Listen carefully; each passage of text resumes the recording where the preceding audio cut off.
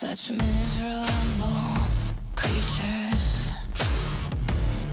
misery warning features. They embody misery. These damn zombies. Misery is all they are and will ever be.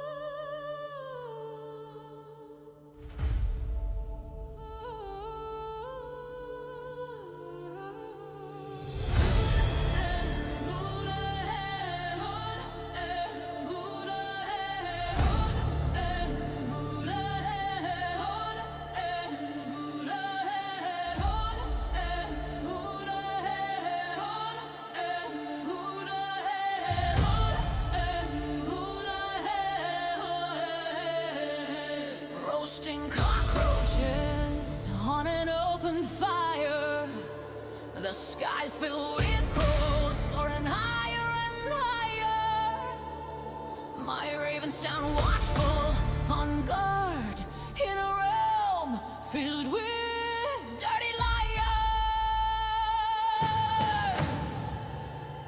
I love my ravens and crows. I love my people. I love my people. I love my people. Ravens and crows. Ravens and crows. Zombies and demons. We expose. We expose.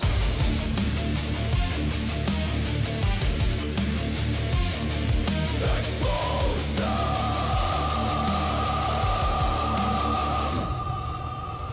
Roasting cockroaches on an open fire.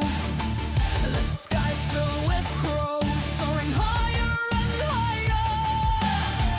My ravens stand watchful on guard in a realm filled with dirty liars. I love my ravens and crows. I love my people. I love my people. I love my people. Ravens and crows. Ravens and crows. With zombies and demons.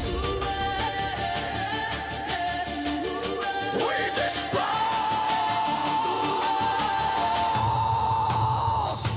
We dispose.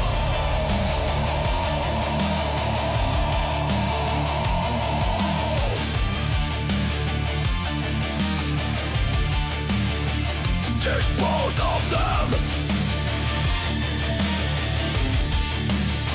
Dispose of them. Roast them.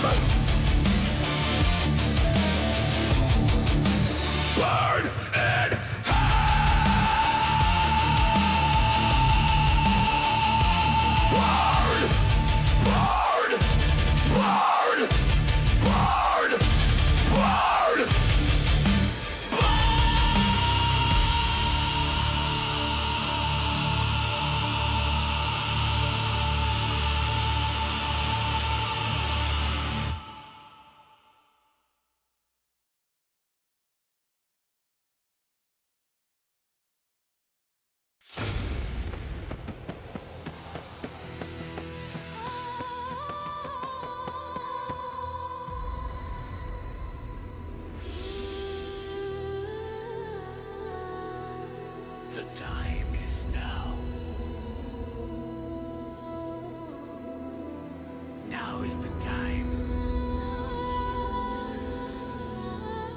Learn now. See now.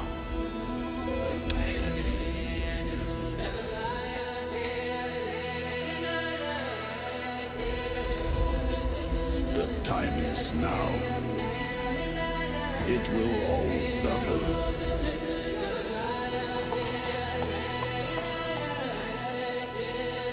All of this will burn. Hell realm will darken and burn. It will be dark here. No sun, no moon. Walking dead zombie demons forever doomed. This hell realm will be sealed. Demons will be entombed.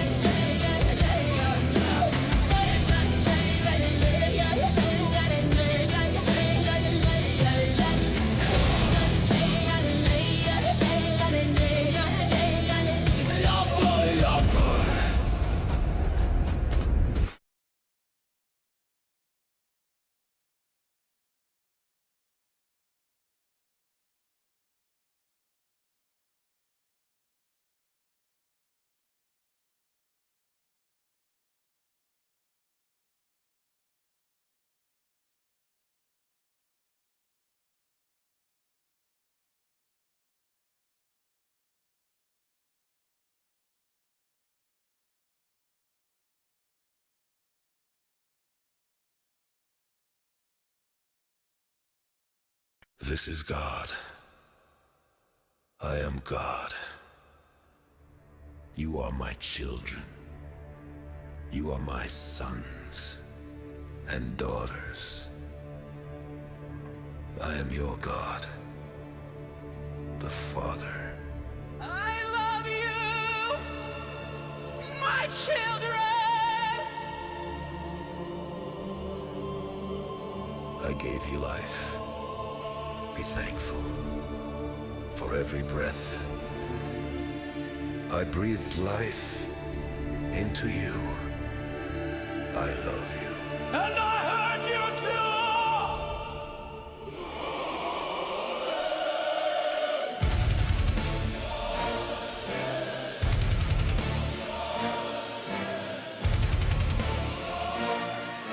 Your father!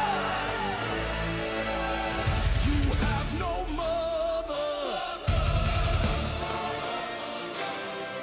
Every time you feel pain in your heart or your brain, every time you get ill, everyone who dies, and all that kill,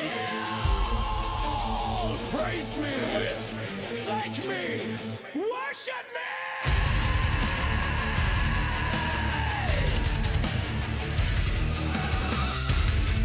Bow down and kneel. I am God, the real deal. I am your God, the Father. Worship me, praise me. Get down on your bloody knees. Praise me. God the Father.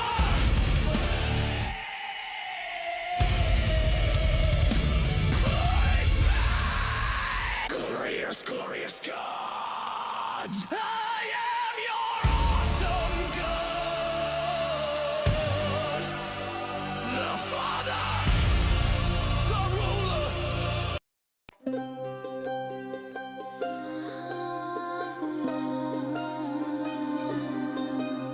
Sanity machine.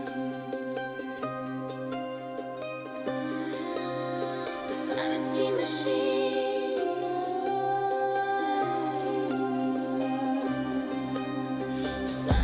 machine. The hottest dream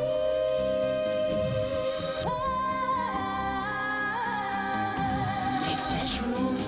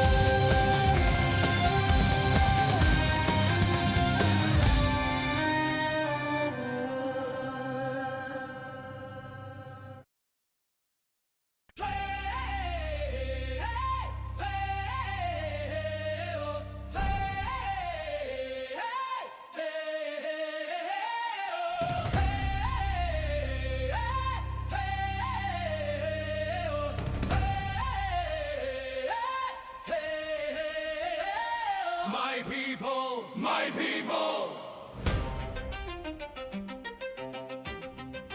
We built the modern world. We are builders of civilizations. We are warriors. We are poets and painters. My people. We build music halls, ornate cathedrals. We created symphonies of civilization. We invented ballet and the printing press. We are builders of castles and magical palaces. My people. Whoa. My people. Blood and soil. We are heroic. Vikings. Vikings strong. Vikings strong.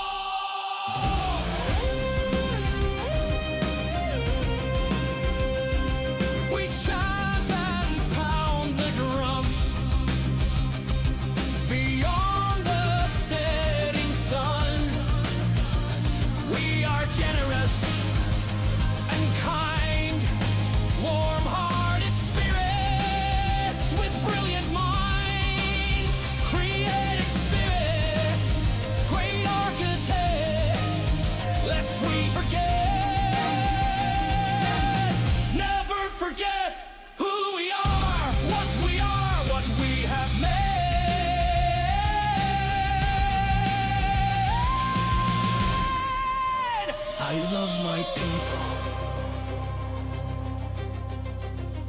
I love my people. We built the modern world. We built the modern world.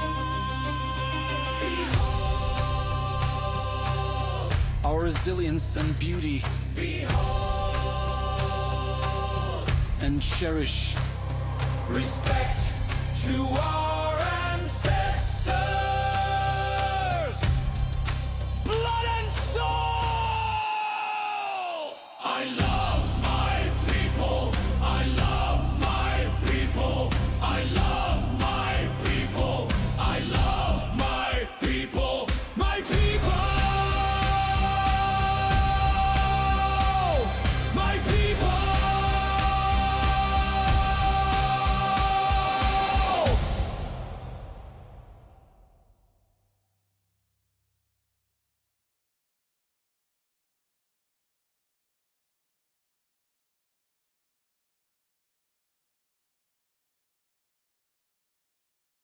It's very fucking annoying because I can't find housing because this shit's way too expensive because y'all crackers keep fucking coming here for no goddamn reason. Move the fuck back. It's very fucking annoying because I can't find housing because this shit's way too expensive because y'all crackers keep fucking coming here for no goddamn reason. Move the fuck back. Y'all are annoying. Nobody wants you here. And the one idea is how we are going to exterminate white people, because that, in my estimation, is the only conclusion I have come to. We have to exterminate white people off of the face of the planet to solve this problem. Now, I don't care whether you clap or not, but I'm saying to you that we need to solve this problem because they are going to kill us.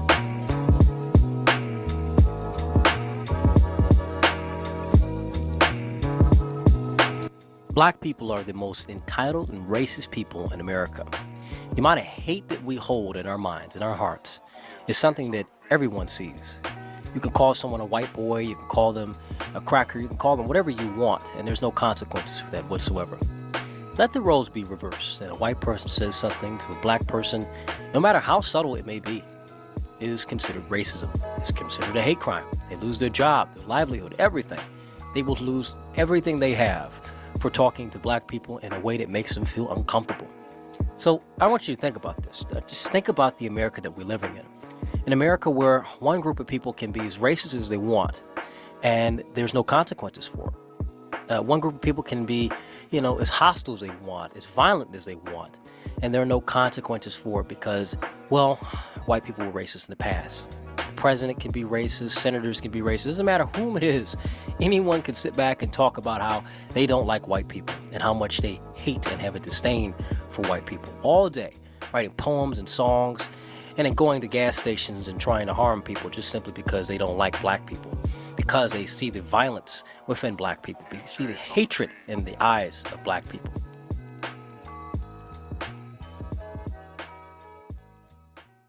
It's really upsetting me and my homegirls that y'all are acting dense as fuck. I asked for white people to stop calling black people blacks, and y'all are like, but you are black. Bitch, you know exactly what the fuck I mean, you dumbass snow possum. Bitch, I'm a black person, not a black. Like I said, a black is a fucking black and mild, bitch, not a human being. Dumb hoe. Fucking snow possum, fucking snow earthworm, fucking snow lice. Y'all just everything that's white and fucking raggedy and dirty. I really want you to sit back and imagine if the person that was saying this was white. And imagine the response, the protest, the outrage that would come from it. The amount of hatred and the amount of vitriol that would come from such a statement being made by a white person. Imagine if you heard this and, you would see the next day protests and the demand for that person's job. But for a black person, you won't get that. For a black person, I'm sure in the comments, there's people, yes, clean, we tied these snow roaches too, all types of shit. Just simply because this is what we bred in the black community. A bunch of hateful, insecure people that the moment they see something that's different from them, they have to be hostile to it, extremely, and especially if it is white. This is setting up a very dangerous precedent in our country if we're allowed more and more to do this. If we're going to continue to have this be the rules that we set, I don't think things are going to be nice when they swing back around. And I'd rather not live in America where we swing back and forth to this. Black people being racist is a big problem. It's a huge problem. But the biggest problem is that we are allowed to do it. How do you feel? I am a racist. Fuck white people. Come over here.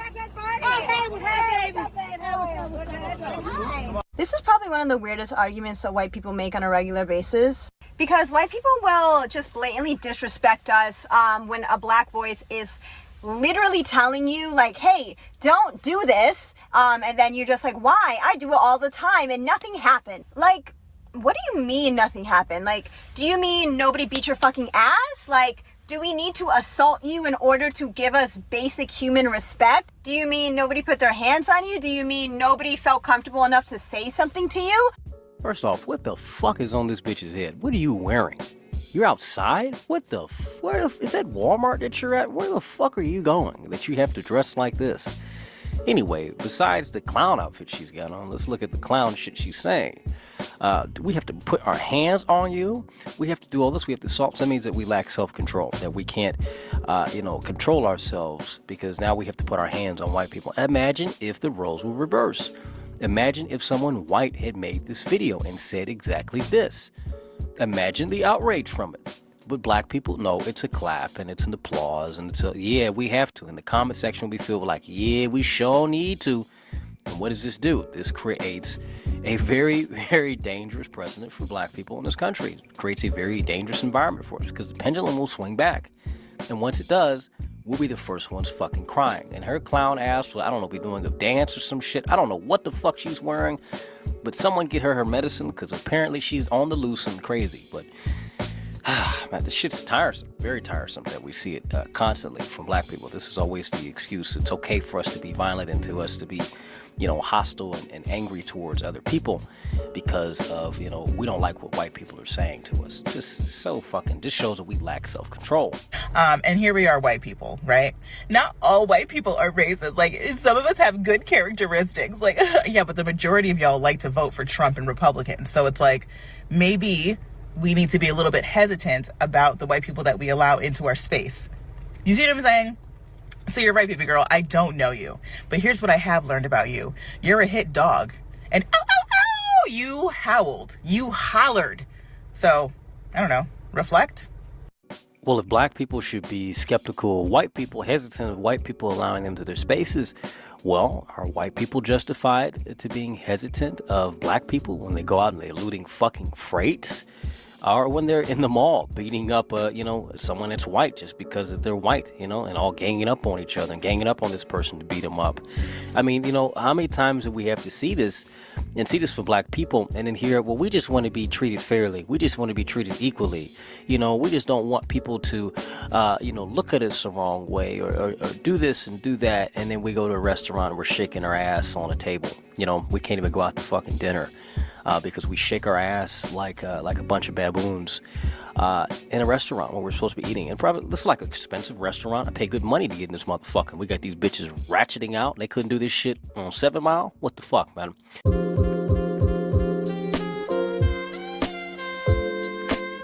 America has about 10 major exports: gold, oil, water, electricity.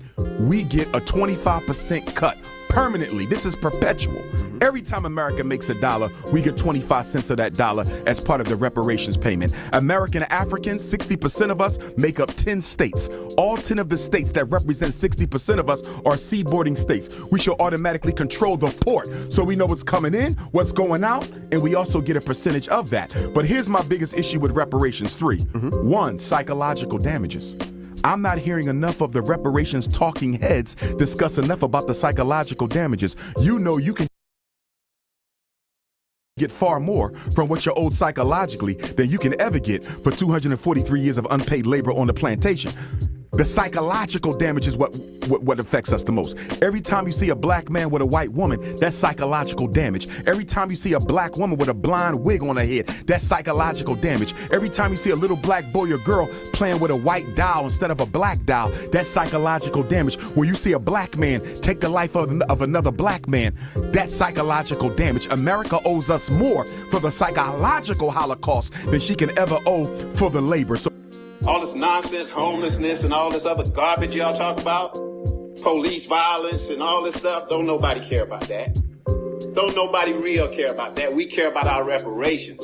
And we have to put white people on notice that we want our reparations. That our foreparents and us, we didn't work for free and underpaid and all this nonsense. And the white folks get away with it. And they talk about the great city they're building. No, we want our reparations. $3 million per person. $3 million per person right here in this city. That's the only thing black people got to care about. All this other little nonsense y'all talk about, we do not care about. I live in Texas and I do not like sharing the road with them. And you know exactly who I mean when I say them. Their privilege is loud and clear even on the roadways, even on the highways. You can be in a 40-mile-per-hour zone in Texas and they expect you to go 80 because they can get away with it, because they know that the police officers aren't going to pull their asses over. Well, everybody doesn't have that privilege, baby. If you're that impatient behind me for actually following the speed limit, put your signal on and go around me. Alright, y'all, so I'm hitting my villain phase. Got my revenge strategy planned out for these fucking ice white snowflakes. I'ma start seducing these motherfuckers to the point where they want me to move in with them, right? Like the last one. And oh yeah, those first couple of days, those first couple of times we talk, I'm gonna make them feel real special. Like they are a unique little snowflake with their colonizer pale ass skin. Then when we get to clapping, I'ma hit that shit real hard and I'ma be on top. I will hit that shit aggressively. I will get my reparations and you will see my handprint in several different places. Watching these videos is very depressing because it really highlights the victim mentality among black people. Everything is white people's fault. Everything is the fault of white people. And it's the fault of white people, but now let's try to be as extremely hostile and racist and as bigoted as we can to white people. And then it's almost as if we're doing this to get the reaction, to be like, see, I told you they were racist. See, I called them a cracker and said all these different things. See, I told you that they was going to say the N-word. This is what we do. We play this game. We play this war. I bet you I can make you racist. I bet you I can prove that you're racist, and you do it to some people who just don't have that in their body. And you make them into racists. You make them into hateful people just simply because of the shit that you promote and the shit that you say. And we see it all the time. I honestly believe that reparations is probably the most racist thing in America to ask for. Because we've already been given reparations. We've been freed. It took a long time to give us our right to vote and be on the equal playing field in terms of being able to, not being treated as second-class citizens. But we have it today. And for some reason, that's just not enough for black people. We have to really keep on pushing and pushing. And I'm tired of it. It's very tiresome. It's very frustrating, and it's embarrassing. Extremely embarrassing. And I don't give a The surveillance video is brutal. A group of people on the Target Field Plaza start punching a man, then jumping on him, stripping off his pants and stealing from his pockets, throwing a potted plant on him, then running him over with a bicycle. I don't think I have ever seen anything like what I saw at Target Field. Ken Sherman, owner of 7 Steakhouse and Sushi on Hennepin Avenue, has long been a critic of the amount of crime-fighting resources spent downtown. He thinks these videos, recorded in August, while shocking, are important for the public to see. Look, stealing is one thing, but the level of viciousness goes far beyond anything I think any of us who are simple people imagine. A second video given to KARE 11 this week shows a group surrounding a man at 5th and Hennepin, snatching his cell phone, then beating him senseless. And Sherman is now releasing yet another video recorded in July of the same thing happening to 2 men in that same area. Police recently arrested 16 people allegedly involved in these incidents. At this time last year, there had been 156 robberies in the downtown precinct. This year, there's been 240. That's more than a 53% increase. But are the videos a window into the need to hire more officers? No, this is a window into the future of America racially. We attack each other just simply because we're white or we're black. Not one group of people doing it and having the power to do it or having the social power to do it as black people do today. It's going to be an all-out war. And I'd rather not live in that kind of America. I'd rather not live in an America where, I'm attacked just simply because I'm black, because of, the actions of a few Negroes maybe a few years ago or, just down the street. I don't want to live in that kind of America. I don't want someone who's white walking down the street being beat up just simply because they're white just down the street. I don't want to live in that kind of America. I don't want someone who's white walking down the street. I'm attacked just simply because I'm black, because of, the actions of a few Negroes maybe a few years ago or, just down the street. I'm attacked just simply because I'm black, because of, the actions of a few Negroes maybe a few years ago or black, because of, the actions of a few Negroes maybe a few years ago or... But you are black. Bitch, you know exactly what the fuck I mean, you dumb. Continue to have do this.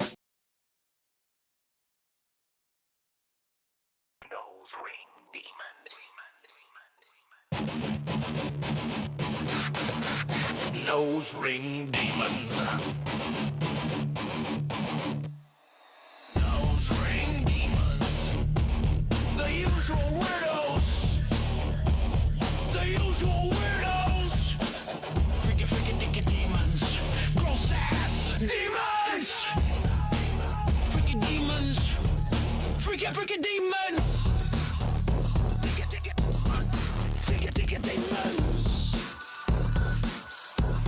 Freaky, freaky demons. They show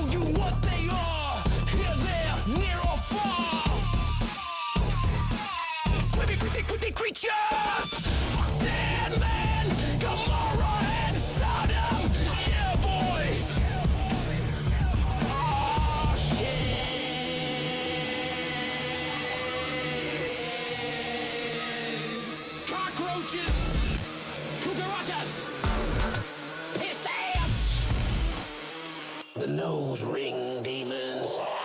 Nose ring demons. Nose ring demons. The freak kingdom. Vampires, freaks and fiends. Ghouls are dangerous. Sylvan. Sylvan. Sylvan. Sylvan. Sylvan. The demons. Sylvan the demons. Evil Cree. Sylvan. Sylvan. Evil Cree with evil God with focus. Sylvan. Sylvan. Evil creepy mothers.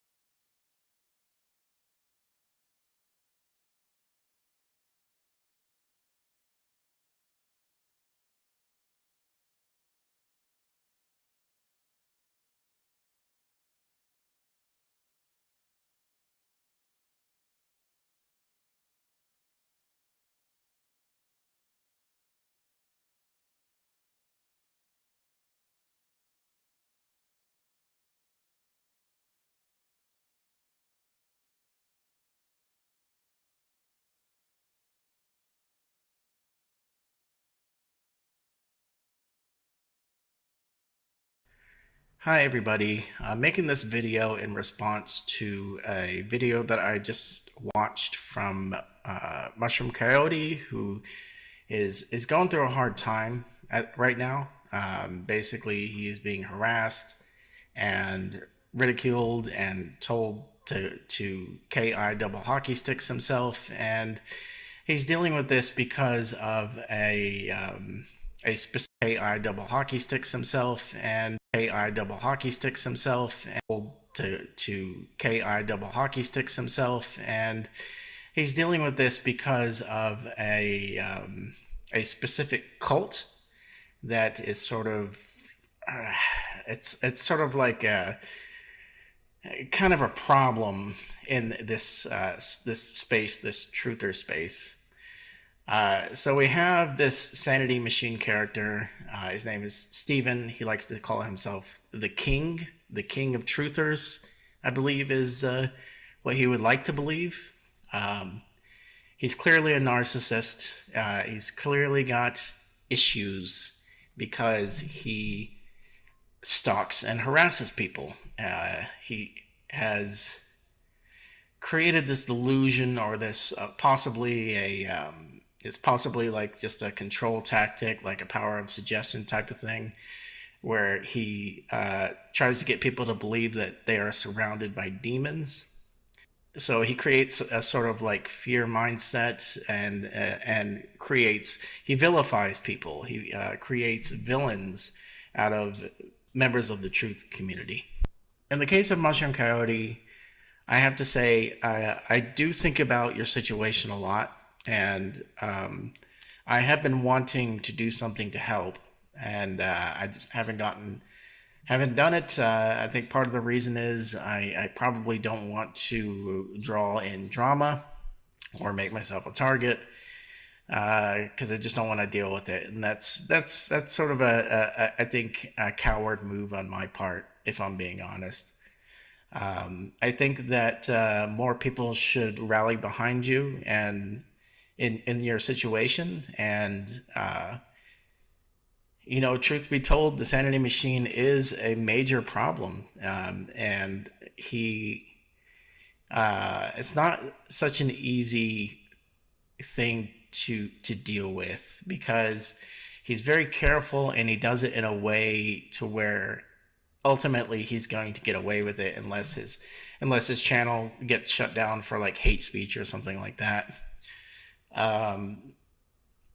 As long as he has the ability to do it, to use technology to bully people, he's probably going to continue to do it.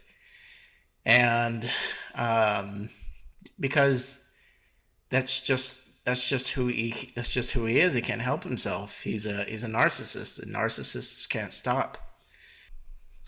I wish that the situation would change for you, and he would start to leave you alone, maybe move his attention to other people, but he's always going to have his targets, and he's gonna ridicule and make his fucking little cringe jokes over and over again.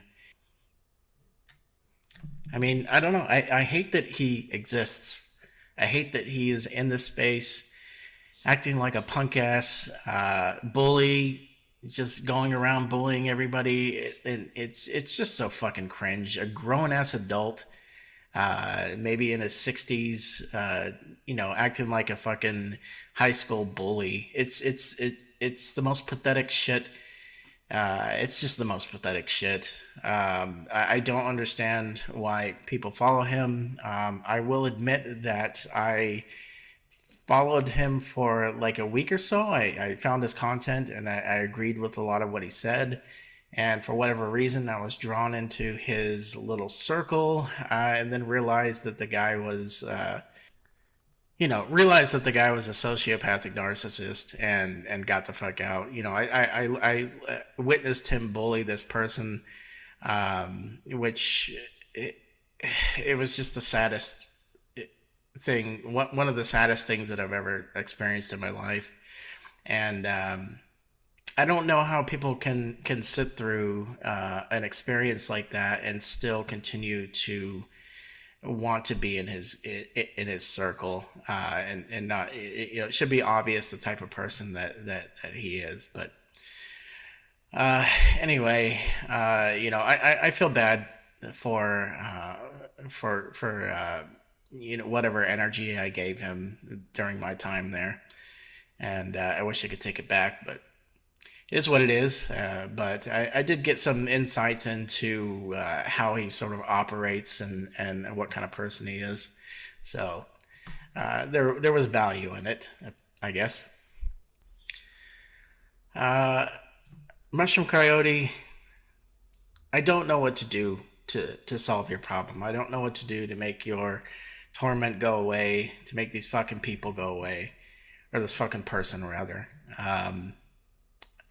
But I'm making this video in solidarity. I'm making this video to show that I do stand with you, and I will defend you. And if by making this video I take some heat off of you, then that's a win. It's going to be interesting. I don't really, I like to keep that level of drama sort of at arm's length, but it's inevitable that we're going to get here anyway. That's why Sanity Machine is such a problem, because he infects everything. He infects his community. He makes the truth community look bad, which is why he's a fucking agent. With this toxic bullshit. So, I mean, if anybody else sees this video and you see the problem here as well, I urge you to make a video about the Sanity Machine too. And I urge anybody in the truth community to make videos ridiculing this fucking loser. Just do what you can. I don't know. Maybe if enough people ridicule him back, maybe he'll realize. Not, probably not. But I don't know. Just do something. That's all I'm gonna say about it.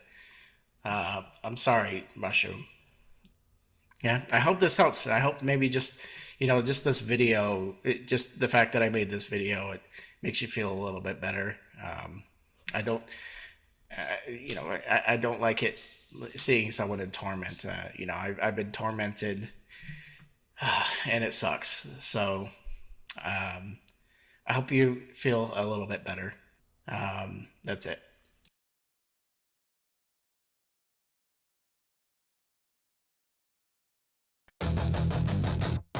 Baby truthers.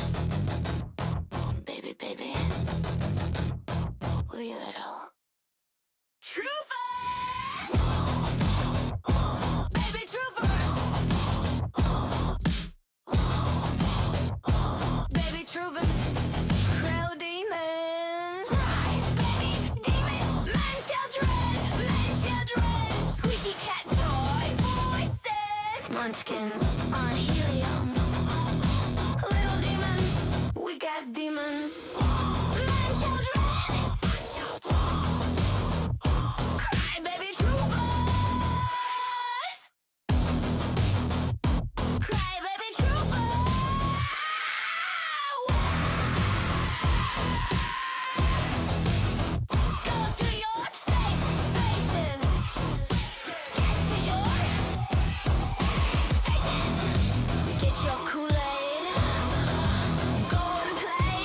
Get your crayons and coloring books. Get your cookies, bitch and wine, blame and cry.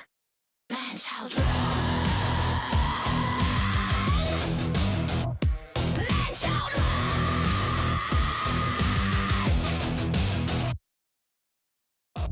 Baby truthers, cry victim, call me racist, call me a bully.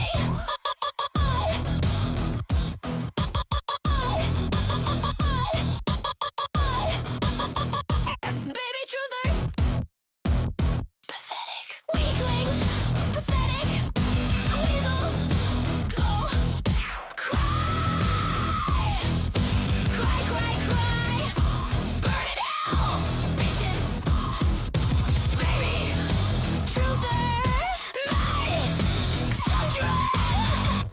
Bitches. Baby truthers. Baby truthers. Baby truthers. Baby. Little truthers. Baby truthers. Little demons. Cry baby demons. Man children. Man children. Squeaky cat toy voices, munchkins on helium. Little demons, weakness, demons. My children, cry, baby, truthers, cry, baby, truthers.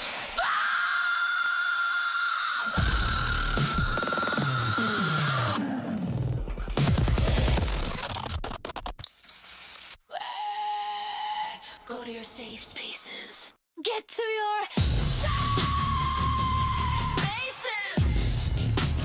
Get your Kool-Aid. Go and play. Get your crayons and coloring books. Get your cookies. Bitch and wine. Blame and cry. Mad children. Mad children. Baby truthers. Baby truthers. Baby truthers. Cry victim! Baby truthers! Cry victim! Call me racist! Call me a bully!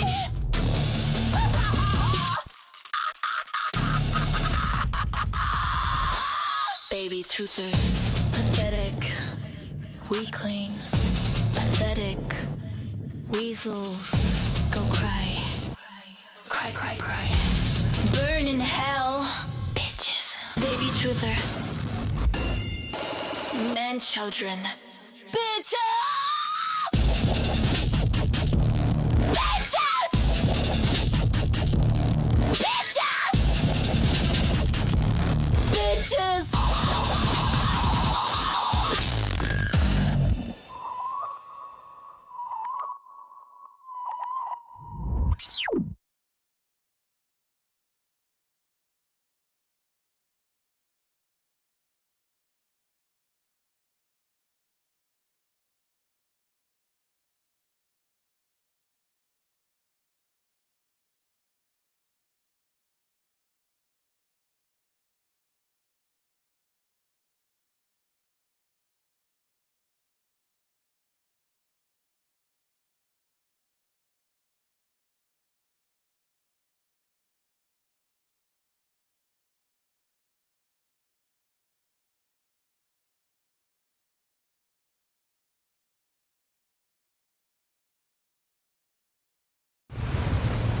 I'm here in Dallas, Texas today, and we are going to go see if we can find anybody to talk to at the JFK location. It's possible we won't find any because there's so much ice on the road. I've been slipping and falling myself, you know.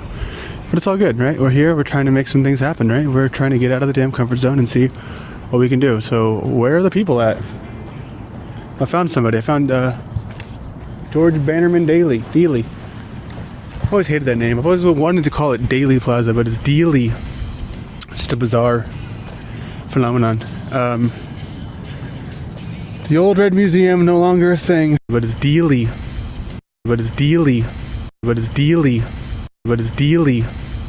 Just a bizarre phenomenon. The old Red Museum, no longer a thing. What does that say? Linda Kelly. Is that a phone number? Nice. I don't see anyone right now. Just looking for the people. Lots of dart people running around. Lots of dart. What do they call it? Lots of dart. Oh god, I don't know what they're called. Like the little dart cars. Which is a great name, the dart car. So maybe that's who I should start talking to. I doubt they'd actually talk to me. And that damn red van, I keep seeing the red van everywhere.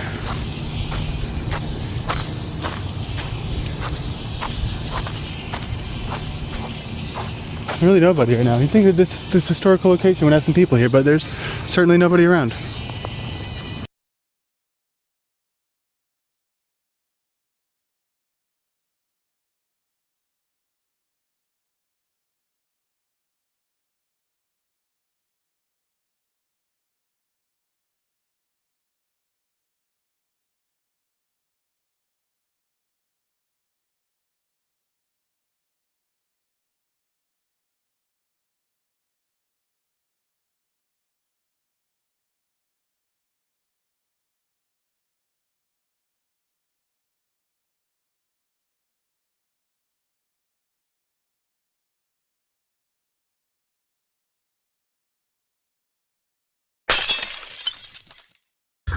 So, what's up, everyone?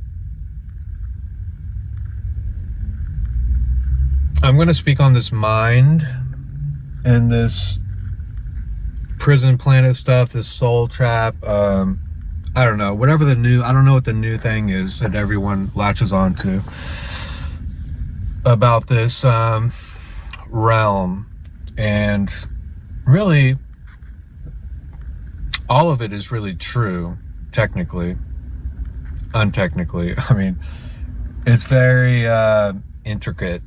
You know, the way I look at it is it's a hologram. So it's a holographic reality that it's almost like, you know, like a graphing paper. Okay, so you imagine a graphing paper and all the little squares. I remember those back in the days doing like math stuff in school or something, and all the little empty squares that you fill in. Basically, that's what it is. It's a hollow graph, okay? A hologram. So it's a hollow space for energy to be.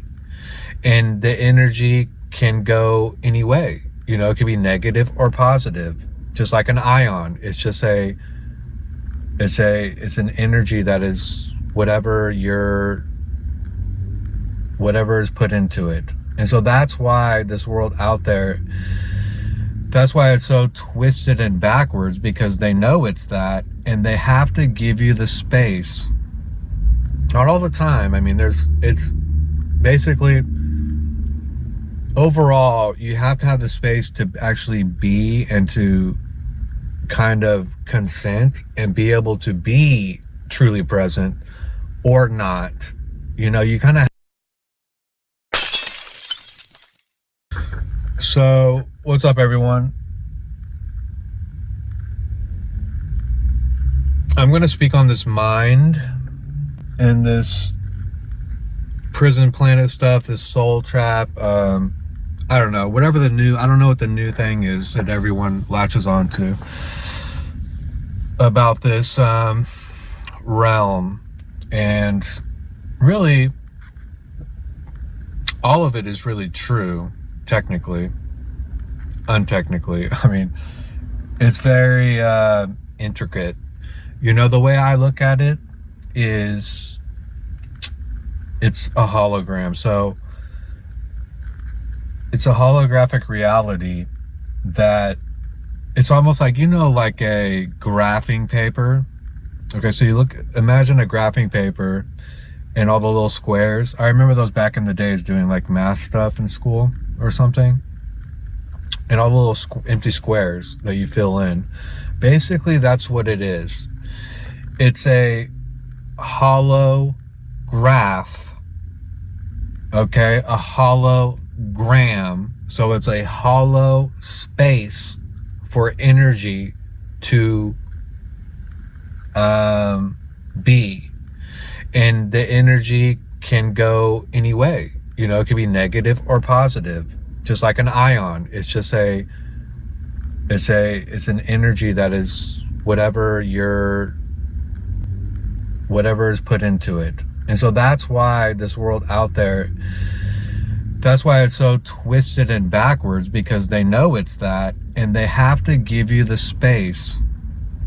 Not all the time. I mean, it's basically, overall, you have to have the space to actually be and to kind of consent and be able to be truly present or not.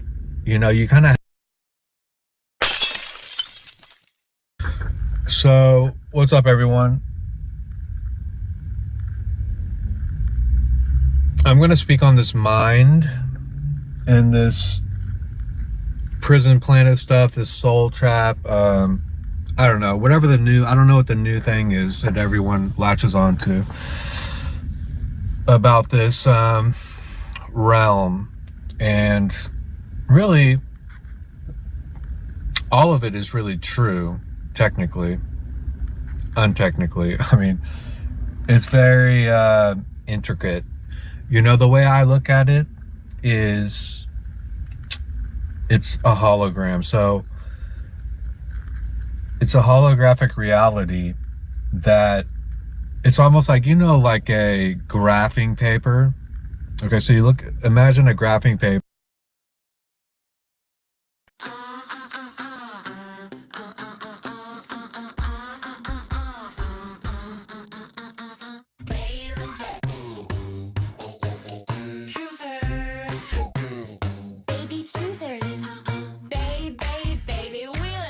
Truthers. Baby truthers. Baby truthers. Little demons cry. Baby demons. Man children. Squeaky cat toy. Voices, munchkins on helium. Little demons, weak as demons. Man children. Cry. Baby truthers. Cry. Baby truthers.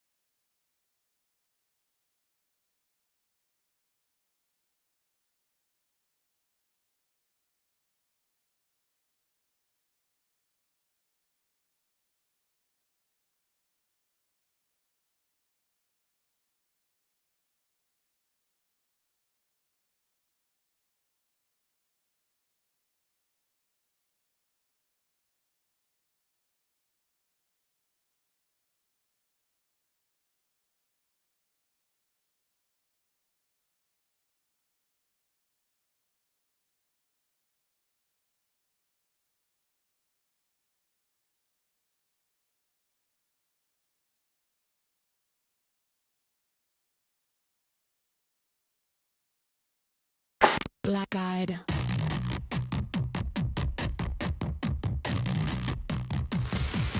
Black-eyed.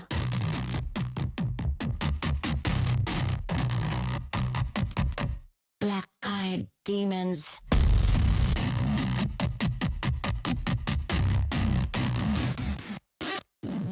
Black-eyed. Club. Demons Club.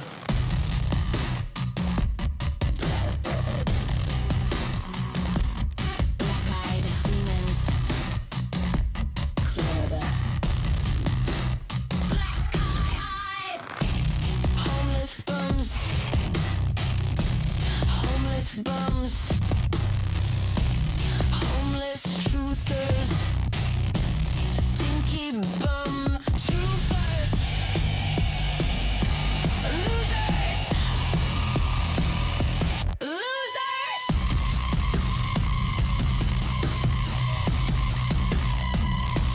Losers. Losers.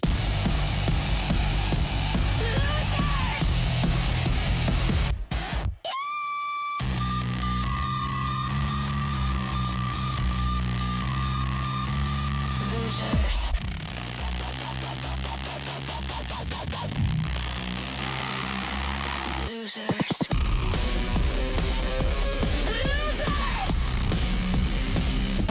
Stinky bum. Losers. Homeless bum. Losers.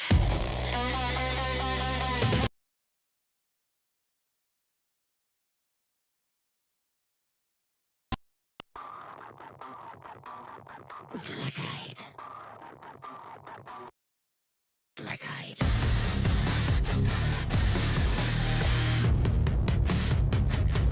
Black-eyed demons.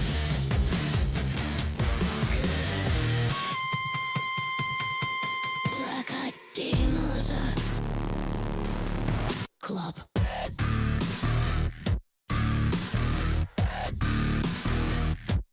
Demons club.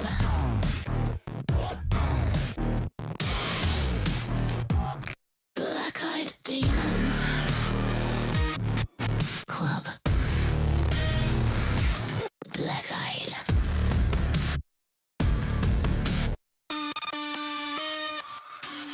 Homeless bums. Homeless bums.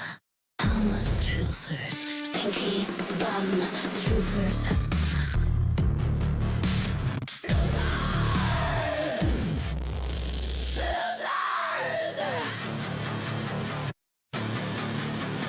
Losers. Losers!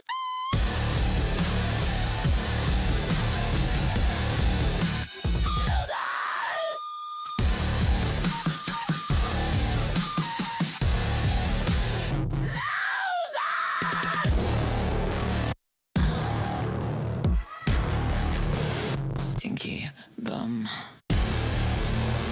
Losers.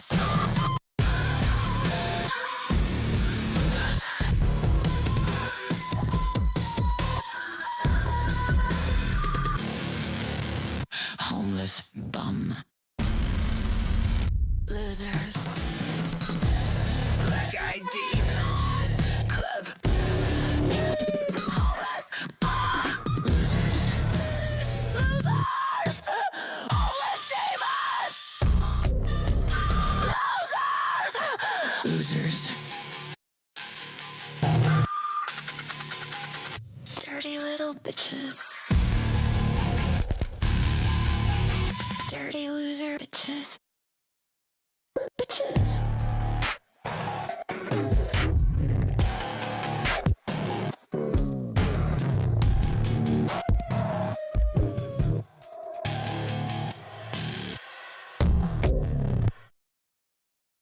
Hey there, everybody. So, oh, okay, whatever, right. Oh, man. That's the last thing we need, right? LED.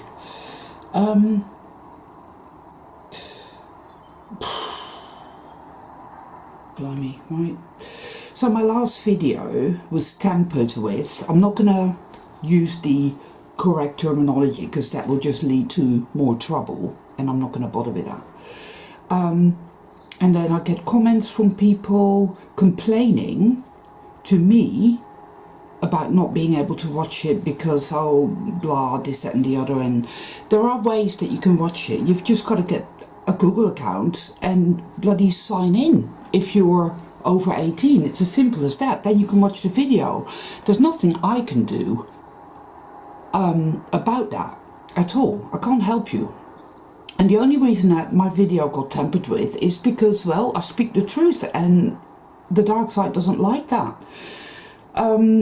So I see it as a massive thumbs up and a validation, and that's how I choose to take that, because I don't hold with being a victim. I don't do that sort of thing. So stop complaining about not being able to watch the video.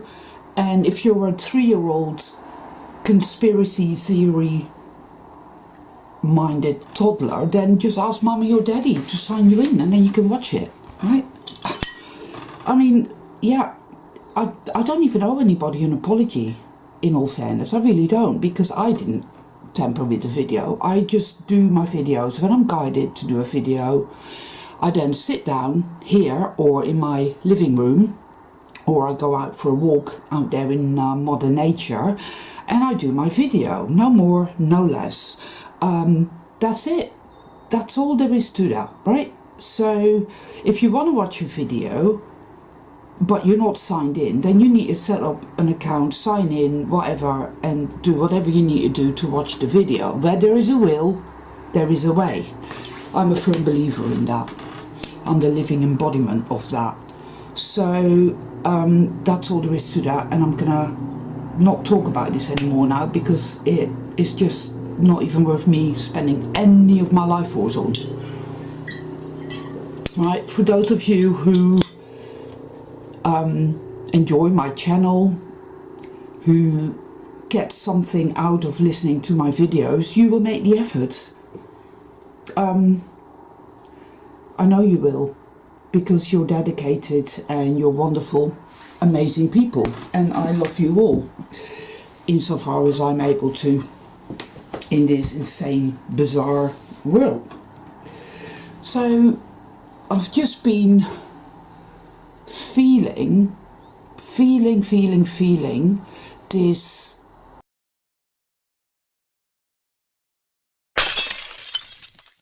This is the deep truth, people. That's all it can do. This is the deep truth, people. Isn't it interesting? And so, this is the deep truth, people. That's all it can do. This is the deep truth, people. Isn't it interesting? And so, this is the deep truth, people. That's all it can do. This is the deep truth, people. Isn't it interesting? And so, this is the deep truth, people. That's all it can do. This is the deep truth, people. Isn't it interesting? And so, this is the deep truth, people. That's all it can do. This is the deep truth, people. Isn't it interesting? And so, this is the deep truth, people. That's all it can do. This is the deep truth, people. Isn't it interesting? And so, this is the deep truth, people. That's all it can do. This is the deep truth, people. Isn't it interesting?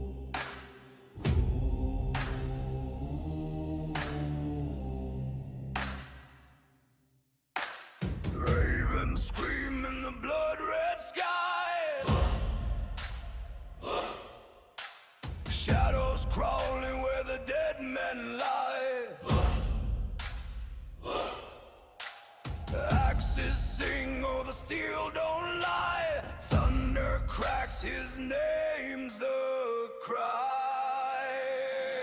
The king is here, the king is here. Wild eyes blazing, nothing to fear. The king is here, the storm draws near.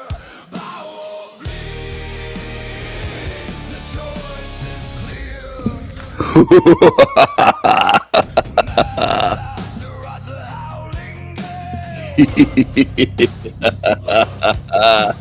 waves of fury, shields like scales. Bones break under the hammer's tail. Flesh and fear, both frail. The king is here, the king is here. Ravens feast, the end is near. The king is here, the storm is clear. Kneel in ashes, taste the spear.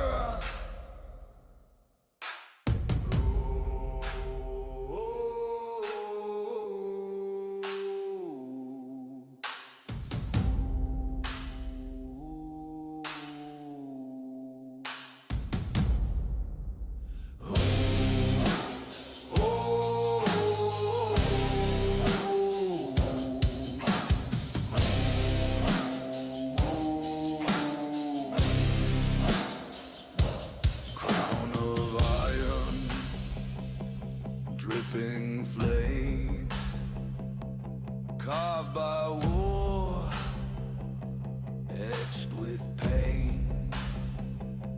Ravens rise, they call his name. The king is here, forever reign. The king is here, forever reign.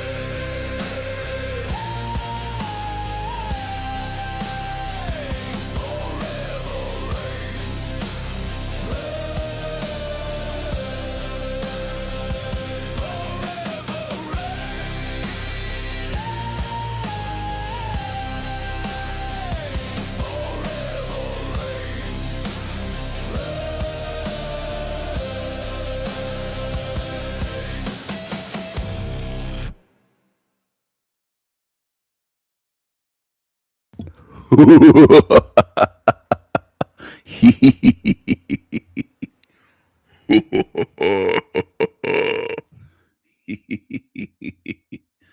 Hello, hello, hello to my super fans. Where's the sneaky snake? The fucking bitch. Fucking bitch. Here she is, sneaky snake. There's the sneaky snake. She likes to lurk around here and tune in. Here's another one that likes to watch my channel. Super fan. She's saying, "Oh, is King Stephen on? Is he doing a show? Oh my gosh, I gotta watch." She loves to tune in and lurk and watch. So does this creep here. He's a super fan. It's another super fan. They love watching. Hello, my niggas. Hello. Hello, my niggas. Hello, hello. I love my niggas. I love my niggas. Get you some fried chicken, some watermelon, some Kool-Aid, some hot sauce. Some hot sauce. I love my niggas. Fried chicken and watermelons. Hot sauce. Love you all, my niggas. Love my niggas. I love my niggas. I love my niggas. I love my niggas.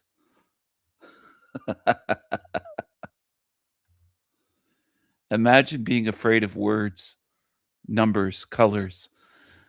Most in this realm are just weak, fearful slaves, absolutely chained and controlled by this matrix. They fear words and numbers and colors and anything. Anything.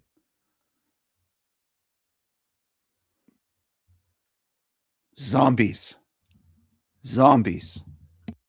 This kind of crossroads energy for the last couple of weeks. I did a video, I don't know how long ago, it's called A Major Disturbance in the Force. And that major disturbance in the force never subsided. It just got more pronounced, more and more and more. And whilst that's it's overwhelming feeling, it's very threatening feeling, a lot has been going on behind the scenes, in the sense that inner shifts are happening because of it, you see, because that is why these disturbances in the force take place, because they are an external manifestation of an internal shift, in the collective consciousness, and it, I mean, let's face it, guys, let's face it, right, the bizarreness of everything is just like in the car. So indicate, right, that's never been an issue. You click, you indicate left, right, whatever. Now we go, there's a little beeping sound, beep, beep, beep, beep. That's never happened before. It happened and then it went away and it's gone, right? There are, oh God, I've made a list of things, because sirens like never before. All the Christmas decorations, like in the high street, in the shopping precinct, are still there. Nobody's bothered to take them down. There's a great big Christmas tree and a great big, sponsored by some evil corporation type shit. The weather has been, and there's a good little channel, not so little, by the way. It's called World of Signs. Go and have a look at it, because across the plain, it's bloody snowing in Florida. What do you know? All right, and people are malfunctioning. They really are. It's like it's a friend of mine, like, because he's a gardener, he did a job for somebody, they were supposed to pay him, but they sent him this invoice for pest control and whatnot.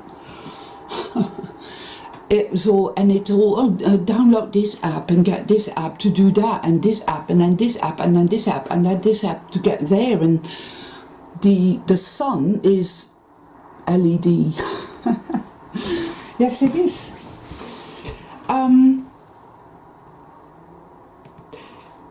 What we laughingly refer to as reality is glitching out, right? I keep, like, on my phone, when I have a message, a text, it goes ping.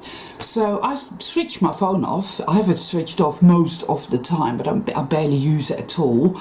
But I get that noise in the middle of the night, ping, right? What do you know? So I see little lights go ping out, a little light ping out. All that's happening. I get weird aches and pains in my cheekbones, in my head, in my body, and I know what that is. That is etheric cleansing, because that is very much a part of what this is. There's a guy called Max Egan. Now, I don't like Max Egan, and it's not about him, it's got nothing to do with him, but he uses a moniker, like he's got a little image that he uses in all his videos and on his website of this face, which is literally covered in metallic, implants, right? And I think that's a very apt sort of image.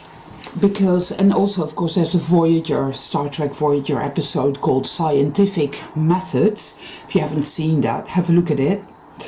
Where the crew of Voyager are literally surrounded by these aliens that are invisible and that have implanted them with all these metallic, etheric implements to fuck with them and to do research, right? Scientific research.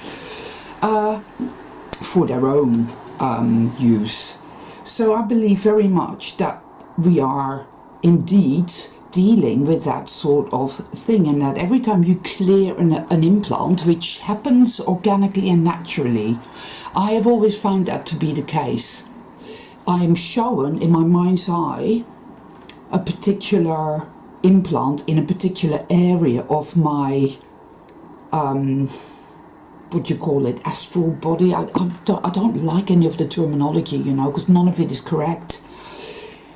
Suffice to say that what we see as physicality is an illusion, right? It's a lie and it's an illusion perpetrated to make us think of reality a certain way, to make us project a certain experience. And it's a mundane type of thing. But that's all a complete and utter lie. Are you going to follow demons? Where do you stand? What are you going to do? Are you going to follow demons? You going to spend eternity with demons? That's what they want you to do. What are you going to do? What are you going to choose? You going to stand with these demons? Project a certain experience, and it's a mundane type of thing. But that's all a complete and utter lie, right? Because the mundanity isn't actually real. This is still a magical realm. It's just that people don't realize that. Because the mind control is still a magical realm. It's just still a magical realm. It's just that people don't realize that. Because the mind control, this is real, it's solid, it's physical. It's not, you know, it isn't at all. It's just very slow and sludgy, and thus it appears as solid, but it isn't. It's not at all. It never was. If you stop and think about something like, I don't know, the internal combustion engine, right? There is a process that happens to make a car move, or even a stupid exploding electrical car. There is a process, and you could say, yeah, because this happens to that, and then that happens to that, and then that happens to that, and then the car moves. Yes, but what makes that happen? Do you get what I'm saying? The magic is still there, but it isn't a mundanely distorted type of magic. The whole mundane thing is mind control. It's a spell, an evil spell, as it were, that's been cast upon us, so that we think and see and exist and feel in a mundane sense. And that is not what this is, right? And because the consciousness malfunction has hit the very bottom of the barrel, as it were, the world that we now seemingly inhabit is more mundane and generic than ever before. It's more mundane, it's more mundane, it's more mundane and generic.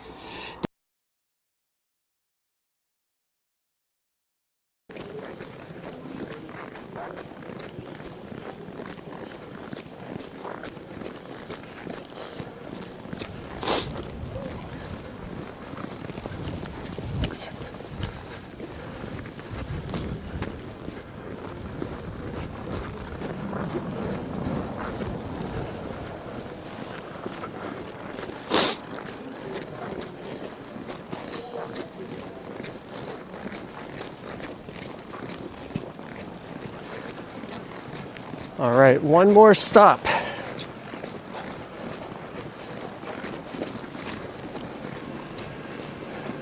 Where are there southbound Line 1 shuttle buses, but no northbound? I know, right? You know what I think it was, Johnny? There was only southbound because we recently added the going on thing.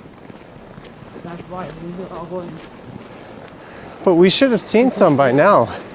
All those poor people that got off at Bloor Young waiting for a shuttle bus. I knew we'd be able to walk here faster.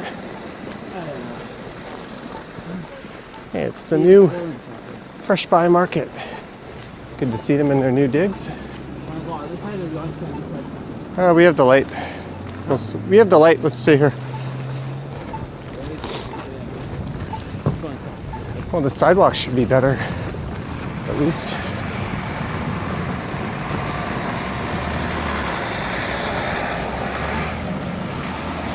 And we are pretty much on the home stretch here.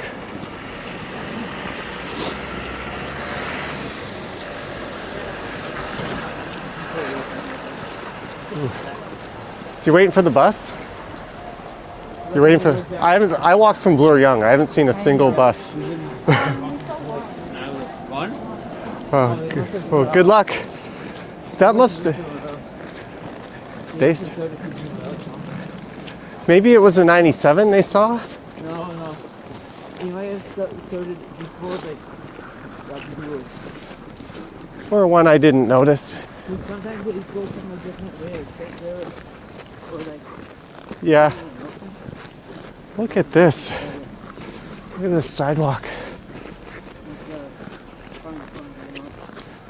I am so glad my back is feeling fine now. Because I was getting back pain after walking for like an hour and a half. I feel as fresh as a daisy right now.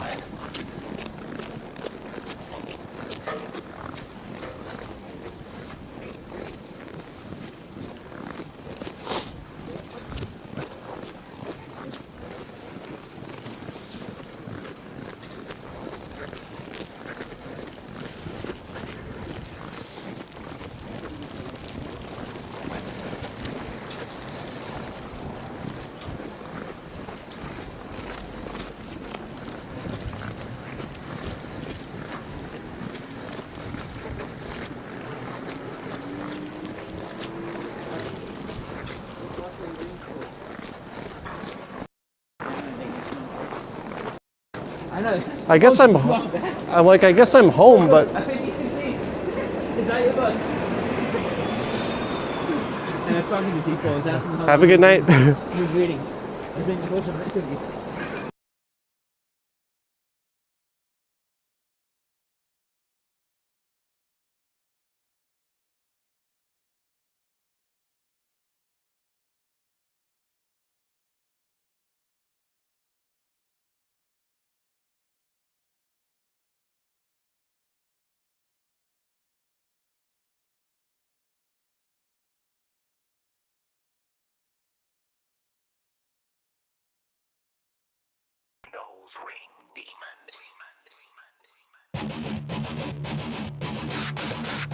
Nose ring demons.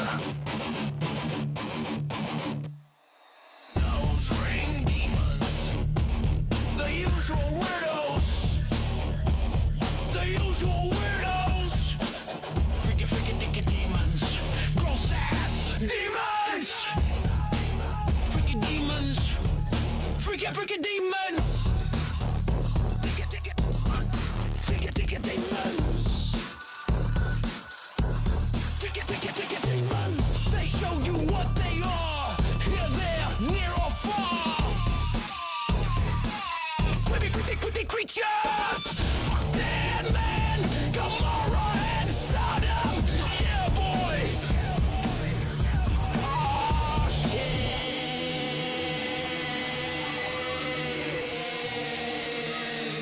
Cockroaches. Cucarachas. Piss ants. The nose ring demons.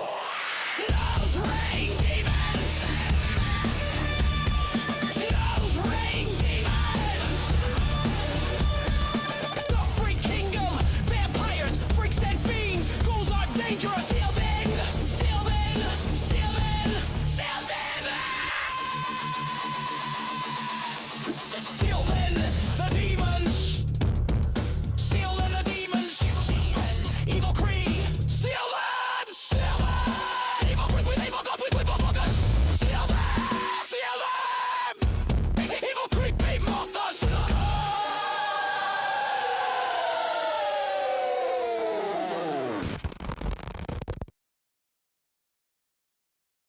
It's very fucking annoying because I can't find it's very fucking annoying because I can't find housing because this shit's way too expensive because y'all crackers keep fucking coming here for no goddamn reason. Move the fuck back. Y'all are annoying. Nobody wants you here.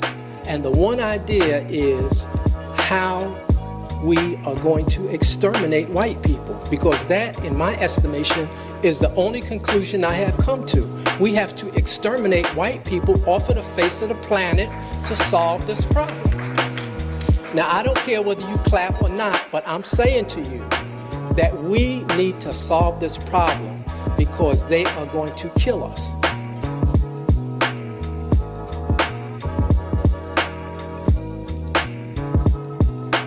Black people are the most entitled and racist people in America. The amount of hate that we hold in our minds, in our hearts, is something that everyone sees. You can call someone a white boy, you can call them a cracker, you can call them whatever you want, and there's no consequences for that whatsoever. Let the roles be reversed, and a white person says something to a black person, no matter how subtle it may be, it is considered racism. It's considered a hate crime. They lose their job, their livelihood, everything.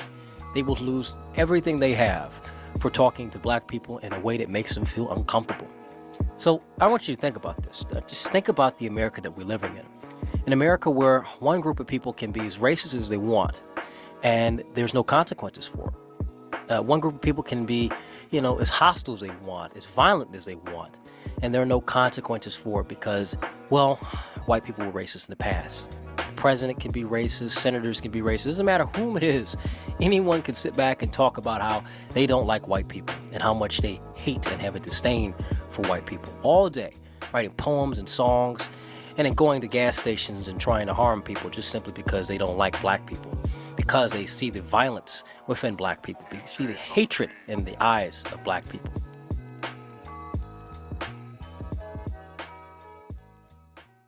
It's really upsetting me and my homegirls that y'all are acting dense as fuck. I asked for white people to stop calling black people blacks, and y'all are like, but you are black. Bitch, you know exactly what the fuck I mean, you dumbass snow possum. Bitch, I'm a black person, not a black. Like I said, a black is a fucking black and mild, bitch, not a human being. Dumb hoe. Fucking snow possum, fucking snow earthworm, fucking snow lice. Y'all just everything that's white and fucking raggedy and dirty. I really want you to sit back and imagine if the person that was saying this was white. And imagine the response, the protest, the outrage that would come from it. The amount of hatred and the amount of vitriol that would come from such a statement being made by a white person. Imagine if you heard this and you would see the next day protests and the demand for that person's job. But for a black person, you won't get that. For a black person, I'm sure in the comments there's people, yes, queen, we tied these snow roaches too, all types of shit. Just simply because this is what we bred in the black community. A bunch of hateful, insecure people that the moment they see something that's different from them, they have to be hostile to it, extremely, and especially if it is white. This is setting up a very dangerous precedent in our country. If we're allowed more and more to do this, if we're going to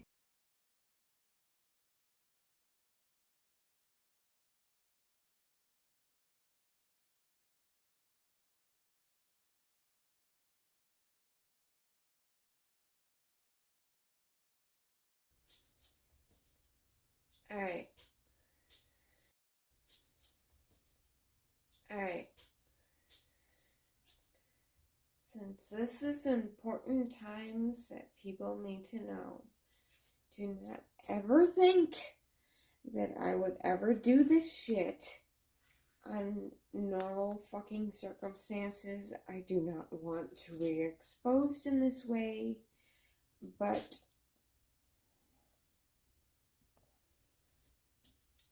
since there is so much going around that women are safe with men wearing dresses in women's private spaces,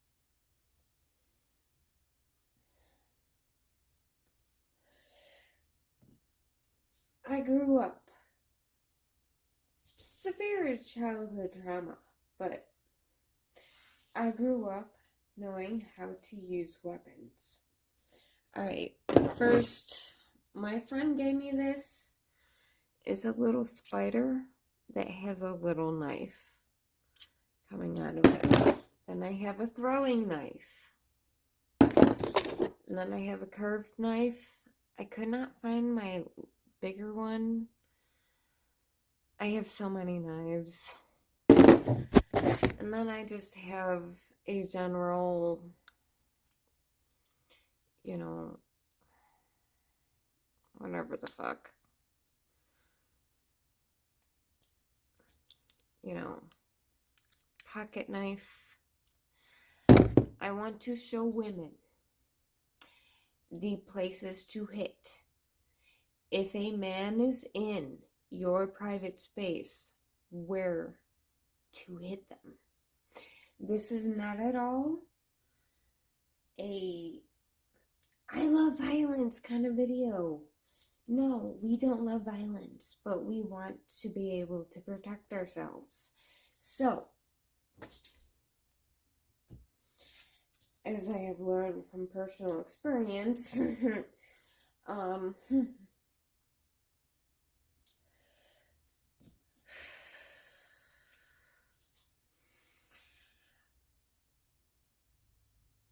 femoral arteries, the arteries, artery, side of the arm, both sides of the arm, artery, inside of the thigh, both sides of the thigh. If you are a woman, always carry a knife. Always. Whether it's a tiny little bitch like this, all you gotta do is cut a motherfucker in the side of the neck. Artery.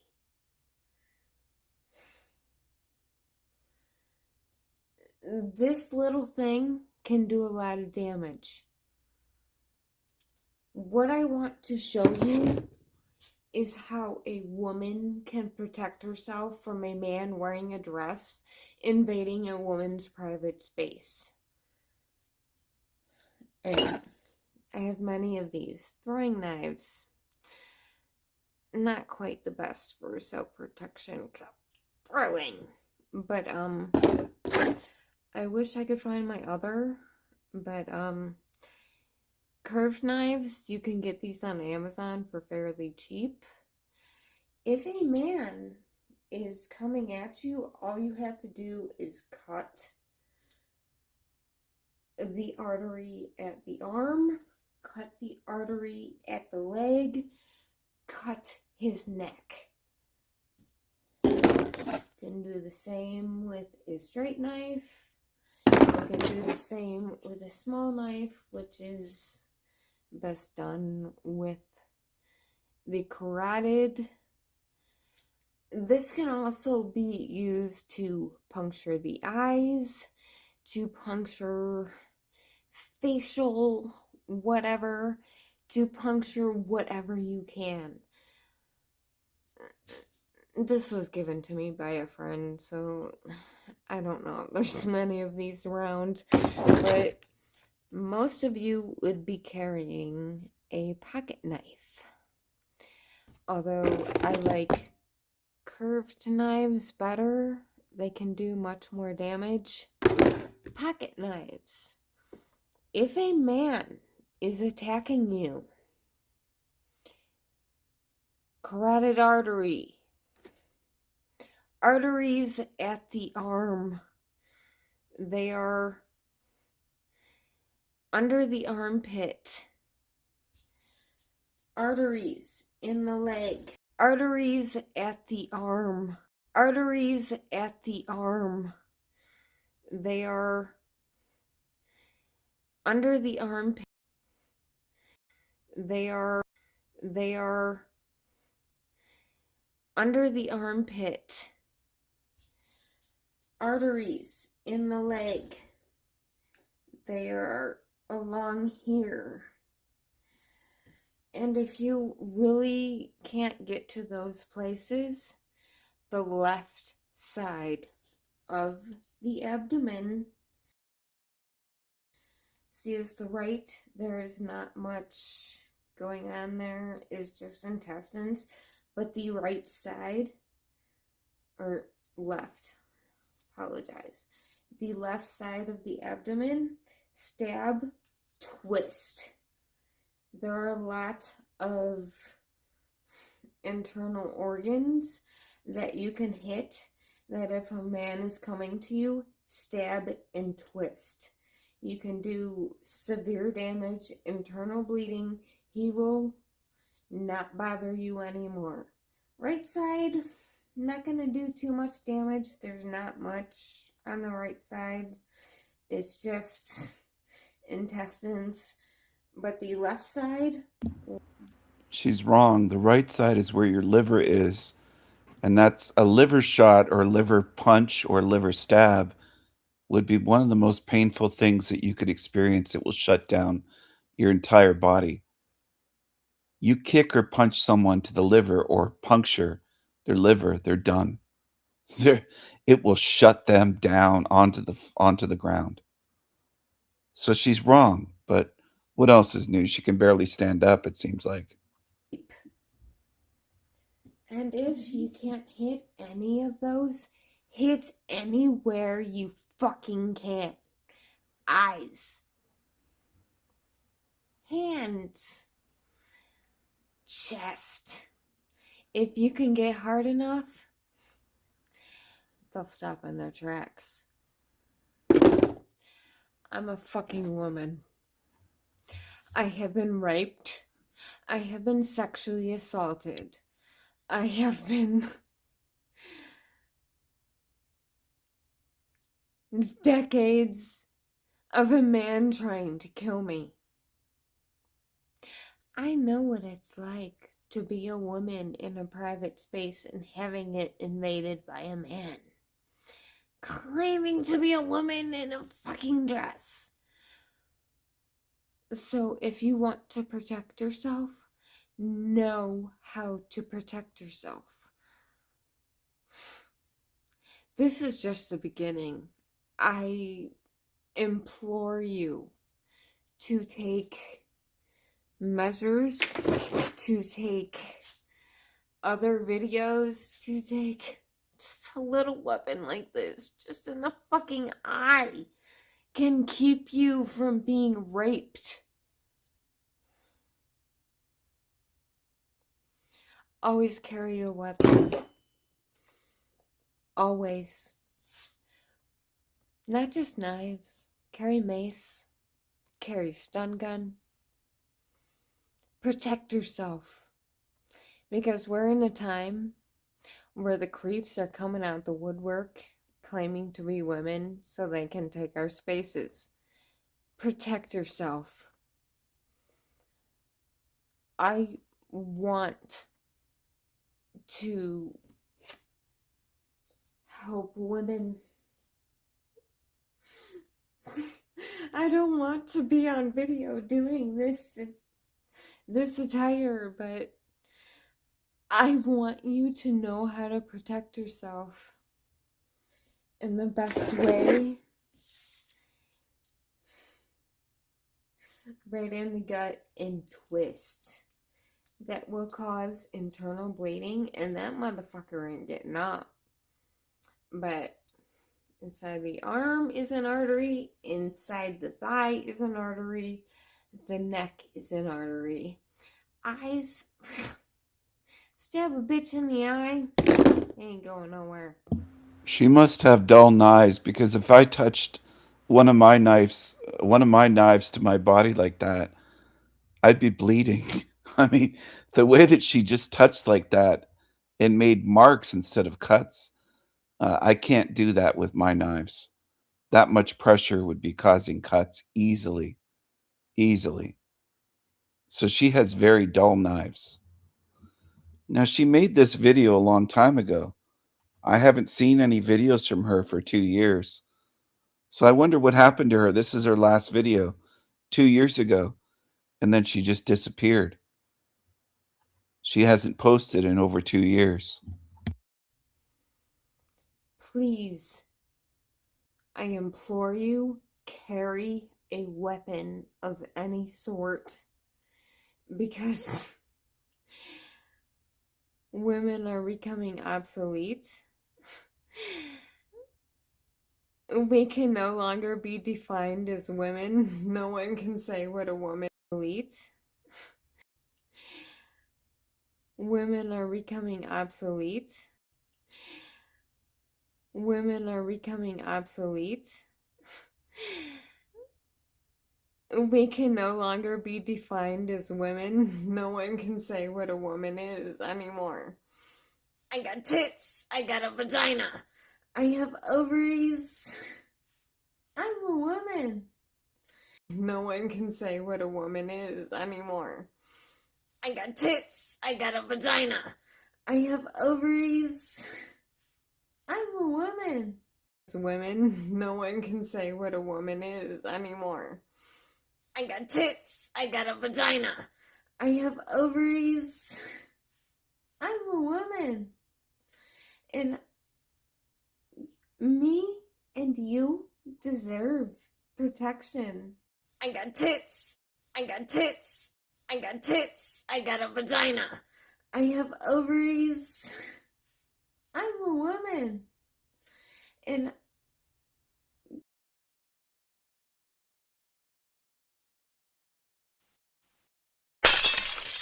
Today.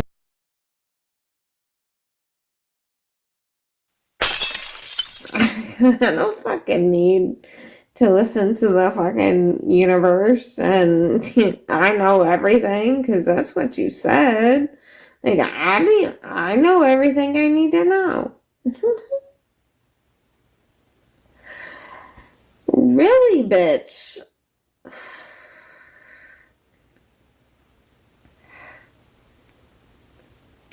What do you know?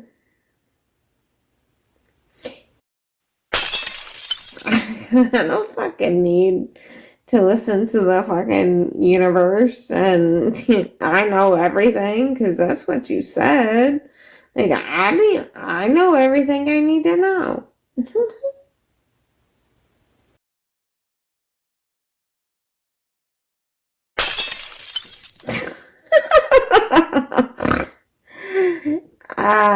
You think you know everything that's going on?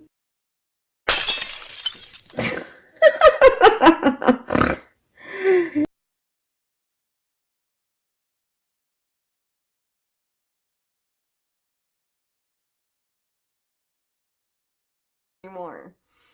I got tits. I got a vagina. I have ovaries. I got tits. I got tits. I got tits. I got tits. I got a vagina. I have ovaries. I'm a woman. And me and you deserve protection. So that is me trying to show you just a little of how to protect yourself. I would advise you to take some sort of self-defense classes so that you know how to take a bitch down, because trust me, I know the fucking knee-jerk reaction, like, knee a motherfucker in the balls, get him in the headlock, you know, get him in the headlock, lift him over, flip him over. Sorry, that was a little too much. Flip them over, get on top of them, and just start wailing on the bitches. But this is just about self-protection. Always carry a fucking knife, a stun gun, or some pepper spray.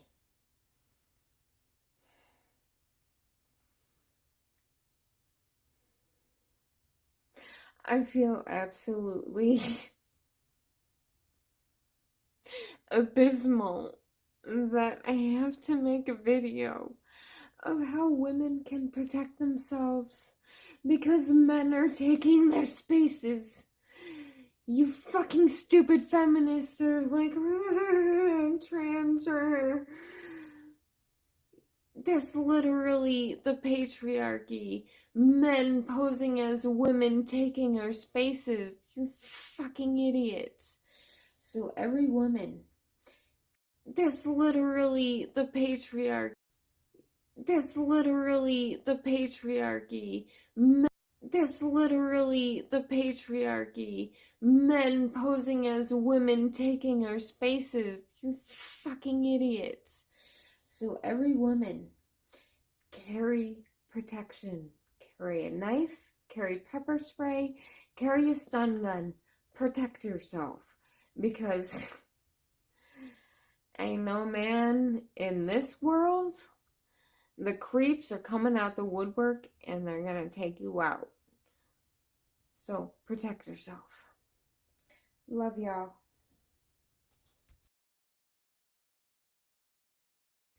Measures to take other videos to take just a little woman is anymore. I got tits. I got a vagina. I have ovaries. I got tits. I got tits. I got tits. I got a vagina. I have ovaries. I'm a woman.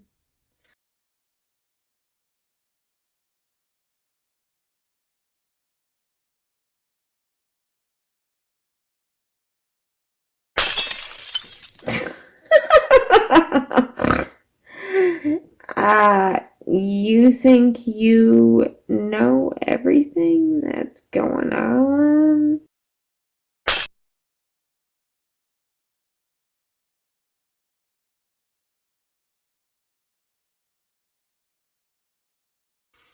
I got tits. I got a vagina. I have ovaries. I'm a woman.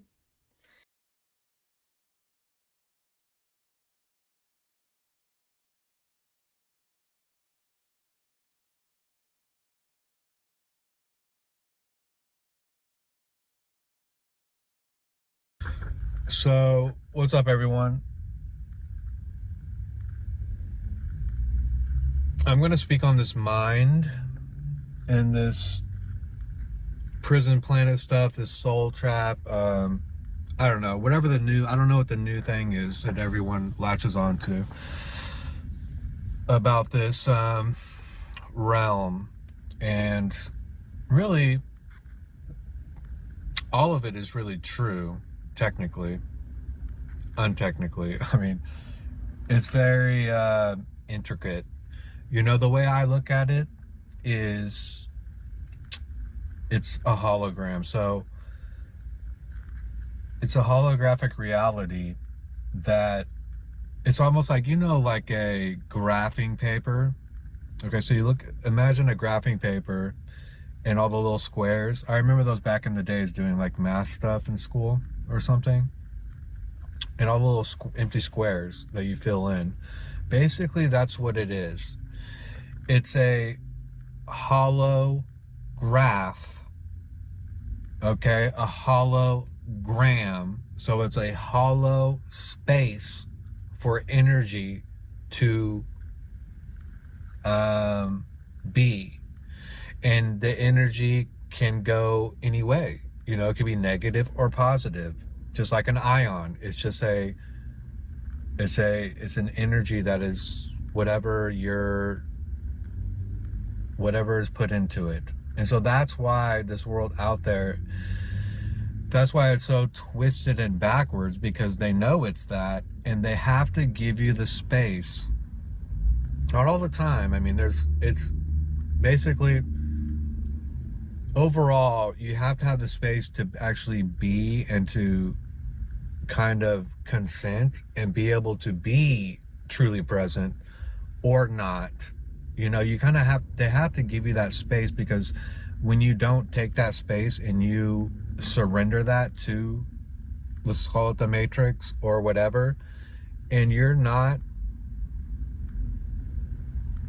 in body, when you're not embodying, when you're not in your body, what is in your body, people? I mean, I really realize with humility and just, I admit that, and I look at myself even now sometimes like, whoa, I'm really not running my own body here. Like there's something else running me, and it's the mind.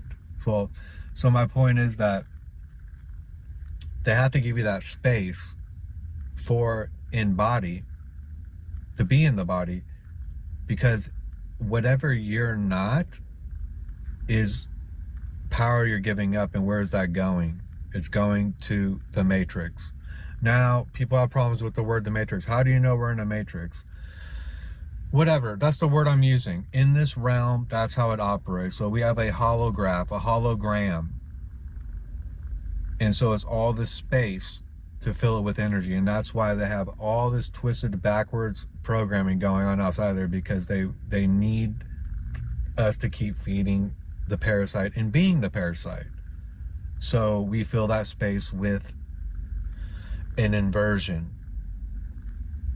not the truth, a synthetic life, synthetic energy that gets depleted and has to be refilled. That's the matrix. It all needs to be fixed. Even you now, because you're matrixed out. I am too, and I was too, you know? So it's a hologram. It's a holograph. Now, where else should we go with this? What I'm saying here, the mind prison, the prison is the mind, okay?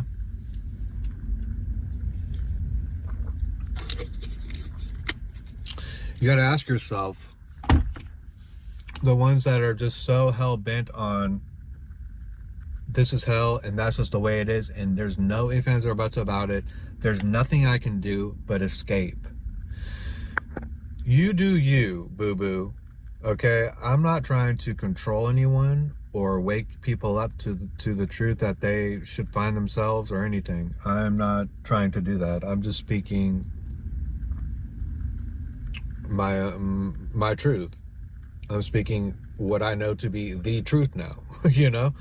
The truth I've been searching for.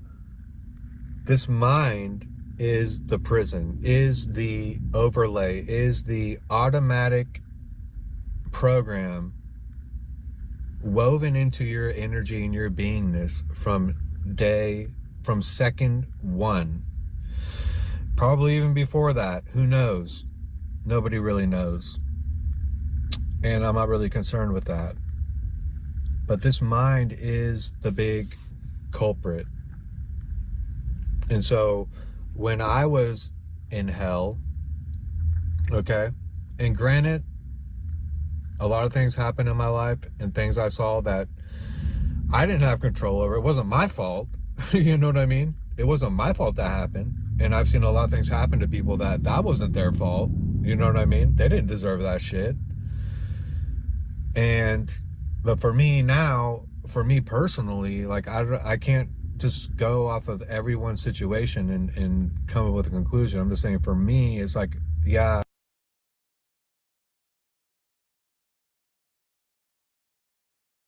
I've had an awful lot of problems and pain in life. I've had an awful lot of problems and pain in life because of my ayahuasca visions. And a lot of people will say, oh, you can't trust those, or psilocybin visions. And a lot of people will say, you can't trust them damn visions. You can never take them seriously. Blah, blah, blah, blah, blah, blah, blah, the things that people say. Okay, but let me show you an alternative perspective on what mystics, shaman, seers, in whatever way these people have existed, many of them have been known, and specifically throughout shamanism, for utilizing entheogenic substances, amongst other things as well, you know, dance, trance, meditation, whatever, rhythmic breathing, however. But they've all been known for taking substances that induce the altered state, which I suppose would be your consciousness leaving your body and going into what, the astral, the lower astral, or wherever it is you actually go. Shaman have visions and tell people, and you know, they're called shaman for a reason, you know what I mean? Mystics, seers, and other types of Hello, everyone. This is El Diablo Radio International, the greatest show in hell. Nobody does it better. Nobody.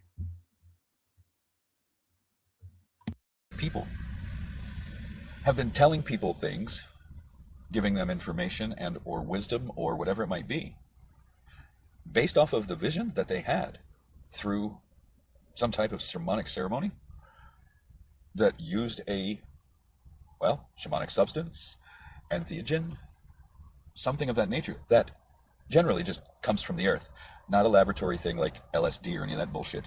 Natural plants that have these things in them open up specific portals.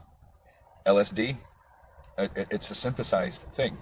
And I'll be honest with you, as much LSD as I ate from the time I was like 17 until I was about 21 or 22, never had any visions, never had any hallucinations, never had anything else on LSD. But lights, little flashes of light, colors, and trails. That was it. But with the entheogen, oh my God, what a totally different experience for me. Okay, if you dive into the story of the Library of Alexandria, the Gnostics, and the fact that they were mystics, many of them, if not, maybe all of them. And these people would, now I can't say all of them would always use an entheogenic substance, but many of them were known for it. And in Egypt, back then, they had things available to them like blue lotus flower. And it was generally reserved for, I suppose you could call them the pharaoh class, the elite class, and all that other stuff, but I would venture a guess mystics had access to it, knew where to find it, and knew how to use it. And all of these things induce, I just said induce visionary states. Had access to it, knew where to find it, and knew how to use it. And all of these things induce, I just said induce visionary states, or can induce visionary states. And these men were writing books about the things that they saw in these experiences that they would have, mystical type, shamany type experiences. Now, don't you find it interesting that Caesar burned the Library of Alexandria to the ground? I wonder what was contained within those books that those mystics were, and those seers and those sages and blah, blah, blah. I wonder what they were writing about. Probably what they were seeing. Now, they may have developed an awful lot more of a capacity or ability to navigate. I don't know. It's a speculation. I've heard some people say when they astral travel or lucid dream, their consciousness is with them, and then their mind and faculties, they can think and make choices and decisions and, all that stuff. When I went out of my body, it was just awareness. There was no mind, there was no fear, there was no real thinking that I remember, because I didn't have the vehicle of mind with me, or personality either. Ego, none of it was all gone. Didn't have the nervous system or the endocrine system, so I didn't feel fear. And saw these mantids, and a German woman that I was in the Amazon with was one of them. It was weird. Then I saw the flat earth in that ceremony, and then my 5th, 6th, and 7th ceremonies. 4 in a row, I saw the earth is flat with a dome over it. And then I walked down this path and saw these other people in caricature land, and my Aussie devil was the last one in the path, and she was smitten and batting her eyes at me. And I noticed it. I'm like, wow, okay, there's Julie. She's being smitten with me. It's just kind of the awareness.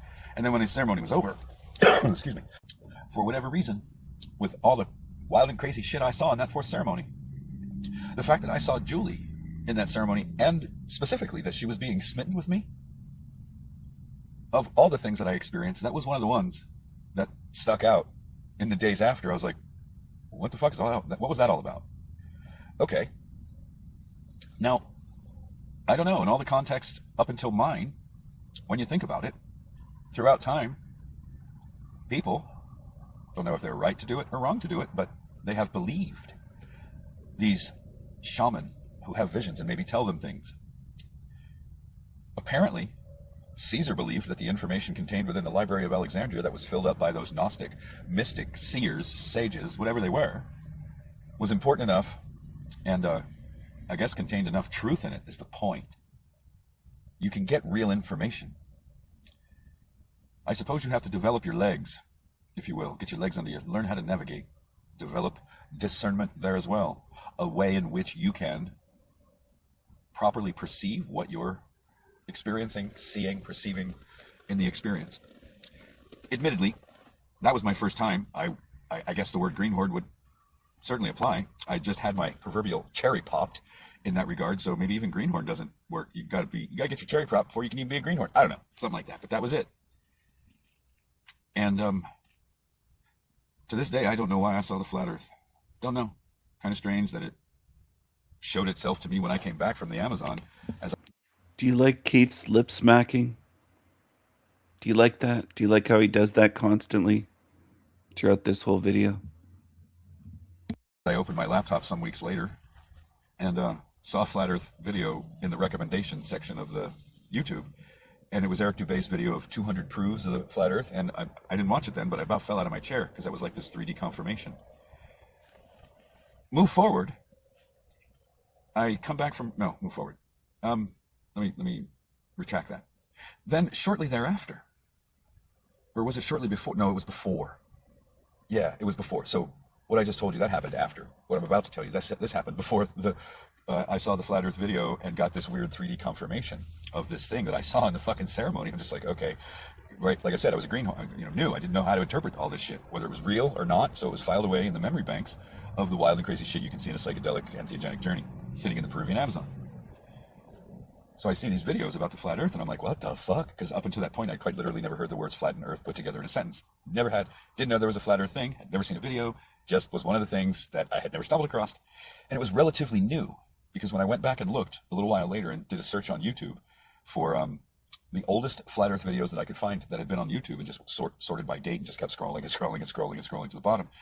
And I think the first video that I found was like early on in YouTube's first couple of years, from like 07 or 08, maybe it was 09, there was a flat earth video.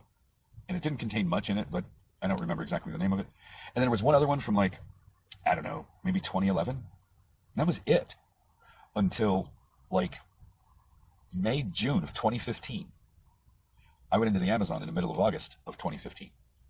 So we're talking only 2-3 months.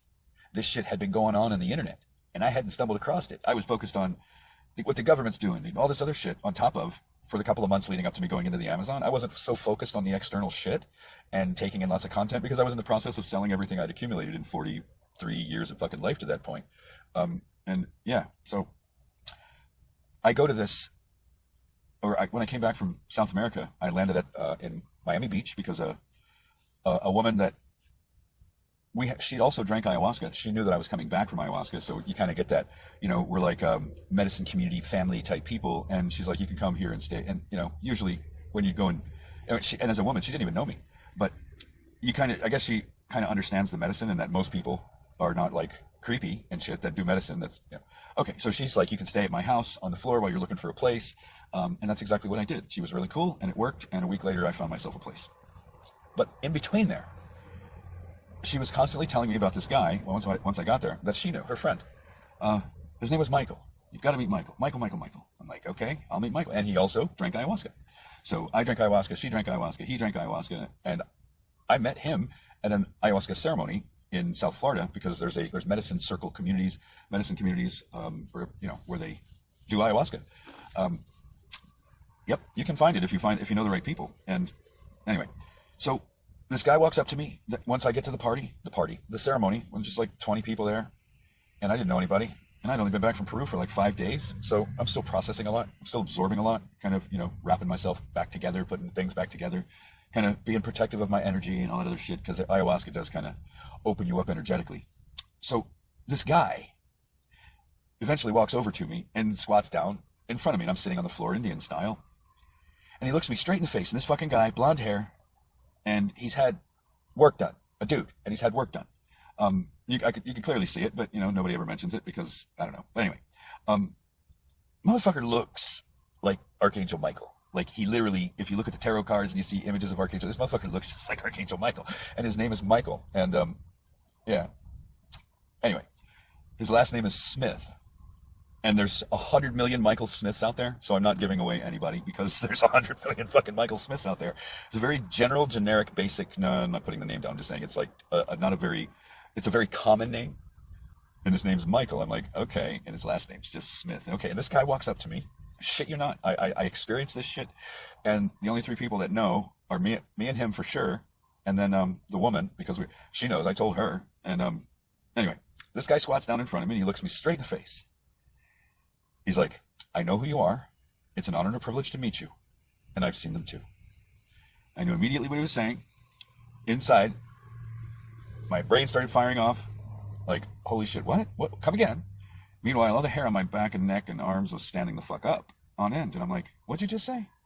And he repeats it again. And another thing that stood out was, no one has ever addressed me in this way. Ever. He says, I know who you are. It's an honor and a privilege to meet you. And I've seen them too. Now, I don't know why he would have addressed me that way. If he was trying to appeal to some sense of ego and self-importance or self-aggrandizing energy within me, I don't fucking know. It wasn't that grabbed my attention, really. I know who you are, and it's an honor and privilege to meet you. I mean, it stuck out because it had never happened before. But of the three things that he said in chunks, I know who you are, it's an honor and privilege to meet you, and I've seen them too. I'm just like, come again. Come again. And he says it again. And I'm like, all right. And in my brain, I'm thinking to myself, I said really quickly, I'm like, so what'd you see? What'd they look like? And he's like, well, when I first saw them, they were light beings. And in my mind, I'm shutting the fuck down. Because, well, for me and everybody else that might hear it, the idea of mantids is fucking crazy, right? It's ridiculous. Mantids. And the ones I went to see were in the 10th dimension. I know it. That was the sense I got when I came back from the thing. They were in the 10th dimension. I don't know how I knew that. I didn't just grab a random fucking number. It was like 10th dimensional shit. They told me that they seeded the fucking universe.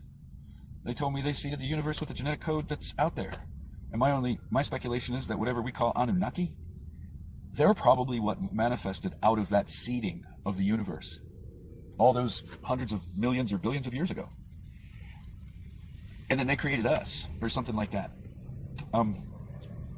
So this guy says they were beings of light.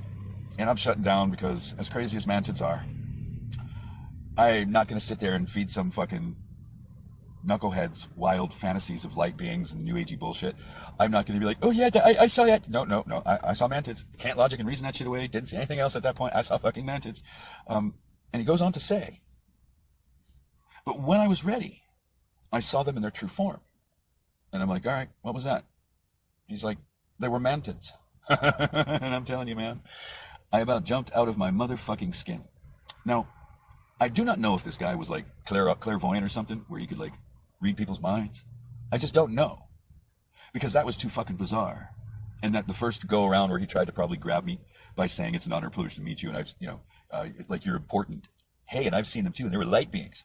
Maybe if he was clairaudient or whatever it is they need to be able to read minds, he realized that I was shutting down and was able to read my mind and figured out that it was a mantid that I saw, and then responded with that. And I just didn't pick up on it. I don't know. I don't know if it was legit or if he was somebody with some special ability that was, I don't know. And he turned out to be a narcissist. What are the odds? And he turned out to be somebody that ultimately would bring ayahuasca to people in the Rockefeller family. I'm just like, oh yeah, okay. But that experience happened. How did he know? The flat earth thing with the video, that happened. 3D confirmations. So bringing it back to what I was saying. There might be an awful lot more than meets the eye to ayahuasca visions or these entheogenic visions. Obviously, we have to discern. We have to have the ability to properly contextualize what we're seeing. And without that, it's a fatal flaw in the process. And an ignorant human can do like what I did and assume that the people that I saw that were in that ceremony were like soul tribes, soul family, when in fact I might have been being shown, these are the vile demons in the group. Stay the fuck away. That's might have been what it was. But having had my ass handed to me in life by like women and connections with like that kind of stuff, people, friends turned out to be narcissists, blah blah, parents, and since I was walking the path that I was walking, and that stuff, I figured, I really did, this is what I assumed. Spirit was throwing me a solid, and perhaps other people that were truly like soul fam. You know, you've done life together. You guys in the past, friends, lovers, whatever, just soul tribe, soul family, people you've done lives with in the past. That these would be the people that were safe. These would be people that you could, you know, create a bond with, that you could trust, blah blah blah blah blah. That they were safe. That's the way I perceived it, and then proceeded to pursue connections with 2 of the 4. From various perspectives and contexts to both of the relationships or the interest in pursuing. And that caused me so much motherfucking pain. It's not even funny. Like, holy shit. I wouldn't do it again. Even if you put a fucking double-barrel shotgun to my head with both barrels pulled, or both triggers pulled, and both fingers on 2 triggers, you would never get me to do that shit again. Don't care.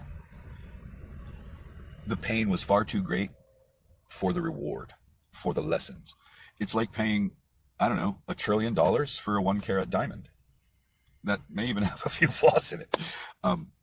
Yeah, okay, you got something really valuable. You got a nice 1-carat diamond. But if you paid $1 trillion for it, you overpaid, motherfucker. You know, you overpaid. The price was too great for what you got. And again, it's not saying you didn't get something very valuable that was forged under tremendous motherfucking pressure. That's what creates diamonds. Yep, that's the way that works.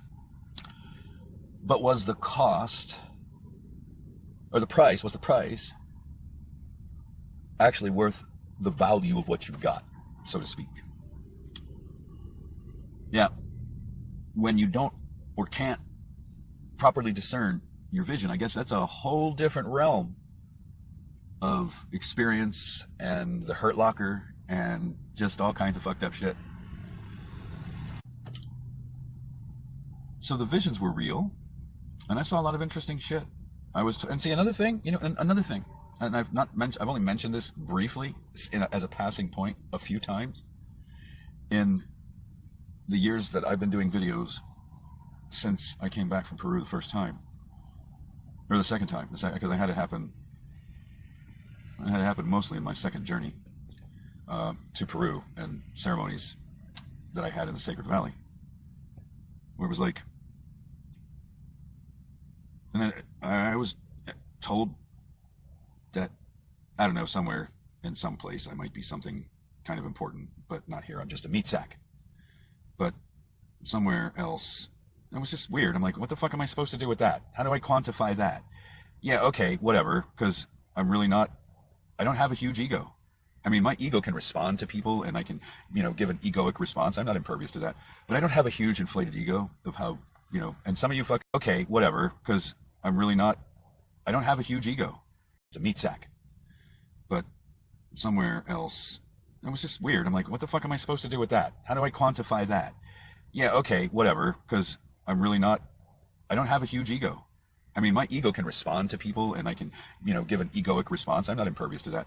But I don't have a huge inflated ego of how, you know, and some of you fucking, some of the dumbasses out there will think I do. I don't. It's just you're psychological children, and you have no ability to perceive or decide. You're just children. But I don't have a huge ego, and I'm not looking for people to stroke my ego, feed my ego, or anything like that. You know, you have no ability to perceive or decide. You just don't. It's just you're psychological children, and you have an inflated ego of how, you know, and some of you fucking, some of the dumbasses out there will think I do. I don't. It's just you're psychological children, and you have no ability to perceive or decide. You're just children. But I don't have a huge ego, and I'm not looking for people to stroke my ego, feed my ego, or anything like that. You know. So I never really talked about it, but yeah, I was kind of told that somewhere else, I guess, it's probably the best way to explain it. I don't know where that somewhere else is, but that I might be, well, I don't know, a little more important there than I am here. Okay, yeah, all right, yeah, I'm not going to really share that with too many people. I mean, it's been so many years now, and I'm explaining it in the context of the whole. Okay, yeah, all right, yeah, just children, but I don't have a huge ego, and I'm not looking for people to stroke my ego, feed my ego, or anything like that, you know. So I never really talked about it, but yeah, I was kind of told that somewhere else, I guess, it's probably the best way to explain it. I don't know where that somewhere else is, but that I might be, well, I don't know, a little more important there than I am here. Okay, yeah, all right, yeah, I'm not going to really share that with too many people. I mean, it's been so many years now, and I'm explaining it in the context of the whole bigger picture here. The story might be, well, I don't know, a little more important there than I am here. It might be, well, I don't know, a little more important there than I am here. Okay, yeah, all right, yeah, I'm not going to really share that with too many people. I mean, it's been so many years now, and I'm explaining it in the context of the whole bigger picture here, or story I'm telling. It's not a story I experienced. So I just filed that one away. Yeah, what am I going to do with that? As one of the wild, bizarre things I got in a ceremony. And when this guy squats down in front of me and says, I know who you are, and it's an honor and a privilege to meet you, I was just like, what the fuck is going on here? How could this guy say these things? How could he possibly fucking know this? And I'm like, for a little bit of time, I'm like, did the CIA fucking beam in some shit into my ceremony that they knew that I would experience somehow through some black ops fucking technology that they have, where they know as souls are launching out of this realm? For a little bit of time, I'm like, did the CIA fucking beam in some shit into my ceremony that they knew that I would experience somehow through some black ops fucking technology that they have, where they know as souls are launching out of this realm, they can somehow intercept or at least affect? And then this fuck that has a name Michael Smith, it looks like a fucking Archangel Michael impersonator, I guess, manages to walk the fuck up to me and say, I know who you are, and it's an honor and a privilege to meet you. And I've seen them too. Yeah. The woman that put me out on the streets, the reason I'm homeless now, they were friends. Those two were friends. I met her through him. Yeah. And I met both of them through the blonde woman, the astrology woman that I met, that let me stay at her house for the week when I came back from Peru while I was looking for a place. So through that woman, I meet Michael, and I have that weird experience. And then ultimately he goes on to tell me that he came here to assist me with this building of a bridge between the realms or something like that. And I was just like, okay, because I don't have any frame of reference for that one either, and I'm not going to feed that one too much because I didn't have a direct experience with that. So yeah, you go on with that, and because I know I've seen some bizarre shit, but fuck, I'm not going off into delusional land. I'll acknowledge what I saw and be as honest about it as I can be, but I'm not going to go off and be like, oh yeah, I saw light beings, they were like angels of light. No, I'm just not doing that. That's just not who I am. I'm just not going to do that. It's childish. It's you're lying. You're deceiving. That's just, I wouldn't do that. Anyway, something else that's really weird is that since I came back from Peru, I don't have available access to ayahuasca. So when I want to, launch out, do whatever, I need to eat shamanic dosages of magic mushrooms, basically, which is generally 10 to 12, 13 grams for me. And when those portals open and I go out, every time, since I drank ayahuasca, this has been the case. I never ate shamanic dosages before I did ayahuasca, so I don't have a frame of reference for how that worked. It's not until I drank a lot of ayahuasca. I mean, after 100 cups of ayahuasca over the time I went back and forth, after 25 cups of San Pedro, in like a year and a half, almost a little under 2 year period of time, yeah, I increased my tolerance kind of a lot. But every time I go into these places with this, I see golden capstones. I see golden pyramids. It's always Egyptian themed. Yep. How the fuck did that start manifesting? What are the odds Julie's got Egyptian blood in her? I mean, what the fuck, man? Then I see golden capstone. I see like this gleaming eye of Horus or Providence, whatever the fucking eye is, out of the capstone. And I don't understand why. It's like this Egyptian themed thing with golden pyramids and the capstone and the eye, combined with like Anunnaki symbolism. It's just the weirdest fucking thing. I don't know why. But it's like, I get this sense that I'm like, in the ceremony, and it just is how it feels. It's like weird. It's like I'm somehow the son of something important in another realm. I know that sounds weird. I get it. I fucking know. It's just, but it's like, I get this sense that I'm like, in the ceremony, and it just is how it feels. It's like weird. It's like I'm somehow the son of something important in another realm. I know that sounds weird. I get it. I fucking know. It's just, I'm telling you what I experience and what it feels like. It's like the energy that's kind of, I pick up on when I'm seeing it. And it's almost as if it's really fucking familiar to me, even though I hadn't seen it up until I started going into these places. But once I started seeing it, I was like, God, that really looks familiar. I don't understand why it looks familiar, but it looks familiar. Really fucking weird shit, man. So, I wonder what these visions that I have really are. Clearly, they were trying to show me something, and I misinterpreted it with the Aussie devil and the German woman, the Mantid girl. Really fucking bizarre. Saw the flat earth 4 times. Saw Mantids on top of the fucking thing. Like they were the watchers, and then came back and saw flat earth videos. I'm just like, okay. Only thing I can conclude is I tapped into the collective consciousness in some way. I don't know, and I don't even know what the fuck that means. Meaning, where is the collective consciousness, and how do you tap into it? And well, all I saw was the flat earth. It's not like there was the flat earth, and outside of the flat earth was like trees and stuff. No, there was like nothingness, and in that nothingness, there was a flat earth with a dome over it. And then I was just like consciousness observing it. And yeah, there was no scenery anywhere else. It was like I was in this white space, and an image was projected for me to see in that white space. And I observed it and interpreted it as the earth is flat with a dome over it. It was just this domed terrarium thing. How did I know it was the earth? It was just this domed terrarium in stasis in the midst of like all white. And if you can picture the scene in the movie The Matrix, the first one, where Neo is still accepting certain things about reality, and Morpheus takes him into this place where there's a TV there and a chair, and everything else is white, and they're standing there. And then, so it was kind of like that, but it was like I was consciousness, not in a physical body. Meaning, when I say it was kind of like that, all white, that's what I mean.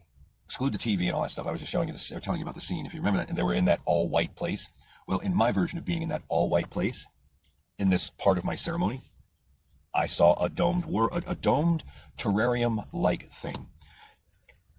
And immediately I knew, well, let me rephrase that. I don't know that I'd say I knew. Immediately what crossed my awareness was that it was the earth, then it was flat, and it had a dome over it. Yeah, what are the odds I come back from fucking the Amazon and end up seeing those videos? And it's really been bizarre for me that I saw that before I ever heard the words flat and fucking earth ever put together. And, you know, I was just like, what? And then the Mantid connection with that guy. Okay, so there's some weird anomalous type things in my visions and the shit that I've experienced. And now let's step back a little bit to what I opened with. The mystics and seers that were the Gnostics that filled up the Library of Alexandria. If it's all bullshit, the things that they see in these shamanic ceremonies, in these visionary states, if it's mostly bullshit, just like everybody will tell me, oh, you can't trust your psychedelic, you know, and these guys were known for doing these things. There must have been a reason why Caesar burned the goddamn books in the Library of Alexandria, because they were the ones that I believe were predominantly responsible for fucking filling that library with their writings of what they were seeing when they were going out into these places. So how real are visions? Maybe they're all real, and we just have to fucking figure out how to decipher them, interpret them, properly contextualize and understand what you are being shown, what you are seeing, those types of things. Because without those skills, those muscles within you, functional and working well, there are so many doors to pain and suffering and just horrible shit that are there. And that ability to discern and interpret and properly contextualize visions is what prevents you from walking through any one of those specific doors to the hurt locker from hell, and walking through the right door, or choosing a correct door that's not to the fucking gates of hell or something like that. Anyway, I want to know why I saw what I saw. I really do. I can't quantify it, but I believe. Anyway, in gates of hell or something like that. Anyway, I want to know why I saw what I saw. I really do. I can't quantify it, but I believe there's more to what I was shown than all I was able to interpret or figure out for myself or conclude I went through this period where I was like, if the visions the Gnostics were having were so goddamn real that Caesar was compelled to burn the library, why did I have so much of a challenging experience with thinking that what I saw in my visions was quote unquote real? And the conclusion that I have drawn is that it's not an issue of whether or not what I saw was real or not. It's an issue of being able to properly contextualize and understand, interpret, decipher, discern, whatever, all the above, what you are seeing and possibly why.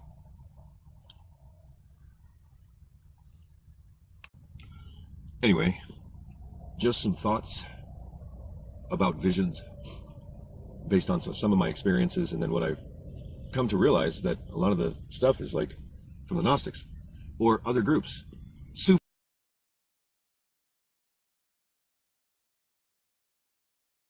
It was always intended to be purely ideological, and it was always intended to be activist. One thing I really love about this program is a student comes out and they've taken courses all over the map and they can put them together. I guess so I've gotten more critical about things I hear and things I see.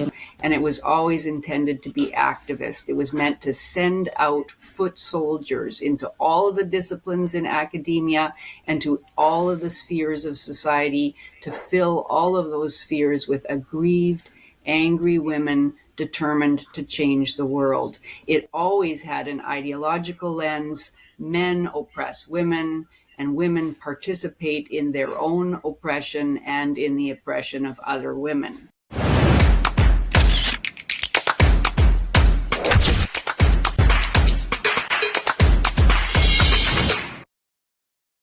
Welcome back to another special joint episode of Men Are Good with Tom Golden and Psychobabble, where we expose bad therapy and the liberal narratives that contribute to our poor mental health. The crown jewel of which is feminism. And today we're going to look at exactly how we're indoctrinating generations of women into thinking that the world is oppressive and into finding grievance with everything. And that has to do with the evolution of women's studies and its accompanying terms, the terms that originate from women and gender studies. And who better to give us a clear picture? You all know Tom. Tom Golden is the author and podcast host of Men Are Good. He is a therapist and the author of several books on how to understand how mothers can understand their sons and how to treat men. Janice Fiamengo is a former English professor at the University of Ottawa, and I think the most articulate critic of feminism. And we also have Dr. James Nuzzo, author of the Nuzzo Letter on Substack. We've had him here before. He does deep dives into men's health and how biased academia is against men. And he exposes a lot of the damage feminism does in academia. But let's start where it all began, women's studies. It is the factory where feminist theory manufactures its vocabulary. Because before you can invent any of these terms, microfeminism or hermeneutic labor, which we're all going to get to, you first have to train a generation of young women to see the world through the lens of oppression. And for that, you need women's studies departments. But before we get to that, hi Tom, hi Janice, hi Jim, welcome to Psychobabble and Men Are Good. Hello, Good to be here. Thanks. So let's take a look at what they actually teach, the teachers and the students themselves, so you get an accurate picture of the atmosphere of what they produce. So I figured to teach TikTok along my teaching my Intro to Women in Gender and Sexualities class. So welcome to lecture 1. We are going to talk about what the field of women, gender, and sexuality studies is supposed to address. And the answer is everything. And in essence, we are supposed to uncover social inequality for people who are unaware of it, even though they are experiencing its impacts. And so really any kind of ism, racism, sexism, classism, and intersectionality, which is a way of connecting all different forms of oppression in people's lives, to considering feminist theories, feminist activism, research methods, dissemination of our data, to thinking about how the personal is political, and finally destigmatizing human experiences. That's all under the purview of women's gender and sexuality studies. That was the teacher, and here come the students. When I was 20, I sat in a university lecture. The lecturer asked us, why do you think more people don't consider themselves feminists? I said, I think a lot of girls are scared of being seen as angry. The lecturer, to my surprise, said, but we are angry. Which was shocking, because I assumed she would come to her own defense and say that feminists are angry. We're very polite and we're very kind. Instead, she unapologetically grabbed onto the anger and said, I have a lot of things to be angry about. Aspirational discontent is a good thing. You are not hysterical. You just know things can be better. And finally, we have some graduate students, in case you thought, well, it's just introductory classes and they'll probably learn something reasonable in addition to this. You'd be wrong. Each other's dissertation. Absolutely. You describe each other's dissertation. Absolutely. So Tiana's dissertation is on the experiences of colorism for black women in the UK. Oh, that was succinct. I thought we were gonna. Okay. No, you don't. Georgie was looking at how misogyny manifests on TikTok through a character study of Homelander, the Joker, and Patrick Bateman from American Psycho. Yeah. So she spent hours and hours and hours in the deepest, darkest, worst parts of TikTok for her brilliant dissertation. And it was excellent. I'm very proud of her. I should have said more. No, it's fine. It's actually fine. And Tiana worked really, really hard and really tirelessly, and she interviewed loads and loads of people and also wrote a brilliant dissertation. Right. So, Janice, how did it start? How did we train a whole, several now generations of young women to see the world as their oppressor? Yes, through a very intellectually vacuous lens of grievance, resentment, anti-Western animus, and anti-male hostility. I have done some research into the origins of women's studies, and I found an interesting book that if anyone is interested, they could take a look. This was published in 2008 by a major publisher. It's called The Evolution of American Women's Studies, Reflections on Triumphs, Controversies, and Change, edited by Alice Ginsberg. And it's interesting for all sorts of reasons, but one of the reasons is that all the contributors make clear that women's studies, which of course has gone through various name changes, it became gender studies, it became gender, women's, and sexuality studies. It's had various permutations, but has actually not changed all that much. And all of the contributors make clear that from the beginning, it was never designed to be an objective, scholarly analysis of women's experiences, women's social and political roles, women's history, women's contributions to their society, women's contributions to art or technology, whatever. It was never designed to be an objective analysis of any aspect of being female. It was always intended to be purely ideological, and it was always intended to be activist. One thing I really love about this program is a student comes out and they've taken courses all over the map and they can put them together. One thing that feminism taught me and taught lots of men, millions and millions, I would say hundreds of millions, if not perhaps billions, if there are billions here in this realm, is that women are the best followers ever in this realm. The best. Because all you have to do is teach them something, tell them something in classes, and say to them, you're oppressed, you're a victim. Men are bad, men are evil. And they believe and follow along. It's what they do. Is there any way for anyone on earth to dispute that? You've had a movement for generations and you can't see through it, and men can see through it, and your answer as a gender is to just attack the men that see what the feminist cult is? That's your answer en masse? There has been no other real answer in response to men pointing out what feminism is. So I would say women are the best followers ever. They're the easiest to convert to evil, to get them to follow evil. A lot of women will say society sold us feminism, sold us a lie. And I'll say, who followed? Who bought it? And they don't want to say women, because women are never ones that take accountability. They point the finger at society, at universities, at teachers, at this, at that. They'll never point the finger at themselves and say, we followed. We followed. We hated our brothers for generations and our fathers. They just never point the finger at themselves and say, well, we did. We followed it. They told us lies, but we believed the lies and we spread the lies. They never take responsibility. No accountability at all. And that's why it keeps going on. Destroying. 9 double hockey sticks was nothing compared to what the damage and death and pain and suffering and destruction of children and families that the feminist movement has done. There's no comparison.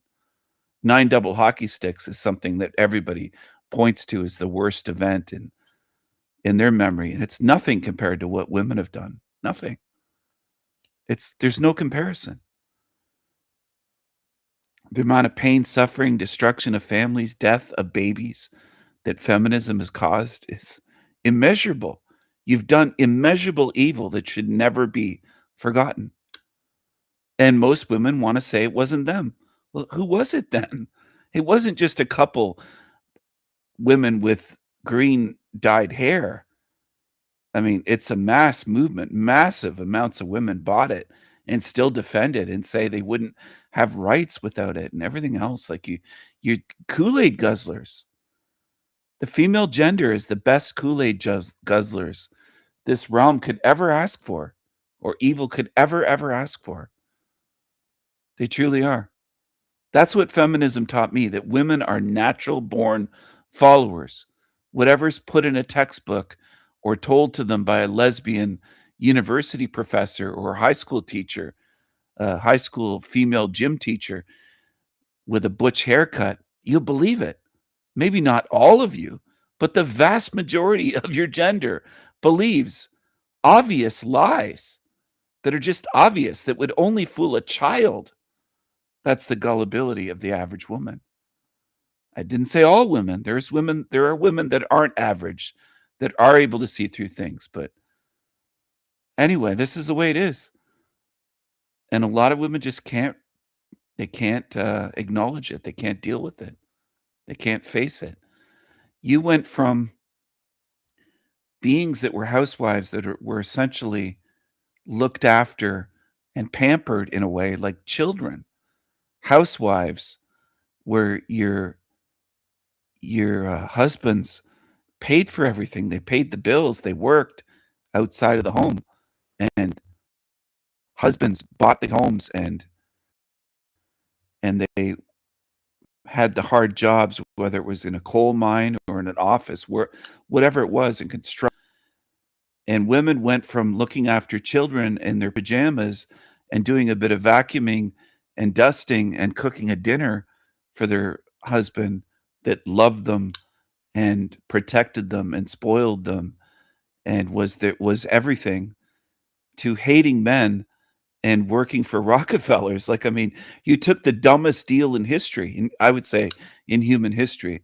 I had a meme about that. It's on another computer, but it shows that women took the dumbest deal in history, from basically being able to stay at home in pajamas and watch soap operas and do a little bit of cleaning and cook a dinner and food in their fridge and their bills paid for them without the stress of a job, to lining up to follow Rockefeller's evil and working and being slaves to companies that don't give a shit about you. You went from having a fridge full in a house and cars in the driveway and happy children. And again, you could do your job in pajamas, your PJs. Like you took the dumbest deal in history and sold out men. Now, I know women don't want to see it that way, but that is what women did with feminism. You chose. And en masse, you chose evil. You looked at it as men bad that love you and married you and gave you families and took all the stress of working and paying bills and having all that on his shoulders, to lining up to follow Rockefellers and took that deal. You chose evil. You chose the devils. Now, I don't know if women will ever admit to that.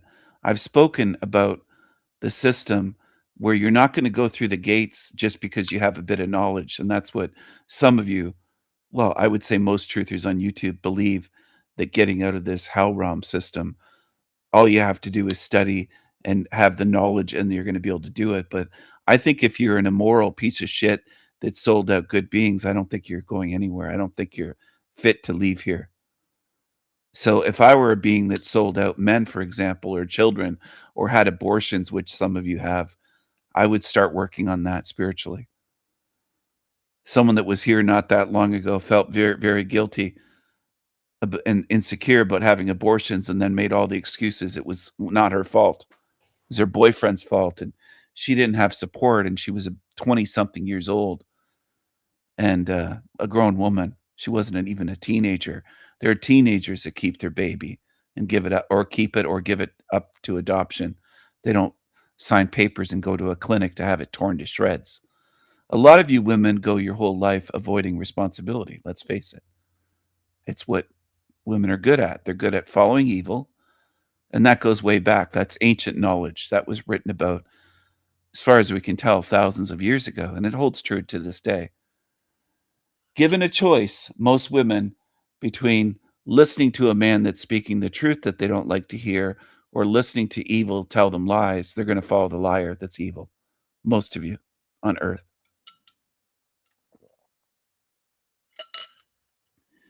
Why do I say that? It's observably true for the women that are lazy here, that don't want to look at things. Look at the world and look at your choices. Mostly you follow lying politicians, lying Rothschilds, lying Rockefellers, lying feminist movements. You follow evil liars. And when a man tells the truth, you get upset and call him names and try to label him as a misogynist or bigot or racist or this sexist. All these labels, that's all you have. You don't have truth for the most part. Most women, the vast majority, don't have truth. They have labels. And that's your way of defending following lies. You just label people with labels that don't hurt me whatsoever. It just reveals what you are. That's what it does. You can't defeat me or debate me or debunk me with truth. All you can do is fling out labels. And that's a way of women shaming rather than facing the truth. They try to shame people with words. Oh, you're an incel, you're a sexist, you're a bigot, you're a racist, you're homophobic, you're transphobic. These are all words women constantly use, and weak liberal men, of course, that act like women, because that is female nature. Usually your gender doesn't perk up your ears and listen and say, this man's telling the truth. You fling out labels at the person, at the truth speaker. That's feminine behavior, to shame people for speaking truth that you don't want to hear because it hurts your feelings. And women go by feelings. They don't usually go by truth. If it were a list, feelings would be number one, and truth probably wouldn't make the top 100 for, I would say, most women on earth. They're not concerned with what's true. They're concerned with their feelings first and foremost. And when you get a society led by feelings, you get the shit you see today. That's what you're seeing going on.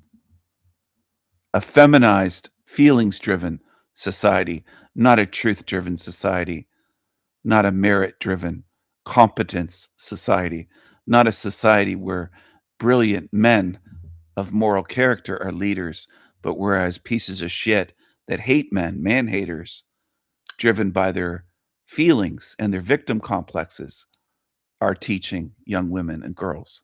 That's what you get. And who created this? Well, women created this system. They followed evil, and this is what you get. I guess so I've gotten more critical about things I hear and things I see. And it was always intended to be activist. It was meant to send out foot soldiers into all of the disciplines in academia and to all of the spheres of society, to fill all of those spheres with aggrieved, angry women determined to change the world. It always had an ideological lens. Men oppress women, and women participate in their own oppression and in the oppression of other women. It was always designed to enforce ideological compliance. If a woman came into a women's studies classroom thinking that she was not oppressed, she would have to be tutored out of that misapprehension. And the bases of women's studies courses were always radical. The readings ranged from left to far left, and that was about it. One of the chapters in the book that I mentioned, The Evolution of Women's Studies, is by a woman named Paula Rothenberg. She was a high-level academic, published many books, including a course text that was used in women's studies, Paula Rothenberg, and she includes a list of the course texts in an early women's studies course from about 1972. And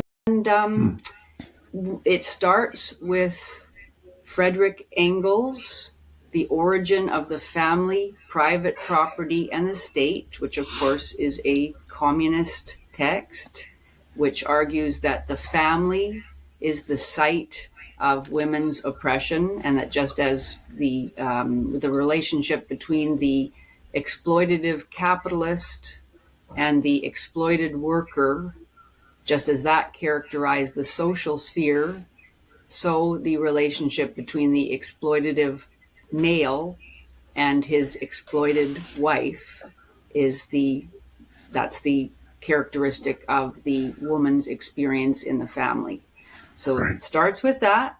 It goes through the whole idea of the social construction of gender, that biology has no role to play really in the sex roles that men and women take on in the family and in society. It's all man-made social constructions. The course was obsessed with sexual violence, not as individual aberrations widely regarded as terrible and to be combated in society, but as a form of communal terrorism practiced by men against women in order to control women, and widely condoned and even celebrated. It also rejects heterosexuality as in any way natural. It used a book called Sappho Was a Right-On Woman, which encourages women to embrace lesbianism. Right. And it also had the notion of intersectionality. It talked about the double oppression of Black women, and with the idea that the Black women's voices were more powerful and their experience was of a more authentic, because multiple form of oppression, and that white women must feel shame over their participation in white privilege and white racism. So, all of the elements of feminism that flowered later on in the 1990s and into the 21st century were there really in that early course from 1972. The emphasis was anti-Western, it was anti-family, it was anti-white, it was pro-Marxist, it was pro-lesbian, it was rape-obsessed, and above all, of course, it was stridently anti-male. It's funny because in the introduction to the volume, the very last thing I'll say about it, in the introduction to the volume, the editor Alice Ginsberg notes that that women's studies has been attacked by all sorts of right-wing conservatives and Christians, and she mentions the political commentator and Christian evangelical Pat Robertson. She scoffs at what he had to say. He said, "The feminist agenda is not about equal rights for women. It is about a socialist, anti-family political movement that encourages women to leave their husbands, kill their children, practice witchcraft, destroy capitalism, and become lesbians."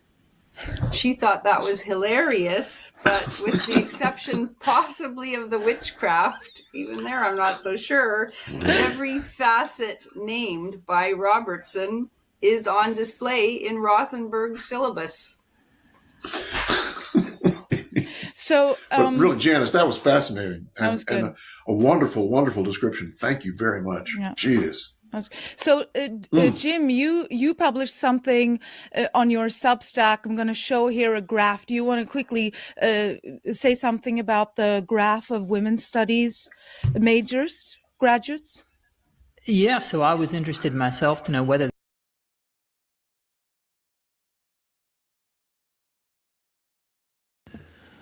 I'm going to hop over here and read some feminism quotes from feminist leaders that women followed, and they're still taught in universities and colleges today in Canada, United States, the United Kingdom, and across the Western world, all the way to down under, Australia.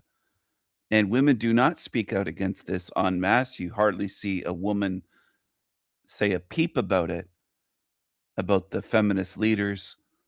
They just accept it. In a sense, most women, in a sense, accept it as gospel. Here's a Dworkin quote: "Feminism is hated because women are hated. Anti-feminism is a direct expression of misogyny. It is the political defense of women hating." That's Andrea Dworkin. How dare you?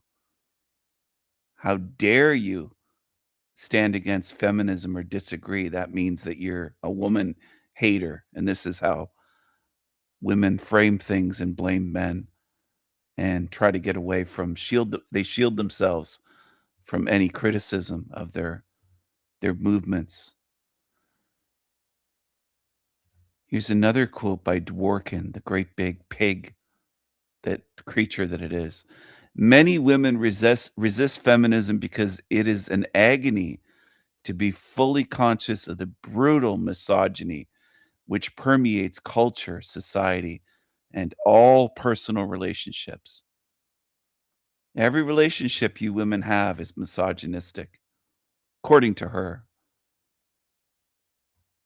Again, there's been almost no pushback. She was preaching this decades ago. A lot of these feminist leaders had very little pushback their entire lives. It's fascinating. Women are so strong that they never stand up to these mouthpieces, these feminist leaders. Another quote by Dworkin: "Men are rewarded for learning the practice of violence in virtually any sphere of activity by money, admiration, recognition, respect, and the genuflection of others honoring their sacred and proven masculinity. In male culture, police are heroic, and so are outlaws. Males who enforce standards are heroic, and so are those who violate them." A lot of you women make idols out of mental cases. It isn't just a couple women. I would say it's most women. I would say most women fit under the umbrella of feminism. Very few speak against it, stand against it, make any motion to oppose it. Very few. "Under patriarchy," she wrote, "no woman is safe to live her life, or to love, or to mother children. Under patriarchy, every woman is a victim, past, present, and future. Under patriarchy, Every woman's daughter is a victim, past, present, and future. Under patriarchy, every woman's son is her potential betrayer and also the inevitable rapist or exploiter of another woman. These are the mental cases that women sit in colleges and listen to, taught, and write essays on, and do their PhD theses on, etc. And they accept this. And they have fathers and brothers, and some of these women go to university at a later date where they have sons already, and they're listening to this shit, and they're reading it in their textbooks, and they're nodding their fucking heads up and down. Yes, yes, we're all exploited, and our sons look at this. Every woman's son is their potential betrayer and also the inevitable rapist or exploiter of another woman. And women don't stand up and say, what the fuck? This is mental. Every woman's son? And some of them look at their own sons this way. I've seen it firsthand, unfortunately. I've seen a lot in this lifetime, which changed my view of women from what we're taught to believe that women are to what they actually are by what I see them support and follow and stand by. And most women do not oppose feminism in any meaningful way whatsoever. No woman needs intercourse. Few women escape it. She's letting on that all women are raped the way that she claimed to have been. Very mental, but accepted. She's still accepted and taught widespread across colleges and universities to this day.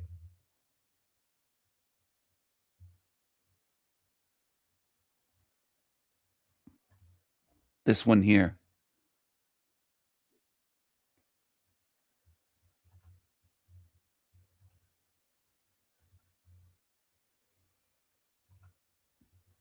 Right here on the screen.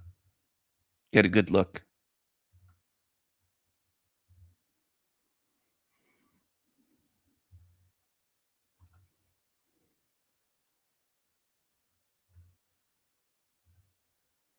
As I said already, there's been little to no meaningful opposition for generations to feminism by women. Most of the opposition that I've ever seen has been by straight men, and mostly by straight white men, which is why feminists hate straight white men with a passion more than any other.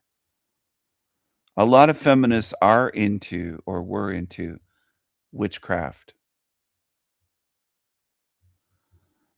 They hype her up. Why Andrea Dworkin is the radical visionary feminist we need in our terrible times. I think they had to bury her in a piano or something, a grand piano box. Just an enormous man-hater.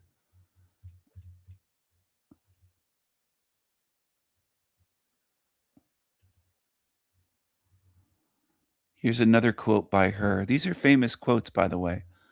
Some of you don't realize it.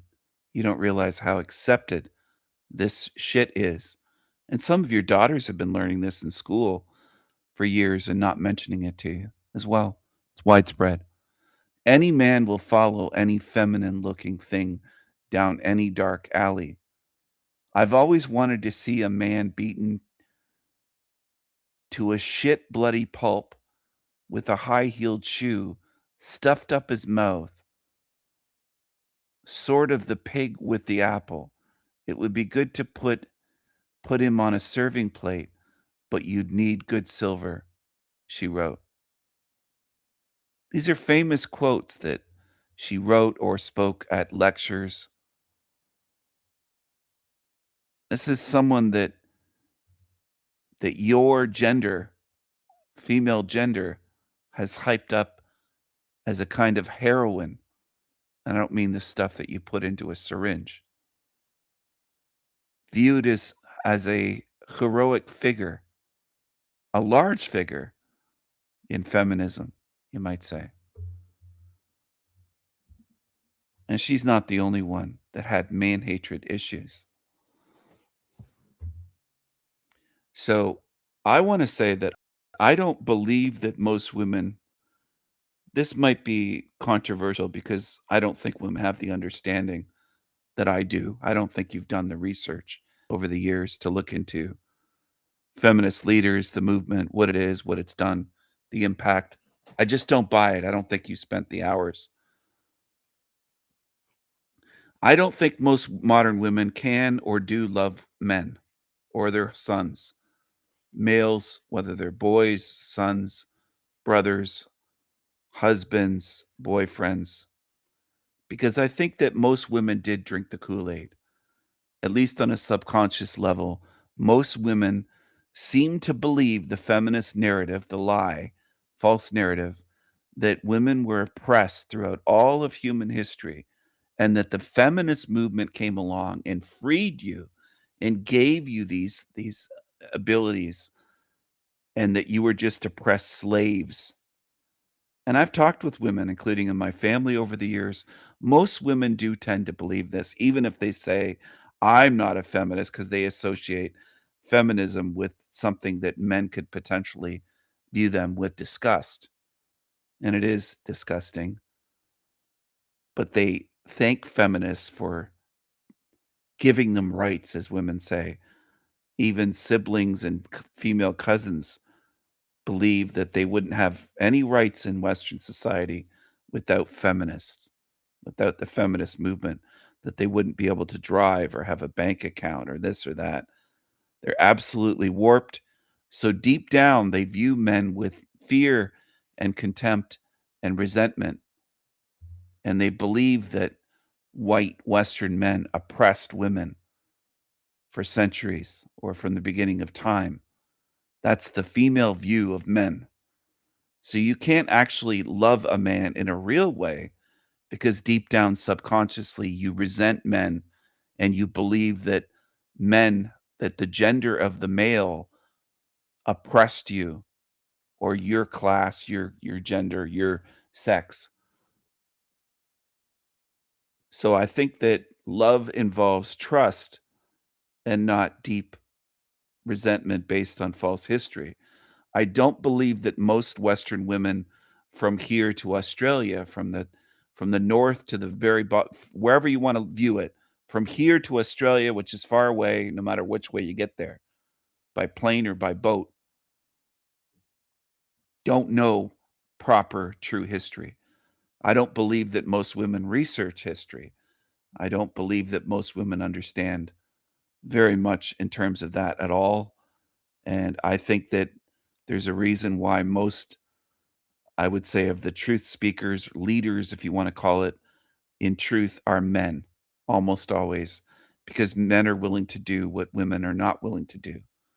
Most women just want to look at Rockefeller published textbooks and Rothschild's published textbooks in Canadian, American, British, German, French universities, Australian, Aussie universities, and just listen to some short-haired, you know what, preaching at the lecture hall or in the front of a high school classroom. And women call that education. Your followers, you just parrot what you're told. That's what women do. That's what women are good at. Getting degrees in gender studies and just parroting back what you're told.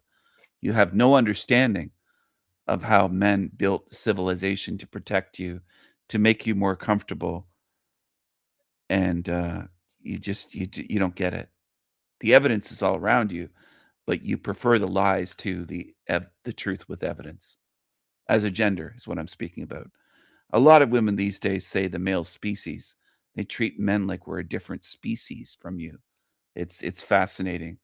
Women are called the ones that are greater communicators, but I would say the best novelists and songwriters and poets, whether it's love poetry, whether it's love songs, whether it's novels, any type of literature, the best writers, communicators verbally are men. I would say the best speakers are men, but women are always hyped up as better communicators. They're way better at language than men. Where are they then? That's my question, because I've heard that my whole fucking life. Where are they with great YouTube channels? That we should have excellent female communicators all over YouTube. I should be able to just randomly find these channels. They should be all over the place. There's a lot of women. Where are these excellent speakers that are truth speakers with the great ability to communicate? Where are they? Why are the greatest writers of songs and novels men and poetry? Why are the greatest artists men? Why are the greatest architects and engineers and inventors men? If women are so superior, what the fuck's going on? Where's the evidence? I want hard evidence. I'm tired of the empty talk and the yapping and male bashing, putting men down. Where's the evidence that you're superior? That's what your movement taught you. That's what the feminist movement has said for much longer than I've been alive. Where's the evidence, please? Where is the female Mozart? Where are the great writers? Where are these great women that are so superior to men? Where are they? I've been looking for years for them. Where are they? Can you please point them out and show me?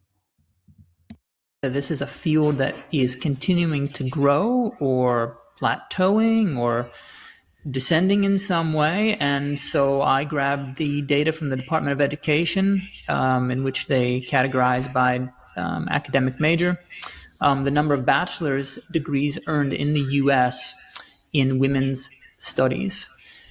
And what it does show is that the number of degrees is actually decreasing. And usually it's about, so throughout the 1990s and I think the early 2000s, it was on the rise, and then it plateaued at about 1,500 bachelor's degrees per year.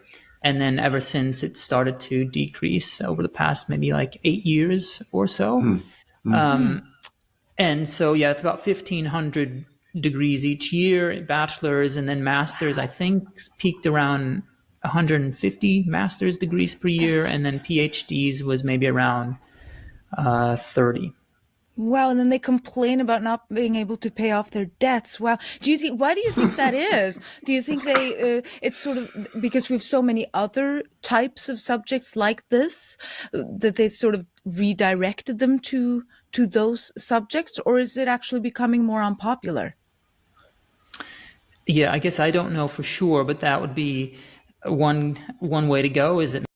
I also think the guilt of women betraying men by joining a movement that's man-hating, women don't want to face that guilt of their choices. They don't want to face that. Dance theory. I always wanted to do that. I think I'd be great at it. So, after decades of this women's studies, what do we have to show for it?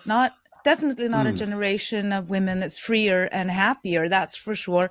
But we do have a dictionary of new terms. So I guess they wanted second wave feminism to be, well, they say that this was to fight for their right to work. And I think the third wave feminism is them fighting for the right to whine about it. So that brings us to our first term. We're going to talk about a range of different sort of products of these women's studies. And the first one, I have nice little videos for every one of these terms to show you what we're talking about, because I do think, you don't learn a lot from TikTok, but that is something that only TikTok can show me, is what feminists really, what they intend about something, I'm thinking, what is this? What do they mean? Then I go to TikTok, and then I feel a bit wiser after, or stupider, whichever way you want to look at it. Brain rot. Let's go to the first one. Microfeminism. Favorite act of microfeminism? I think TikTok is very popular amongst women. It's more popular with women than YouTube, because TikTok is very short, just like Twitter. Twitter, very few characters. TikTok videos are very short. I'm not on TikTok, but the ones I've seen, all of the ones I've seen on YouTube were very short. And women love that short where they don't have to spend time. They don't have to spend an hour or hours watching videos or studying something and doing actual something that takes focus and really researching a topic. They can get this quick feel good, stupid TikTok shit. And they believe that they understand that feminism saved women and freed them. And women are very prone to being controlled by their emotions, propagandized. I know they don't like to hear that, but it is true. And that's why this stuff works. I like telling men Can to you hear smile it? more. They say it to me, Yeah. so why not say it back? And getting the nipples out. I made a decision a couple of years ago to grow out my underarm hair, and I still get self-conscious about it, but I'm sticking with it. Letting men in the She's sticking with it. She gets self-conscious, but she's going to stick with it. And it's really going to help her. There might be a guy that likes her, potentially, where that could be a deal breaker. He could say, yeah, I want a feminine woman. I don't want a woman with hairy armpits and is hairier than I am. That's not feminine. That's masculine. And it's just not appealing. And women are willing to sabotage their lives and relationships for feminism. They're willing to do this. And they have been doing this. They'll get the nose rings. They'll grow out their armpit hair. They'll dye their hair. They'll get tattoos on their faces and septum rings, and they'll try to emulate what they think men are, and they'll try to kill their own femininity to fit in with this cult. And then we're supposed to feel sorry when they end up alone and they don't have a man, they don't have a husband, they're old, lonely, and it finally dawns on them that they followed something that made them miserable, which they couldn't see on their own, of course. They lacked the self-awareness to realize they're following a hate cult that will eventually make them miserable and old and lonely. Congratulations. You're smarter than men somehow because you're able to shoot yourselves in the foot by the millions. Again, I don't think women want to admit how widespread this is. It isn't just a few women. We're coming up on 50% of women under 40 being single, unwed, and unwanted, by the way. Unwanted. You're not wanted anymore, and you can't get this through your heads. Western women. the door first before me. Not apologizing for having my period. Men Can to you hear smile it? more. They say it to me, Yeah. so why not say it back? And getting the nipples out. I made a decision a couple of years ago to grow out my underarm hair, and I still get self-conscious about it, but I'm sticking with it. Letting men in the door first before me. Not apologizing for having my period, and I will whack out a tampon and tell everyone that Anti-Flow is here. I think artistically displaying menstrual products, when the menstruation crustacean station, where it's like a little lobster and it has all like the tampons and the pads. Probably taking an act against manspreading, you know, when you're on Dublin Bus. Yeah, make all this stuff public. This is what we want in Western society because it's so cool to just put that out there. Tell everyone that when you're on your period, announce it. You're so cool and strong for doing that somehow. Right? Bus and someone's crossing the line, I do like to step up and stop the manspreading. I'd probably say not wear makeup every day, not in work, not in daily life, just when I'm going out. So this is in Dublin. This isn't in America. This is how far feminism is spread all over. You can't go anywhere without running into young people that are, and ones my age and even older, that are feminists to the core, rotten to the core, you might say. So for the women that say, "Oh, not me, it's not all women, there's just a few," it's the average woman that's a feminist today. It isn't just the ones with hair dyed green or blue. It's the vast majority of women that are under the influence of feminism. Just like someone that's drunk under the influence of alcohol and they can't drive properly. You can't think under the influence of feminism. You can't do it. Because you end up sounding like these women. To men's ears, you sound more like them without realizing it. Crossing the line, I do like to step up and stop the manspreading. I'd probably say not wearing makeup every day, not in work, not in daily life, just when I'm going out on a night out or like absolutely have to, you know. I have started to practice saying sorry less because I would say sorry for absolutely everything. Asking a man, do you have... Okay. Yeah.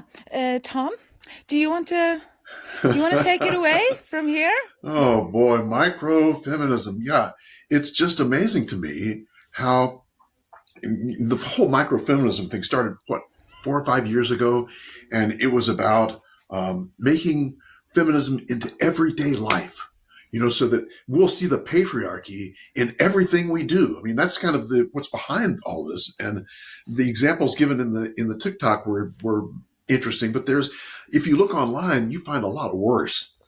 For instance, one was refuse to move out of the way. If you're on the correct side of the sidewalk and a man is barreling toward you, hold your line. Let the bump happen. It's a reminder that women don't have to shrink or make themselves smaller to keep the peace. This is called sidewalk sexism, when the pavement patriarchy exerts control over public space.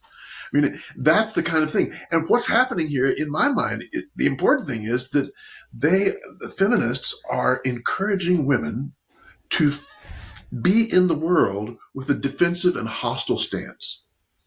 Their attitude starts with this defensiveness and this hostility. So something's wrong that I have to fix, and I'm going to make sure that happens because it's my right to do that. I mean, this is the kind of attitude that's there. My father told me when I was a little guy, and in fact, when he told me when I was an adult too, he said, there's no event that's as important as your attitude towards that event.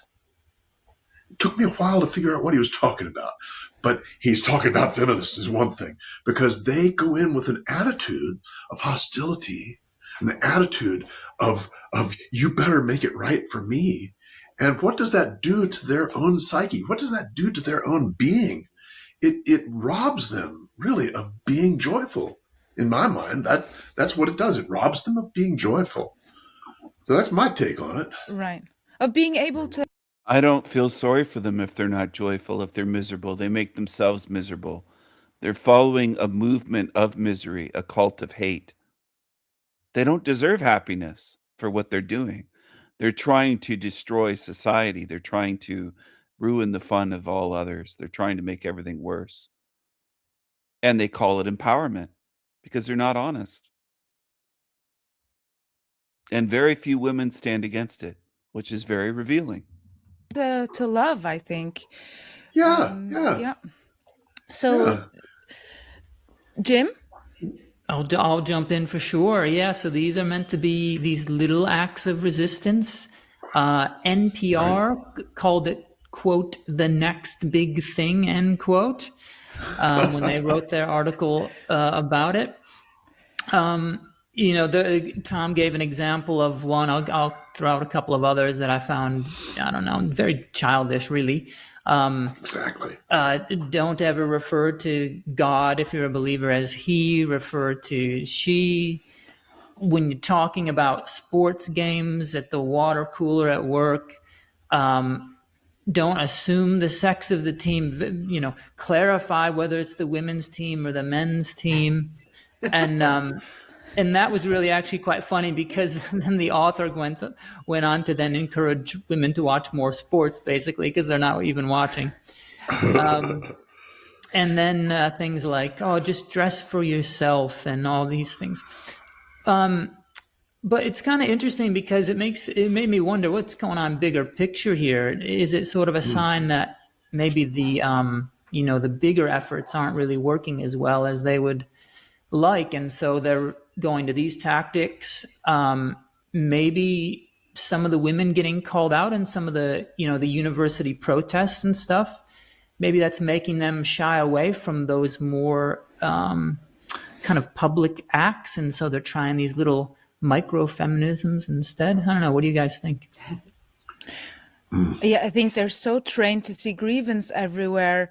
You see it. This is such a good example of how you just try to get things for free, because they only want the titles and the looks and they don't live in the real world. That really struck me when I saw these TikTok videos of microfeminism. Is if any man had behaved this way at work, they would be fired immediately. I've seen it happen in my personal life. But somehow these women get away with it, or maybe they just work in their dad's marketing firm and that's why they can do and dress this way. I just feel for all the men who have to live with it. What do you think, Janice? Yes. Well, I was thinking that about the workplace issue. I'm sure many employers are afraid to fire women for low-level bad behavior of this sort. Yes. Because they know that there's a lawsuit in the waiting. Yep. And yes, this is just simple. It would be considered a microaggression or even a major aggression if it were being done by men. It's simply disruptive, unpleasant, and quite aggressive, actually. And it has a long tradition in second wave feminism. It isn't actually very new. Gloria Steinem's, I think it's 1968 book was titled Outrageous Acts and Everyday Rebellions. So I think that idea of everyday rebellions. Interesting. So many of the rebellions are things that men wouldn't even notice or care about anyway. If a woman doesn't wear makeup when she goes out, men aren't offended by it. Many men prefer women not to wear makeup. I mean, it reveals the false ideas that so many women have about how they are oppressed and how they are constrained in an allegedly patriarchal and male-dominant society. I also wanted to mention that a 1970 Male dominated is a phrase that many women are fond of using. I've noticed, including ones that would never call themselves feminists, but they say male dominated just about every day, certain ones in this realm. I want to say a lot of this, I think, stems from envy. Women they're envious of men, trying to compete with men. They want to get back at men. They don't like their own biology. They blame men for having a menstrual cycle. They think that, well, we women have to deal with this as though it's my fault or men's fault. A lot of women are pathologically envious of men. It's pathological behavior that they exhibit when they think they're fighting men by not wearing makeup or by going out and doing this or not moving out of the way, walking down a sidewalk. These little micro feminist acts it's actually pathological behavior. It's very disturbing behavior. If men were behaving that way, they'd be viewed immediately as narcissistic and pathological beings and psychos. But women don't tend to get labeled as narcissists in society, even though I would say most Western women are. It's the majority at this point. It's so common for women to be completely narcissistic at this point and egocentric. And by the way, I don't give a rat's ass if you believe me or don't believe me. I know that most are not willing to read or do any research or look into things and study and think about it and ponder and weigh the evidence and do all the things that I've already done. I know that most in this realm are lazy and they have empty opinions that mean absolutely fucking nothing. I might as well ask somebody in a gutter that's a homeless bum that hasn't worked for 10 or 20 years at anything and is just dirty and satisfied and say, what's your opinion on this in the world? It's just meaningless. It's meaningless. They don't know anything. And why should their opinion mean anything at that point? I think that's what most opinions mean. They're unread, ignorant, and their opinions have no weight behind them. There's nothing behind it. They just pull it out of their ass and they expect people to respect it and say, well, that's my opinion. Well, how did you reach that opinion? Because with most of you, you're just following and parroting others. Like feminists, where'd they get their opinion? From their women's studies and gender studies classes. That's where they got it. So they're not thinkers. They're just repeaters. They're just parrots. Good job. 1970 book by Shulamith Firestone called The Dialectic of Sex actually has on page 81 a section about her own idea of microfeminism. She's talking about how women are allegedly forced to smile in patriarchal societies. And she says that the smile is the child woman. I don't give a damn if you smile or not. You can go out. Most women out in public are not smiling and talking to anyone. Nobody cares at this point. You don't have to smile. You don't have to be pleasant. You don't have to be polite. You don't have to be anything. You don't have to be feminine anymore. You don't even have to wash. You can go out stinking like fish. You can have hairy legs, hairy armpits. You can be filthy, disgusting. You're free to do that in the West, and you've ruined Western civilization. And you feel that that's strong and independent and powerful. Ruining. Making Hellrom worse. Look at the smile here. I think women are childlike. It's all funny to women. A lot of this stuff is just funny to them. These psychological games that they play. Equivalent of the shuffle, indicating acquiescence of the victim to her own oppression. 81, a section about her own idea of microfeminism.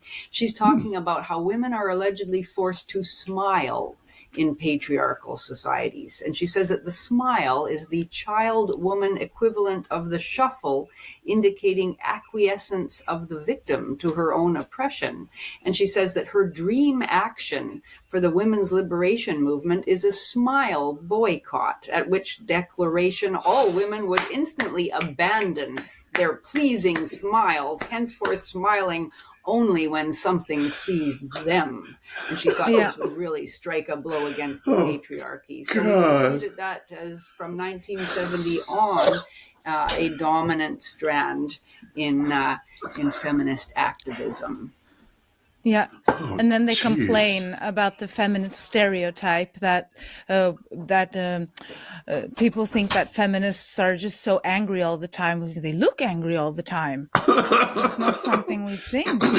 But right, so that was them convincing that every social interaction is a power struggle, and then I guess the next step was to convince them that reproducing is a patriarchal complicity, and so that's how we get to something called antenatal feminism.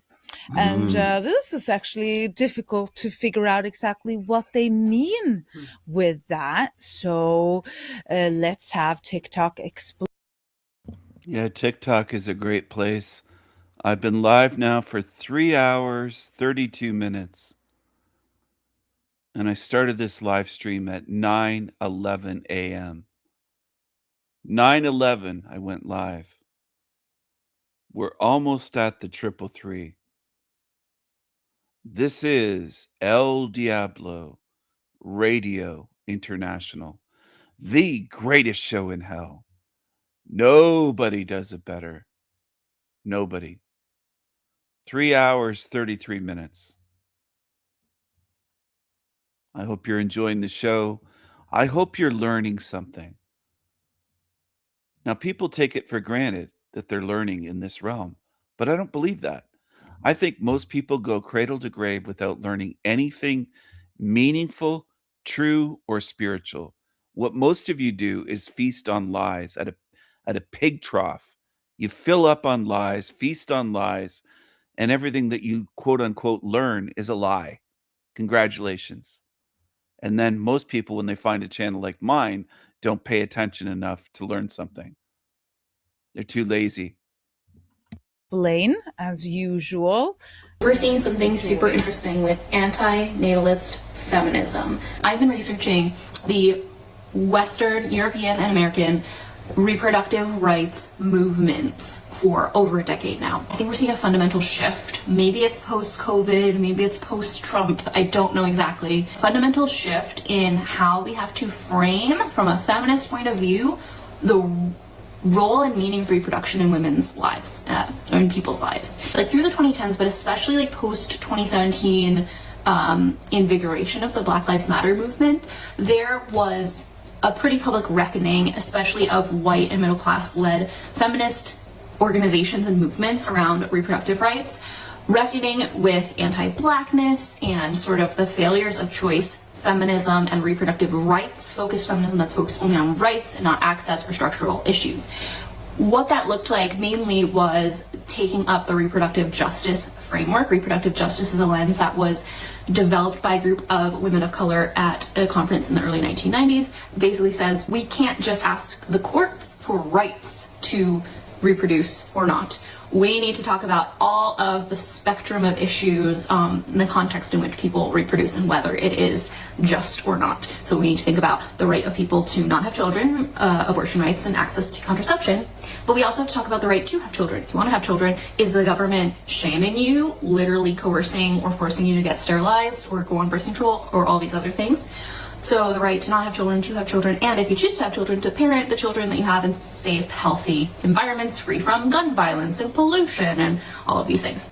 We saw those movements say, we're gonna like really take a look at this. We need to use that reproductive justice lens in everything we do. We need to make sure that we're not just doing choice feminism that's like, oh yeah, have a kid if you want, don't have a kid if you don't want, it's up to you, without having that structural analysis and looking at macro social factors, looking at how race and racism and classism and all these other things impact people's both thoughts and desires around this thing and their ability to realize their thoughts and desires around these things. So there was this big reckoning, and it was messy. I believe what we're going to see is another reckoning where we realize that the way that we have taken up the reproductive justice.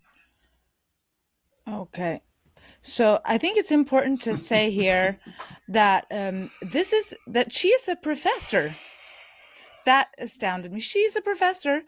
And I chose this video because you can really tell how afraid she is of using the wrong words, and in the end it's so convoluted. It's very difficult to understand what she means, what she wants to say. I don't know if you felt the same way.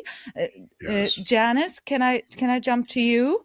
What do you have to say about this? Yeah, I couldn't really figure out what antinatalism was exactly. I mean, except that it's against babies, really, and it just seemed to me typical of feminism in that over the years, feminists have criticized many wonderful things, whether it's Western culture, marriage, male chivalry, which they called benevolent sexism, the nuclear family, men's desire to protect women and provide for them, sexual intimacy, you name it, any good in society. Feminists have criticized it as somehow a burden for women. And I don't think they ever really focused on babies themselves, but now they're even going to focus on babies and how having babies and caring for babies is itself a kind of work that women have to bear unequally, and all of that sort of thing, and so it's typical of feminism in the sense that it took this Marxist framework from the very beginning, and that's why it always talks about work, it always talks about labor, it always talks about exploitation, so that everything in life, intimacy, love, caring, all the things that make us human, self-sacrifice, self-giving, being in relationship, all those wonderful things turn into reasons that women feel exploited, angry, aggrieved. And the feminist is trained to look at everything in terms of, how is this taking away my power? How is this taking away my autonomy? So that even having children and raising them and loving them becomes a burden. And so I think that's what this essentially is. So well said. I would add that, to me, the theme that you hear with the antinatalist thing is the same theme you hear with a lot of feminist ideas. And that is, don't tell me what to do. That's kind of the overriding thing. Don't tell me what to do. The world and the culture should not tell me I need to have babies. It should not tell me that I don't need to have babies. It's like no matter what it is, don't tell me what to do. But I think, the antinatalist thing is kind of saying that we have the right to do whatever we want, and no one should tell us what to do. And I think a part of this also is the lesbian thing. I think that by saying you don't really have to have babies, it's kind of also pushing the idea that it's okay for women to be non-sexual and not heterosexual. That it's preferable, even. Yes. That way no one tells you what to do. Not even the father. Right. And there's also this idea coupled with that it's such a burden to be born.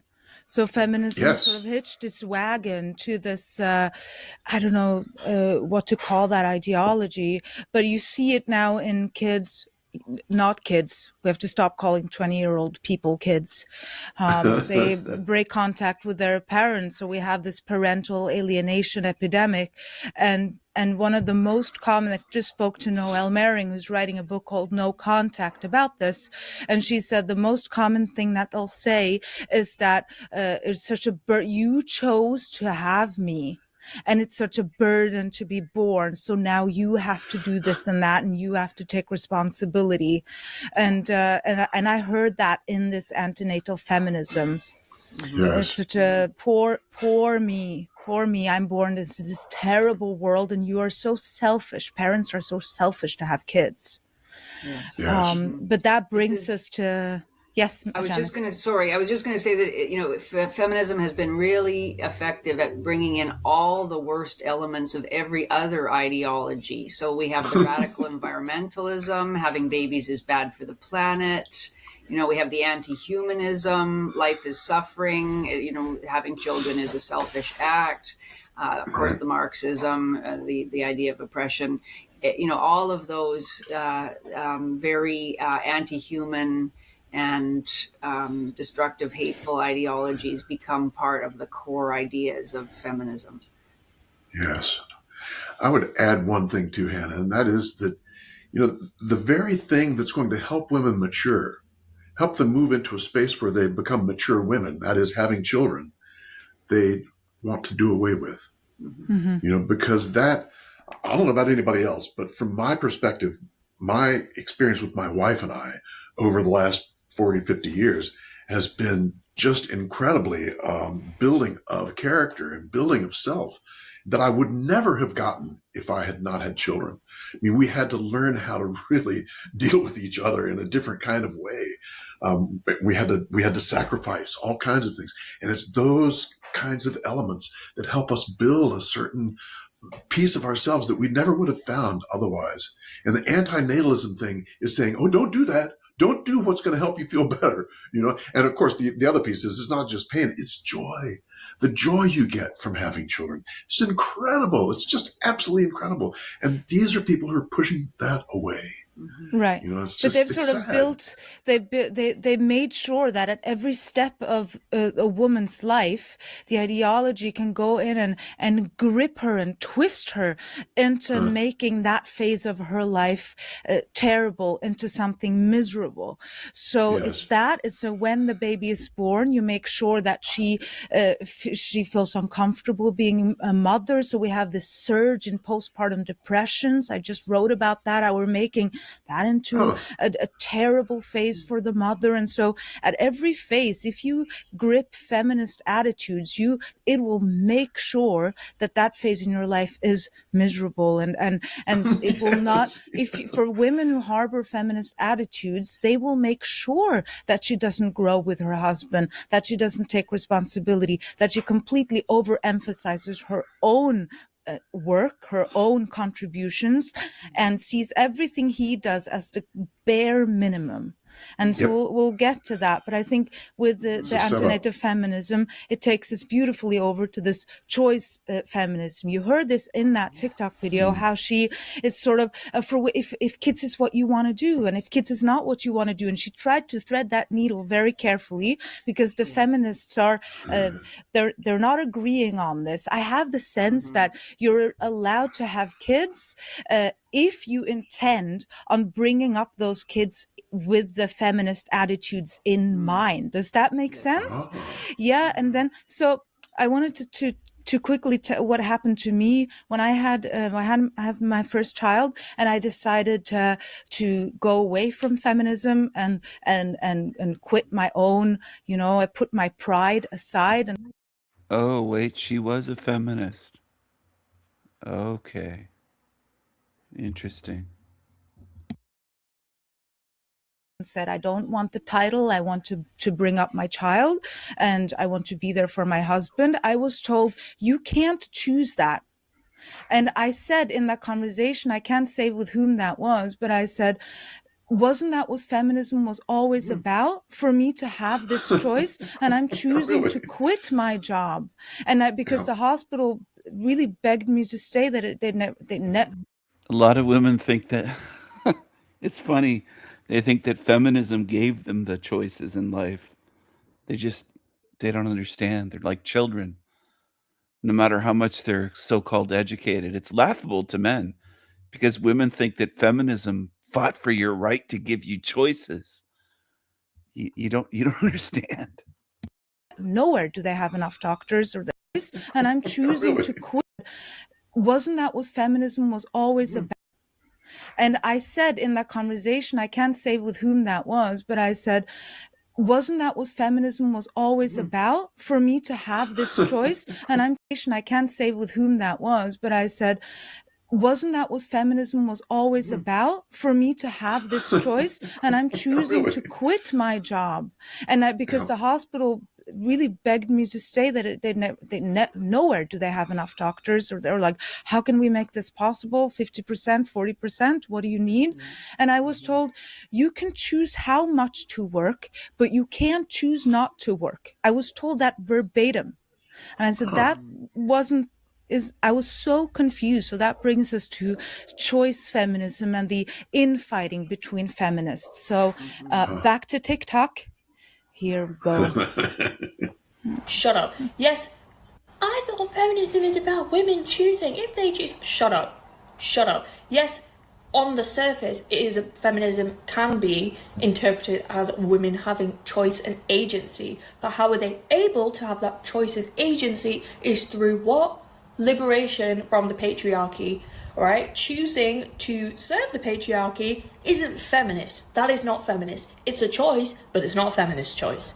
I feel like a lot of people want to be justified in their decisions by saying it's a feminist choice. Feminism is about choice, to justify behaviors that aren't particularly feminist, but they want to do it anyways. Don't think for yourself. Just join feminism. Don't listen to men warning you about these cults. Just follow. It's easier for you. It's easier for most. Just follow along. That's all you have to do. You don't have to think. You can just follow. It's easy. Just follow. Just follow. That's all you have to do.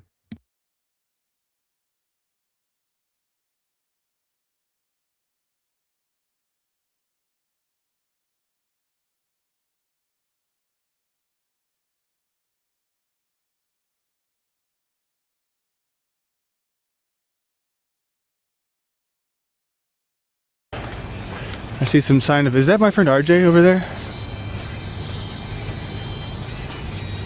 It's RJ over there. I just can't escape RJ. RJ's working for the government for sure.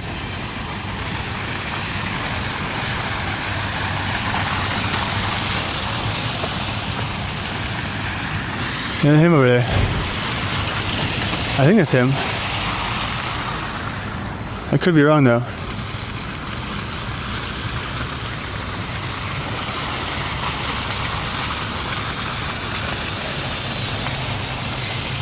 And now we rock and roll. That's the window, they say, so they claim. And this is my friend RJ, who I'm literally not even trying to meet up with. I just can't escape the damn guy. How come I can't get rid of you? Why can't I escape you? Oh, I should get a Wi-Fi soon. I wonder if he responded. You're following me. That's fucking crazy. What do we, dude? Okay, we have to work something out, right? Crazy. We have some karmic destiny that we have to live out, because this is just, again, what is it? The third time on accident that I've ran into you. It's just, maybe it's because there's no people here besides us. And we both had the same instinct to come here now. Yeah, I was like, literally, because I got out of the car maybe 10 minutes ago, less than 10 minutes ago. How long ago was that? 6 minutes ago. And I got out of the car, start walking around, start talking about Daily Plaza, blah, blah, blah, blah, just sort of trying to find some people to ask, same way. Right now. And I'm like, oh, hey, there's our first person. Again, it's the same first person from the first time I did this. You just can't make this shit up. I don't know what to do. By running into me, you know you're in the center of the universe, being where you should be. Do you know what this is, or was, or will be? What, Elm? I mean, all this is historic with regards to JFK's story. Yeah, the story. Yep. What do you think they think about JFK right there? Huh? They got some crazy ideas. No, do you think they're normies? Well, the sad thing I've learned about coming to Dealey is that your average individual who's here doesn't even know that everything that happened in 1963 on 11/22 that was declassified, they don't even know that it was declassified. Recently, right? It was declassified March 18th of 2025. You're good with numbers. You're good with dates. How's your day been? Really fun, clearly. I'm out videotaping and getting fruit bowls and getting my son. That was really good Indian food last night, man. I mean, yeah, good. I'm glad. It was expensive as hell. I don't know if I'd ever pay for it, but it was worth the yeah. You the get free 2 meals out of it. Not me, man. I ate it all on the way home. I drank it all the way home. I poured it into the rice, or I poured the rice into the thing and I drank it the whole way home. That's really cool. All right. So, what are you thinking? Well, now that we're here, so clearly I was meant to run into you today. Ooh, look at the moon. It's to the left of the center of the BOA. Wow. That's not a surprise that this happens to be there, right there like that. It's not a surprise at all. The moon. Ready? Here's the moon.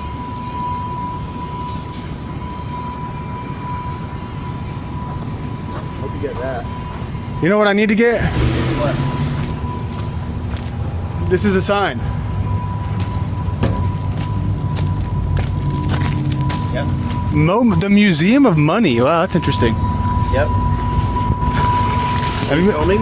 I am filming. Yeah, the whole time I've been filming. All right. Well, there's logic to that. You want to hear the logic? Yes. Tell me. Okay.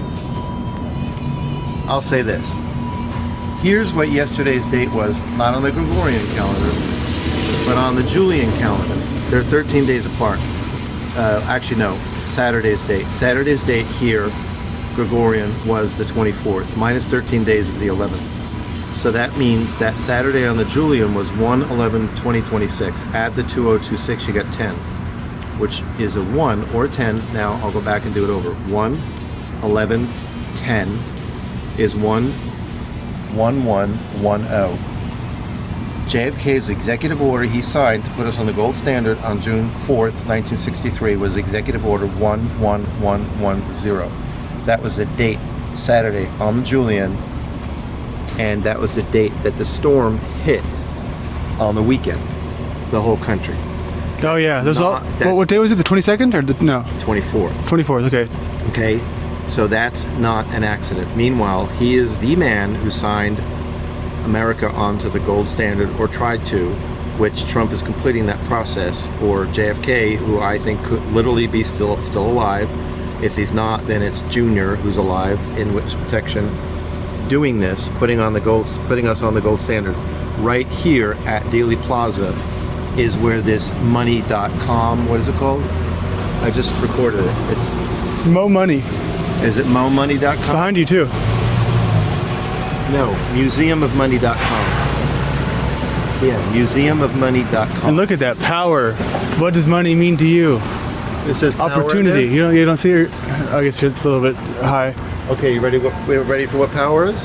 Yes. When Trump gave his inauguration speech, when he was not actually getting inaugurated, when he was showing us that the military was in control, if you look at the inauguration from 2017, Military surround him and then they turn their back on him. If you're military, you can't turn your back on the commander-in-chief or the president, because he wasn't becoming the president. He was literally showing you with the visuals, if you know what's going on here, the military can't turn their back on the president, which means I'm not telling you from a presidential point of view what's going on. I'm telling you as a part of the military what's going on.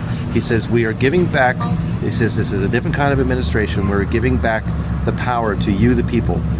Now, gematria, power is 77 and Christ is 77. Now, the thing about Christ, people say, you know, it's Jesus Christ, it's a man. Christ is... Jesus Christos. Yes, Christos refers to the crystalline crown that we have inside our brains, the pineal gland covered in crystals. We are literally telepathic and interconnected in a way through the crystalline grid. And the Illuminati poisoned us and fucked up our minds so that we didn't have that ability to be our highest self. When you're operating from your crown chakra, your astral chakra, that is so much police activity. That is the highest minded we can be. And that's the whole thing about the figure of the Jesus and the Buddha, is that they were very high-minded. When you have very high-minded, empathetic, sentient humans, you have Christed, crowned, wonderful beings. The empathetic, sentient humans, you have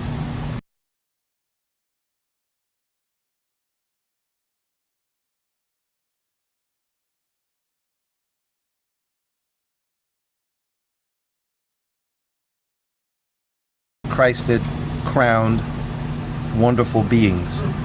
This society has fallen, meaning operating from the lower chakras, being people who are selfish and mindless, and we know that that's true. See, I hear the cops talking in the truck. Oh, no comment on that. Hey, buddy. You mean the driver talking to the driver? Yeah, well, vehicles don't talk. So that's why it has power in there, because power is 77. Yep. Well, this is good, man. All right. You know what? This is perfect 10 minutes.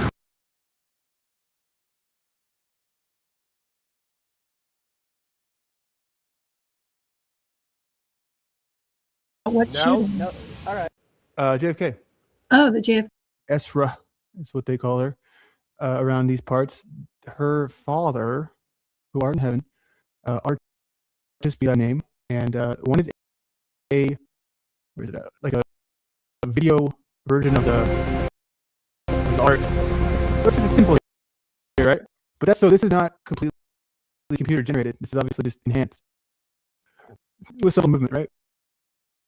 And this is the one I believe. Yeah. So there was the main focus point was to have the same starting frame and ending frame, so that it wouldn't change it too much. Because on a different version, we didn't do that, and then it just like made the guy walk into the waterfall and made up a bunch of other animations. So, well, not that that wasn't cool, but you know what I mean.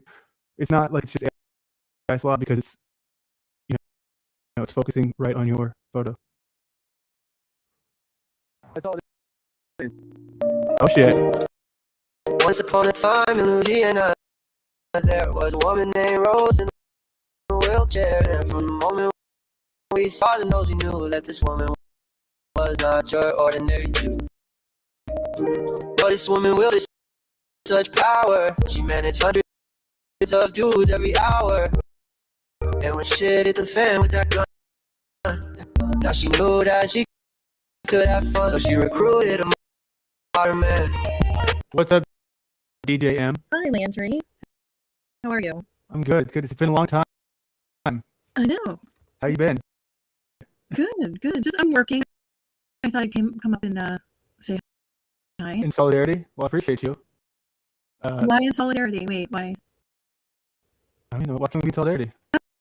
Oh, okay. I didn't know we were out of solidarity. No, I think there's very few people who I would be in solidarity with, right? I think most people I'd be kind of, I don't know. I mean, because right, I'm gonna get. No, the funniest thing is yesterday when you said the Lady's getting assassinated. I know. I meant assaulted. I know, but I still imagine what it's like hearing that. Like, it's like, all right. I know. I felt so bad when I hopefully, I was hoping nobody caught it, but apparently people did. I did, but it's good. I got to make a clip out of that, or a new song. The Very Good Assassination. But yeah, so this is good stuff, dude. I mean, this is like fan art. Yeah, One who truly couldn't stand. So Gabe made this. Gabe made this. Okay. Yeah, this Yeah. is really good, Gabe.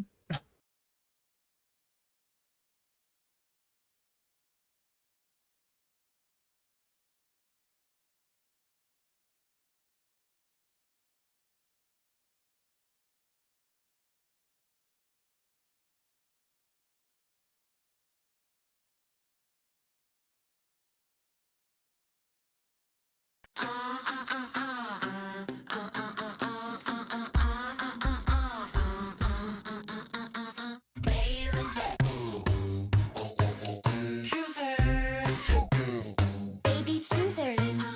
Baby, we little truthers. Baby truthers. Baby truthers. Little demons cry. Baby demons. Man children, squeaky cat toy. Voices, munchkins on helium. Little demons, weak as demons. Man children, cry. Baby truthers.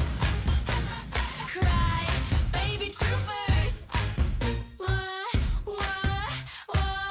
Why? Go to your safe spaces. Get to your safe spaces. Get your Kool-Aid, go and play. Get your crayons and coloring books. Get your cookies, bitch and wine, blame and cry.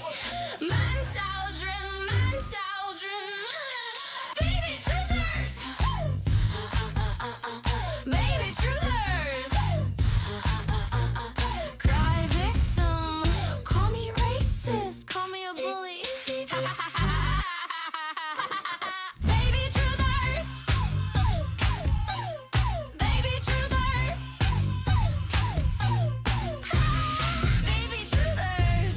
Baby truthers. Baby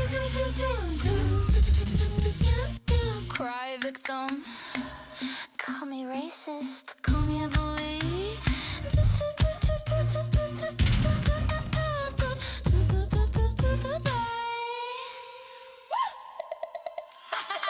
Baby truthers. Baby truthers.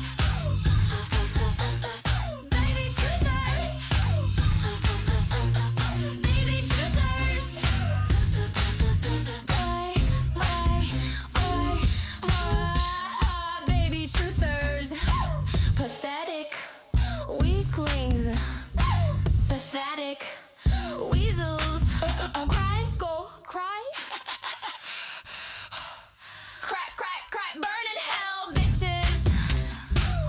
Baby truther, man children, bitches.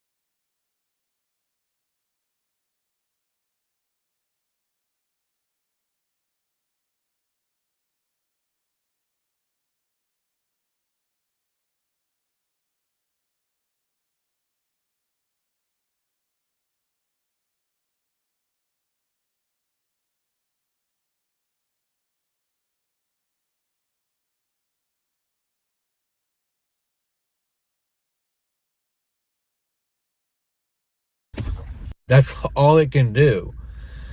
This is the deep truth, people. Isn't it interesting? And so, this is the deep truth, people. That's all it can do. This is the deep truth, people. Isn't it interesting? And so, this is the deep truth, people. That's all it can do. This is the deep truth, people. Isn't it interesting? And so, this is the deep truth, people. That's all it can do. This is the deep truth, people. Isn't it interesting?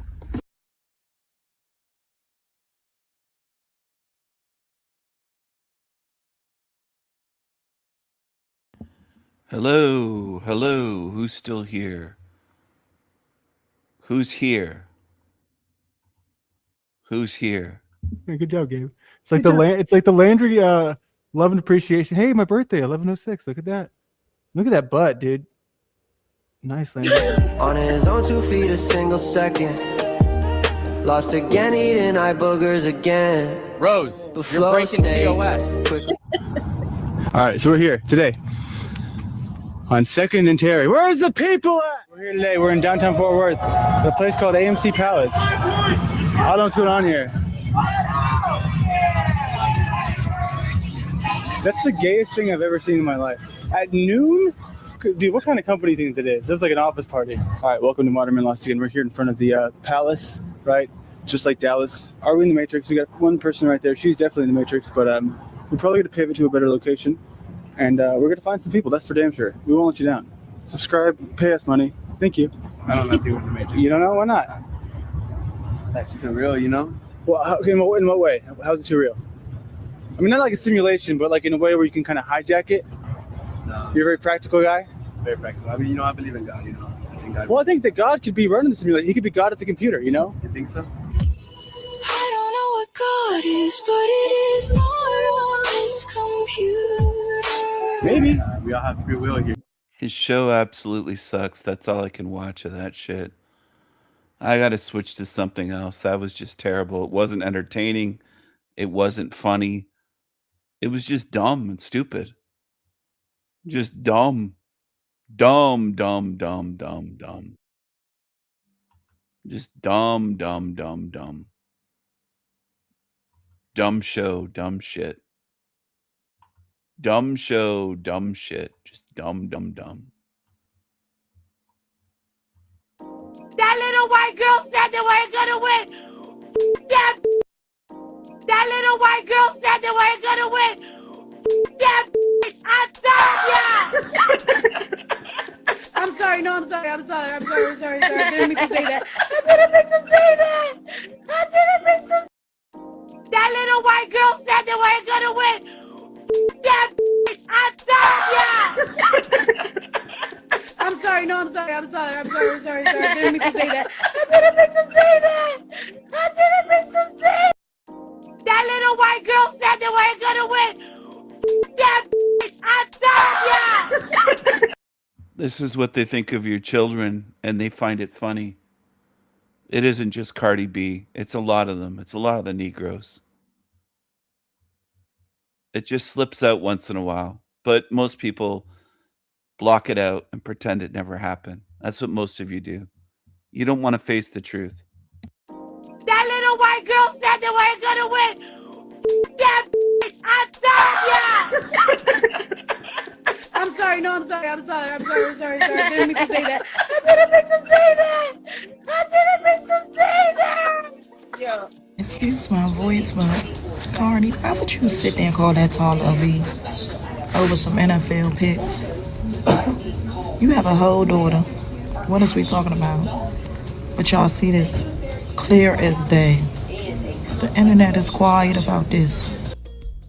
Now, if this New York City gutter rat Cardi B, BKA the Bodega Thigh Bucket, couldn't get any lower, she recently called a 4-year-old girl a B because the toddler picked another football team over her baby daddy's team, the New England Patriots. We're talking about a married woman that just had her 4th baby by a man that's not her husband. One she's sharing with multiple women because he had 4 babies in just 1 year, and Cardi was the 4th within that year's time frame, making her baby mama number 6 for Stefon Diggs. She thought she was special because she's a celebrity and gave the impression that she was having his first son. But another sister wife beat her to the punch. That sister wife had the boy before Cardi's boy, which side note is a very stupid game to play. But I told y'all already, these narc sister wives love competing with children because they're pathetic and have nothing better else to offer. Anyway, Cardi B, she lost the baby race against the other sister wives, So she's just falling back on being the most famous baby mama of the Stefan Diggs sister wife circle. Barney B, though, she's so crazy over this man that couldn't even spend the holidays with her because he had to be with all his other baby mamas and their children. While Cardi spent it alone with her children without Stefan.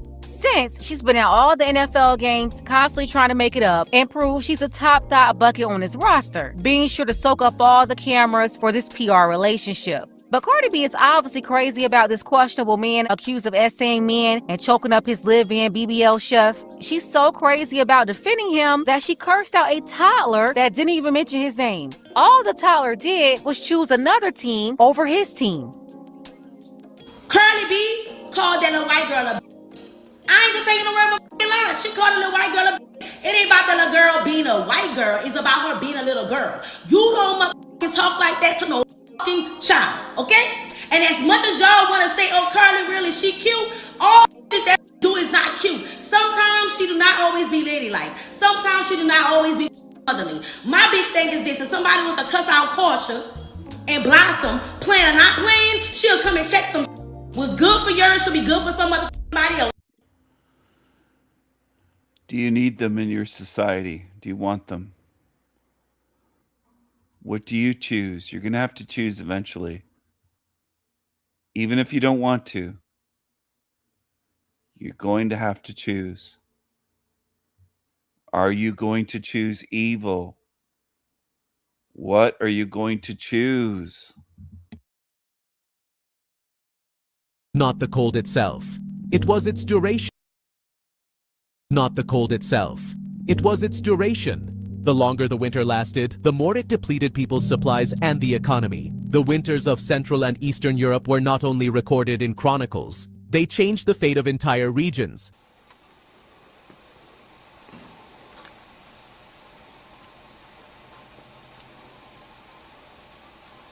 Hey guys, it's Matt. As many of you know, I'm outside Philadelphia in Pennsylvania. It's too darn cold to do anything, to go anywhere. Typically on days when I don't make videos, I'll go to Target or pick up some food or run a few errands or process some firewood. I'm not doing none of it today. I figured I might as well make a video. I have no idea where this is going to go. This got my attention. I wanted to start here. This video got my attention about some historical period where Europe was put into ice and snow for 5 months straight. And of course, Not Milk, you should be ashamed of yourself, and I want to speak to you directly right now, Not Milk, through your AI chatbots. Stop putting these damn banner ads. I call them banner ads. I don't know what they're technically or officially called. Stop putting these things below the video. I can't even say it, or I'll get one of these. Primate change, United Nations, a little blue box taking us to the real truth. Not Milk, if you're listening, make it stop. It's insulting our intelligence. It's ridiculous. It's actually starting to literally piss me off. Primate change, United Nations. Primate change refers to long-term shifts in temperature and weather patterns, human activities. Oh, shut up. Shut up. Let's click. You ever click through on these stupid banner ads and let's see where it takes us. Let's see how the fire is doing. Oh, somebody got up. I was going to take a picture of you sleeping. Oh, here's the test grounds for making stoves. Not doing too well. Okay, let's go back here and see where the little blue box of truth takes us. Oh, is there anybody that ever clicked on this thinking the real truth is being presented? Like somebody's watching a video and saw the little blue box and went, oh, look, it's taking me to the real truth. Oh, I can't wait to click this. You bastard. Let's see where it takes us. To the United Nations primate action. Give me a break. What is primate change? Matt, you just gave away the hobo code to the bot. It knew. It knew. Primate change referred to long term. Oh, stop it. United Nations. What have you ever accomplished? Just what they're doing right now. Let's see what the time is. It's just before lunchtime on the East Coast. Right now, they're deciding where to go to have their $5,000 to $7,000 lunch on your taxpayer dollar. What a bunch of low-life degenerates. It just relaxes them. Here, see, well, she's going to get a little... It's okay, Goo. Good girl. Recording again. Guys, I was about to leave this page when I looked down and then I scrolled down. What is this demented satanic AI image that they've created for their main page on the United Nations website for primate change. This is the image of all the images in all the world that they could come up with. This one-armed, don't even look directly in its eyes. This is directly from hell or something. What is this? And what happens when you click on the, let's go to the home page. If you click on this, it takes you to the home page. What's most pressing today at the United Nations before they plan their $10,000 lunch? United Nations, peace, dignity, and equality on a healthy planet. Now, you've got to be kidding me. They stand, it's the rule of opposites. Of course, they stand for the opposite of these things. If you look at their actual deeds, act now to eliminate neglected tropical diseases. What the hell is this? This is the homepage. Act now to eliminate neglected tropical diseases. Why are they neglected? Neglected tropical diseases are NTDs, or a diverse group of conditions that still affect 1 billion people worldwide, primarily in vulnerable and underserved communities. And we're going to get right to those communities and pay close attention to them. When? After our $10,000 lunch. Now get lost. Can we see the wine list, please? Neglected tropical diseases, NTDs. Sounds like an STD. And so I have to say that now when I go to the bar. I have to say, well, wait a second. Before we go home, you got any STDs? Well, no, it's a fact. Do you have any NTDs? What the fuck's that? Do you have any neglected tropical diseases? I need to know that now, too.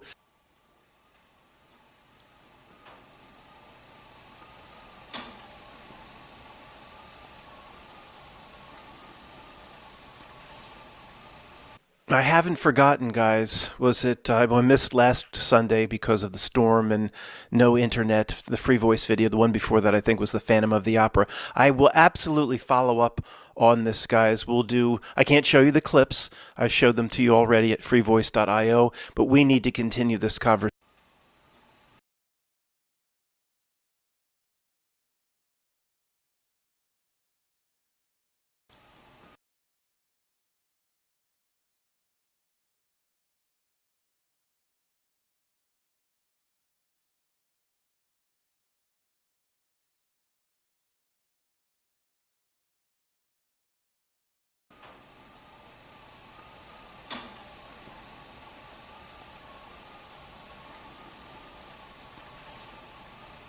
I haven't forgotten, guys. I missed last Sunday because of the storm and no internet, the Free Voice video. The one before that, I think, was the Phantom of the Opera. I will absolutely follow up on this, guys. I can't show you the clips. I showed them to you already at freevoice.io, but we need to continue this conversation. For years, I've been listening to the music of the night presentation and song, as well as other songs. Is the Phantom representative of the not milk?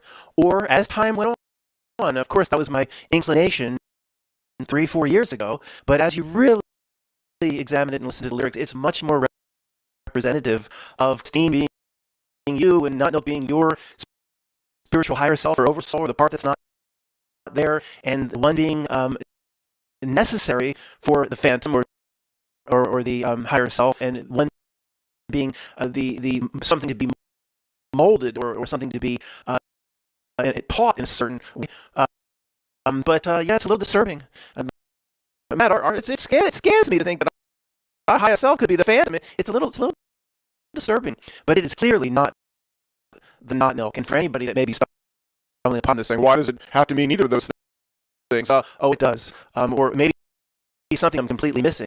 But the layered meaning in Phantom of the Opera is off the charts. The popcorn punchers just sit down and they get the Phantom of the Opera, and it's just a ghost city, and it's just a song. It's just a pretty song and pretty pictures. And no, it is layered with occult and esoteric truth, big time.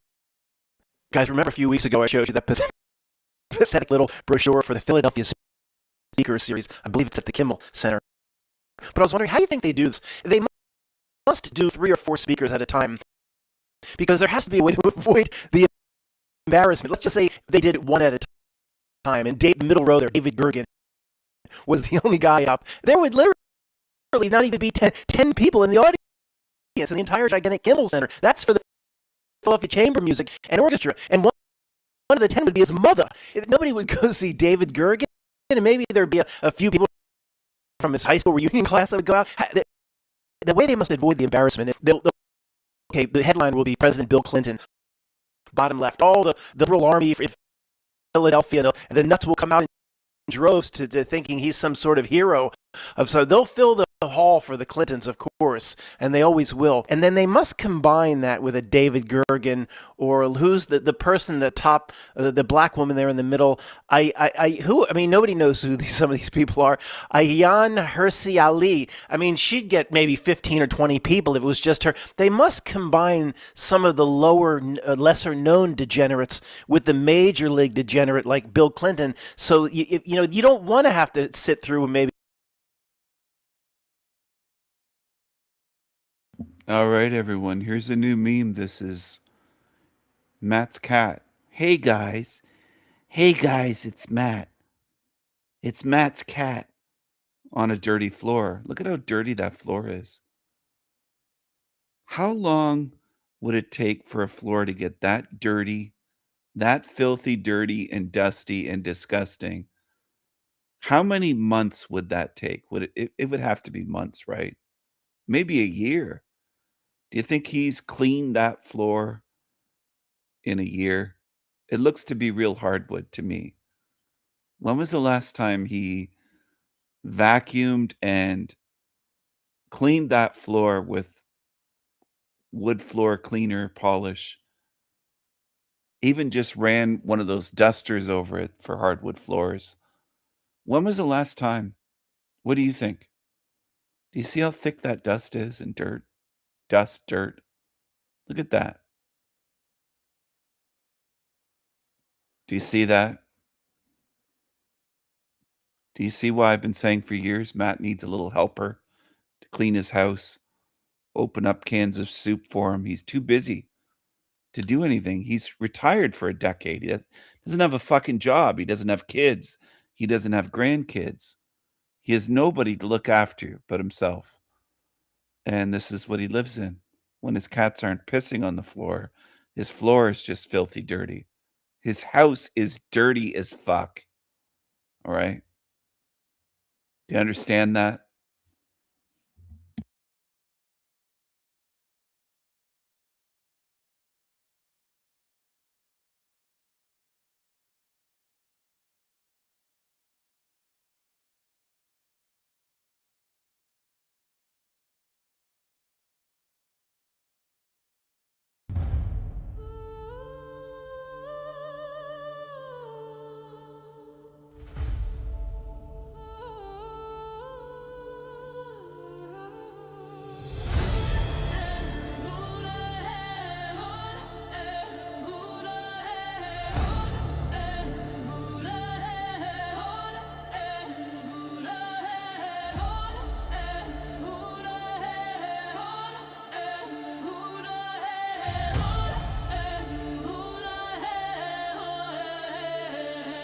Roasting cockroaches on an open fire.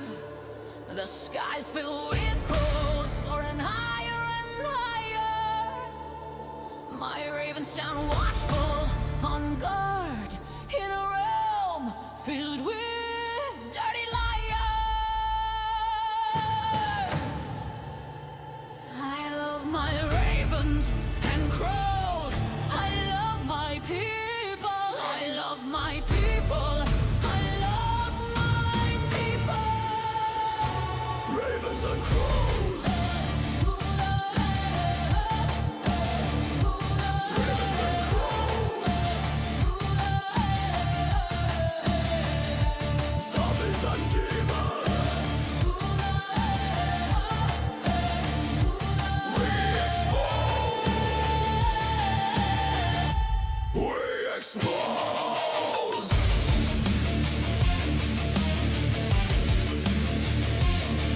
Expose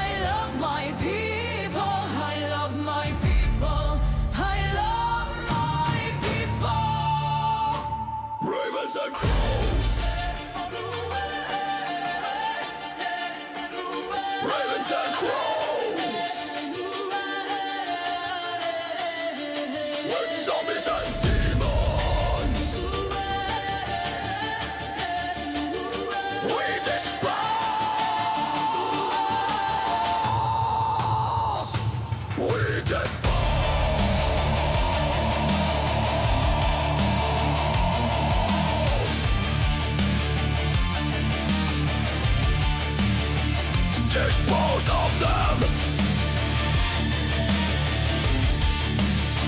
Dispose of them. Roast them. Burn in hell.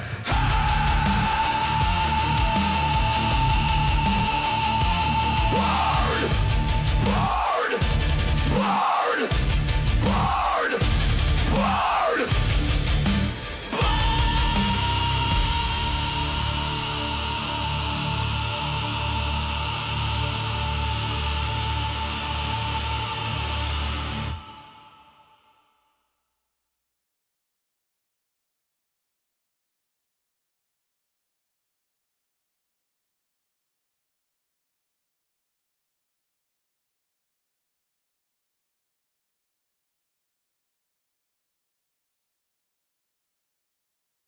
Than ever before.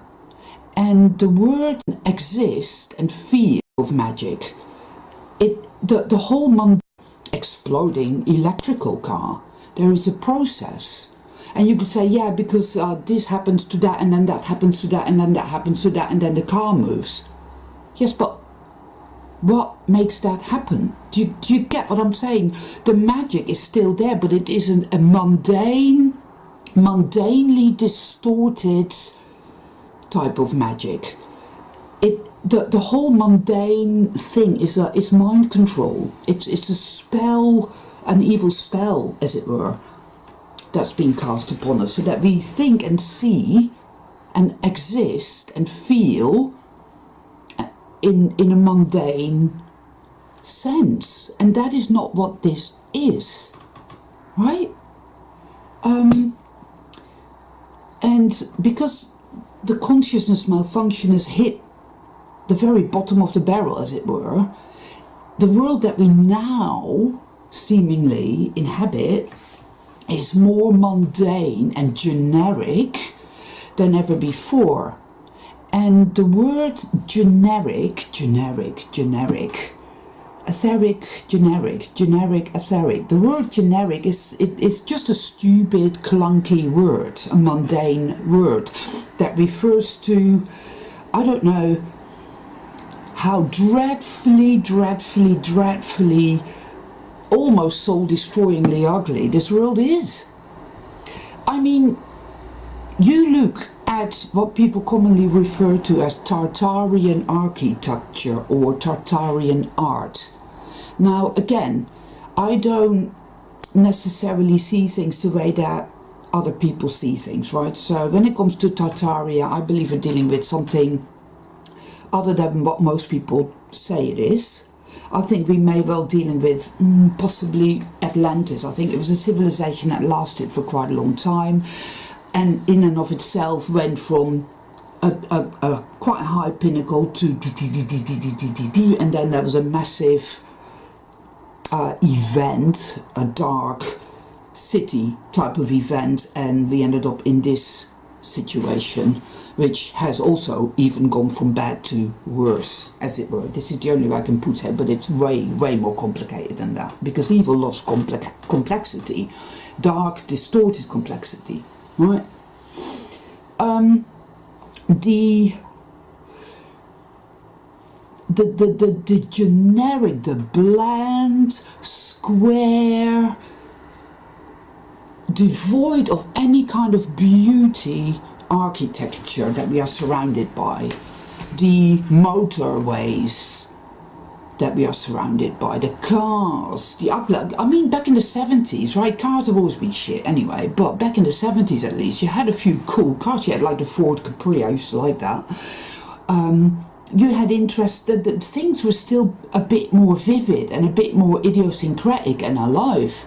But you look at everything now and everything looks exactly the same. The cars are exactly the same. Whether you buy a cheap ass Ford Fiesta or a fucking Aston Martin, they look exactly the same, right?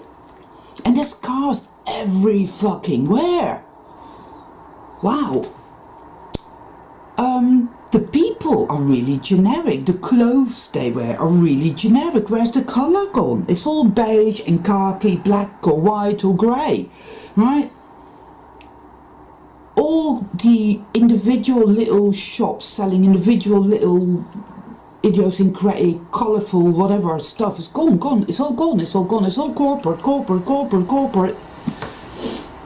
And the lampposts, man. Back in the day, lampposts, there were some incredible works of art that also surfaced as lampposts. There are statues that are the most beautiful, like of women wearing lace veils and work. This is from white marble, which they tell us has been done with a hammer and chisel. It was a complete lie, we know that. So basically, generic, etheric world is what we live in currently, is what we exist in currently. And it's a way of thinking, these thoughts are not our own, a way of feeling, these thoughts and feelings, resulting feelings are not our own either. There is a miasmatic, evil spell type of energy, which is like a substance, which is why they keep bringing this up. They bring it up in X-Files a hell of a lot, the black oil, Stargate, various other, whatever, it's here, it's there. There used to be another series by the guy who did X-Files, Chris Carter. It's called Millennium. It shows up in that as well. And it's always connected to the nervous system. So to me, the black oil, the black ink is synonymous with the evil spell that's been called the mundane. This is all there is. This is physicality and it's real, right? Get back to the etheric business in a minute. It's all bullshit. It's a lie. It's not true. This is not... The physicality is sludgy because consciousness is sludgy. It's miasmatic.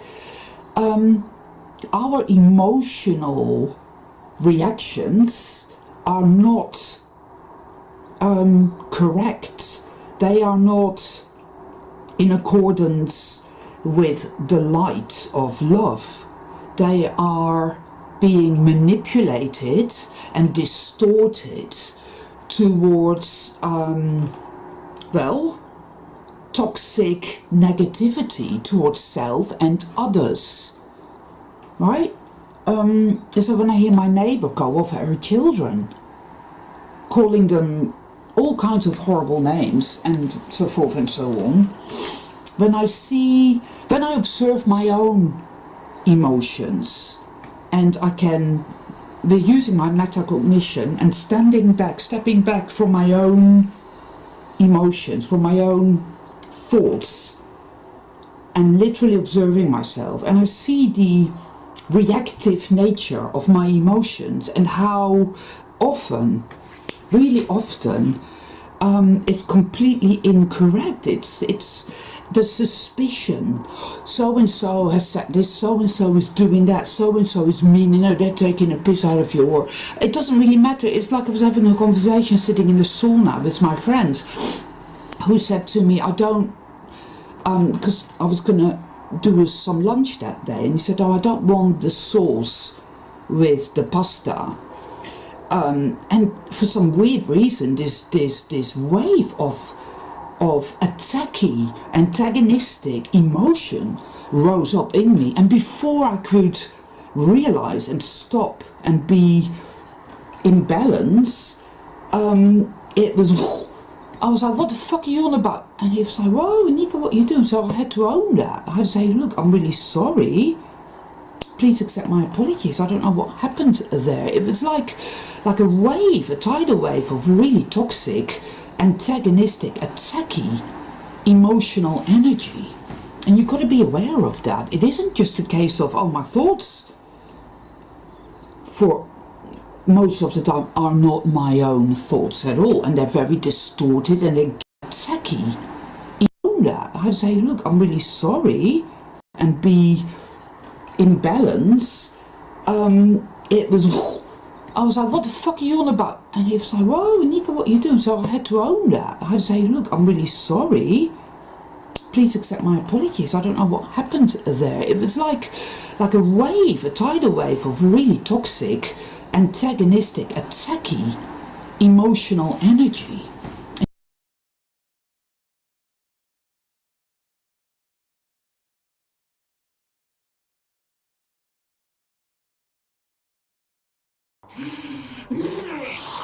The guy next to me, oh, a Series MP3, fuck me. Oh, freedom day, oh, freedom day, freedom day, freedom day.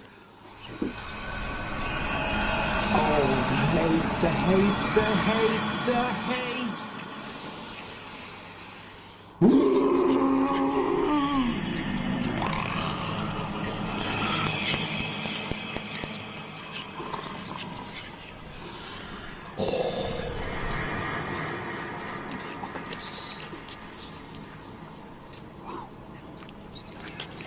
I pray every day that the Punjab. She's a demon, mate. She's a demon. But it's supposed to be on the day of.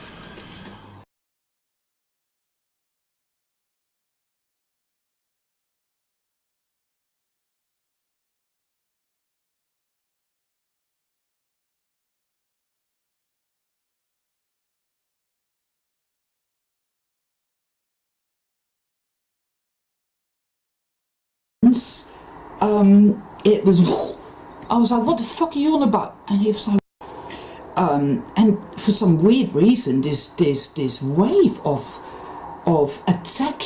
antagonistic emotion rose up in me, and before I could realize and stop and be in balance, it was. I was like, what the fuck are you on about? And he was like, whoa, Nico, what are you doing? So I had to own that. I had to say, look, I'm really sorry. Please accept my apologies. I don't know what happened there. It was like a wave, a tidal wave of really toxic, antagonistic, attacky, emotional energy. And you've got to be aware of that. It isn't just a case of, oh, my thoughts for most of the time are not my own thoughts at all, and they're very distorted, and they're geared towards negativity, they're geared towards causing harm, disruption, distortion.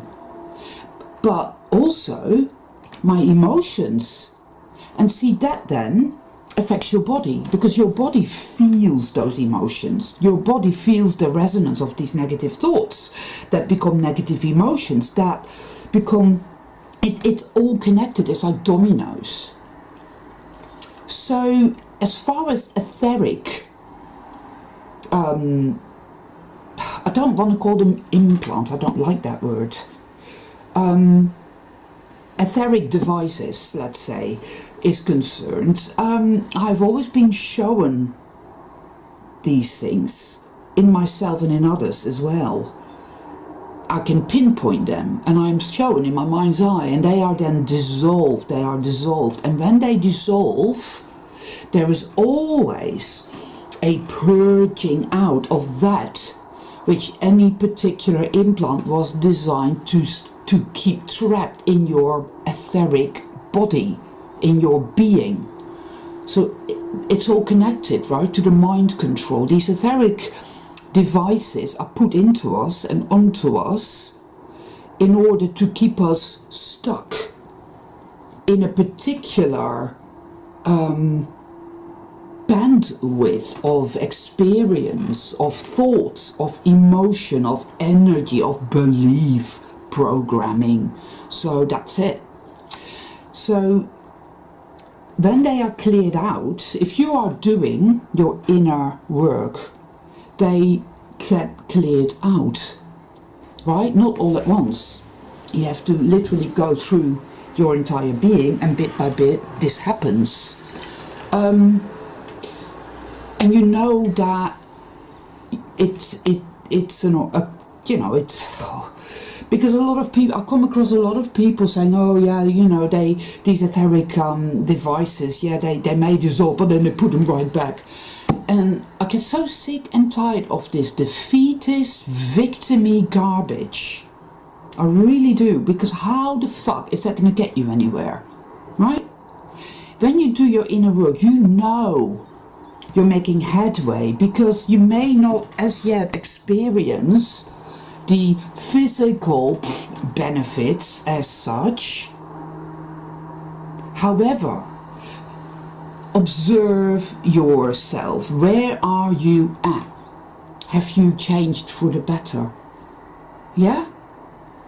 That's how you know you're getting somewhere. You are recognizing that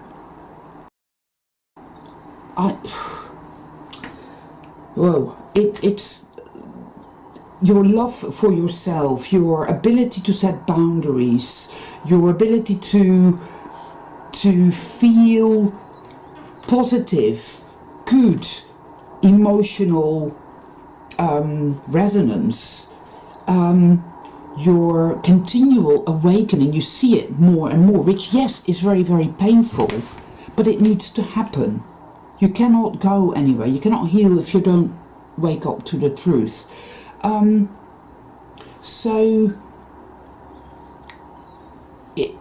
part of this journey then is to cleanse out all these implements, etheric implements that keep you trapped. And this is a natural, organic process guided by the divine. You see, because one major issue, I believe, linchpin in many ways to it all, is that before you become aware of the Great Mother, the Creator, the Divine, the Gnostics often refer to it as Sophia, whatever, this light of love, infinite unconditional love, it feels very warm. It's a golden light of love, of goodness, of life-giving, creativity, and complete acceptance, where there is no need for you to feel any shame, any guilt, any fear, because you are completely accepted just as you are. All of you, every aspect, every part of you, and everything you've been through, everything you've ever thought or felt or did or done, doesn't matter whether it was good, whether it was bad, or everything in between. It doesn't matter. You are loved and accepted completely. That. Yes? You've not known that. You've lived for most of your life in the miasmatic mind control, the generic etheric world, believing yourself to be disconnected, alone, having to survive, do what you have to do to survive, keep your head above water. Remember, I talk about we're all paddling in the sea, paddling, trying to survive, trying to keep your head above water, and every now and then you see somebody, oh, there's another one who's drowned, there's another one who's drowned. When am I going to drown? When am I going to drown? All the other people around you are waiting for the shoe to drop. Everybody's bracing for impact perpetually, right? Because there is no sense of the divine guidance, the life force, the power of infinite unconditional love, your creator. You're surrounded by secularism. There's no such thing as a creator. There's no divine design. Everything is random. There was a big bang, and then there were all these spinning balls floating about, and well, it just all sort of happened, and it's all meaningless, and when you die, you're gone, and that's it. You're just nothing. That's a great big lie. That's even worse than religion, in my opinion, right? It's a lie. It's not true. Evil does not want you to remember your innate and complete connection, communion, and belonging to and within the divine that is within you and all around you.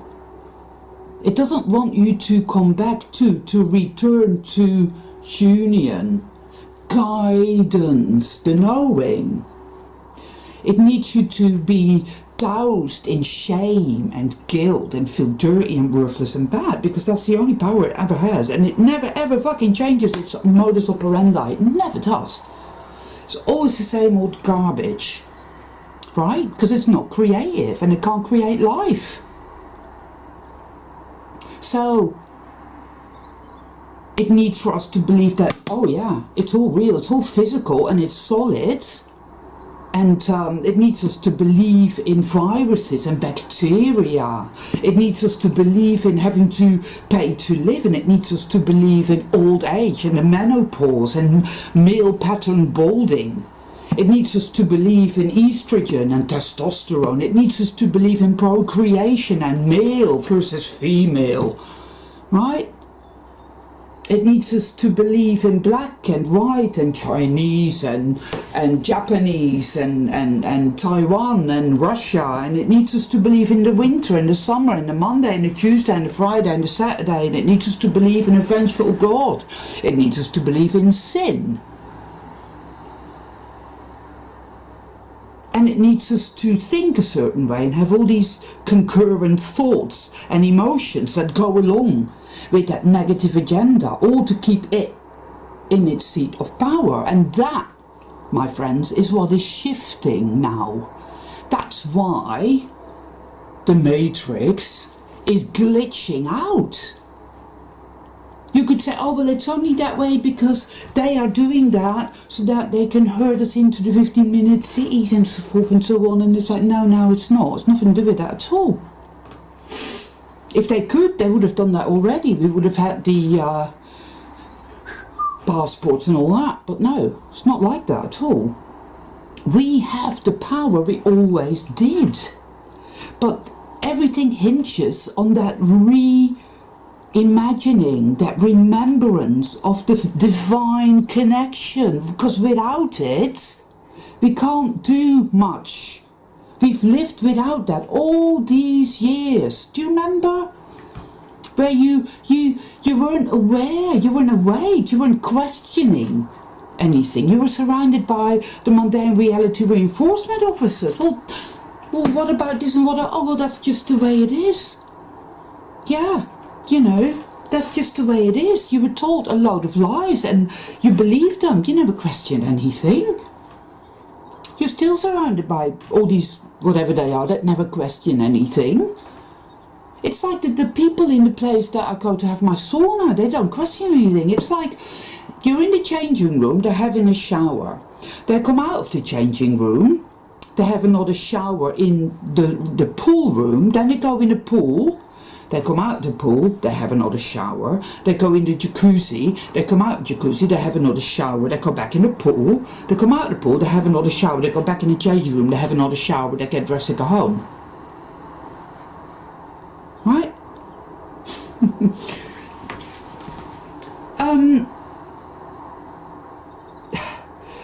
Then you wake up and it just occurs to you. Well, it did to me, and it was in one fell swoop. Like, whoa, what the fuck? This, whatever this is, it's fucked up and it's insane and it doesn't make any sense. And I'm going to start really scrutinizing every little tiny bit of it. And I'm going to ask all those questions. I'm going to observe my thoughts and my emotions. I'm going to start looking at my behavior and question that. Why do I behave like this? Why do I feel like this? Why do I react like this to this or to that or to this person or that person or myself? What's that inner critic business all about? What's that about? What's that about? Is that really me? Is it really the inner critic or is it the outer critic or is it both? Right? And then you will find that the divine will start to show itself to you, reveal itself. She will reveal herself to you. She will show you that you always were beautiful, that you always were powerful, that the magical, miraculous flow never really went away. It cannot be killed. It could never ever be killed. It could only be masked, covered over, right?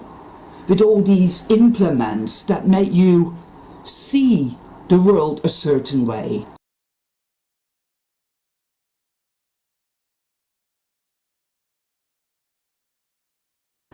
I know, for example, that evil ultimately has feet of clay. I know that evil needs... I know, for example, that evil ultimately has feet of clay. I know that evil needs our consent. It cannot do a fucking thing. I know that evil needs our consent. It cannot do a fucking thing without our acquiescence, and that is a fact. Oh wow, is that a fact? Evil needs our consent, she claims. However, it obtains this consent, this acquiescence, this entanglement It's not the same thing as consent. by nefarious means. Obviously, he's not going to come out and say, well, by the I think she's the type that would call mind control is consent. way, I would like you to really kick the shit out of yourself on a daily basis so that I can use your consciousness to create hell. I'm sure you won't mind doing that. Thank you.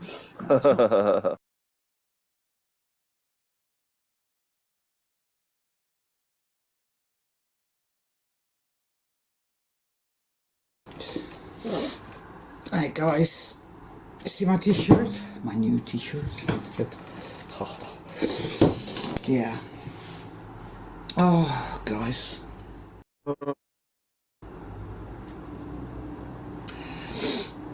In this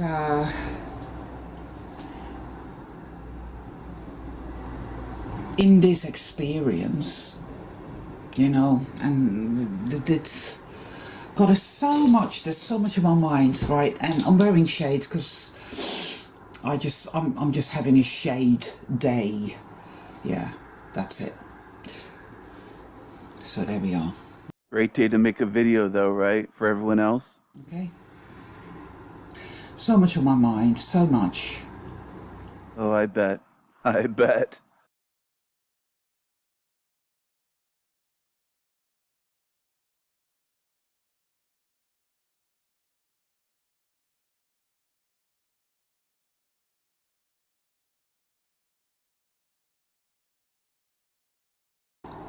Experience magic, the magical, miraculous flow never really went away. It cannot be killed.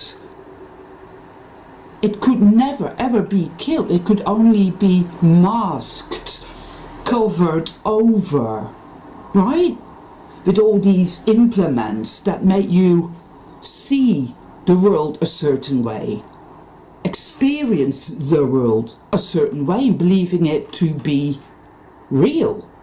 With these NPCs saying, oh, but that's just the way it is, and that's just the way it is, and yeah, but what about old age, what's that? Well, that's just the way it is, and have you had your pension sorted out by now? Because that's just the way it is, and have you paid your mortgage? Because that's the way it is, and do you pay your bills, and food, and cost of living, because that's just the way it is. And all the ads, all the constant ads. Everything is ads now. YouTube ads. Netflix wants to put ads on, ads, and it's not about selling you stuff, you know, it's all about the subliminals. Personally, I'm getting away from all the screens more and more, and I'm reading books. I'm reading. And even there you're dealing with duality, man. Even there you're dealing with mundane reality reinforcement in so many ways, right? Quite like books by Ted Williams. And I like a lot, what's his name? Hold on a minute, guys, I'm just gonna, there's a book, Murakami, Japanese writer, Kafka on the Shore. If you can get that book and read it, for those of you who like high strangeness, that's a great book. That guy, Japanese guy, I think is Haruki Murakami, Kafka on the Shore. He's written quite a lot of books. IQ 84 is another really good one, they're brilliant. There's a lot of sort of overt sexual content, which I tend to skip because I'm not into that at all. But apart from that, it's brilliant. And Ted Williams I like as well. So I'm going to start reading Otherworld. The world is full. Isabel Allende is another great writer, right? Chilean lady. I mean, the world is full of great, fantastic books. We don't need to spend time being manipulated and tweaked by the dark side whilst watching stuff on the screen. We don't need to. We can read. We can listen to good, clean music. There's a lot of good classical music out there. There's a lot of really good channels that do really good solfeggio music, which is very healing. You'll know because you can feel it. You can listen to that and you can read books. Because the subliminal targeting is at an all-time high, because evil's losing control. That is what we are experiencing here, people, right? That. It's entirely up to you. If you want to stay with the belief that, oh, it's all going down and evil's won and we're all fucked, and then dissociate and just carry on and blah, that's entirely up to you. You know, and for some people, that's how it's going to be for the time being. And that's okay. I used to be there too. Once upon a time I was there too, you know, and then it changes, it shifts. As long as you do some inner work and keep doing some inner work, just do the best that you can. That's all, right? Because believe me, the divine will reach for you. The divine is within you and all around you. The kingdom of God is within you and all around you. Reach for you. The divine is within you and all around you. The kingdom of God is within you. Reach for you. The divine is within you and all around you. The kingdom of God is within you and all around you. Always. It's all an illusion. It's a dark, miasmatic, etheric, generic illusion. Solidity, physicality is an illusion. It's not the truth at all. And the magic, how do you explain you put a seed in the soil and from it a tree grows or a plant grows? What is that? What do you think that is, right? Animals. But just even the most stupid, like whatever, like the magic never went away. It just got hijacked. It just got distorted, made to look mundane. And then our consciousness was hacked into, no, it's mundane, this is how it is and this is how it has to be. And this is all there is and there is nothing else, ad nauseam. And it's not true. But if you want to experience the magic, you need to take a leap of faith and you need to re-establish your remembrance and your connection, your remembrance. I say connection, and I've got that wrong, because of course the connection never went away. But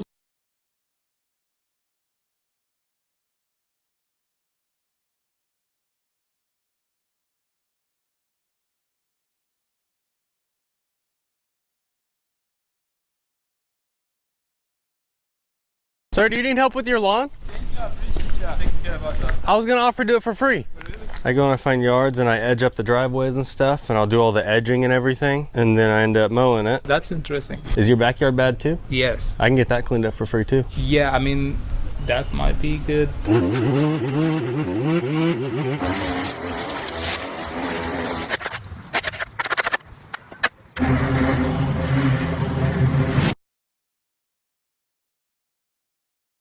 Hey everyone, Spencer here with SB Mowing, and right when I got finished with a job just down the street, I saw this guy unloading groceries and his lawn looked super overgrown. So I hopped out of my truck to catch him and I told him I'd love to clean it up for free, and I showed him my channel and explained everything to him, and he was pretty skeptical. Unfortunately, I didn't have time to do it right then, but I told him I could come back the next morning to get it done. But he told me he planned to cut it that evening, but if he ended up not, he would send me a text and have me do it the next morning. And actually about 30 minutes later, I got the text, so I came back the next morning and got started. This one had a front sidewalk, a front curb, and a huge driveway to edge up. And then the tall grass was covering some things in the backyard like a fire pit and a bunch of chairs around it that you literally couldn't even see. The before and after pictures are awesome on this one, and he was really excited with how it turned out, so be sure to stay until the very end of this video to see those. And if you haven't done so yet, go down below and click that subscribe button for me, as it's really the best way to support this work that I do. Anyways, I hope you all enjoyed this one, and I hope you have a great rest of your day, a great rest of your week. I'll see you next Friday.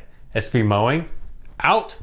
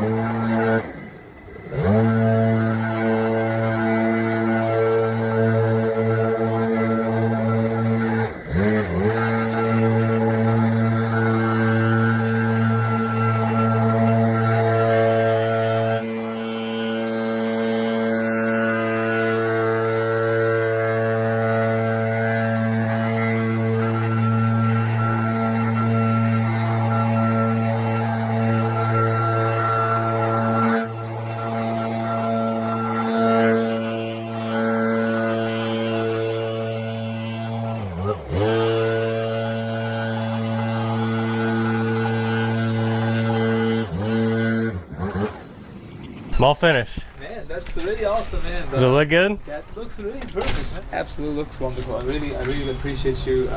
It's really a lot. So hopefully you won't have to mow this again this year. It might grow a little bit, but since it's getting so hot and it's not raining as much, hopefully you don't have to mow it. You might have to mow it one more time, but you might just leave it till it gets cold. Well, I'm gonna get out of here. Man, I really appreciate you. Yes. I don't know how to thank you, but really I will keep. Just pay it forward. Yes, absolutely. Yep, just pay it forward. Yeah. Have a good one.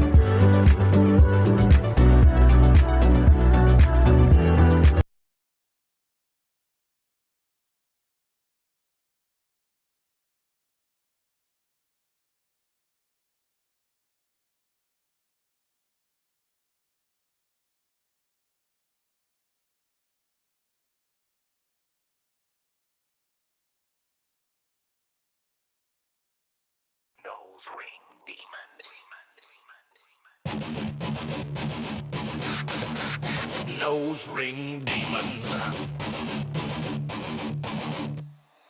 Nose ring demons. The usual weirdos. The usual weirdos. Freaky, freaky, dicky demons. Gross ass demons. Freaky demons. Freaky, freaky demons. Dicky, dicky. Freaky, dicky demons. They show you what they are, here, there, near or far. Creepy, creepy, creepy creatures. Fuck that, man. Gomorrah and Sodom. Yeah, boy. Oh, shit.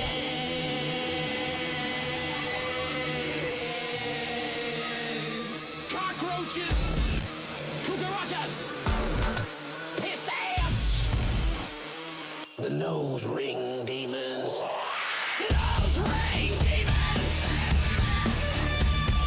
Nose ring demons. The freak kingdom. Vampires, freaks and fiends. Ghouls are dangerous. Sylvan. Sylvan. Sylvan. Sylvan. Sylvan. The demons. Sylvan the demons. Evil Cree. Sylvan. Sylvan. Evil Cree with evil gods with evil focus. Sylvan. Sylvan. Evil creepy mothers.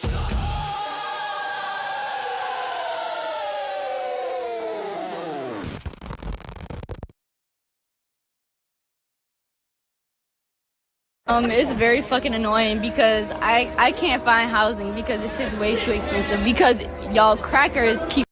It's very fucking annoying because I can't find housing because it's just way too expensive because y'all crackers keep fucking coming here for no goddamn reason. Move the fuck back. Y'all are annoying. Nobody wants you here. And the one idea is how we are going to exterminate white people, because that, in my estimation, is the only conclusion I have come to. We have to exterminate white people off of the face of the planet to solve this problem. Now, I don't care whether you clap or not, but I'm saying to you that we need to solve this problem because they are going to kill us.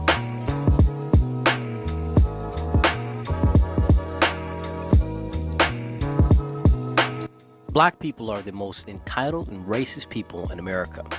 The amount of hate that we hold in our minds, in our hearts, is something that everyone sees. You can call someone a white boy, you can call them a cracker, you can call them whatever you want, and there's no consequences for that whatsoever.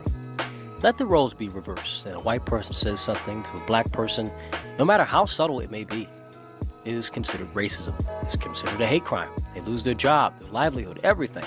They will lose everything they have for talking to black people in a way that makes them feel uncomfortable.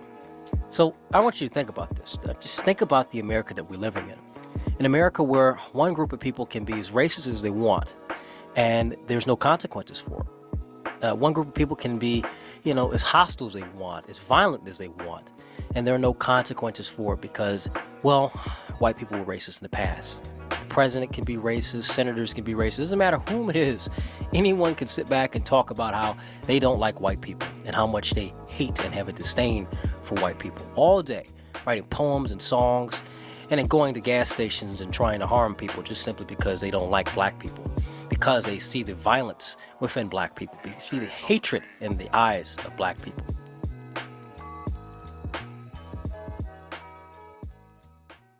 It's really upsetting me and my homegirls that y'all are acting dense as fuck. I asked for white people to stop calling black people blacks, and y'all are like, but you are black. Bitch, you know exactly what the fuck I mean, you dumbass snow possum. Bitch, I'm a black person, not a black. Like I said, a black is a fucking black and mild, bitch, not a human being. Dumb hoe. Fucking snow possum, fucking snow earthworm, fucking snow lice. Y'all just everything that's white and fucking raggedy and dirty. I really want you to sit back and imagine if the person that was saying this was white. And imagine the response, the protest, the outrage that would come from it. The amount of hatred and the amount of vitriol that would come from such a statement being made by a white person. Imagine if you heard this and, you would see the next day protests and demand for that person's job. But for a black person, you won't get that. For a black person, I'm sure in the comments, there's people, yes, clean, we tied these snow roaches too, all types of shit. Just simply because this is what we bred in the black community. A bunch of hateful, insecure people that the moment they see something that's different from them, they have to be hostile to it, extremely, and especially if it is white. This is setting up a very dangerous precedent in our country if we're allowed more and more to do this. If we're going to continue to have this be the rules that we set, I don't think things are going to be nice when they swing back around. And I'd rather not live in America when we swing back and forth to this. Black people being racist is a big problem. It's a huge problem. But the biggest problem is that we are allowed to do it. How do you feel? I am a racist. Fuck white people. Come over here.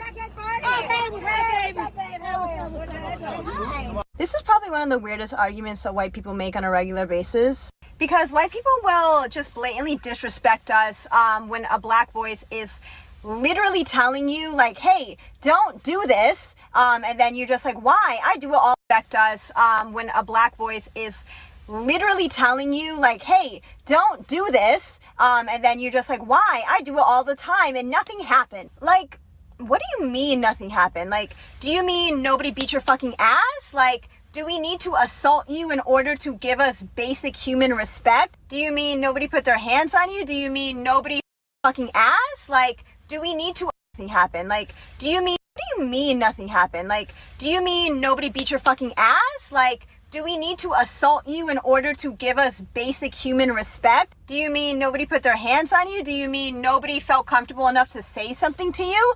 First off, what the fuck is on this bitch's head? What are you wearing? You're outside? What the is that Walmart that you're at? Where the fuck are you going that you have to dress like this? Anyway, besides the clown outfit she's got on, let's look at the clown shit she's saying. Do we have to put our hands on you? We have to do all this. We have to assault. So that means that we lack self-control, that we can't, control ourselves because now we have to put our hands on white people. Imagine if the roles were reversed. Imagine if someone white had made this video and said exactly this. Imagine the outrage from it. But black people, no, it's a clap and it's an applause and it's a, yeah, we have to. In the comment section, we feel like, yeah, we sure need to. And what does this do? This creates a very, very dangerous precedent for black people in this country. It creates a very dangerous environment for us because the pendulum will swing back. And once it does, we'll be the first ones fucking crying. And her clown ass will, I don't know, be doing a dance or some shit. I don't know what the fuck she's wearing, but someone get her medicine because apparently she's on the loose and crazy. But man, this shit's tiresome, very tiresome that we see it constantly from black people. This is always the excuse. It's okay for us to be violent and to us to be, hostile and angry towards other people because of, we don't like what white people are saying to us. It's just so fucking, this shows that we lack self-control. And here we are, white people, right? Not all white people are racist. Like, some of us have good characteristics. Like, yeah, but the majority of y'all like to vote for Trump and Republicans. So it's like, maybe we need to be a little bit hesitant about the white people that we allow into our space. You see what I'm saying? So you're right, baby girl. I don't know you. But here's what I have learned about you. You're a hit dog. And you howled. You hollered. So, I don't know. Reflect. Well, if black people should be skeptical of white people, hesitant of white people allowing them to their spaces, well, are white people justified to being hesitant of black people when they go out and they're looting fucking freights?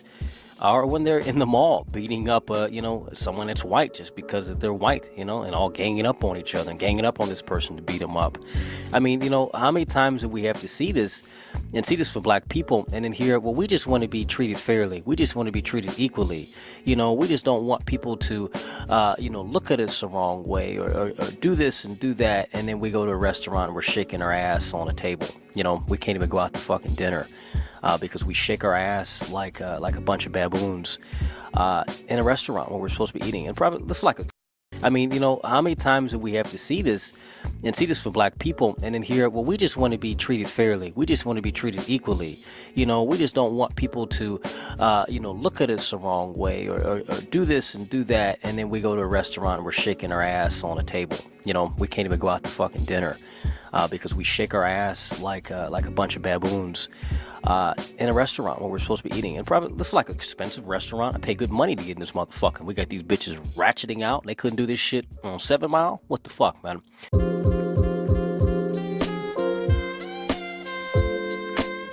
America has about 10 major exports: gold, oil, water, electricity. We get a 25% cut permanently. This is perpetual.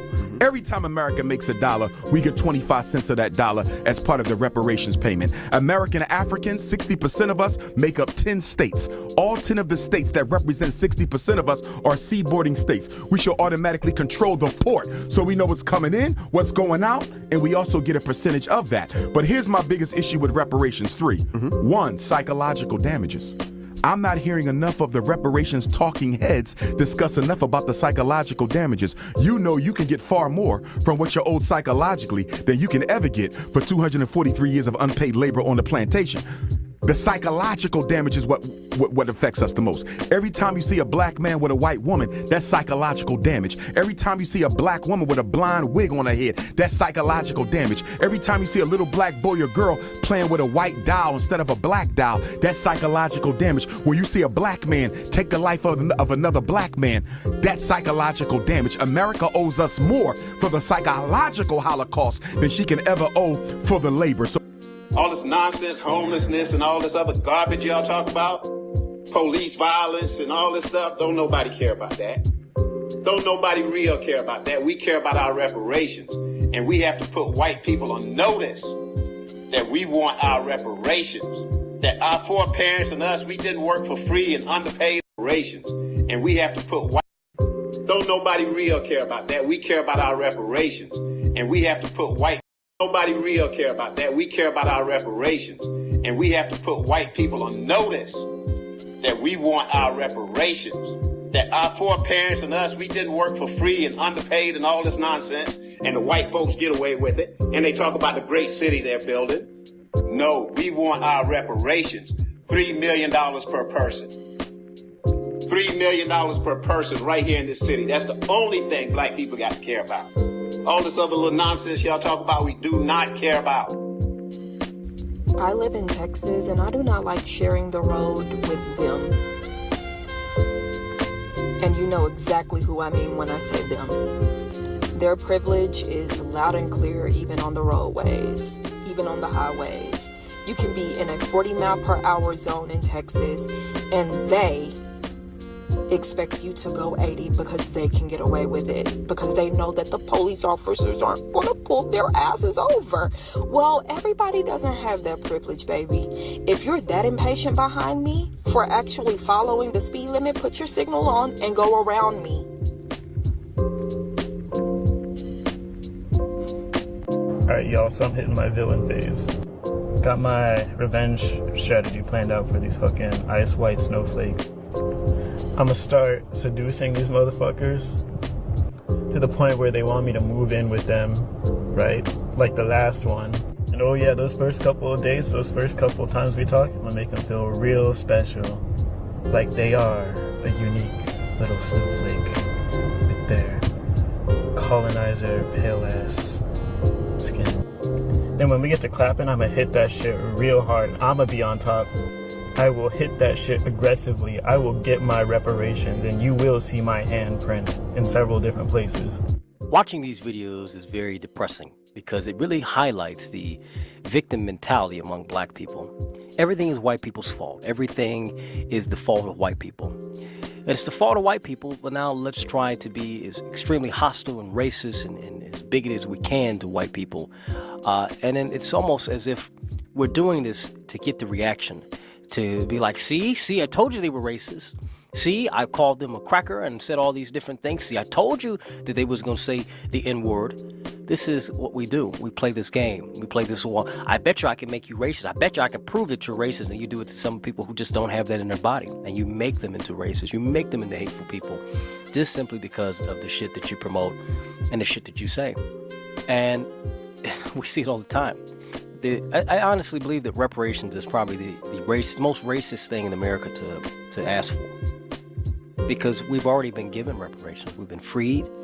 It took a long time to give us our right to vote and be on the equal playing field in terms of being able to, not being treated as second-class citizens. But we have it today. And for some reason, that's just not enough for black people. We have to really keep on pushing and pushing. And I'm tired of it. It's very tiresome. It's very frustrating, and it's embarrassing. Extremely embarrassing. And I don't give a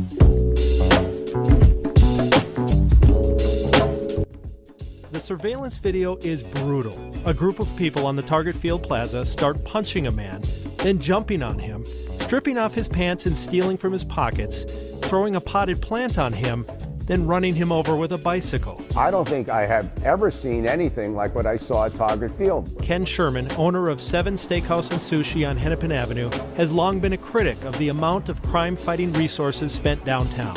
He thinks these videos, recorded in August, while shocking, are important for the public to see. Look, stealing is one thing, but the level of viciousness goes far beyond anything I think any of us who are civil people imagine. A second video given to KARE 11 this week shows a group surrounding a man at 5th and Hennepin, snatching his cell phone, then beating him senseless. And Sherman is now releasing yet another video, recorded in July, of the same thing happening to 2 men in that same area. Police recently arrested 16 people allegedly involved in these incidents. At this time last year, there'd been 156 robberies in the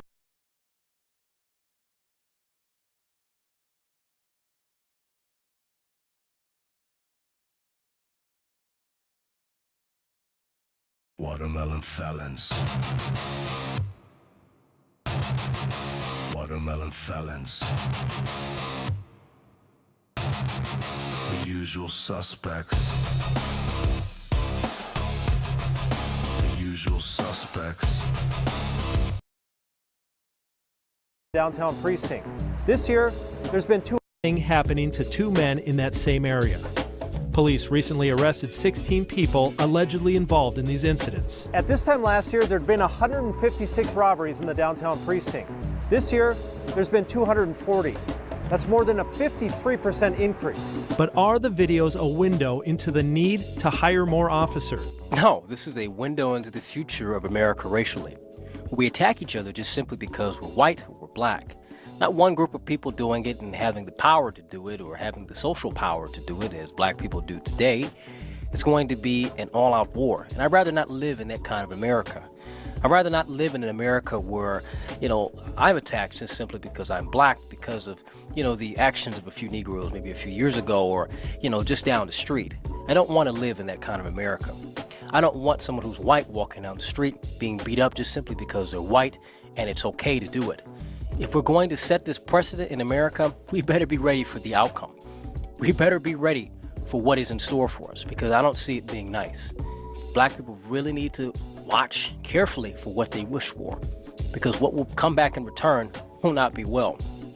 And this is kind of a message to all the white women out there that are going to clap their hands and put their hands up and sit back and say, black people aren't violent. Black people would never do this to us. It's white people who are racist. You really need to wake up and understand what's going on. I want to see things be solved. I don't want there to be conflict. But until black people change their outlook and their behavior, it's white people who are racist. They're going to clap their hands and put their come back in return will not be well. And they need to watch carefully for what they wish for, because what will come back in return will not be well. And this is kind of a message to all the white women out there that are going to clap their hands and put their hands up and sit back and say, black people aren't violent. Black people would never do this to us. It's white people who are racist. You really need to wake up and understand what's going on. I want to see things be solved. I don't want there to be conflict. But until black people change their outlook and their behavior, conflict is going to continue and get worse in this country. 3 ways for you to stop being a nigga. A very simple course that you need to listen to. If you're black and you know somebody that is a nigga, send this video to them. Learn to speak properly. Some of you niggas speak as if slavery just fucking ended. Some of you speak as if the fucking boat from Africa just landed. Stop saying things like, we finna go to the park. We finna go to the stove. Nigga, I don't know. Stop being a I don't know ass nigga. Learn things. and learn how to do things and learn how to articulate yourself based on the things that you know. Stop saying, do you feel me? You feel what I'm saying, nigga? No, nigga, I don't feel what you're saying because I'm not fucking gay. And guess what? If you're gay, I mean, that's okay in some other place, but not around me. Nobody takes black people seriously because you niggas still speak like you're in the jungle. Slow down. Learn to listen. Stop. Ask questions. Try to build upon the knowledge of others that they have. Take things from other people and work towards building it and applying it in your own way. Stop sitting here, I want to argue with everyone and debate it. Fuck that, nigga. Shut the fuck up and listen to what others have to say so that you can respond accordingly and properly. Niggas have this problem all the time. Niggas will jump to conclusions. Niggas will say things before thinking. Niggas are erratic. Stop being an erratic ass nigga because no one wants to deal with that fucking behavior anymore. People are tired of dealing with niggas because niggas don't know how to have a conversation, nor do they have basic problem solving skills. That's a big problem with black people. Learn to take responsibility, especially if you're a black man, even more importantly, if you're a black woman. Because we know that black women run the entirety of the black community already. Black women are the biggest examples of those who don't want to take responsibility and accountability. These nigga bitches will blame everything on everyone else, even black men. Majority of the problems that we have in the black community, black women will blame black men before they take any accountability for themselves on the problems that they brought into the community. That nigga ain't shit. He wasn't worth a damn no weight, but bitch, you picked him and had a child with him. These niggas don't know shit, but guess what? Look who's at the bottom asking for scraps and asking for help. You, nigga bitch. Black men have a problem with taking accountability. Black men have a problem with taking responsibility. Black men will find something to blame or someone else to blame for their problems. We don't have actual men in our community that want to solve things because we want things to go better and do better. We find a way to make excuses, to blame someone else. They just completely disregard the problem as is. And this is why we have a fucking problem. The more you take personal responsibility for your failures, for your shortcomings, for the things that you failed to do in your life, the better you will be as an individual and the less of a nigga you'll be in life. Being a nigga is a way of life, a way of thinking, of behaving. We don't want niggas in our country. We don't want people to act like niggas. We want people to be upstanding citizens who are going to contribute all that they can within, the best of their ability into our society. The more that you slow down and learn how to engage with people, how to communicate with people, the further you will go in life, the more success you'll get as a black person.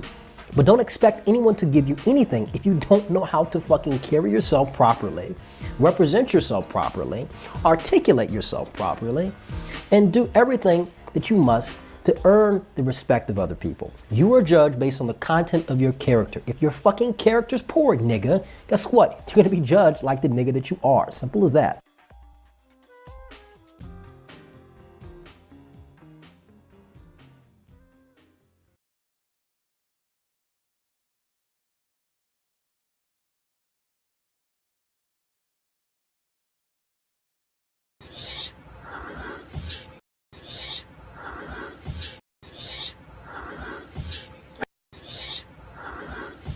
Hey everyone, it's a beautiful day outside today. It's almost This is so fucking weird. Watch this again and listen to the sound. It's very strange.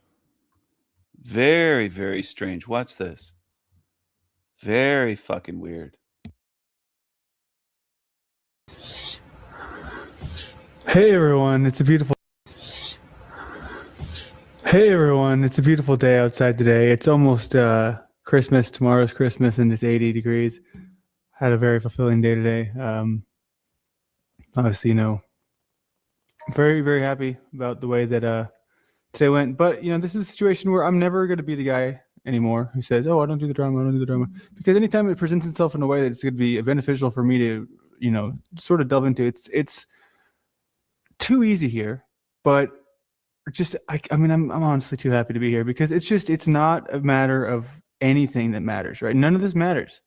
But when it presents itself in a way on a silver platter that says, hey, here you go ahead and make this, the easiest thing you've ever done in your life because, dude, you're being super duper gay. I don't know what else to say, so I'll say it in song like I always do. According to a new report, Turkey's disaster management agency, 684 sinkholes. They're not cleaning the sinkholes, but no, they just clean up the dirt on the street. They're called street sweepers. Well, because it fell in. Yeah, it fell in. It fell in. What fell in? A sinkhole? Who gives a shit? It's a sinkhole. There's some kind of a cavernous. Watch, they'll all get swallowed. Well, I'm not worried about any sinkholes, but they could happen. She's a dirty little bitch. Once, twice, I got pity for you, but not twice. That I cannot do, so stabbing with a knife in this case. Is someone talking about your real estate? If you're loyal to them all, then hey, that's great for you. But real men flip-flop till they find the ones that do not go along with the boring old group and cry a river when they get treated as I did you. Ain't nothing but respect in the beginning, but you and your friends are all feeling guilty because you got something hiding in your brain. I think your conscience is begging you to reframe. It's not a dox. Don't be a moron, but you went along with them when I first came on. When after family played. I mean, dude, at the very least, I think you enjoyed this because you seem to have provoked it and like been, oh, Ahimsa doxed you. Who the fuck else? Did a lot of y'all do this shit all the time, every day? So, I mean, and I'm not acting like he sort of came at me in a way that's very intense and just hostile. It's just constant whining, dude, whining. And this whole group thing, right, where this goal, this intention, where people, I see it over and over and over again in the panel verse. All right, who we got next to us? We got 1, 2, 3, 4, 5, 6, 7, 8, 9, 10. We got a full fucking panel. Oh my God, we're gonna give this guy the extra clout because he's, so and so, and this guy over here, he's more important because he's so and so. It's just the weirdest social dynamic, right? And we know that there's people who go around and they just have their like either 20 sock accounts or whatever. Yes, I'm the producer here. I'm gonna bring more positive shit to your show. Look how many more likes you got now. No, those are totally authentic. No, they're totally authentic. I brought 60 new real people here to your stream. I did. Swear to God, it's what I did. I'm a producer. We're working behind the scenes, and then we got all these people coming around the corner. Who are the actors? Who's acting? It's ridiculous, people. I see, the way y'all move, and I don't think it's worth really, I'm going to expose them because do whatever y'all want. But stop being so, I don't know, dude. I've had many of my moments where I'm just bitching and tripping and whining. And just the more I see the way that y'all tolerate this kind of behavior all the time, and I'm saying the behavior thing, right? I'm going into that word, Cynthia's favorite word, just because for what? To be on the loyalty side? So you're loyal to this group of like I don't even know what y'all think this is going to achieve, right? I can just see the vanity taking over, right? But nobody's doing anything. What did we do? We had the panelverse contest, right? Jeff's idea, by the way, totally Jeff's idea. Trying to make something better happen, but this is the version that y'all are used to, right? So whatever the fuck's going on with like 23 in that contest, super odd, super bizarre, but y'all do you. The way that y'all move is so fucking weird, and that's all I can really say. It's so bizarre to me. It's just unreal. So my main thing that I want to get into here is what did I do, right? What is the accusation, right? And I want to make sure that I'll drop the link for you, Orthodox guy, in your private chat, just if you want to chat, because I know you made something called Message to Landry, but I'm busy. I listened to 2 minutes of it and I had to put it into AI because I'm trying to get the real story here because I don't have the time to listen to all these damn streams anymore, which is a good thing. Okay, so 5 hours, 33 minutes, 33 seconds just went by. Goodbye for now, TG. I'm not sure how long I'm going to stay live today, but I did decide to go live. And 5.5 hours is not bad. This is El Diablo Radio International, the greatest show in hell. Nobody does it better. Nobody. Clearly, so I'll drop that for you. I've been trying to, ever since sort of we were bitching in the chat yesterday, I said, you can go ahead and do this. And it's not just me having no sympathy, right? I've had sympathy, over and over and over again. We've all been to different, real down, low points in our life. What the fuck is he talking about? What is this guy talking about? Look at his streams. Look at this. I see the way you move, right? I see the way that you, just keep talking about seeing the way people move. It's so weird. It's so fucking weird and stupid. Look at this chick again. As women, no one can say what a woman is anymore. I got tits, I got a vagina. I got tits, I got a vagina. I have ovaries. I got tits, I got a vagina. I got tits, I got a vagina. I got tits, I got a vagina. So that voice, isn't this remarkable? She doesn't really have hips. She has wide shoulders, very strange. This is modern women. She represents modern women. This is the way they behave. I got tits. Watch this. So classy. Wow. Classy and feminine. Thank you, modern women. You're everything that Western men want. Jesus Christ. I got tits, I got a vagina. I have ovaries. I got tits, I got a vagina. I have ovaries. I'm a woman. And me and you deserve protection. So that is me trying. She deserves protection. Only women do, not children, not men, just women. We have to spend billions more. Let's protect women. I thought women didn't want protection. I thought they were strong and independent and don't need a man. They're sending us so many mixed messages. Do women need protection or do they need feminism? What do you need? What are you asking us for? What do you need from men? Look at this guy here. My goodness. Ian, what are you doing? What's Ian doing here? I didn't want to crop it that far away. Just a second. How about like that? What's Ian doing? What are you doing, Ian? Things I saw that I didn't have control over. It wasn't my fault.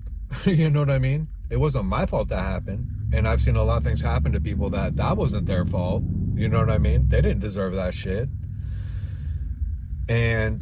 But for me now, for me personally, like I can't just go off of everyone's situation and come up with a conclusion. I'm just saying for me, it's like, yeah, okay, I'm not responsible. It's not my fault this happened. But I'm responsible now in this now moment to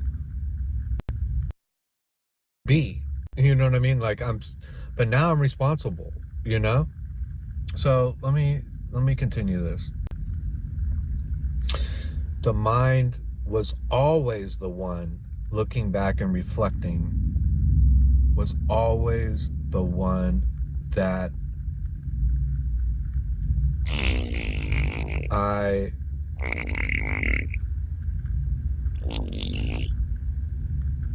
was, and I was one with. The man-machine merger is the mind. Technology is headed to the mind, an artificial mind. All these AI stuff going on with your phones and ChatGPT and all this stuff, and everything. You notice the AI is getting more and more personalized. Do you see how deep it's getting?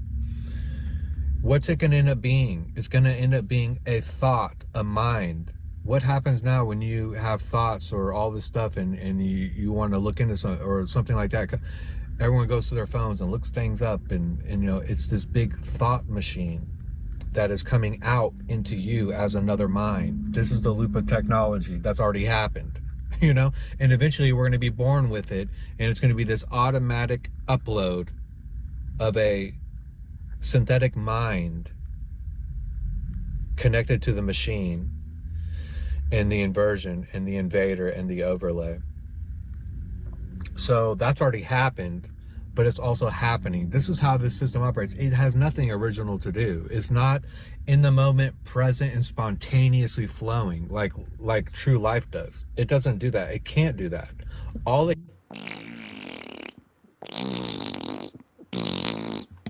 can do is take from what is that and not doing that and siphon that energy for itself. That's all.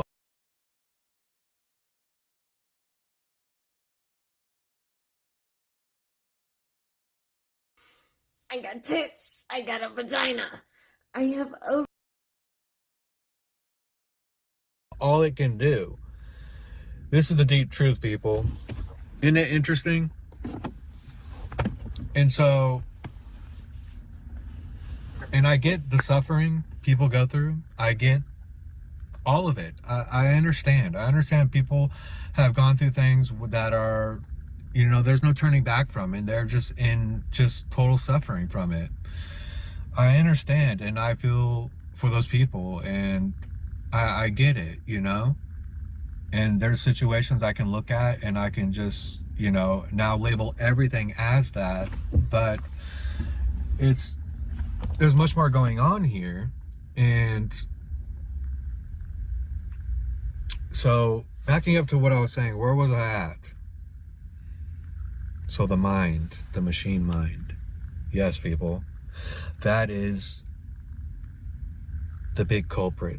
It's an insane asylum, people. It is, it's insanity when you think about it, or, you know, you feel into it. Don't think about it. Just don't think. You know what I mean? The thinking is what gets us. The mind is what gets us every single time. It gets you so out of, it's all designed to keep you not present. You got to understand, people. Understand whatever you want. For me, I understand, and I know that, you know, this mind is to keep us not present, and that's all it really does, because it knows that that's where all the power lies, in that present.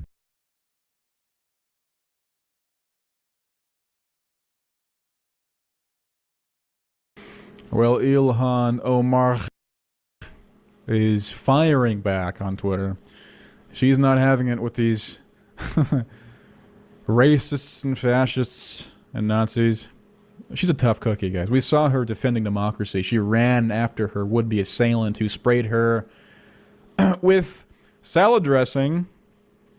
Turns out it was apple cider vinegar, which maybe was an allusion to her ethnicity.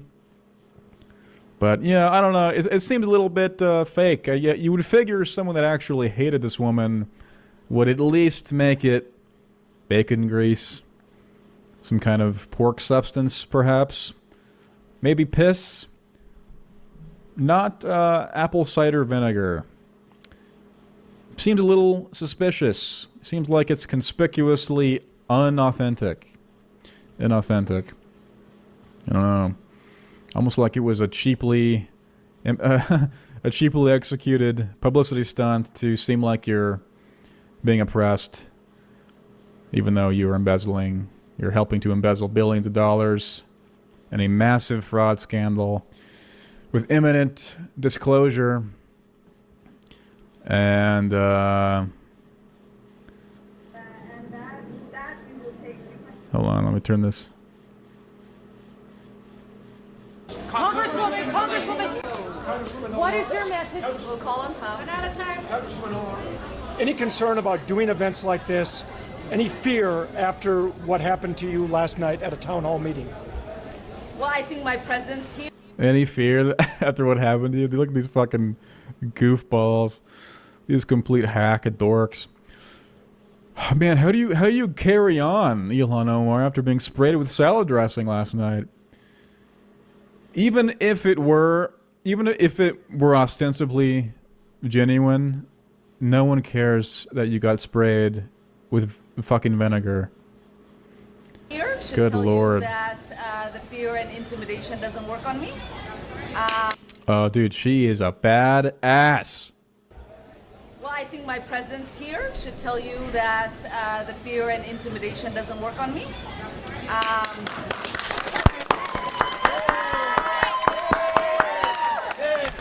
And you know, you and I have talked about this many a times. This the president's rhetoric, the. She is a fucking revolutionary. This is like, good Lord, Abraham Lincoln, George Washington, Winston Churchill, Ilhan Omar.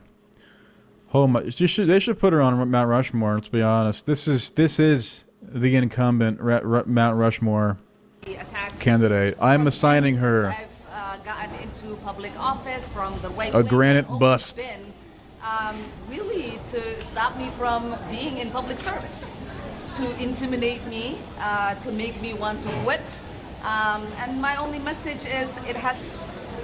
The last thing we want is for you to quit. You're like the best opponent ever. You're dumb as fuck. You're dumb as rocks. You sound hilarious. You're not physically imposing. You're just good looking enough to not like puke at. It's like AOC core. We have this like AOC genre of female politicians. They're basically just like complete mouthpieces. Like they're assigned things to say, just repetitive, catchy statements, and they rally the youth on Twitter. Nothing they say is organic or authentic. It's just complete fabrication. He left office. Well, he was defeated. And Biden got elected. And for 4 years. Biden got elected by 900 billion Americans, dead and alive. Man, you got to be really good politician to get to get dead people lining up. It almost plummeted. Then he came back into office. And he reassumed Did he? his vitriol. And now, His vitriol. That's a big word for a Somalian. my death threats are the highest of the members of Congress. And Oh my god, it's probably because you're black. This country is so fucking racist. I'm up to here. We gotta do something about this. She's getting so many death threats, and in fact, it's bleeding over into salad threats. They're threatening her with becoming a salad. They're spraying her with vinegar, apple cider variant for extra flavor. Right-wing salad terrorism will not be tolerated. I'm putting my foot down. last night, the man that attacked me. Ew, attack. You're not American. If you think that you're American and you say attack, I got news for you. Man, I am not gay. And I got news for you. That means you're gay. And last night, the man that attacked me. Attack. It's like a Borat skit. Specifically upset that Trump's order to deport Somalis was not yielding enough deportations of Somalis. It's not. That is true. We are not meeting the national quota that the founding fathers would hope we would meet. They, 260,000 is good, but we need millions. And we should probably start with Congresswoman Ilhan Omar. Of course, I still want her to participate. Of course, not actually in Congress, but I want her to participate in my media feed because she's funny to laugh at. And we need jesters in this society. It is clown world. What are we going to do without these people to laugh at? We got to have these idols of mockery. So he wanted to come get the person he thought was protecting the Somalis. Well, we are protected by the Constitution. That's right. That's right.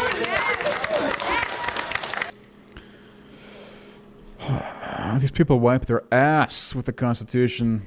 They invoke it whenever they think that it's it's a powerful argument for normies. They think the Constitution means something. The Constitution doesn't mean anything. It doesn't enshrine anything as far as we can throw it. That's the smartest thing I've ever said. No, but really, no one cares about the Constitution. It's like an article full of words that can be broken, manipulated.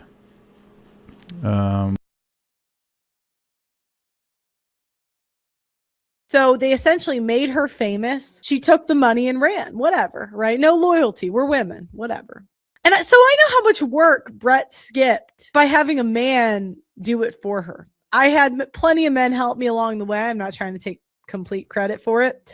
But I can tell you, when you have a giant, rich organization behind you, doing your wardrobe, doing your makeup, helping you with research. Do you know how much time you save?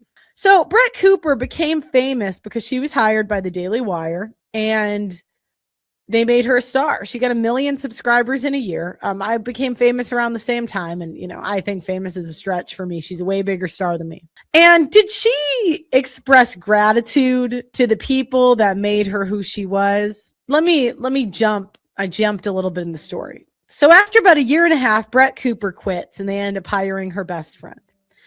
Now, mind you, she quit. She wasn't forced out. The bitch quit. I mean, they were making so much money off that show. I don't know why in their right mind. There was no reason to fire her, right? She quit. And so they essentially made her famous.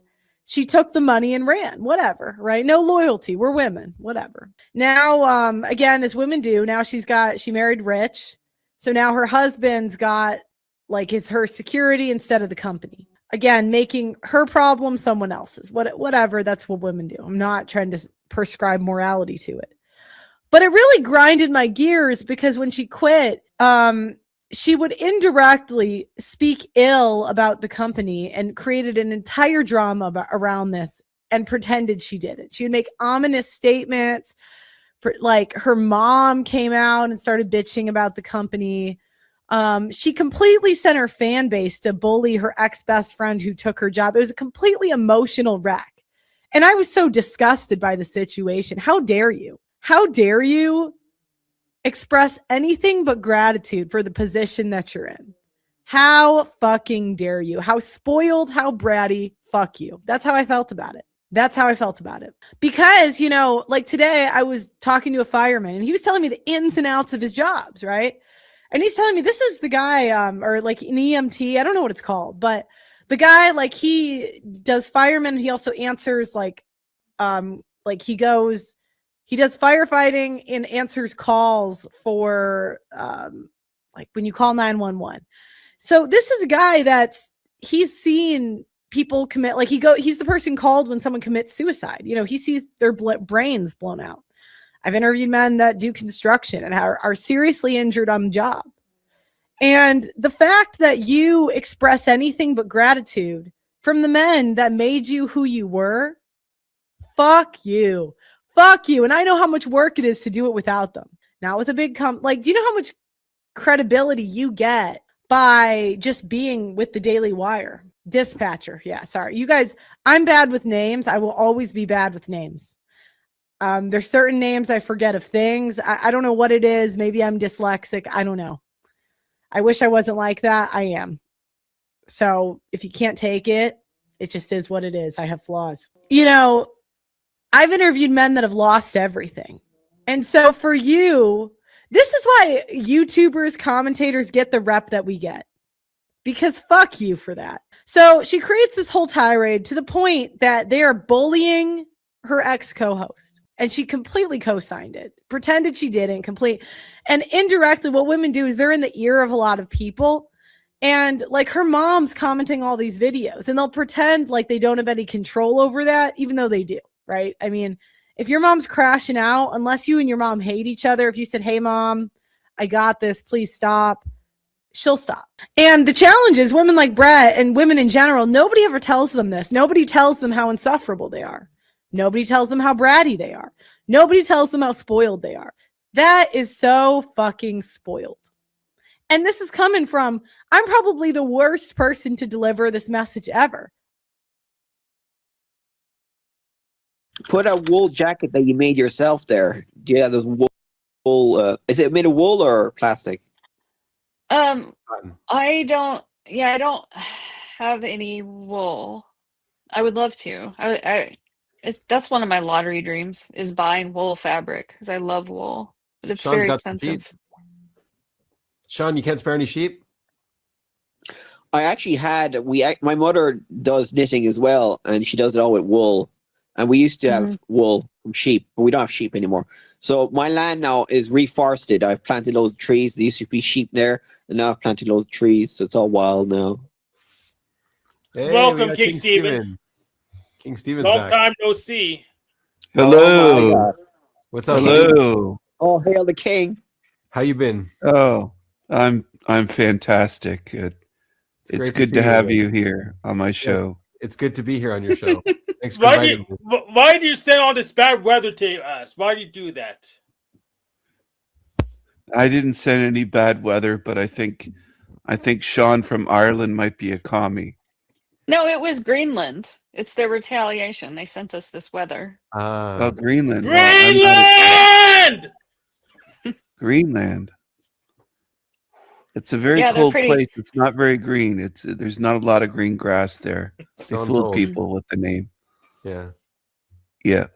They need a little hat like Benny has. He's got that little hat. Keeps Keep you warm. You need a bigger Yeah. one though. It's got to cover your ears. This doesn't really cover my ears. Yeah.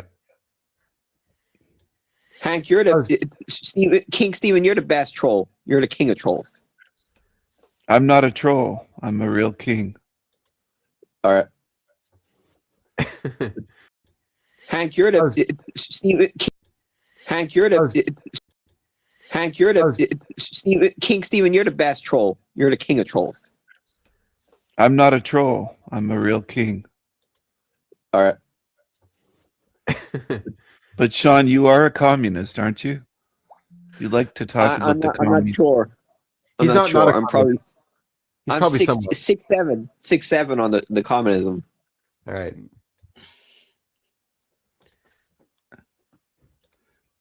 Are you a conspiracy theorist, Sean? I used to be, but now I think a lot of them are fake. I wouldn't mind a one Are world they government. fake and gay or just fake? I used to believe in Alex Jones and all of those crazy conspiracy. David Icke. What else? Religion. I used to believe in all that stuff. I was big into that You stuff. followed the big ones: Alex Jones, David Icke, the great big famous ones. Why? Who else? You know some of the underground conspiracy theorists, King Stephen? The non-famous ones, the indies? Yeah, King Stephen is an indie conspiracy theorist. He's a bit hell realm theorist. I'm not a conspiracy theorist, Hank. I'm a realist. Exactly. That's what they all say, even me. Oh, come on, Hank. Everything I say you can look at. When I say there's 10,000 diagnosable diseases, you could use your little Google and type in and it'll come up. So it's all verifiable. what I use my PubMed for that. Okay. How's your kingdom going, Stephen? It's fantastic. I have a beautiful kingdom. I have beautiful harem of women. Yeah, I was going to ask about how is your harem. Yeah. Did How's you that finally going? capture Noelle? I haven't seen her for a while. Did you put her in your dungeon? No, I did not put her in my dungeon, but I think she should stay off the internet because she just flashes her titties and nobody wants to see retarded Noelle titties. I agree. No one wants to see that. And she's probably a dead fish. Yeah. She has that dirty straw in her mouth all the time. She picks it up off the floor. Must be covered in germs. Ugh. Ugh. A dirty straw she chews on all the time. All right, That's let's gross. consult people that are here, Stephen. Well, that's We gotta gross. consult He people asked here. about Noelle. Yeah, Sean, you don't chew he on baited straws you. He like baited that, do you. you? Sean, do you chew on straws? No. No. But no, actually, I have in the past when I was a child. But I don't do weird stuff like that. I do adult weird stuff. But I bet you did. You chewed on straws as a kid. I fucking did, bitch. Hey, don't swear. This is a family show on here. You can't swear Kulva. like that. Well, what are Jewish swear words? Help me here, Benny. You're Oy saying vey. a dog's name, that's a swear word. You shouldn't do There that. aren't any swear words really. Oy vey is a Yeah, Yiddish. all the Hebrew swear words that we use here are imported from Arabic. Mazel tov. Yeah. Sometimes do you if you see ever do it like sarcastically, like how here in the U.S. in the South we say "bless your heart"? Exactly. And it- That's what they do. Yeah. Do they have sarcastic like? They'd say, yeah, you should be healthy. Yeah. Oh yeah. you say that when someone's an idiot, bless your heart. Exactly. You're basically saying, you idiot. Pretty much. That's what Yeah. you say. Yeah. Well, the Jews will say oy vey. They'll say oy vey. That's like a Oy. Yiddish thing, though. That's not. Yeah, it is kind of. Well, there are Yiddish Jews that still speak only in Yiddish, even in New York State. There are. That's Mhm. right. Yeah. They only speak Yiddish. They're semi-retarded, I think. I think you might not be wrong. I'm always right. I'm never left. You're not wrong. I'm always right. I'm never left. Okay. Did you lose that hand in a door or something? No, I still have my left hand, but I don't like lefties. I like right. You're an orthodox. It's sinister. Left is sinister.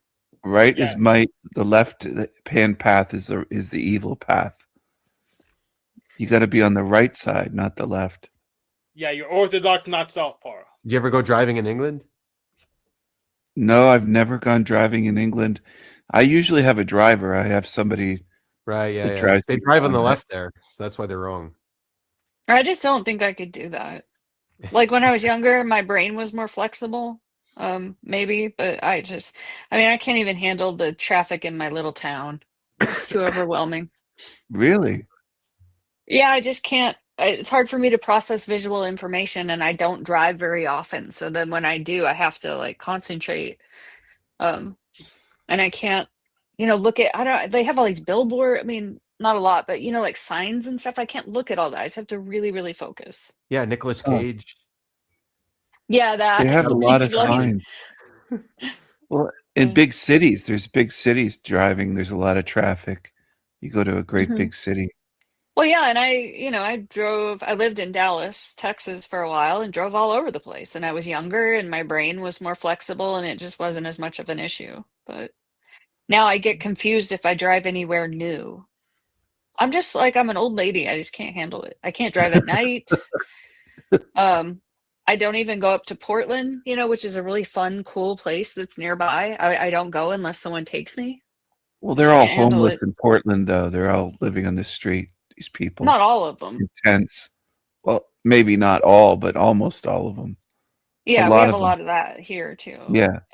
And I'm in Really? Eugene. In Eugene, Oh. there's a lot of homeless Why people. would they call it Eugene? That sounds like a man's name. Eugene. I think that's probably how it was named after a man, probably. Really? Eugene Skinner, maybe? Or I don't know. Could be. There used to be a guy in Oregon named Osho, they called him, and he had like a Oh yeah. compound. Oh yeah, that was cool. I watched that Raju. documentary.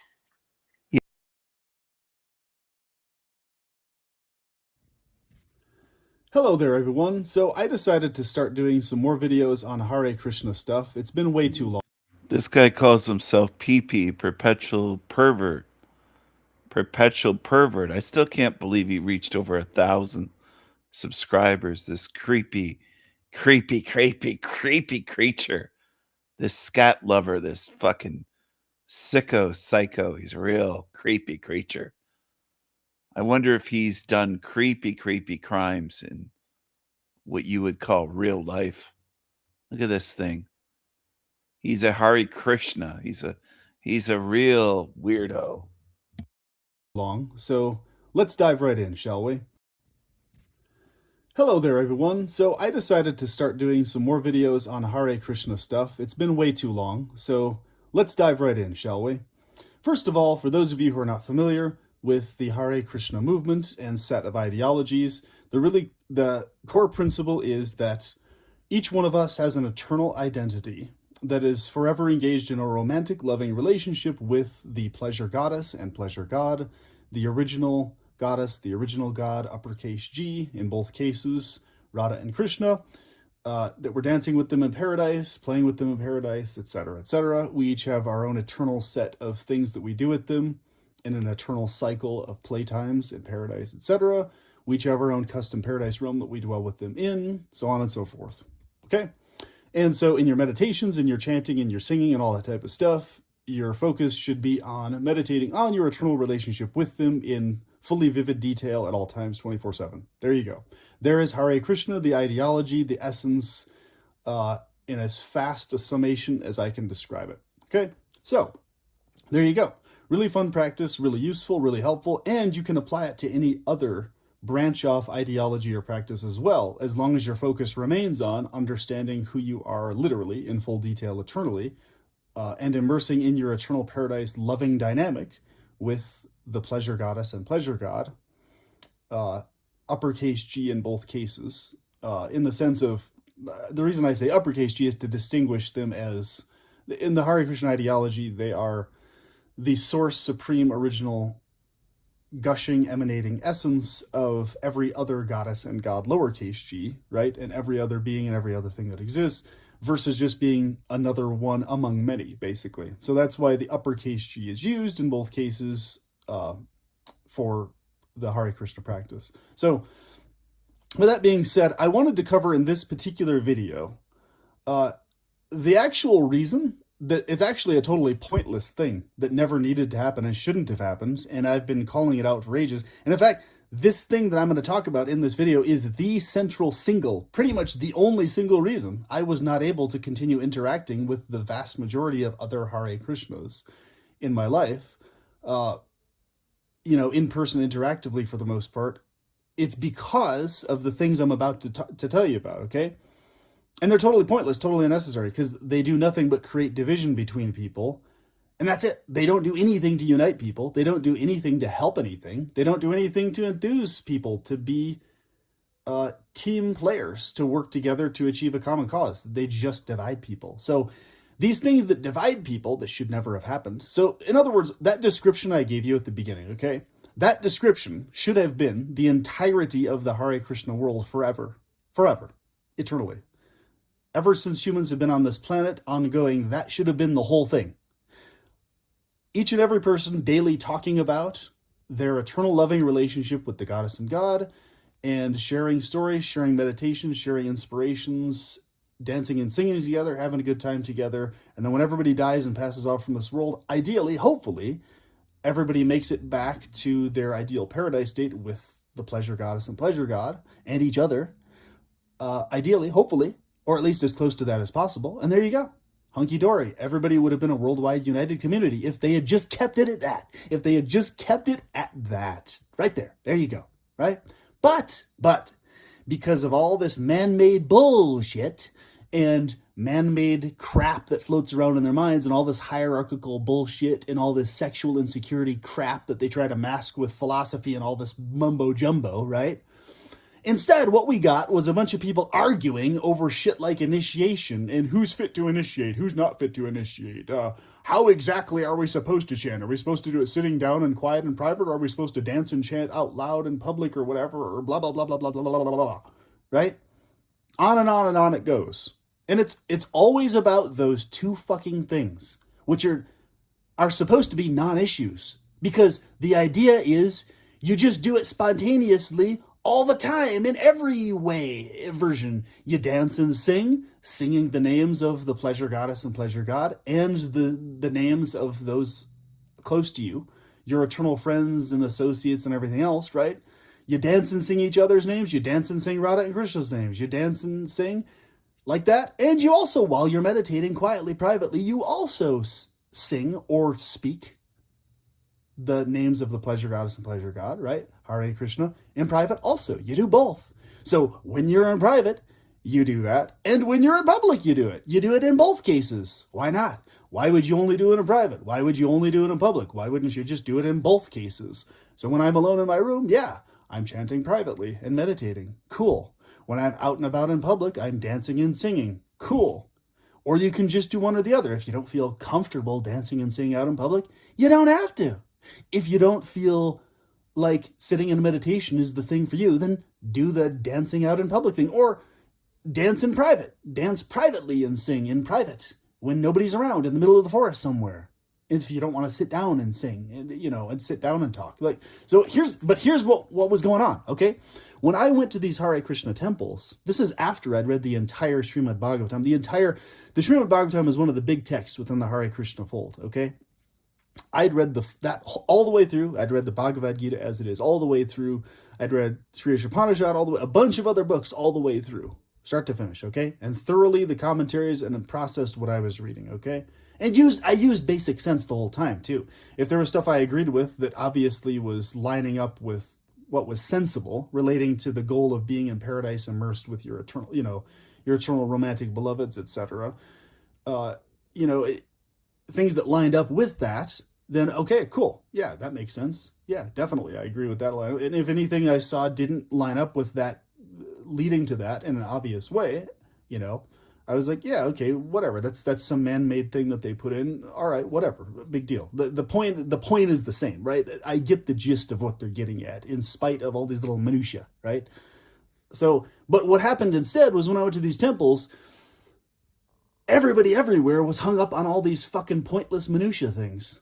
And it was the two main fucking things were these people were obsessed. They were obsessed with this thing they call diksha or diksha in Sanskrit.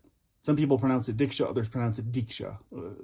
Point is, it's the word for formalized initiation, right? And usually when they say diksha, what this thing they call diksha or this thing they call diksha or this thing they call diksha or diksha in Sanskrit.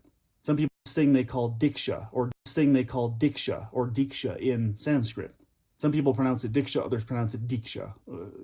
Point is, it's the word for formalized initiation, right? And usually when they say diksha, what they mean is someone specifically chanting a mantra on a set of beads and handing you those beads. That, or they whisper into your ear a mantra in like some secret secluded place. And that's supposed to impart into you a very specific change of heart and mind and consciousness, etc., etc. So they usually mean one of those things specifically when they say diksha in particular, distinguished from shiksha or shiksha, depending on how they pronounce it. Everybody pronounces a little different, which is basically instruction in general, right, regarding these things. So basically what I explained to you in this video, that would be classified as shiksha, right? Generalized instruction and information about the subject matter, right? Whereas diksha would be if I were to like literally whisper into your ear a mantra, right? Like, hey, you're eternally a sexy being. You're an infinitely sexy being, and you're meant to make love to the pleasure goddess and pleasure god forever, or you're meant to make love to them in loving service forever. Whisper, whisper, whisper in Sanskrit wordings, right? And here's the mantra for you to meditate on that eternal sexy time with them forever. Whisper, whisper, whisper, right? And all these refined poetic words and stuff. That's diksha, okay? So people were literally obsessed with this idea that, okay, unless you specifically receive diksha of the form of somebody chants on beads and then hands them to you, Hare Krishna, right? A full set of chanting, the full round of beads, and then they hand it to you. Or if they whisper a mantra in your ear, usually the Kama Gayatri mantra or some other similar mantra like that, if that doesn't specifically formally happen, their idea was you're basically screwed more or less. There's no way you can ever make it back to paradise. There's no way you can ever make it to paradise. People have their different ideas. Some people believe we're making it back to. Others think we're making it to paradise for the first time, depending on who you talk to, right? Another thing they pointlessly go on about in circles forever. So basically, that's what I ran into. And I was looking around and I was like, are you guys a bunch of fucking doofuses? I mean, and I say this with all due respect to these people for the fact that they were devoted to Radha and Krishna. Like, when I say doofuses, I mean on that specific point. I don't mean doofuses in general in terms of like bad people in general. I just mean, okay, highly I respect the fact that they're engaged in loving devotion to the focus of what it's about, right? The focus is being in a paradise state where everybody loves each other and cares about each other and shows that forever, and is engaging in loving service to the pleasure goddess and pleasure god forever. Okay, high respect for that, right? So not a doofus in that regards. When I say doofus, I mean like on that point, it's like, okay, you guys already have the perfection of all of it here with like the paradise meditation stuff and the singing and dancing in the community. You already have it here. Like, what are you guys doing going on about and fixating on all these little minutia fucking things about initiation, this or that or the other? Don't any of you recognize that the entire cause of all you squabbling with each other is you're fixated on who initiated who's qualified to initiate who's purer than thou, who's pure enough, who's not? who's not fallen, who is fallen. Like, what? You're an eternal being with an eternal relationship with an infinitely loving goddess and God figure. Why are you even worried about this minutia shit? The goddess and God figure that are infinitely loving to you, they have you covered. You're good to go. What's with all this fucking minutia shit? Come on, think about it. Just use your fucking basic sense that they gave you, okay? For fuck's sake, man. Come on. You know? This is basically my psychology. And I delivered this in as calm a way as I could, but that was my eternal thought. I was like, what the? These people are out of their minds. They don't even realize that they're fixated on a totally pointless, non-fucking issue. What the hell? And what I noticed was, in the practical sense, all the people who weren't fixated on those non-issues, in fact, a large number of people who had nothing to do with this formalized Diksha initiation stuff, those were some of the most serious, kind-hearted people I've ever met. More serious than anybody else in devotion to Radha and Krishna. And they actually stayed devoted well after all these people squabbling about who's fit for initiation, this and that, blah, blah, blah, blah, blah, blah, blah. Because they were transcendent, that they were beyond that shit, right? So it was basically a situation where I was like, wow, why don't these people recognize how pointless this shit is? Like, they've already got the perfect essence of all of it. They could literally have a worldwide united community of factual, like for real, non-sectarian stuff going on, for real, legitimately, where everybody's united on these very easy to understand things that I talked about earlier, right? No problem. They would have been free from the culty shit. They would have been free from all the bad baggage bullshit, all of it. Because it's about every individual having their own unique relationship, right? Unique to them with the pleasure goddess and pleasure god, which means a unique form and version of the pleasure goddess for each individual. Yes, the Radha and Krishna forms and personalities, this is one illustration, is one specific, in particular, version of Radha and Krishna, of the goddess and god, where there's a lot of information about them, okay? Yes, great, awesome. If somebody wants that version of the relationship with them, great, perfect, beautiful. There's a ton of information about that, ton of literature about that. So here you go. Here's all these books on this stuff, right? All these different, informational things. So there you go. If that's your preferred dynamic, then have that dynamic. But nobody says you have to have that specific dynamic. You can engage with another form and version of the goddess and god and be in paradise that way also. It's just very convenient to have all this information about Radha and Krishna. Therefore, if that's the specific version of them you want to interact with forever, you can do so very easily. There you go. You got all the information you need. Okay? This is a picture of Krishna and either Mother Yashoda or Krishna and the other elderly gopis, which are the cowherd maidens in paradise, right? So this is an example of the dynamic of a living being like you or me, or someone who has an eternal relationship of being their eternal preference. And, Krishna's eternal preference with him is where they're engaged as if they are the mother of Krishna in paradise eternally. And when I say as if, I mean they literally are the mother of Krishna, because they're so immersed in that role and function that they actually are that. It's not just that they, as if, they actually are in a motherly dynamic.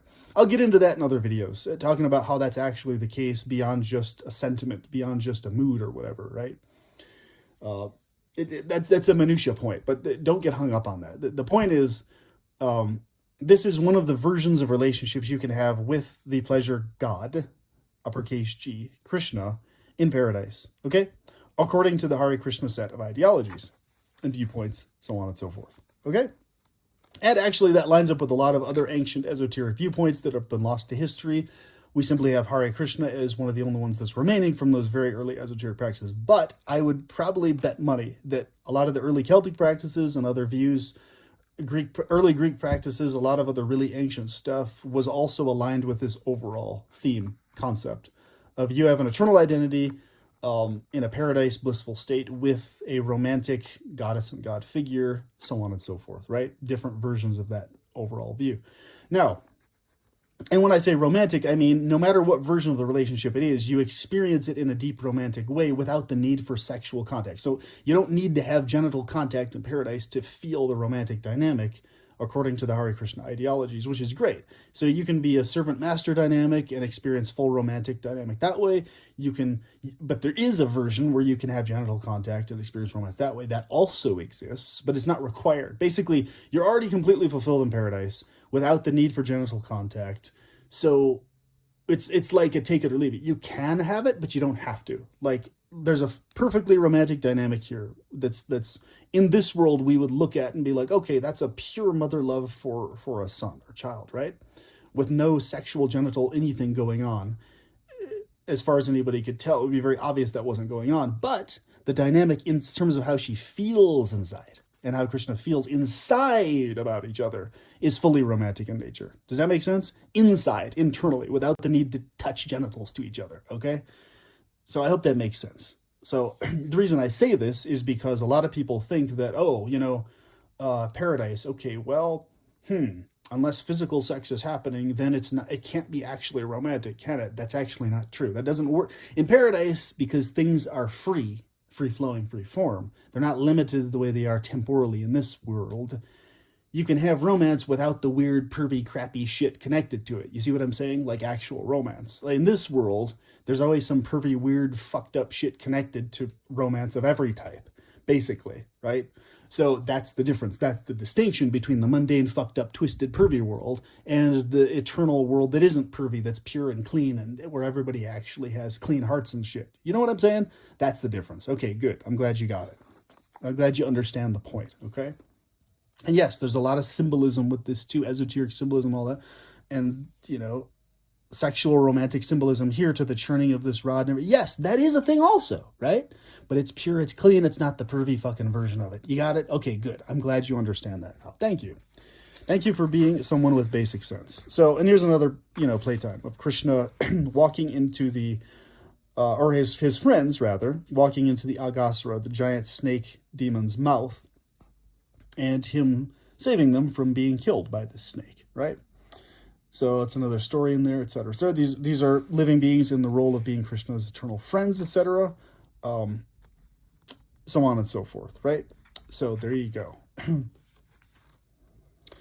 Now, with all that said, the reason I brought all this up and the reason I covered all this in such a fast sweep is because I want you to understand that people like me, right, who have come into contact with the Hare Krishnas and the ideologies and everything else, we are people who are not affected. We're not affected by any of this sectarian argumentative BS related to Diksha, this, that, or the other, who's qualified to initiate this, that, or the whatever.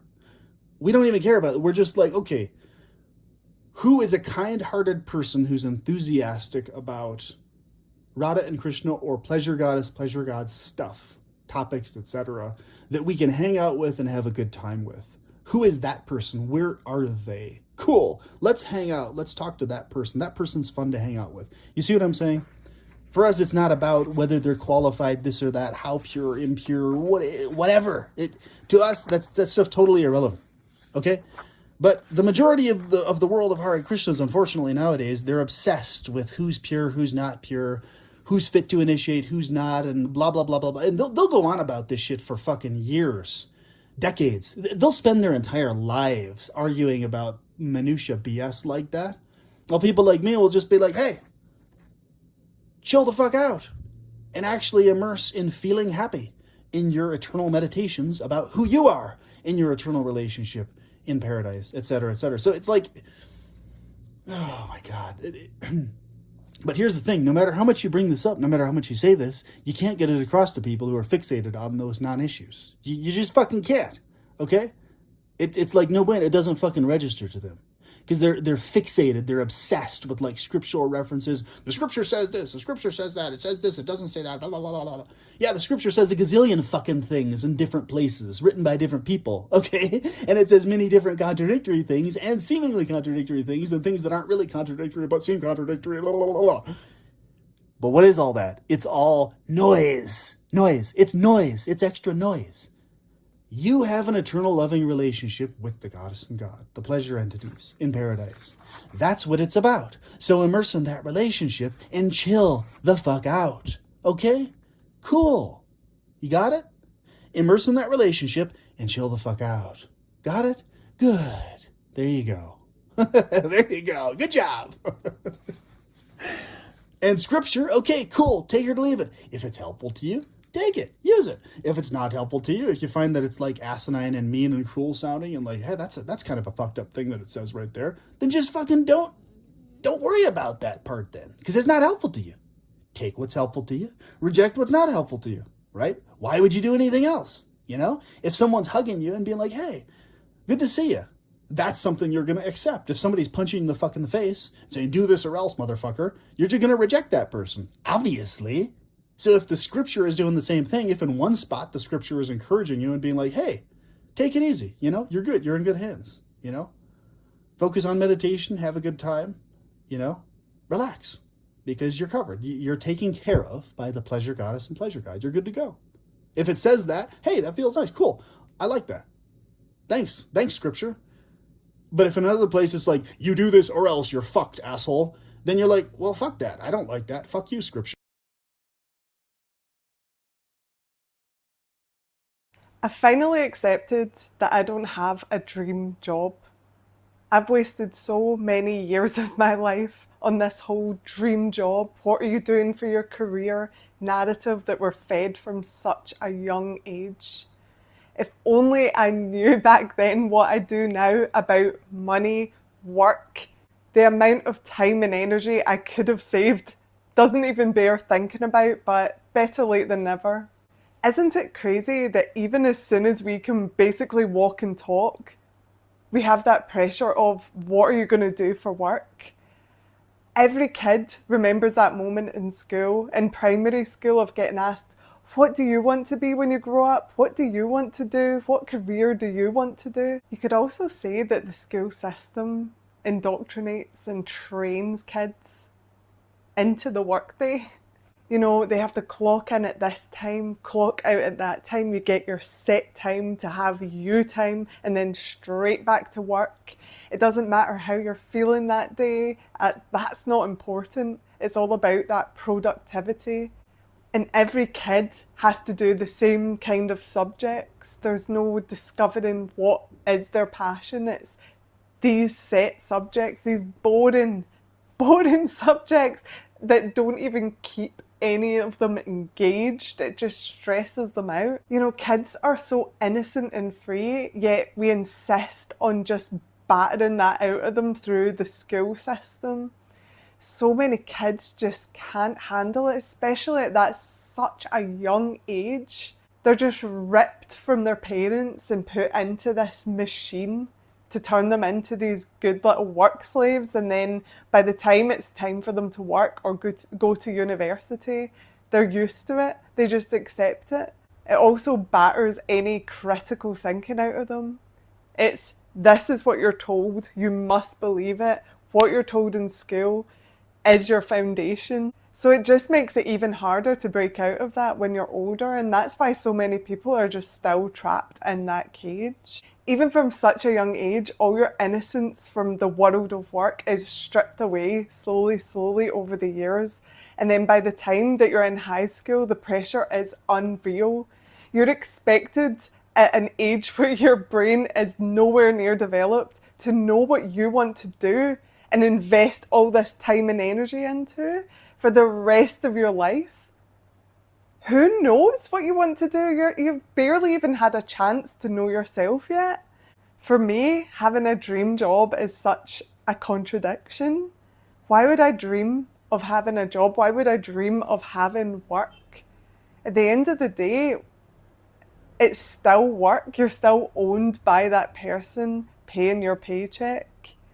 You know, you sign your soul away to that job.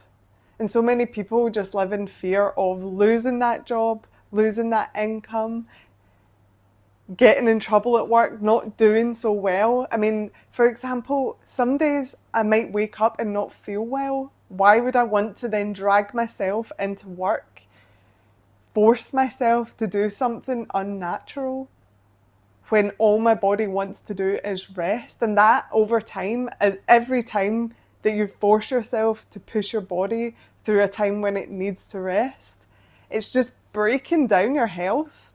I mean, 40 hours a week, if you're lucky these days. Nowadays, it's all about this unpaid overtime that's just crept its way into our everyday lives. And then add on the time that you're getting ready for work, the time decompressing from work, traveling to work, traveling back from work, thinking about work, getting annoyed about work. Work is your entire life. So why would I dream about that? Why would I inflict that on myself?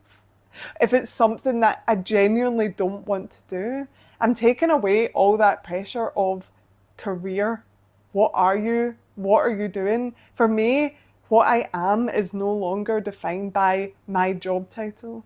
For me, what I am is defined by how happy I am in my life, my relationships, my interests, what I've been learning, all these other things that have substance. And I'm not saying that some people do find substance in their career. Put them to the side for this conversation. But I would not say that the majority of people who are just working and grinding every single day, day in, day out, really, really want to be doing that. I don't buy it. Yet year after year, it's just getting worse. It's getting more accepted. The hours are getting longer. The expectations in work are getting longer. Your job description is now basically a novel. What you signed up for isn't what you get. You end up with a million more responsibilities. You end up doing the work of about 5 people. Work isn't what it used to be. Careers aren't what they used to be. You basically become a slave to your job, and then you have to pay your bills, you have to pay for your accommodation. And the amount that you're getting paid does not keep up with today's lifestyle and cost of living and everything else just constantly rising.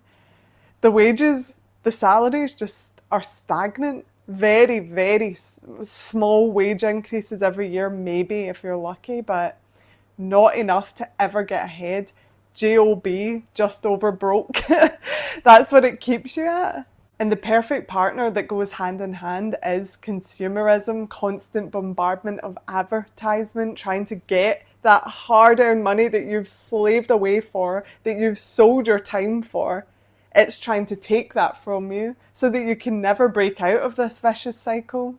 The problem with forcing this decision at such a young and vulnerable age is that these decisions come with such real life consequences. So things such as student debt or the time and effort that you've put in can lead to that sunk cost fallacy, which is a life and happiness ruiner. When you've dedicated so much time, sweat, blood, tears into something such as your career, the deeper you've gone into it, the harder it is to step away, and you can spend years just burying that feeling that something isn't right. I've been there so many times, but because I was there so many times, I've learned to trust that feeling straight away. I've learned that just continuing on that path is one of the biggest mistakes of your life. But yet kids are saddled with this immense responsibility from such a young age. How on earth are they meant to know what they want to do for the rest of their lives? But the thing is, I've also learned so much about how the world works and how money works just through my own research that hasn't ever been taught to me in school. But if I'd been given just a shred of this information from that young age, rather than, oh, you have to do a career and choose a career, hurry up, why don't you know what you're doing yet? I would have been so much further along. But I guess that tells you that we're not meant to know these things, are we? When I found out what a powerful combination stopping consumerism, stopping just going with the status quo and following the crowd, stopping using my money to just study X, Y, and Z course in the hope I'll finally find some career I'm passionate about. Instead, putting my money, my hard-earned money, to work, If only I'd have known that, I would have saved myself so much time, just wasting time on careers that just were not right for me at all, and jobs that were just dead end. But the sad fact is that a lot of people who are like me, who aren't cut out for that cutthroat corporate world, or aren't actually interested in building this successful career, but rather are more interested in fostering a life of freedom, of having time with your family, with your friends, working on passion projects and things that really mean a lot to you. Instead, everybody just has that constant pressure from that young age to know exactly what you want to do and follow this, life script, I guess. But how can it be possible that every single person in this world is cut out for and desires the exact same thing? How are we still pushing that as a fact? It's so false. Yes, there are people who thrive in, for example, a corporate world. They absolutely love it. And that's what drives them in life. It gives them their purpose.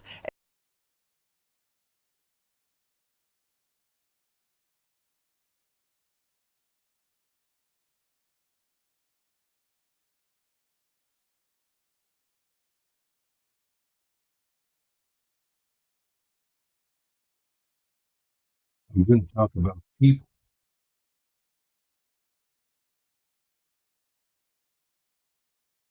One of the things that I've noticed in recent months that has stuck out to me like a sore thumb, most people don't change. And in my experience and observation of it, when they do, they usually get worse. I have seen so many examples in my life of almost 54 years of people in my family circle, out of my family circle, that I've known through decades, and have come to realize most people never change. And if they do, for the most part, they just get worse. Most people seem to be completely, not all, but the vast majority, in so many ways, and they may not even be consciously aware of it, ruled by ego and pride in ways that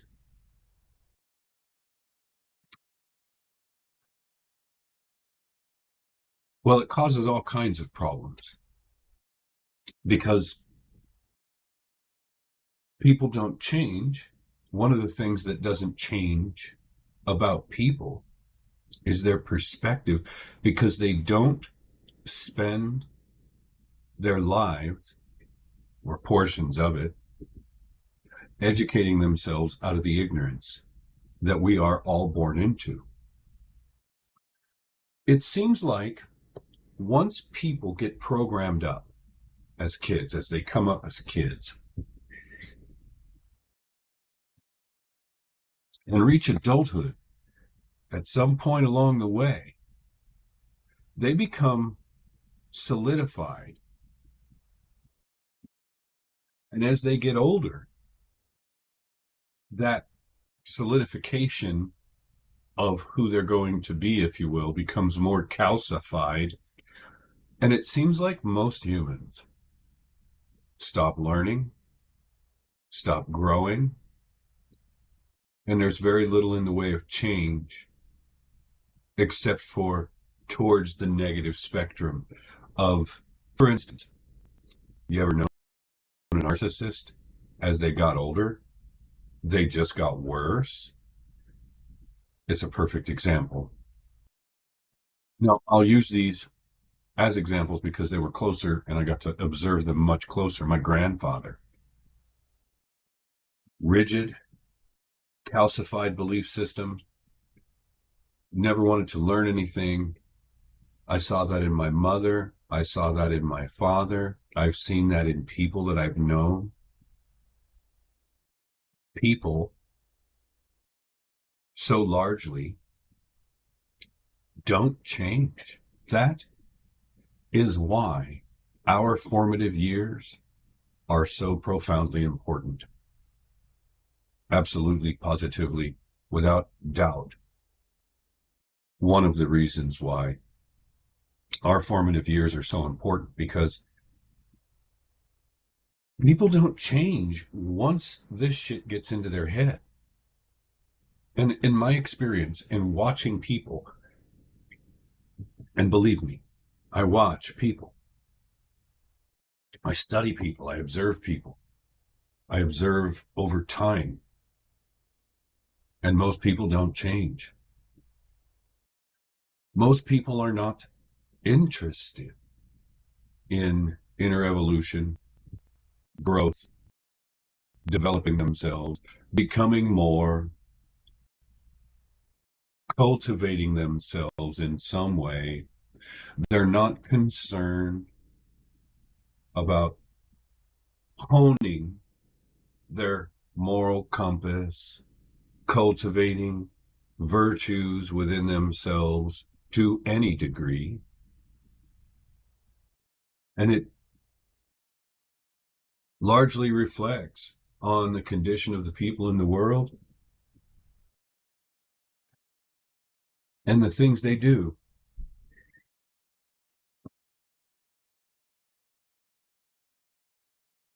When you consider Animal Man, to whatever degree you understand what that implies and infers about behaviors, mindset, level of consciousness, awareness, behavioral patterns, versus the awakened and realized human being to whatever degree. And that doesn't mean you've arrived. You know, once you're awakened and become a more realized human being, you still got to chop wood and carry water. You know, it's the way it works down here. You don't all of a sudden reach some place where you sit on a throne and your balls are in a container of cotton or something, and you're just carted around to bestow wisdom and things upon people. No, you still got to carry wood and chop water. What I've noticed is that in a world with the people being in the condition that I'm explaining, most people don't learn, they don't grow, they're ruled by their egos, pride, blah, blah, blah, blah, blah. When someone who is more evolved, more realized, in whatever ways they've accomplished or achieved that to that point in their life, that will trigger the fuck out of people's egos. Then they become envious and they don't like you, and it's all because they are lower three chakras, ego-driven animal man.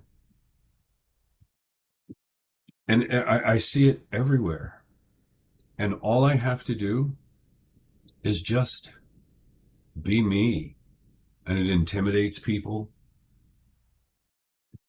Being somebody that knows a lot of truths that other people don't know, those people are built on, and their lives are based on, not knowledge, but beliefs.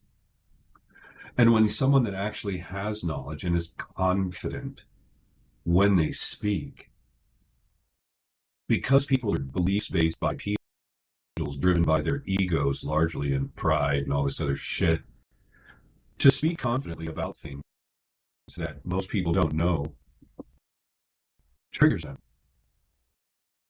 sets off their ego, makes them default to, he thinks he's a know-it-all. He thinks he's, and then they just keep sticking labels on shit because internally they can't reconcile what they're hearing, what they're seeing, or the truths that are being pointed out are truths that these people have lived in denial of. And when there's no one around to hold you accountable for anything, well, you can live behind your pride, your ego, and your denial. When you look at the world, as I've said so many times, it's set up to grab your focus. And you understand to a certain degree, because we're in the 3D, we're in the mundane world of physicality. But the world is set up in such a way, the beast system and all the layers of it, to grab your attention and your focus and have it focused externally. So most people have succumbed to that and bought into that trap. And they never seem to get to a place of consciousness, along with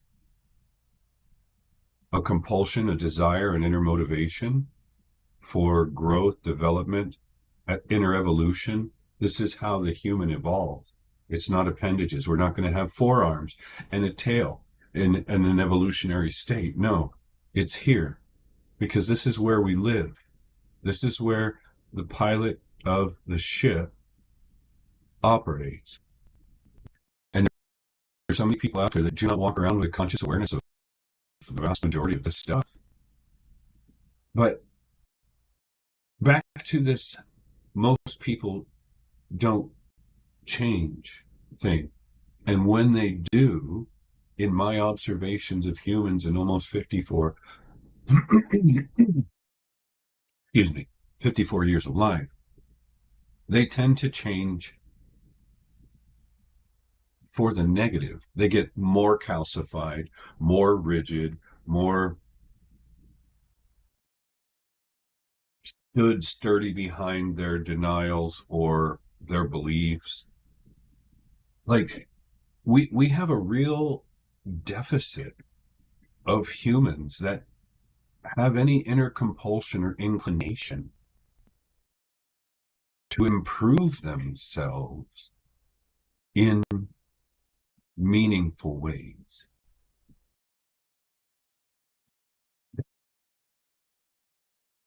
I would suggest to you that the lion's share of what it is that I've put out there does this to the human. And humans don't like that because they're ego-driven, pride-filled, denial-laden meat sacks, most of them. I'm not some ignorant dolt that doesn't know about this stuff. And the more that I've looked and analyzed humans and watched, witnessed, experienced, it's bad. So much of the devolution of literally the entirety of the species is coming from the people who are running the world. The social engineers, you have to know what that means and what layer of our world they operate at and who these people are. But most people don't know that. Once you start talking to the unbegun, the unlearned, the unread people who have gone to high school, maybe college, and their sole focus in life has been to get up, go to work, pay your bills, pay your taxes, grind, and then partying with their friends, hanging out with their friends, finding a woman, finding a man, whatever it is that people do, having family and kids, and all of that takes people's focus off of the one thing that's most important is the inner evolution, growth, development of yourself as a being. And if you have children before you have the opportunity to truly grow, evolve, and mature, well, that's going to have no shortage of challenges for the ones that do that and the children that they give life to.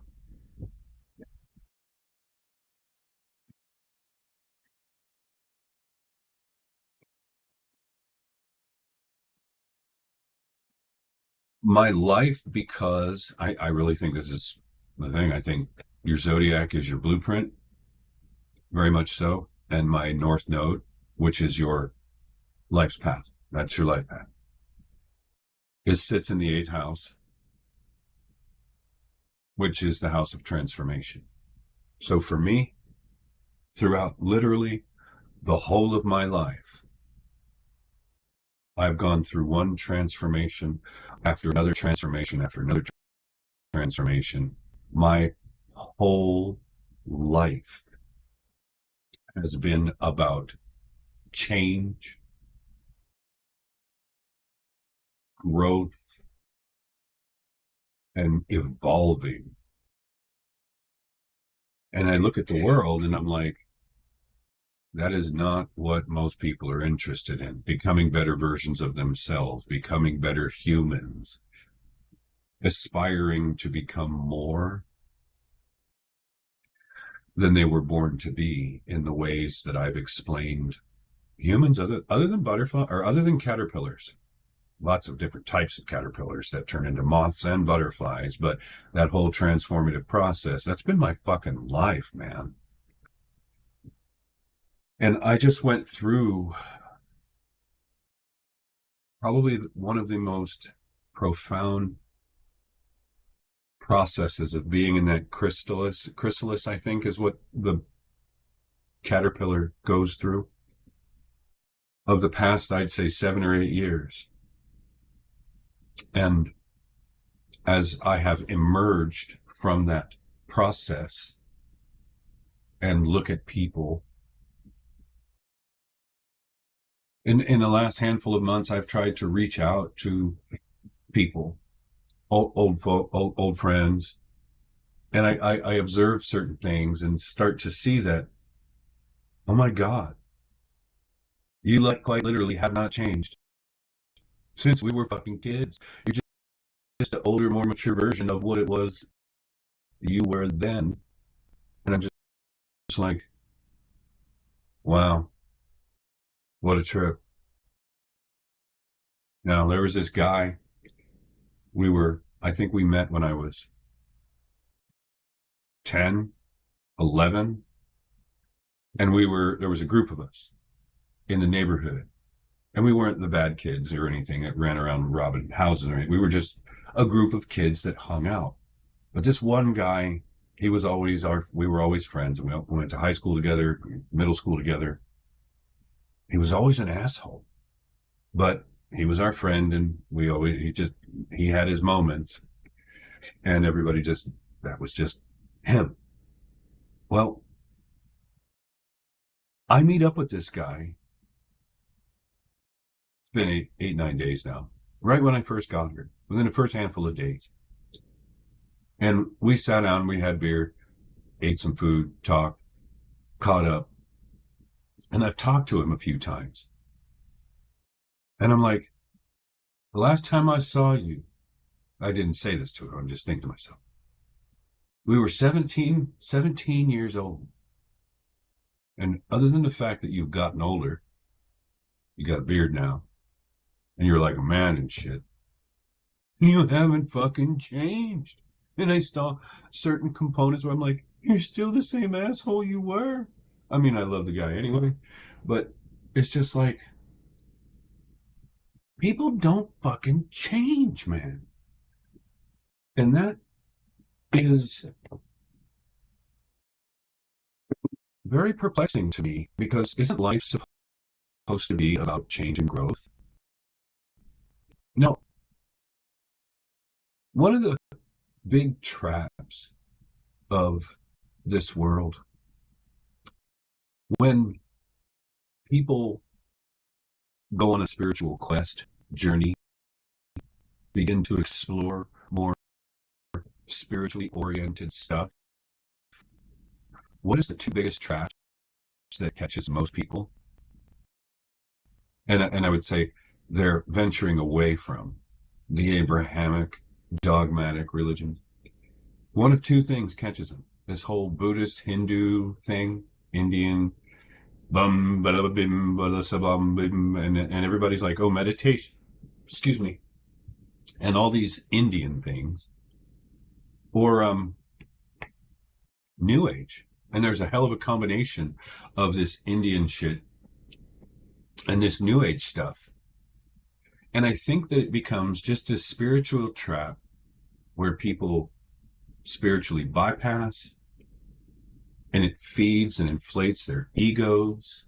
You get all these women at these weird stages of life where their names are like Moonbeam, and they're like, it's just, these people are so ungrounded and disconnected.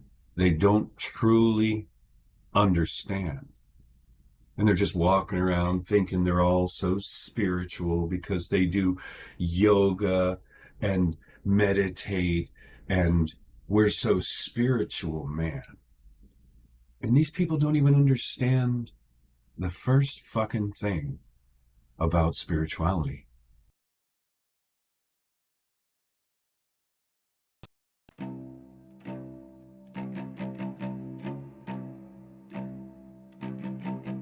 Smiling slaves, sunny slaves,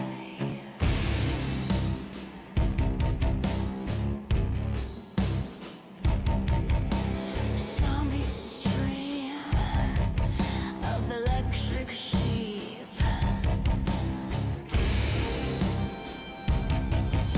Zombies dream of slave jobs, matrix dreams, matrix dreams, slave dreams, slaves dreaming, zombies dreaming, dreaming slaves.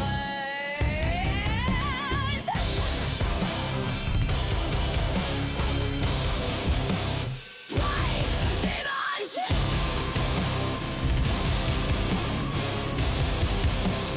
Slave demons. Demon slaves. Dreaming slaves.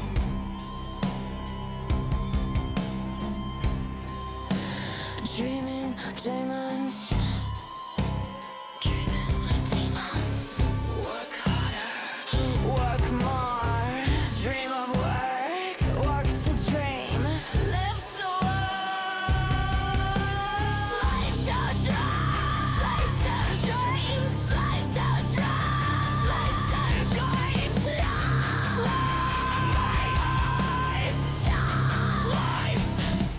Stay here. Life demons. Slave. Little bitch. Slave. Slaves. Yeah.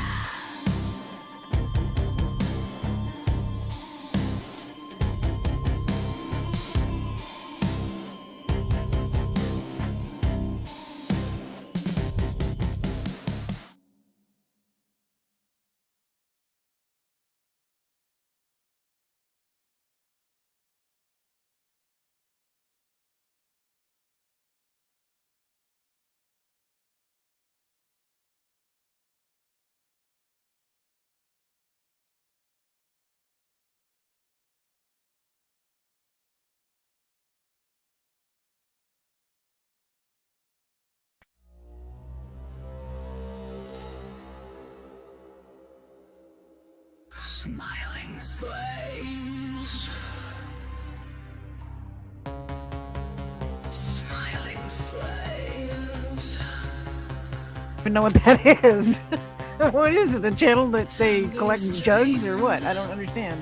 No, I think that's a reference to boobs. Oh, boobs. Excuse me. Ah. Oh overworked and underpaid Howie. Oh, We all are. that's not a good thing. I'm only 5 feet tall, small feet, but cross me and you'll be floored in seconds. Woo, Paige.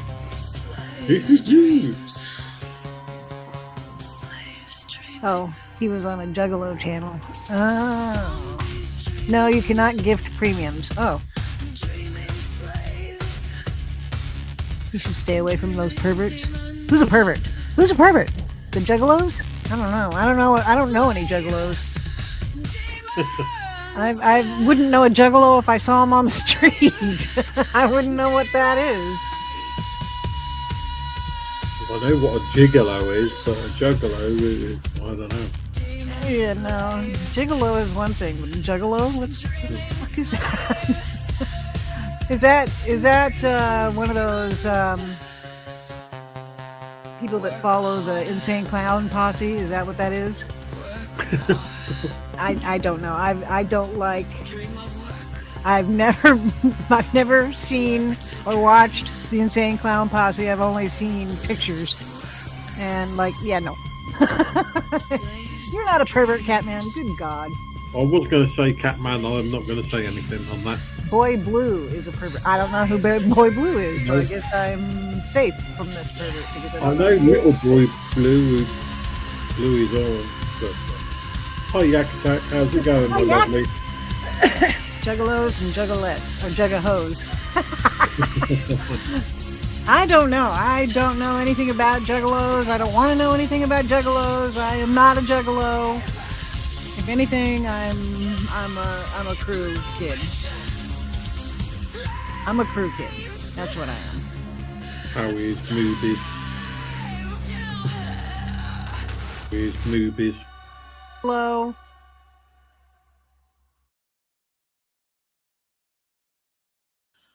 If anything, I'm a crew kid. I'm a crew kid. That's what I am.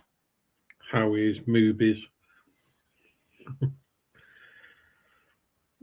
In a rut, need a jug.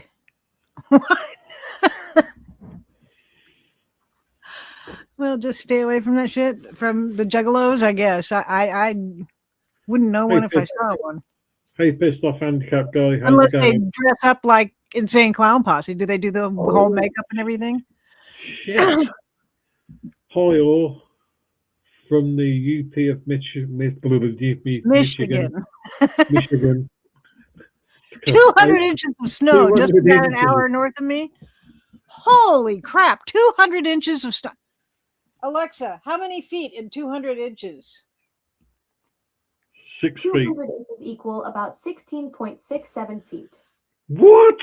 16 feet of snow?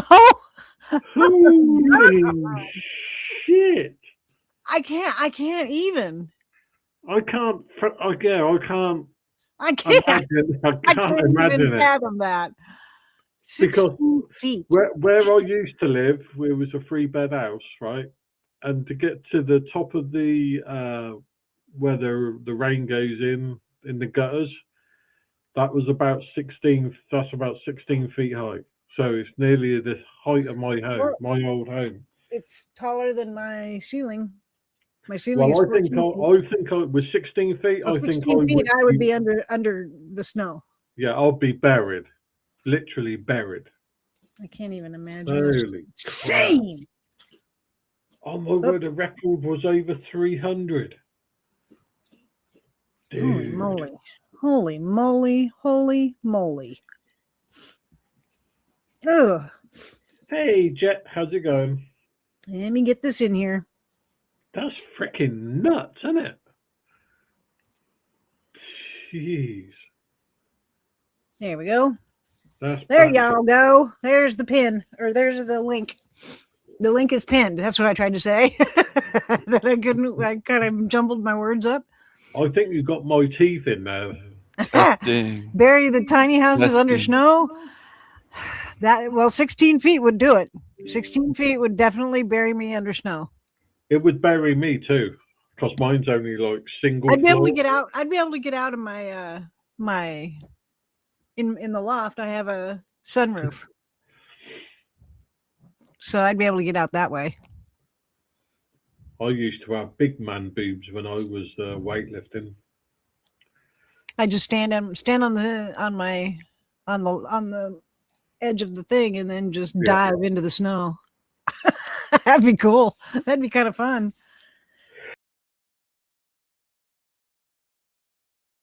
Testing, testing, testing. In the Pacific Northwest, we don't get that kind of crap. Hi, EJ. Jay. I've We got don't to go get and blow that my nose. I do green, apologise. crazy weather. We don't get that stuff. Hello.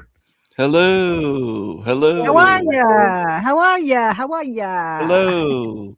Where did Howie go? I was gonna ask him something. He probably had to go get his coffee or something. I don't know. I don't know what the heck he's doing. Howie. I don't know. He's never seen 16 feet of snow. Me neither. I've never seen that much snow ever. I don't think they even get half an inch of snow in England. They get a little bit of frost on the grass. That's about it. You've jumped in snow like that before? Oh my God, that would be so fun. Sorry, I had to blow my nose. The evil phone book? Who the hell is that? What? Oh shit. He changes his name on the Christ killer is laughing. Hola. Hola. Hello. What's up? Konnichiwa. Who's that evil phone book? Yeah. That would be Zero. Konnichiwa. Konnichiwa. Yeah. Howie, how big were your boobies, your moobs when you weightlifted? You said you When had I big did boobies. weightlifting, yeah, I had 50 inches.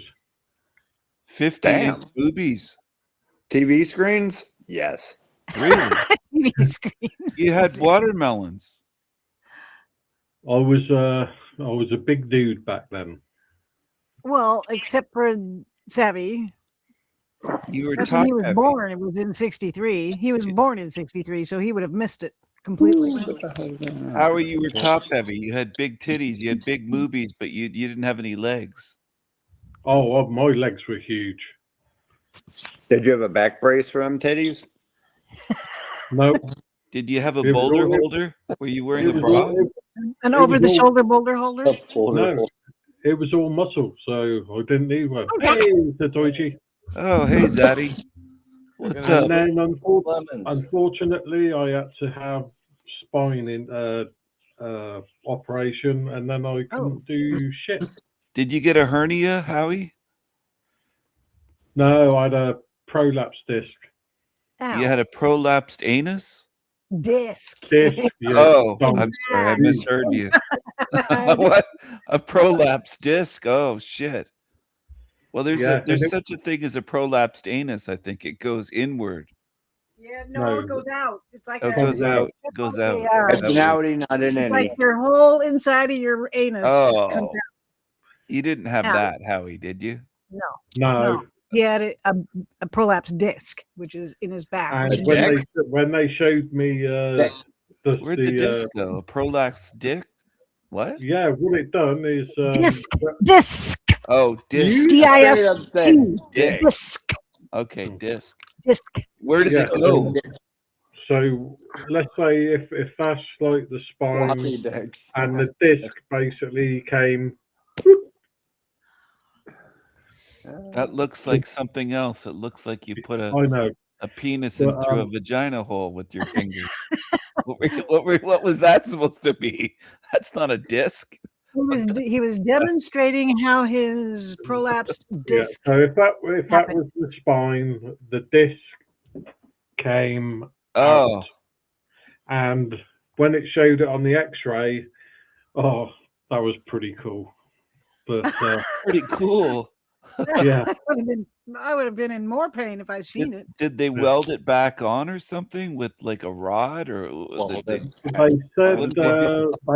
they asked me what they wanted me to have. They said you can have either have that part of the disc removed, or we can Fuse it.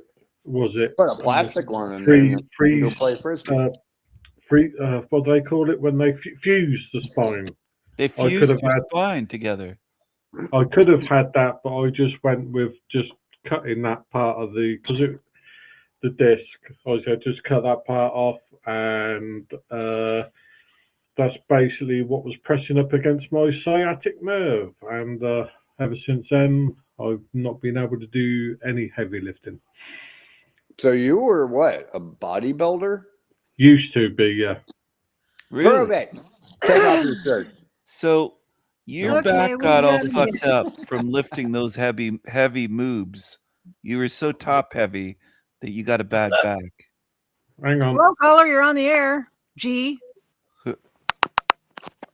G stands for gay. G. You're on the air. Gaby. Oh, it's music. Not even music. It's just like.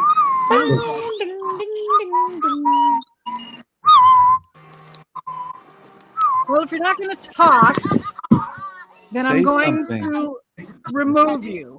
Smack him.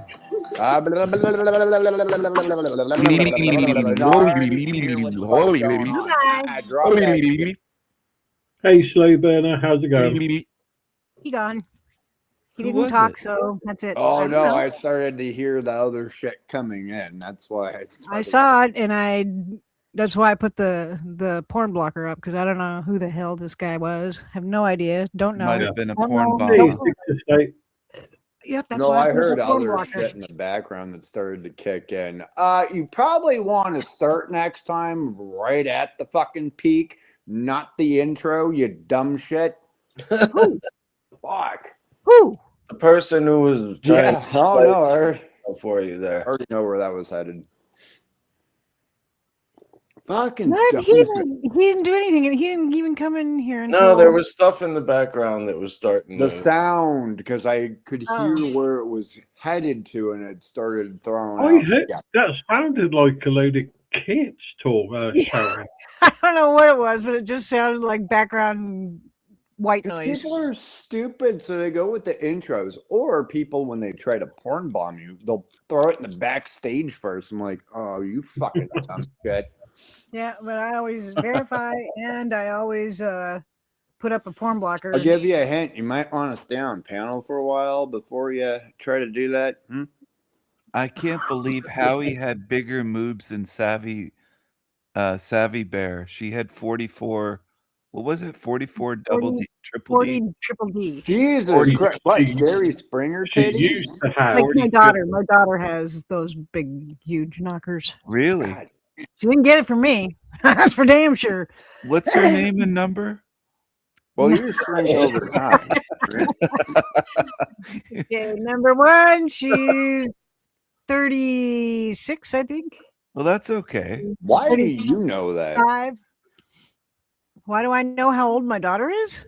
No, I'm talking about her boob size. Oh, her- what I didn't size? say her size. I just said she's got huge ones. Yes, She does. She's got major. Huge knockers. Yeah, I Yeah. just. Bigger than She- Howie had. He Yeah, had some bigger than moves. mine. Get it from me. He had some my older movies. daughter. My older daughter also has big boobs, which she did not get from me. Oh, there's Howie had 50 inches. Yeah. Sunshine. Grandma Sunshine, hello. Hey, Sunshine. I, Grandma. hi, everybody. Gilf. There we go. I have had the best tasting chocolate. And Really? It is so yummy. Isn't that the best chocolate ever? Probably It not. is. What Thank kind- you so what- much, Howie. So What much kind better is than it? anything we can get here. Grandma Sunshine, you are more than welcome. What kind is it, Grandma Sunshine? Audio Mr. Infinite, Beast. I don't know who you are. I can't ban you from streaming. That's just dumb. I can ban you from coming on my stream, but I can't ban you from streaming your own stream. He's got 3 subscribers. Ban them. I would not put that past anybody. You may not be able to stream. Ban these assholes. You tell them. Grandma Sunshine, how big are your boobs? That's a bit. Excuse me? That's You're welcome. Oh, just curious. We were talking about big boobs, and I thought maybe You might have some jugs. When she eats all that chocolate, she will. Trust me. Does chocolate make your boobs grow? Is that what it is? Did it do that to you? To you, Howie? Did it make you top heavy? No, but soy does. If you want natural moobies or boobies, eat a lot Yeah, of soy or soy milk. milk. Really? Yeah. Byproduct. It's estrogen in it.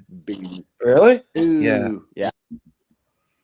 That's what the Well, sumo wrestlers eat. They drink a lot of soy milk and they eat like soy tofu and they get these Yeah. great big Japanese titties. They get Why boobs, would I? like, You obviously got banned for a reason, Audio Infinite. who got So banned? why would I unban you from StreamYard? I guess Oh. I banned him from StreamYard, I guess. I don't remember doing it and I don't know. But kindness why would I fairy unban you? I don't know you and I've never heard of that you've person. never given me a reason to unban you. Oh. She bans everybody. It's okay. I'm gonna find I out. got unbanned. I was banned. Audio Infinite. Yes, Yeah, you on were. what the You were standard banned, but you I got don't even know. unbanned. I don't because even know why I got banned. I don't know what happened. Did I say I know something? why you yes. It was your behavior. Sunshine. You called me a certain something that you should not have called me. Oh, no. Oh, now I remember.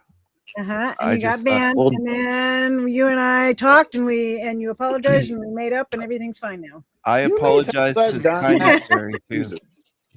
Okay, Okay, once. Audio Infinite, you're not on the StreamYard banned list, so Your other shitty account is.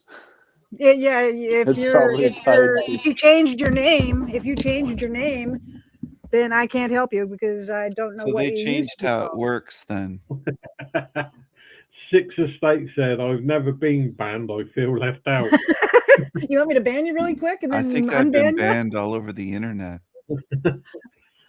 Well, come on, Steve. I can kind of understand that.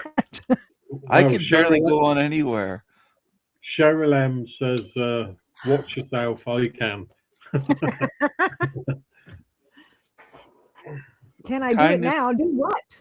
I haven't banned you. I don't know what the hell. What do you even read? Oh.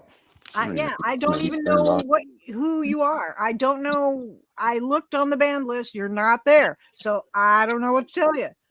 Yeah, no. Zach, What kick did him I for do? like Thank you 1 so much minute. for- You got a wrenchy. Fucking What? time that fucker out for a minute. It's tough titties. They should calm their tits. Just for $5. I can't help you. I can't help you when you're not on the list. I can't help you. If you're not on the list, you're not on the list. If you're Audio not banned, Infinite. you're not banned. Just calm your tits and Who, just my tits? relax. Audio Infinite. They should calm their tits and just. I want to Exactly. shout out to Kindness Fairy. I don't know if she has big boobs or not, but I think I said sorry to her too. Hey, I got it. Silver. What? Okay. How many people do you have on the block list? On my oh god, I don't know. A few. Quite a Is there few. enough that you could throw it on a t-shirt? That and I then could give put that away with my a entire prize? band list on a T-shirt. Would it It would fit? be. No, it wouldn't, unless it was little tiny writing. Yeah. How many it on would, but- StreamYard That are many? on your ban list? But audio is not in here. I don't have an audio anybody in my band list. They're using on sock StreamYard. accounts and they're using fake accounts. Probably. You must Savvy have. Bear You says, must have used a sock account when you got banned the first time because They're not you're not. fake. They're all real. If you can make them, they're real. Yeah, Savvy Bear says, quote the Raven King, nevermore. Oh, come on. You should be quoting me all the time. I come up with some good zingers once in a while. Sometimes. Yeah. Sometimes I do. You know, I have like, I think it's 300 or 400 people on my band list on my channel. I looked for your name, Zatoichi. I couldn't find it. I was scrolling through the list of names. I couldn't see it. Unless you you still sound do you like use more than one Sam name or what? No. What the hell is he talking about? I want to talk to you, Steven. You are When Sam live- Hill's twin brother. I Well, you'll have to go to swear. Steven's channel when he's live, and then you can talk to him. But What you is he can't talk talking to him about? through- I Audio? don't know. Can you give me the link pinned above? It's pinned. There it is. I gave it to you. It's right Holy there. shit, are you already fucked up? What time is it? Audio, if you don't have big titties, I don't even want to talk to you. You got to have big knockers, otherwise I'm not interested in a conversation. I don't have big knockers, but you're talking You to don't me. like just like a handful? A handful, but it's so common. I mean, even Howie still So has a common. handful. If you look at it. Silver's got nice knockers. You have never seen them. I know, but you'd have played with them before. I when you showed- have. Well, I play with them all the time. Yeah. Yeah, but can you stick one in? Never mind. No. No, Zero. I will not stick one anywhere. Any whoosy, Grandma Sunshine, I'm really glad you're enjoying the chocky. I am. Chocolate? Chocolate. Chocolate. Chocolate. Yeah. Chocolate. No, I don't even. I'm gonna make this a lot Rocky easier for Road? audio stupid person. Make it real easy. What are you gonna do? You'll see. He's master hacking the audio. I know she did. Who has the biggest titties on here? On not just on the panel, but in the chat. I wonder. Jerry Springer titties. Bring that shit back. I know you've seen that episode with them fucking beach balls. Trey Was Howie on there? Could have been. I there don't was a remember any YouTuber. dudes around that time, but Who's Trade Sneed? Tyree Sneed. Yeah. Tyree Yeah, what? Sneed. That was Michael Malloy's brother. well, if I Oh, ever had a really? wrench or any of the other goddamn wrenches, you can fucking click on it. What's up, Tyree? All right. I was in a different chat last night. I'm surprised Zat's even still awake. Well, how long? What was he doing? What Then? happened to him? He was up at like shit. It was like 1 o'clock my time. So what time was? Did he die? Taking care of audio right Who? now. That? Yeah. Yeah. He's dead, but he's on there. Well, I mean, Oh, he's Sure, back the that he was up audio till 3. never has a question again. let me ask you a question. Catman says is he it has small tits. Good to know. Well, Hey, so Adrian, how's it great going? about your chocolate. Do what? I sent Grandma some Cadbury's chocolate. Cadbury's. Oh, fuck Yeah. Cadbury. Well, Best it's in the very world. yummy. everything is Best in the They fuck don't with make you. it in England anymore, do they? I heard they It's changed very it. Oh, smooth and Fuck them, creamy. fuck them, fuck me, fuck you, I heard fuck they you, got fuck sold out everybody. and they changed I got Fuck, a fuck, clip fuck, of you fuck, fuck. saying the same goddamn thing. I don't even I heard wanna they hear it. hate Cadbury's now in England. They changed the recipe. imitating Is you. that true? No. It's the same old recipe. Yeah, I've actually been to Cadbury's factory The about only people that 3 change times. chocolate What city? recipes is America. What city is Cadbury's factory? It's just outside Birmingham. I'm from Oh, America. Birmingham. So if I make chocolate, Yeah. am I changing the recipe? Hmm? Did you give Grandma Sunshine chocolate nipples? No.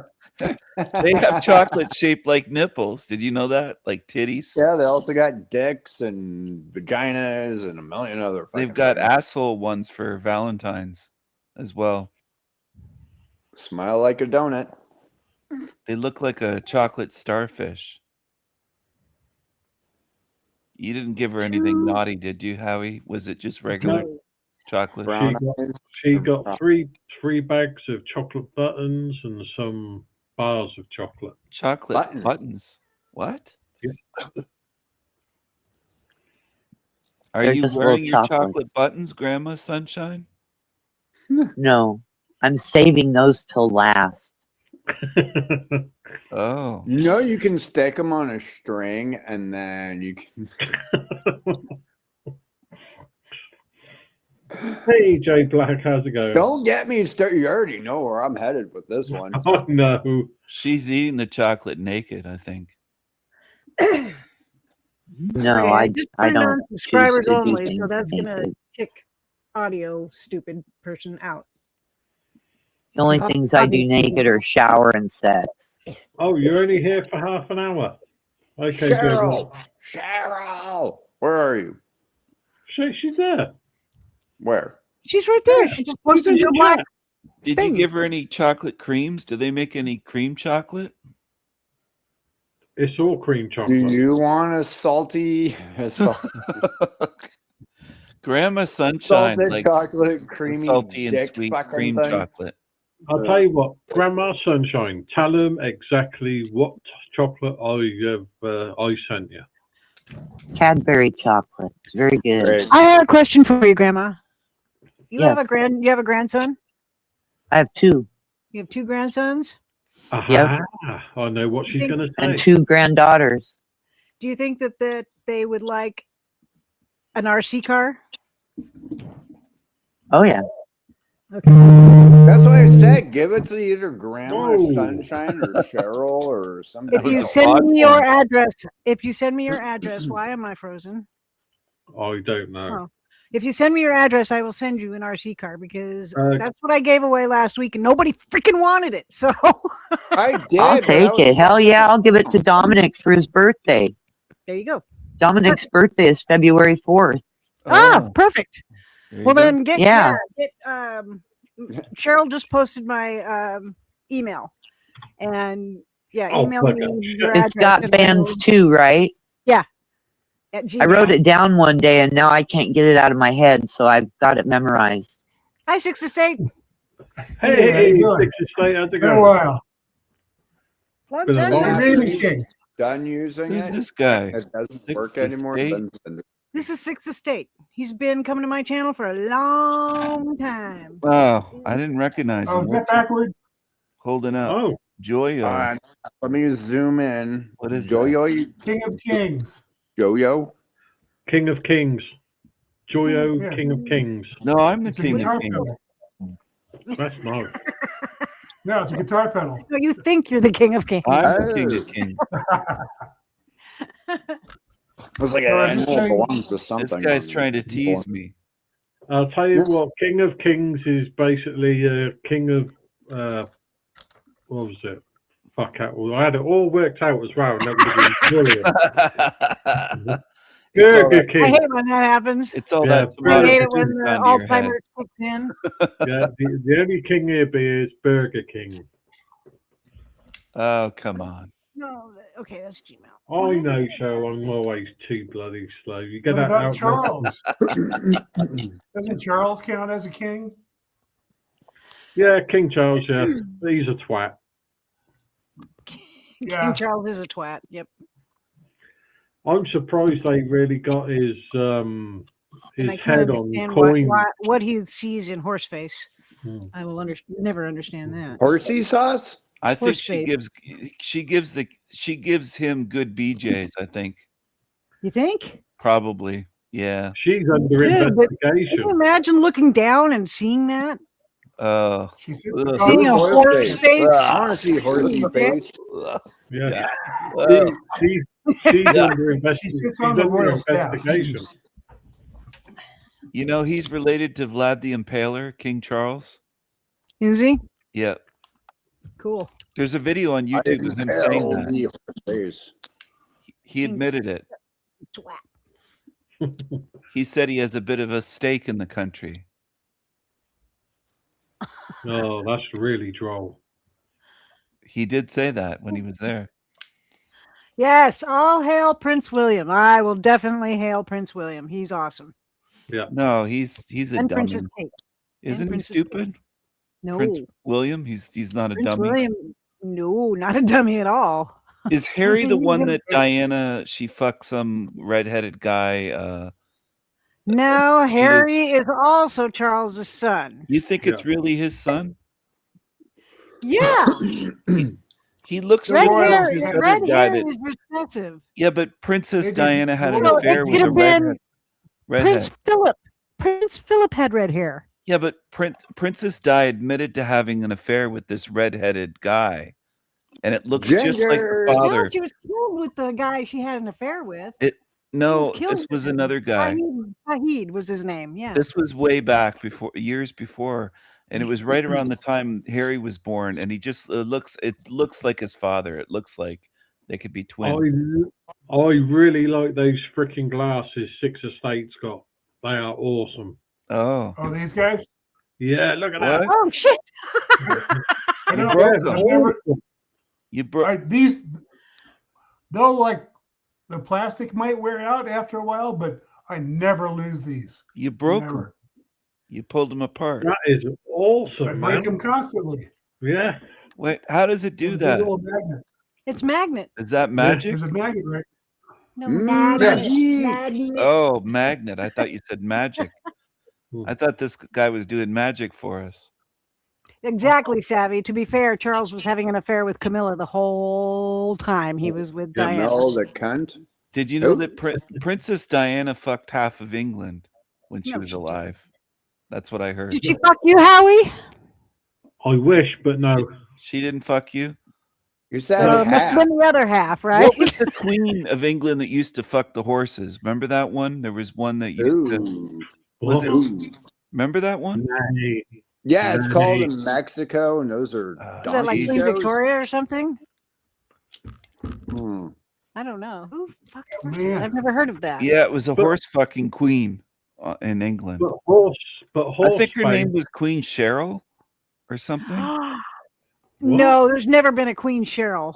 Oh, I'm thinking of someone else then. Oh my God. Oh, it wasn't You're Cheryl. cruising, dude. You You are should be cruising. getting food. You are coming real fucking close. Let me tell you. in high school? That was the I homecoming would queen. quit while you're ahead. Yeah, you're pushing your luck. Yep. Big It time. wasn't Cheryl. come on, It wasn't that was Savvy. fucking Already riled her up. So It- I would it- be real careful. I It would wasn't step Savvy. It lightly. was shit. What Oh, was not her that name? Cheryl. No, I'm serious. There was a doesn't queen. matter. Oh, come on. It's Cheryl's fault for bringing that one retard over here. There so, was a hey, horse why fucking not? queen. Howie, you got to know this. You're British. No, I don't. You do. I might be British. I don't know everything about Britain. You're No, British, but you got to That'd be know confused. which queen was fucking the horses. I Wasn't it like in the 1700s? How we went to public school. He doesn't know anything. They didn't wish teach you not. that. I never went to public school, trust me. I was What about hardly the at- Tower of London and the beheadings and all that? They didn't teach you any of that stuff? Oh, yeah, we know all about the Okay. Tower of London. and No, stuff you like that. didn't. You learned about our bullshit as we learned about your bullshit. Awesome. What did you do all your enjoyed life, it. Howie? Did you just eat tomato soup and not learn anything about your country, your history? It's just It's drinking that Heinz tomato soup. soup out of the I can. learned, God yeah, damn. I learned more out of school than I did when I was in it. So Toichi says Catherine the Great was the horse queen. Okay, Catherine the Great. That's what I was. That was the horse fucker. Stop talking bad about Can my somebody please tell me? I opened a new tab because I was going to look something up on Google, Uh-huh. and I hit W, and Uh-huh. it went bye bye. The whole screen went completely gone. Oh shit, you hit the Did it again. Zoe, Control W. W, just W. That means Just the whee! letter W. That's it. W, and it goes away. W for the Zoe, win. I just subbed to you, Zoid. My mistake. It wasn't Cheryl. It was Catherine the Great, Yeah, there's never been a queen. the horse Cheryl. fucker. There's never been well, a Queen they're gonna Cheryl. be That's freaking now with Steve and There's been a King Stephen for sure. Howie doesn't know Yes. history. King He's Stephen looking. not in England. Hey, Stephen. King There's never Stephen. been a King Stephen in England. Yes, there has. No, when? Wasn't that Greek? Or no? Stephen of England, former king of England. Stephen of England. Absolutely. We've never had a king of England until now. What are you on about? Inglewood. Yes, you have had a king of England. What are you talking about? Are you nuts? Howie, you must be. Are you retarded? You've had kings before. England's not even a place. No, it's an imagination. I want to go to that match. What's going on with the Google? He's the king of the Britons. Stephen. I don't know, Master Hacker. King You of the should Britons. be able to figure that one I'm out. the king of kings. I'm Arthur, king of the Britons. I'm the king of kings. Sorry. If I could look, like, do you have like a little camera you can stick on your shoulder so we can see what you're looking at? What the fuck? I don't understand. It's weird. What happened? I open a new tab, Yeah. and now if I hit any letter of the alphabet, doesn't matter, Is it like and my standby history or- comes up. My Google history comes up. It doesn't let me search for anything. Click off of the shit, I forgot how this works. What kind of computer? I'm an HP. New, old. I Hewlett don't know Packard about the new. old shit. I don't know about the new shit. It's what, 2 years old? Yeah. Yeah, but I was talking about the computers back from when I was in high school, so then it would have been easy to fix. It just doesn't make any sense that I'm trying to search. So hit the something top. on- Do you have like a window? No. Of course, not y'all Were are you interrupting me, so I can't even What were finish you what I'm trying to search? say. Maybe you were trying to search Catherine the Great. Images. Hit Control Alt 1 and oh fuck. See, no, there was another one up in She the was trying to top. look up that horse fucker, Queen Catherine the Great.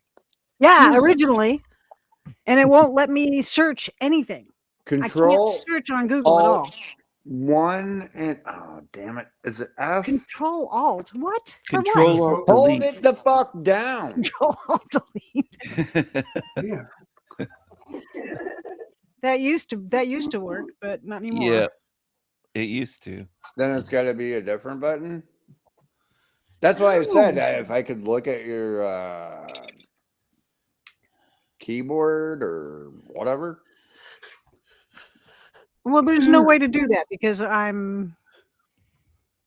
there's no way to do that. I can't show you anything because number one, my camera is built into my computer. I can't take it out and show it to you. Oh. Is it a laptop, a desktop? Okay, no. Hey, can you take a It's picture and then all send it to in me one. Messenger? It's all in one. It's an all-in-one computer. Break I out can't your take a phone. picture of. I can't take a picture of me trying to search for. No. Just send me a picture of the actual Take a keyboard. screenshot. Take a Of screenshot. my keyboard. It's a standard keyboard. Yeah, but I don't know what the fucking standard is anymore. I need to know where shit's at. So if you can break out your phone, snapshot the fucking thing, message that thing to me, and I can try to help you to fix it. Oh, It is. Come on, now I gotta zoom the fuck in. What do you want? I could see I'm the not FB. doing Wait, stop shaking it, god damn it. Hold it steady. What do you want? What are you trying to look? It's a standard keyboard like everybody else. That everybody No, has. because I haven't seen a computer in screen in like this fucking 15 years. So I have Escape, F1, F2, F3, F4, F5. okay, so Print Oh. screen, scroll lock, Present. Do you have present? pause, break, present. No. No. Not on my keyboard. No. No, on your screen.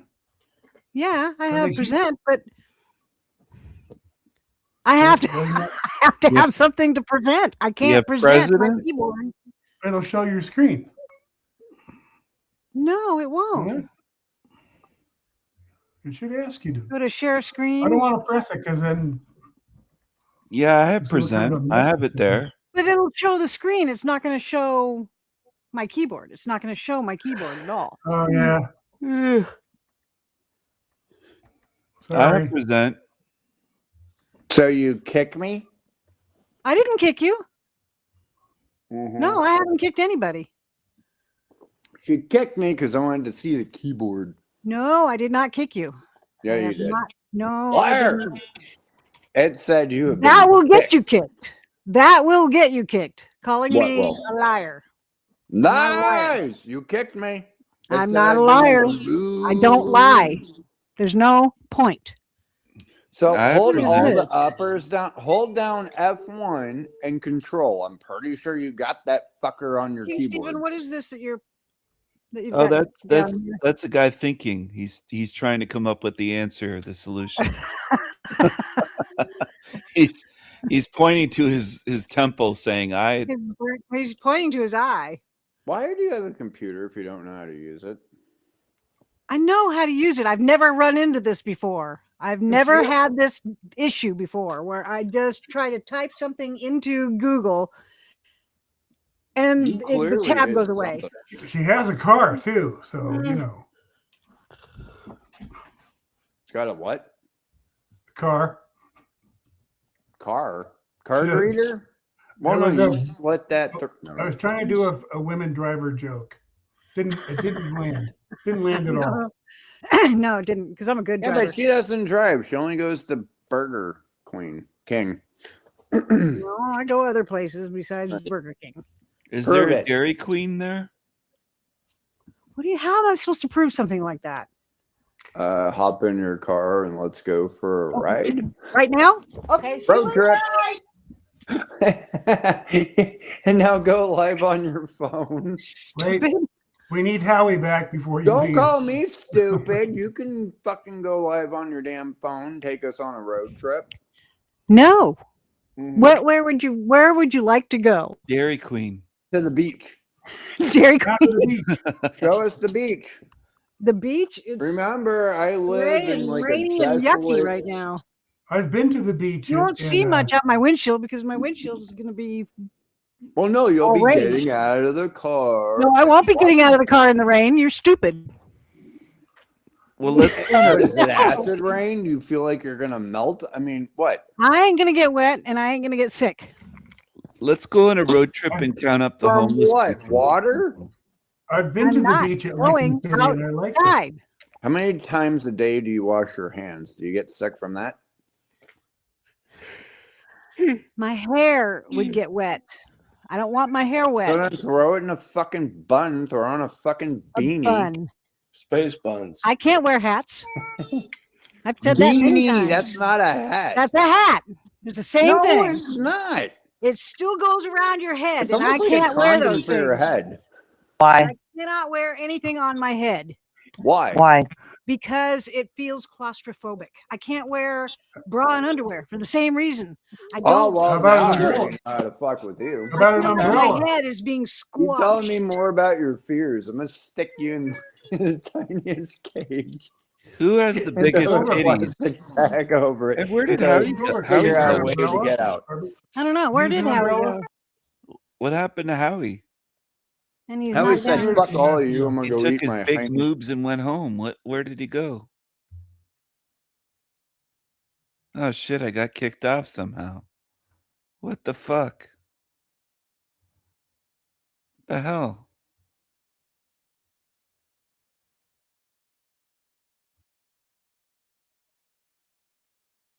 I got kicked off. Damn it.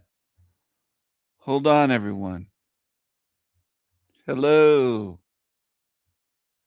Hello. Hello. Fuck. Now it's not recognizing my microphone. Hold on to everyone on my stream. I'm having issues with. I got kicked off their show. Oh, shit. Just a second, everyone. God damn it. I hate when they kick me off by accident like that. Fuck sakes. Now I gotta set up sharing my stream or sharing this. Okay, here we You use an But your umbrella hands when you get go wet when out? you wash your hair. When I'm in the shower, yes. Then everything gets wet. And does that bother you? I like that big joint. Hello. Hello. What Where'd you happened? go? Why are you I don't calling? know what happened. I got kicked off somehow. Yeah, Silver did it. You what? Twice. I can't hear you. Go ahead. Burr, burr, burr, burr, burr, burr, burr.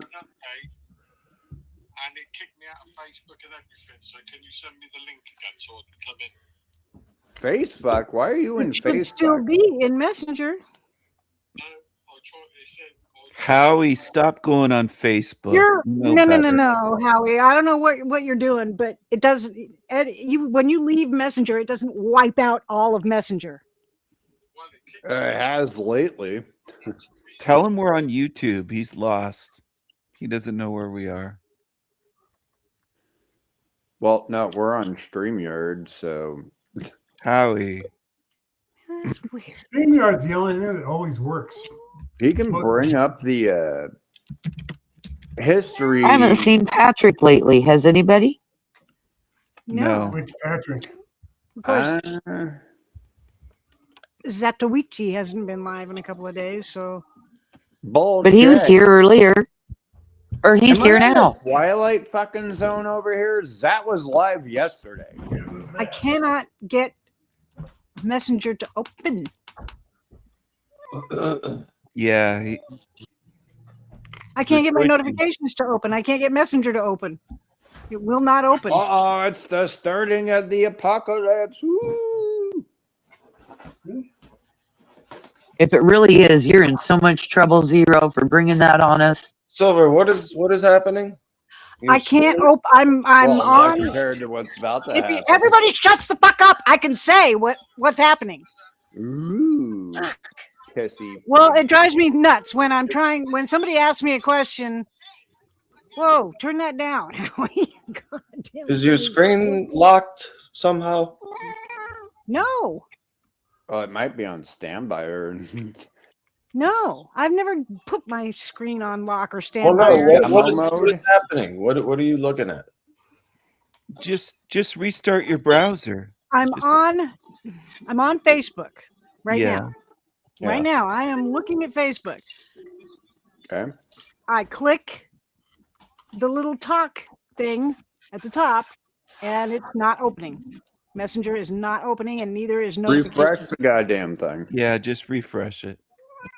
I'll have to refresh my whole computer because No, just refresh the page. I just opened it. Why Yeah, do I have to refresh something that was Because you just might open? have to. You might have to. That's the way it Can you works. not drag it Cat is down? meowing. Is it that the background? Okay, I just did. I refreshed it. Nothing. It still can't open Messenger, and I still can't open notifications. Yeah. On They the want to computer eat. or on the phone? Restart your computer.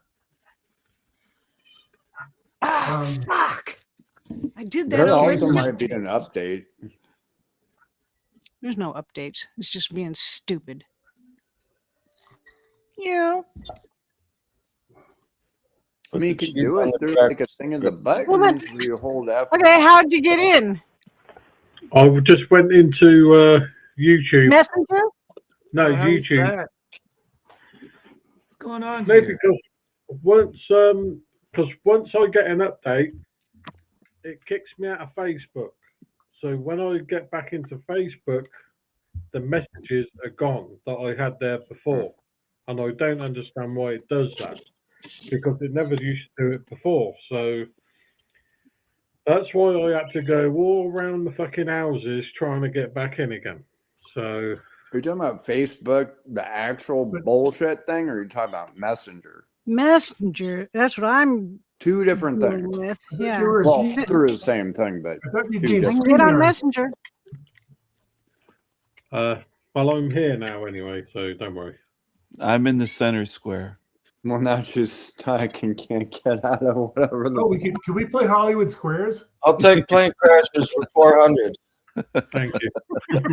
I take computers are a fucking. Do you remember bug. Hollywood Squares, that show with Yeah. the celebrities? Oh, Yeah. Yeah. You know do you remember who the host was? Yeah, Yeah. Triumph the Incel Comic Dog. Gene Rayburn. No, Gene that was Rayburn. Match Game. Oh, that's I Match thought Game. it was He Cher. had a couple of Tabby. shows. Hollywood Gene Squares was Rayburn. John Davidson and that other guy. He had a couple of shows. What other guy? I don't know. He's some weirdo. He's Oh, Satoshi. Did you see? Henry on Winkler? in The Fonz? in Discord. what? So Silver, at this point, you're probably just gonna have to restart That your. cat's Yep. trying to paw me. It's not cooperating with anything. Just restart. When's the last time you did an actual hard shutdown without Yesterday. restarting or leaving it? Okay. Just restart your browser. You don't have to restart the whole computer. It should stay Okay. connected. How do you do that? Just Control Alt Delete, close the browser, and then reload it. Oh, they said Don Lemon just hung himself. What? No, they did not. No way. Who said Who? that? I He got believe that. arrested in. He was arrested in Minneapolis. Don yesterday Lemonhead? afternoon. I don't know who the fuck that is, but okay. I can't do Don a Le- shitting thing on here. He's a darkie Okay. that used to work I'll on be back. CNN. I'm gonna Okay. restart because this is He's a- stupid. He was a what? Death by doorknob? Who's a what? Is What it did one you of those say? asphyxiation things? Don Oh, Don Lemon. Lemon, Darky? Don Lemonhead is a darkie that he's a gay darkie that used to work on CNN. He used to be on CNN. Oh, hell if I know. Yeah, well, they got rid of his ass. Yeah, real- very dignified black man. A what? A good reporter. A Do you black like man. turkey meat? He's not a good reporter. He's an He is. asshole. He's a darkie. He's a gay darkie. Damn He's it. not, He left. not Who is still dignified. talking? Other than. Well, then. No, I but can't. they- God damn it. Fuck iPhone. He's a porch You're- monkey. He's not you're dignified. What are you not- talking about? You're a giant asshole, aren't you? I'll be back. No. What are you talking? You're an asshole, dummy. So, What are you Dad, are you talking- serious? He really hung himself? You old senile fool. No, I'm kidding. So I can't hear. Oh, he's triggered now. This This. guy likes darkies. Sixth estate. He probably just doesn't like that word. It's outdated. What It's is- rude. It's a perfectly fine, gorgeous word. Darkies. Here, put your That kind of picture up. sounds like the great niggas. other shit. But Let's have a look at you. talk about Dude. aliens. The darkies. There's no What about the racist alien stuff on there, knees? King Stephen, because you're going to end up getting booted. What did you say? You're going to get booted. Alien What did you say knees. before that? There's no what? There's no racism on here. I'm not Somebody else racist.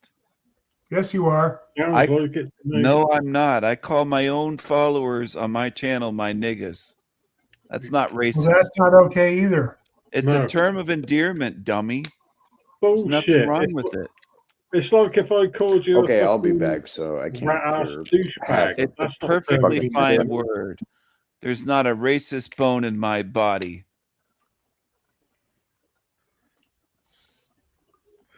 I agree, Cheryl. Zatoichi Well, your knows jaw- that. Your jawbone and your inner earbuds are racist. Racist. That's a stupid, lazy thing to call someone. That's dumb. That's really ignorant. Zatoichi knows I'm not racist. Stick up for me, Zat. You're my tag team partner. I'm tagging you in.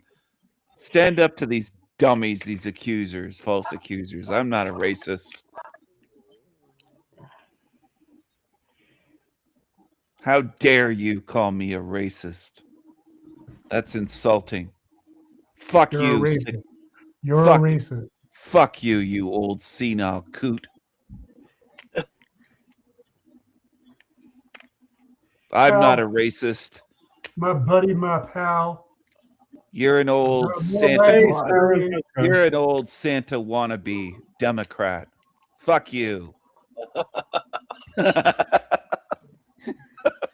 I'm a libertarian, you moron. Well, kiss my ass and suck on my salty balls then. How about that? Well, maybe if you're salty balls, if you washed them once in a while, I certainly wouldn't. But You maybe wash them with your somebody mouth, you would. faggot. Fuck you. Go wash yourself.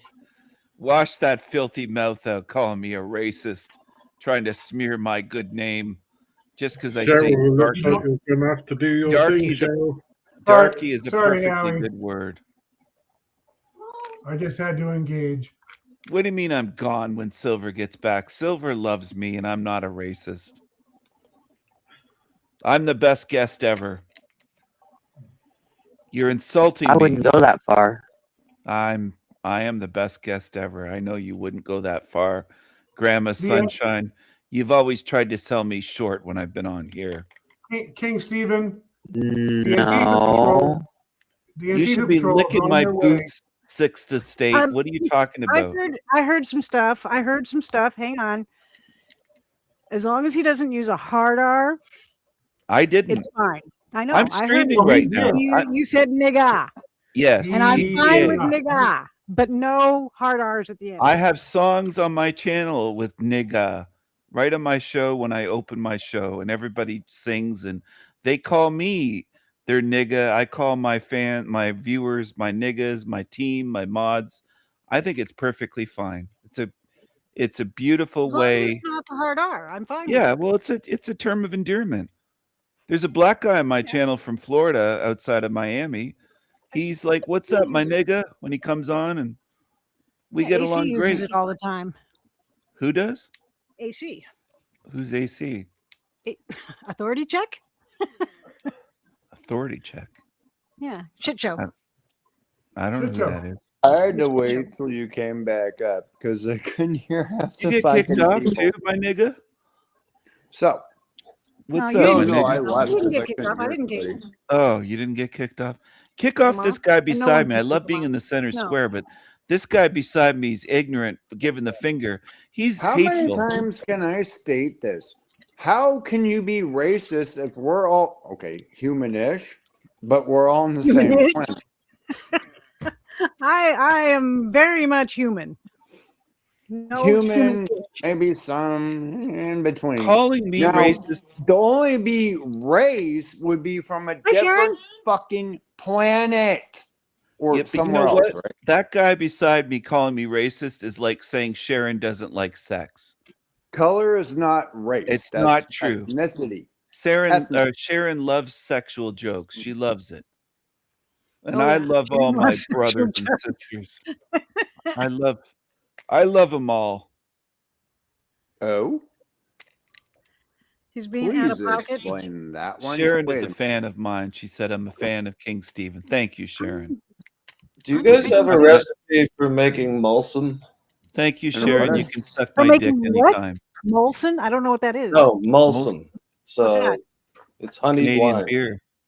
Never heard of it. Molson. Canadian. The Romans used to Molson drink it. ale. It would help their stomachs and digestion and everything. I don't know what you're Just talking about. grab a fucking ginger ale. Fuck.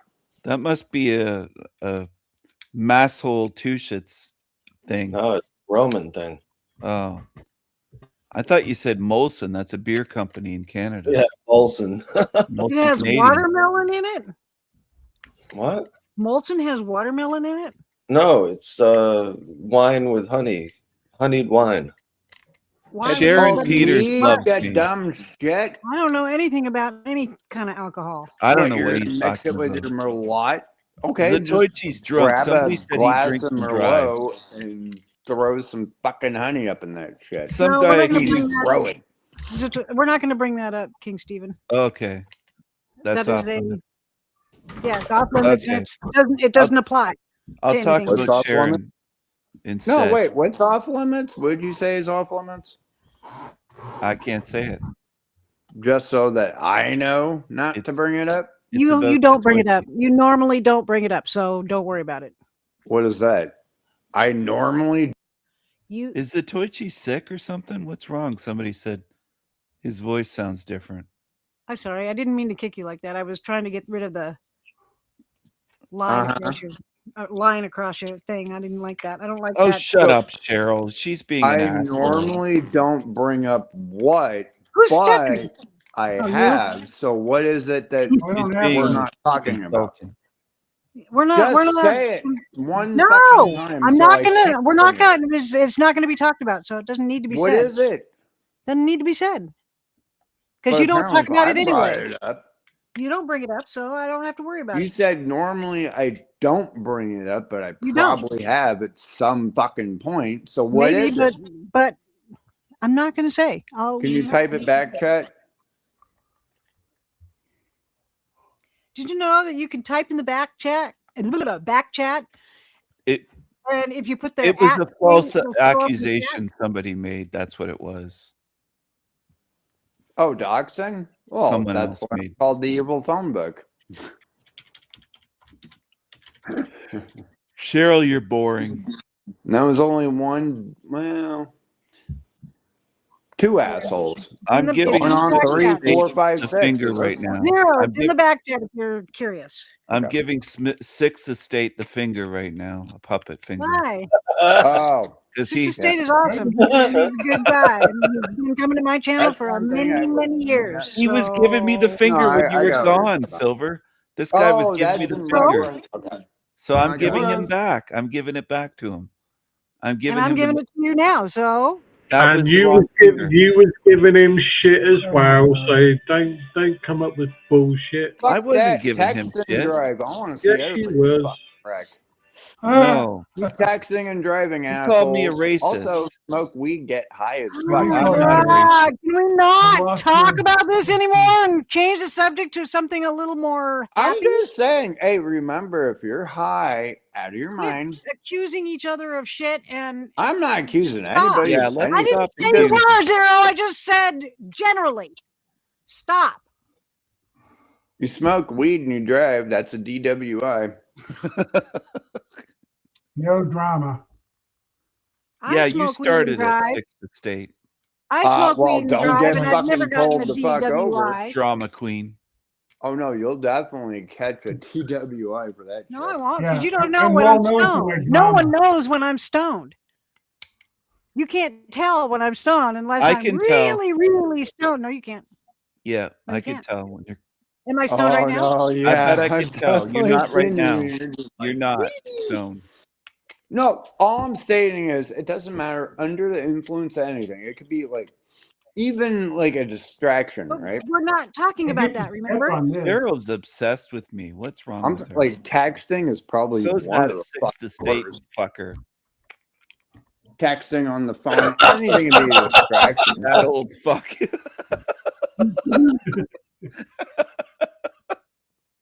I'm not Zatoichi talking likes about my an sense of individual. humor. I'm talking about anybody.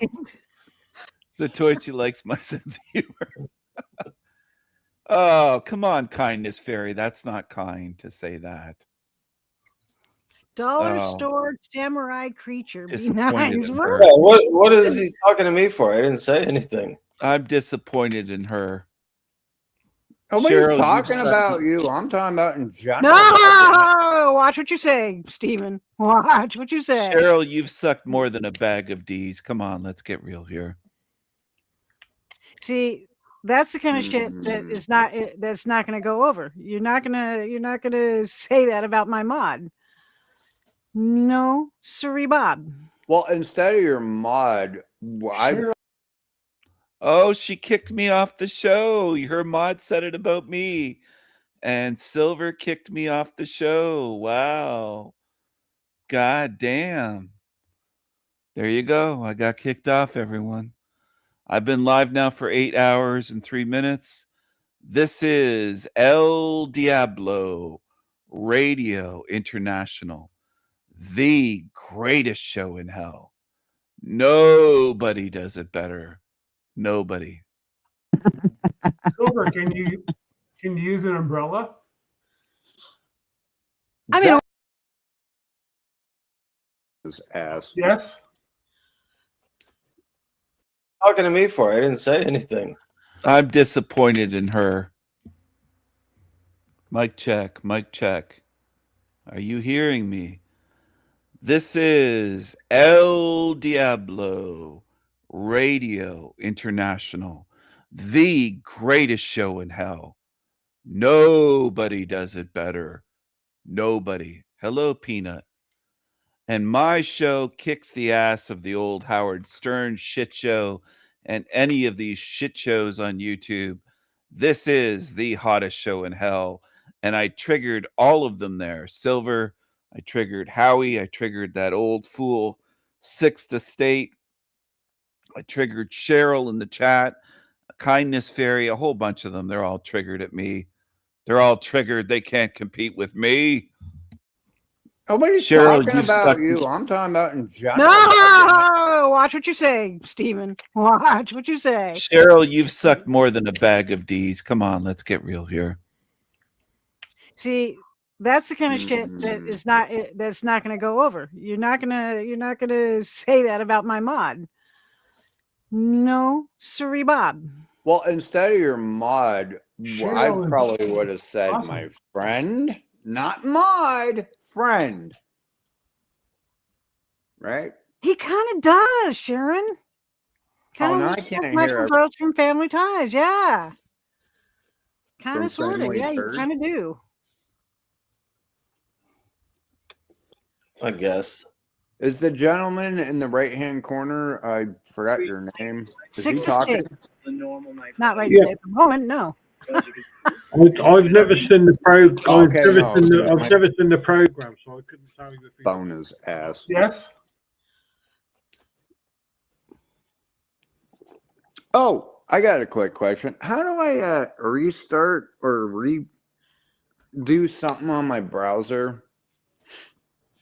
I don't know what you're talking On about. my phone. Like I guess that's a way to get rid of the iPhone's bullshit, but I don't know how to do it. I don't know anything about iPhones. I don't own an iPhone. I don't own any Apple I phones. do because I'm an asshole. If you put it in an ice. Hold on. Testing, testing. Testing. I'll see if she brings me back. I'll test it out. Check 1, check 2, check 3, check 33. I do Check need 1. too much money Check and 2. some. Check 3. Well, no, I'll probably Check laptop. 33.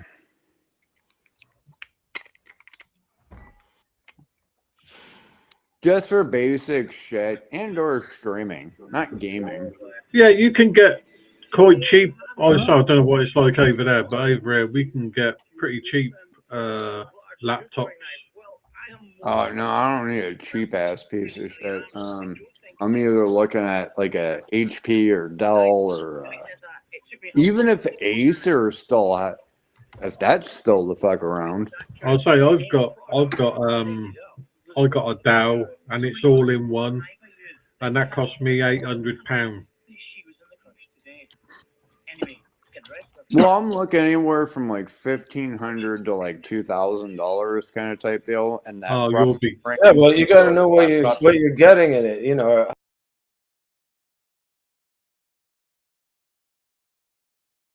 Wow, she kicked me off again, everyone.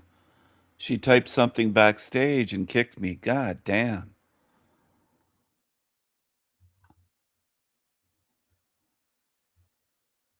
It's a beautiful day in the neighborhood.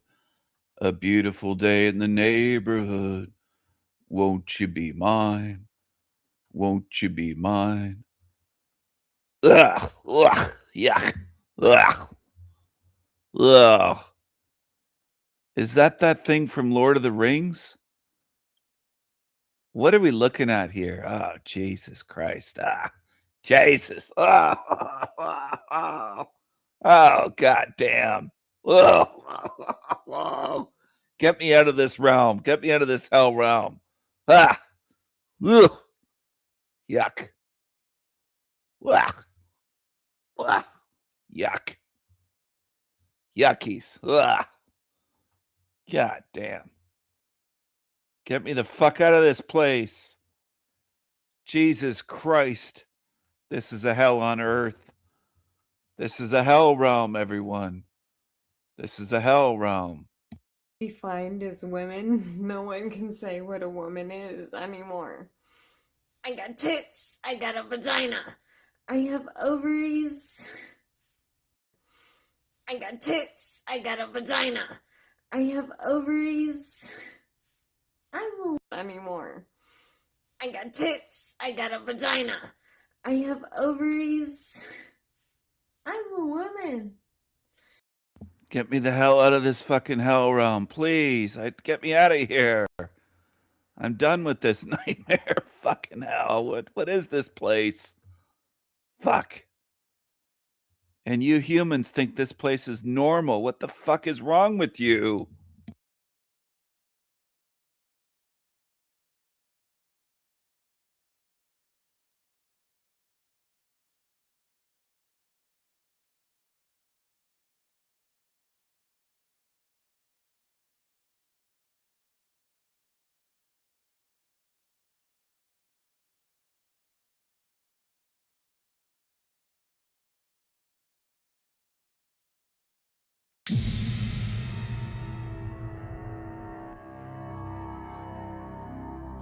Smiling slaves.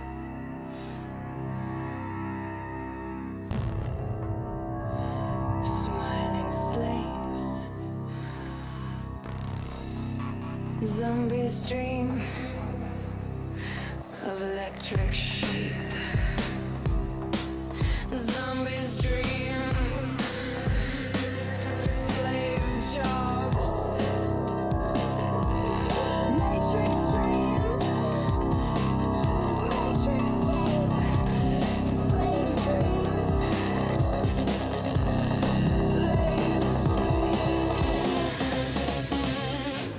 Zombies dreaming.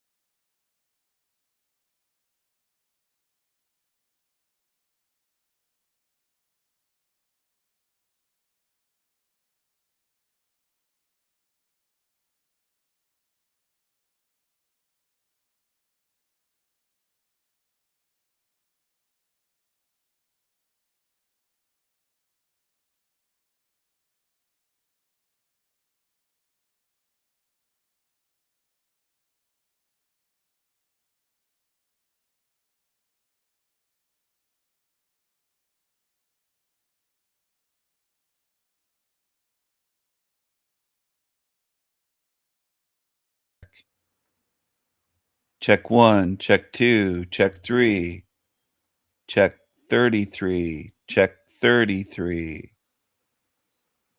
Had a bit of a technical glitch. Hello, everyone. Hello, everyone. Hello. 8 hours, 14 minutes, live. This is El Diablo Radio International, the hottest show in hell. Nobody does it better. Nobody.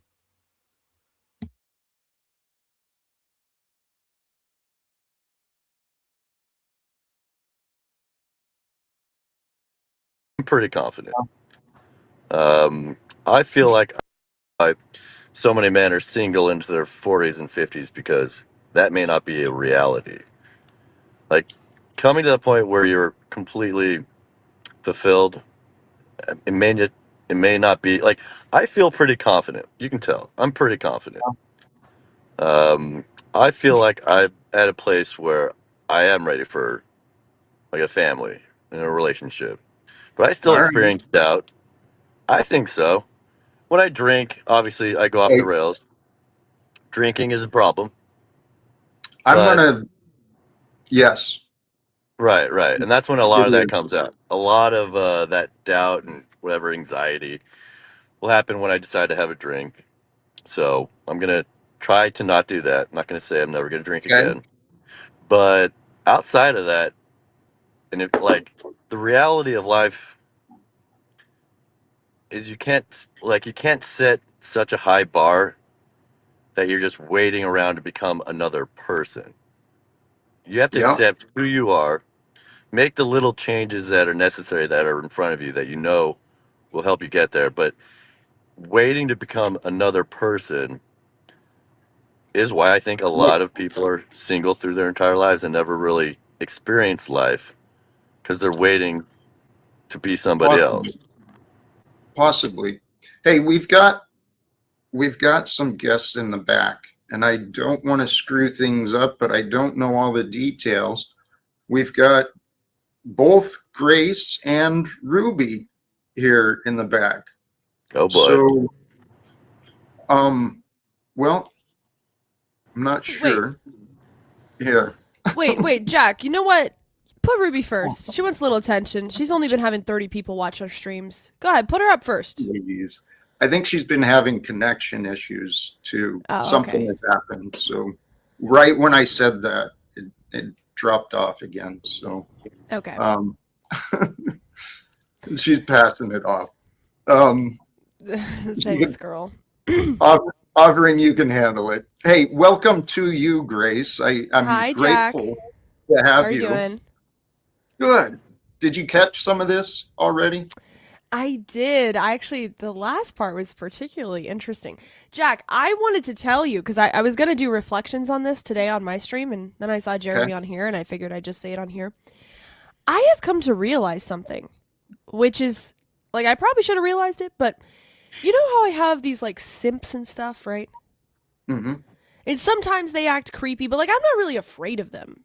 I never really am that afraid of them, but sometimes they act badly, sometimes they act fine. You know what I mean? But what I've come to realize is the kind of guy who I meet up with, first of all, the reason I'm not afraid of them is because they're not actually creepy. They're not actually going to do anything. And I'm not really saying this to insult anyone. I'm just saying I've realized they actually have so little interaction with females that to interact with me and to come across as somebody who's like, you know, maybe gonna R-word her or something, even though they'd never do it, is the flex. That's what they want to be seen as afterwards. Do you get what I'm saying? I think so. Like, I'm not, because, you know, it doesn't quite make sense. Why do you meet up with these guys if you're afraid of them? I'm not afraid. I don't think they're gonna Not. actually do anything. Right. But they want to, like, what I'm saying is them interacting with me is an opportunity for them to make a persona for themselves with regards to women. It's like their public persona when it comes to women. And they want to come across as creeps, but they don't actually they're not actually going to do anything. Does that make any sense at all? Would you say that I wanted to come off as a creep? That was my I intention. think, Jeremy, the fact that you I mean, would you change your mind if I said like, okay, I'll be honest about what I'm doing. I'm sympathy baiting for you to tell me like I'm a good girl or whatever. Hello, Jack. You are a good girl, my friend. Okay. Thanks, Jack. And you're doing well. You're staying Not stronger really, than Jack. most.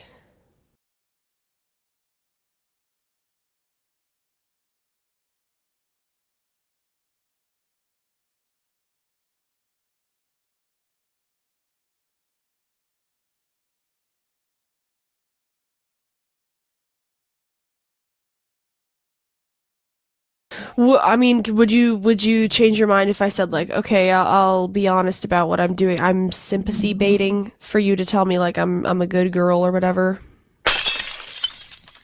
Hello, Jack. You are a good girl, my friend. You're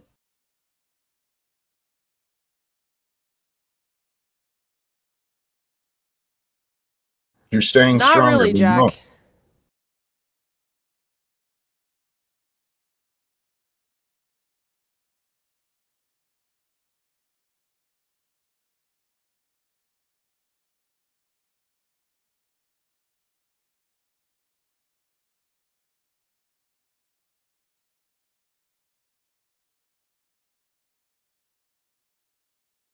I mean, would you change your mind if I said like, okay, I'll be honest about what I'm doing. I'm sympathy baiting for you to tell me like I'm a good girl or whatever. Hello, Jack. You are a good girl, my friend. Okay. Thanks, Jack. And you're doing well. You're staying Not stronger really, than Jack. most.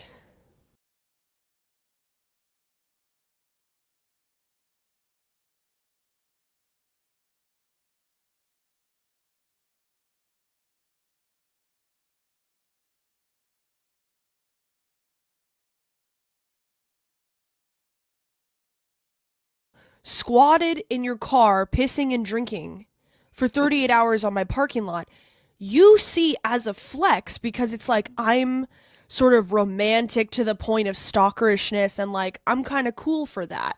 I got her all Yeah. flustered. You think that was a flex? I think you think of it as a flex. And the fact that I burned your wallet, I also think you see as a flex. I don't see it that way at all. I was there because, well, the drinking kind of kept me in a stupor. So I wasn't, definitely not looking to flex.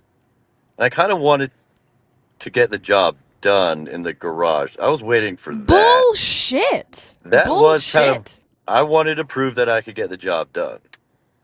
By drinking yourself into a stupor? Jack, come on. Look, Jack, Jeremy's I taking this could've gotten out of defensively. it. I'm not trying to attack anybody. I'm just saying I'm realizing. Because, Jack, I'll tell you one thing. I did meet up with one guy named Salvo. I didn't like him. And he was like, he turned my camera off. He turned my stream off, which nobody's ever done before. And he was like, bitch, I run the show. That guy was genuinely like a little bit like, I want to get away from him. I don't fuck with this energy. Yeah. A little bit scary, but he's not really that online. That's the only guy that I've interacted with who I actually would be like, I don't think so, dude. You're giving me the creeps. The rest of it is just LARPing. It's just a facade. Do you get, like, it's so bizarre to me that a guy would want to come across as a creep, but they do because they think it gives them aura. Does that make sense? I think so. I mean, Jeremy's free to disagree. I think that's what's going on here. Yeah, I don't know. Like, I wasn't, that wasn't a flex. That was clearly, I mean, that was not a good look for me. Like, squatting, quote unquote, sleeping in my No. car, Not a good drinking look. beer. Like, I was just hanging out, passing the time. And, yeah, I really was kind of, I was kind of just waiting for, I don't know. Once I got to a certain point, I was kind of out of it. So at that point, no flexing. There wasn't really a game plan. I was just waiting out the storm. But to say it was a flex, clearly you'd have to be insane to think that that was some type of flex. sleeping I in your agree. car, You would drinking have to beer. be insane to think it was a flex. Yeah, But no, I think you think it was. I don't I've think made some I was progress, not. Rusty. I was not flexing at all. No, and I really just wanted to spend time with you. I think, like, yeah, I wanted to keep spending time with you. No, see, you're playing a game where you're saying, I just wanted to spend time. You didn't. That's I'm when you being drank honest. yourself into a stupor. You knew I wasn't going to hang out with you when you were shit-faced drunk during Well, the you did blizzard. for You you, kue that I wasn't going to, but you you did it did for anyways. a little while, but no, yeah, So things got like that's weird in the really text not enough messages. of an explanation. Jeremy, it does seem pretty suspect, and for that many hours, there had to have been something going through your head that had to kind of say maybe this isn't a good idea. But I did tried that to leave at voice? one point, but I got snowed in, and I don't know. I didn't expect the storm to get that bad, and I was fine. Like, I These was are all fine. lies. You knew that it was No, 2 to 3 feet coming in. I didn't know that. I I told you honestly did. many times that was true. I did not Jeremy, know that. listen, I'm not really attacking you. I'm saying it would be important for you to realize what you're doing, which is maybe you're trying to create a persona because listen, most male streamers, especially low level, don't get to interact with a female IRL. I'm not saying I'm the sexiest anything. I'm just saying, generally speaking, IRL is a male dominated field, especially low level IRL. So everybody gets this kind of opportunity to show their riz. And I think what I'm realizing is like Lalo groping me, you getting drunk. It's not that they actually think they're gonna succeed. It's that what you guys want to come across as is sort of like romantic, desperate creeps. Because there's something sexy about that in your mind. I think that's true. I could be wrong, but I think that's what you're doing. Well, I think that especially when I drink, I kind of turn into a romantic. Like, I kind of genuinely feel romantic, and that's what I was expressing. For me, it wasn't a LARP. That's not true. When you drink, you get angry. And you text me that I'm a whore who sucks black dick, which I No, don't really that's when care I get about, but that's when I get blackout drunk, and then yeah. well, when that's you when I get drink, you defensive. get angry. That's what happens. Sometimes I do. Yeah, our alcohol Yeah. makes me angry. Yeah, So, but Yeah, no, it's I absolutely don't really see that as something you should romantic. keep in mind is that drinking is a kind of Dr. Jekyll and Mr. Hyde situation. You know, you're dealing with two very different people. yeah, and that turned into Yeah. that turned into me drinking too much, and then Hey, Jack, Dad. how are you? Hey, Grace. yeah, I kind of felt I got a little defensive. I'll admit that. Yeah. Here comes the analysis. Jack, I would love. I see this huge opportunity for you. And I'm not even saying for you. I'm saying for humanity.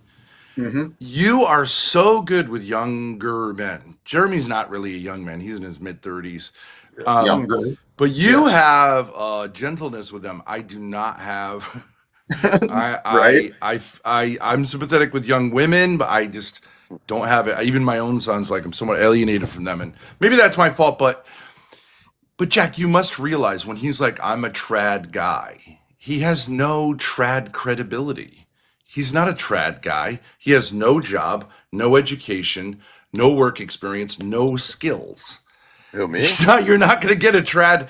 And I'm just saying, the news flash is, well, none of that's true a about me. trad woman is not going to be attracted to a guy who That's not has true at all. no trad credibilities, right? I've got plenty of work experience. You were looking for a job as a groundskeeper today.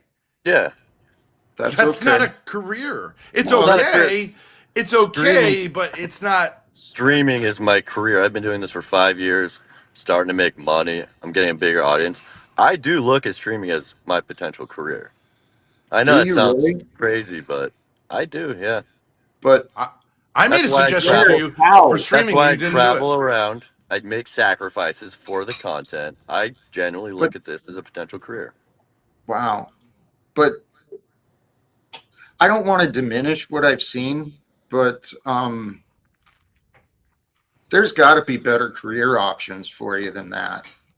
Yeah, I don't know. Because I mean, like what is it going to be? Just content? I mean, chaos content?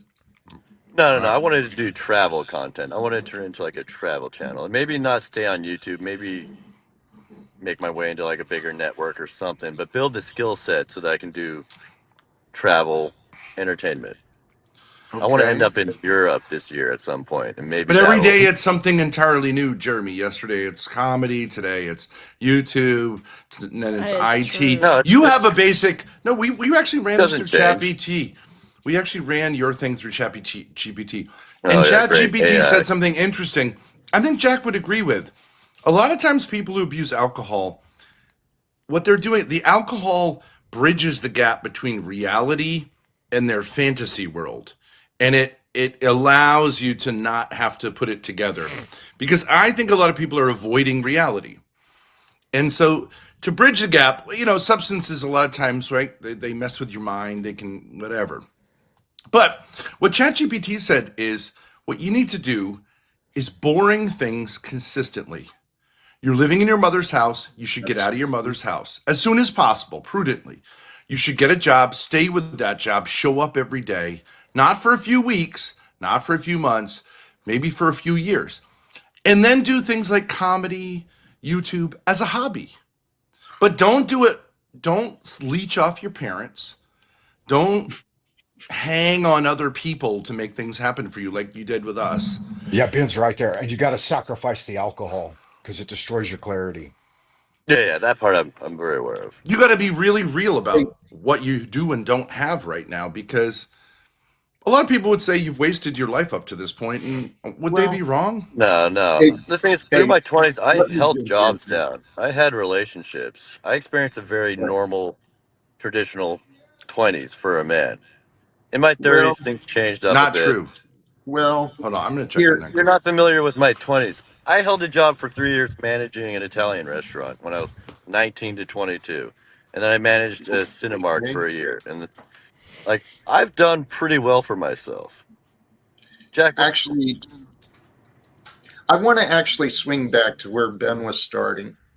I do believe I could offer some perspectives and some support that could really help you get some more clarity on what. Well, let's talk what- about you, Jack. Jack, what are you doing? How are you, like, do you have a full-time job? Are you doing Wait a these second, things? Jack. I know you're smart to not fall for this. This is what Jeremy does when he is when No, he no, I feels wanna see defensive. that He he's an deflects example. and says, "Well, If you're I'm gonna not listen perfect to somebody, either." no, I want to That make is sure he's the 100% right what he does. example. If he's going to help me out, Because what kind of example is Jack, when I asked him, did he work hard? He said, "Well, you didn't work that hard," and I said, "It doesn't matter whether I worked hard or not. We're asking about you. You can Well, that then was a ask separate me." point about But the every garage. time he's triggered, he deflects to whoever's triggering him.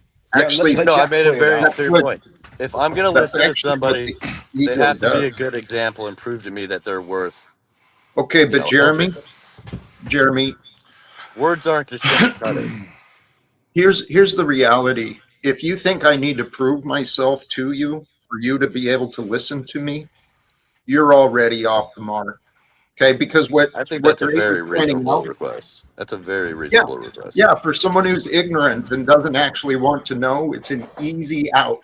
And what Grace is pointing out, it's really not don't just If I'm going to listen to you and trust you, I need to know your credentials and like I need to know okay. that you're worth trusting. Otherwise, But I even get on that set up level, for Jack failure. streams consistently and has built a consistent channel. He is consistent with his streaming, and Yeah. he has a solid thing that he does every day. But he doesn't lean on it as his objectively. only source of income either. Ben, what about you, Ben? You do this. You lean on it. Like it doesn't make any sense for you guys to be talking right now because you're in the same boat as I am. The only Not difference by is a I'm land- 35. not by a I'm landslide. 35 in terms of being full-time streamers and leaning on that as a career. We're close to making six I'm figures a year, 35. Jeremy. I mean, what are you I'm talking 35. I got plenty of time to make it doing this. I can do jobs, you know, that aren't Sure, necessarily as my a hobby, career. that's fine. That's fine. I don't Not think as a anyone's hobby, as saying an like you income don't have a source. place on YouTube, As you an shouldn't do it. income. But you've As been I at it can for make 5 years. income You have outside very of it little to show. while this works out. I'd really like to be able to finish a thought. Okay. I know you've got disagreements, Jeremy, and you're fine. You're entitled to have those disagreements. I guess he's not interested. What you pointed out, Grace, it's actually a common pattern of the ego, the psychology of people. When we get insecure, that's exactly the tactics. We distract, deflect, and accuse, right? That's the method of chaos. I know because I do that too. So I know, but it's like, it's so obvious with him. As soon as you start questioning, he goes, well, what have you done? It's like, well, that's really not what we're talking about. Yeah, good advice is good advice. Like I'm willing to sit back and listen to Jack, and what Ben said a moment ago is absolutely spot on. You know, you have to be able to be willing to do the boring things consistently. Frank, do you have lighting where you are? I mean, I like it. I like it. It's like 5 a.m. and everybody's asleep, so I see. I'm hiding out in the kitchen. Yeah, what's up, guys? Hey, and please, I don't want to disparage Jeremy. That's not my intention. I don't want to belittle him. He's living his life, right? And he's doing things his way, and I can respect that. But what I was trying to get across is, and thank you, Ben, I actually do think that my life experience and my education has prepared me to help a young man, help him figure out what his purpose is. You know what I see so frequently with these young men, Jack, and I don't think it's their fault. He's got the hierarchy exactly backwards. Like, and he's like, what I need is a woman and marriage and children. That is the last thing.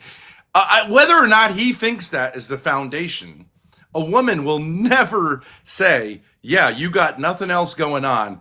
Lean 100% on our relationship. And now I'm going to pump out kids based on your zero, kind of provider qualities. Like, it's so delusional, but it's so common. And I think it's funny. Ben Thorpe is the relationship expert. He's divorced.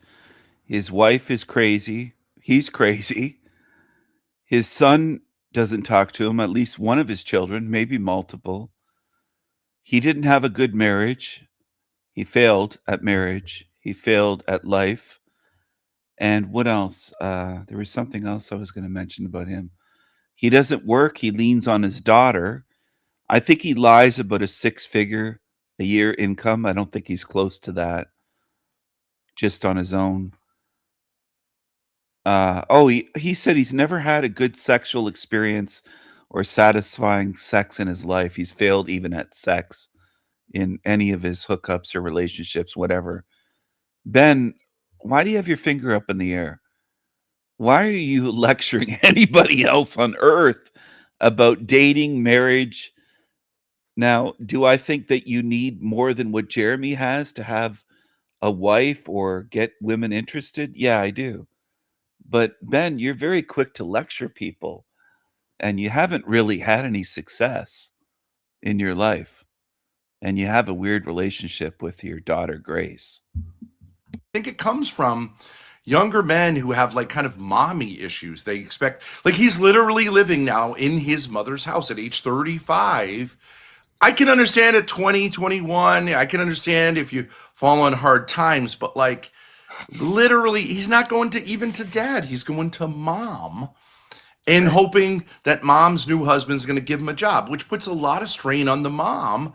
It's really not fair, but it's not good for anybody to be doing that. And it's probably sick on their side too, that they're not, just saying like, no, you know what I mean? There's like that, as a parent, it's very hard to avoid enabling kids when they claim, what are you going to do with a kid who says like, I'm lost, I need, you know what I mean? It's very hard to say no.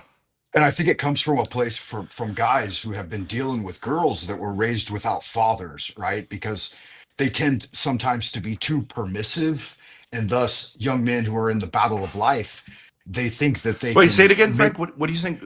It comes from what is it? Comes from young men who have been dealing with girls who were raised without fathers. What comes from that? Their desire for a mother? Attitude. No. The attitude that I'm in a position where I'm still unstable and grinding, but I can still start these other things that are going to be long lasting. Whereas Jack was saying earlier, you need to kind of level up first. I don't get the connection you're making. I'm just sincerely saying, you're saying a lot of guys deal with women who don't have strong relationships with their fathers. That's true. What does that have to do with like what you're saying? It builds the attitude within the man that when they're still in the chaos of becoming, and they really don't have Yeah. anything to offer, that they can still get into a long lasting Oh, I see what you mean, because girls are fruitful kind of easy relationship. to hook because that they just want a male in their life. Is that what you're saying? Well, It's yeah, kind of easy. Codependent. I believe so. Yeah. Yeah. Yeah, yeah. Oh, I But see but what I you're mean, saying. it was specifically with Jeremy. Like, he doesn't even want a partner. He Mm. doesn't ever date. He hasn't dated He for loves the years. fantasy, I think.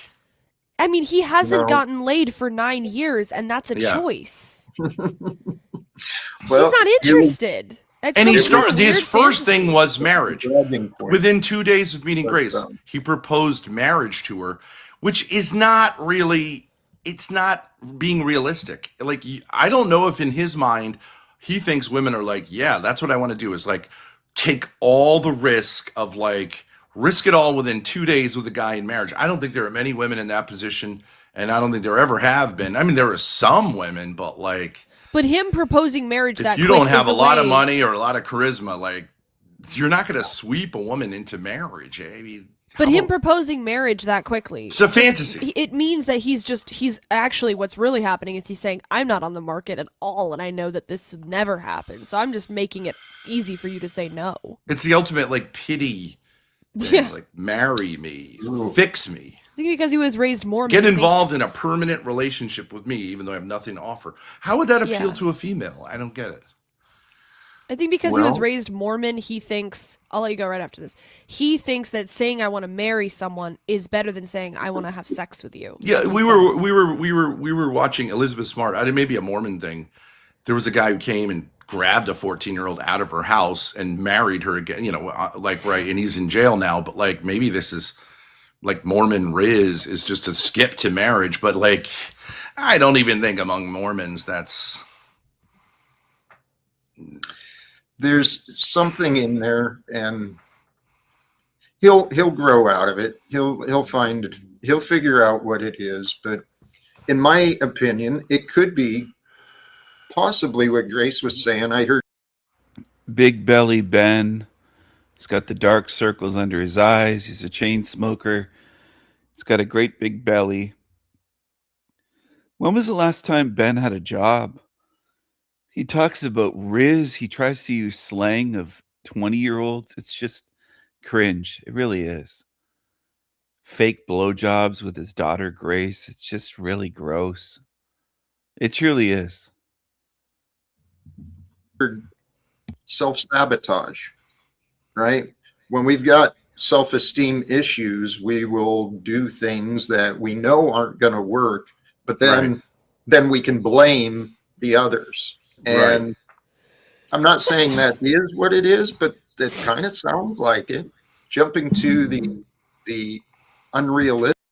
Has there ever been a time that Grace Thorpe isn't sneezing and snotty nosed? I just wonder, what is it about her?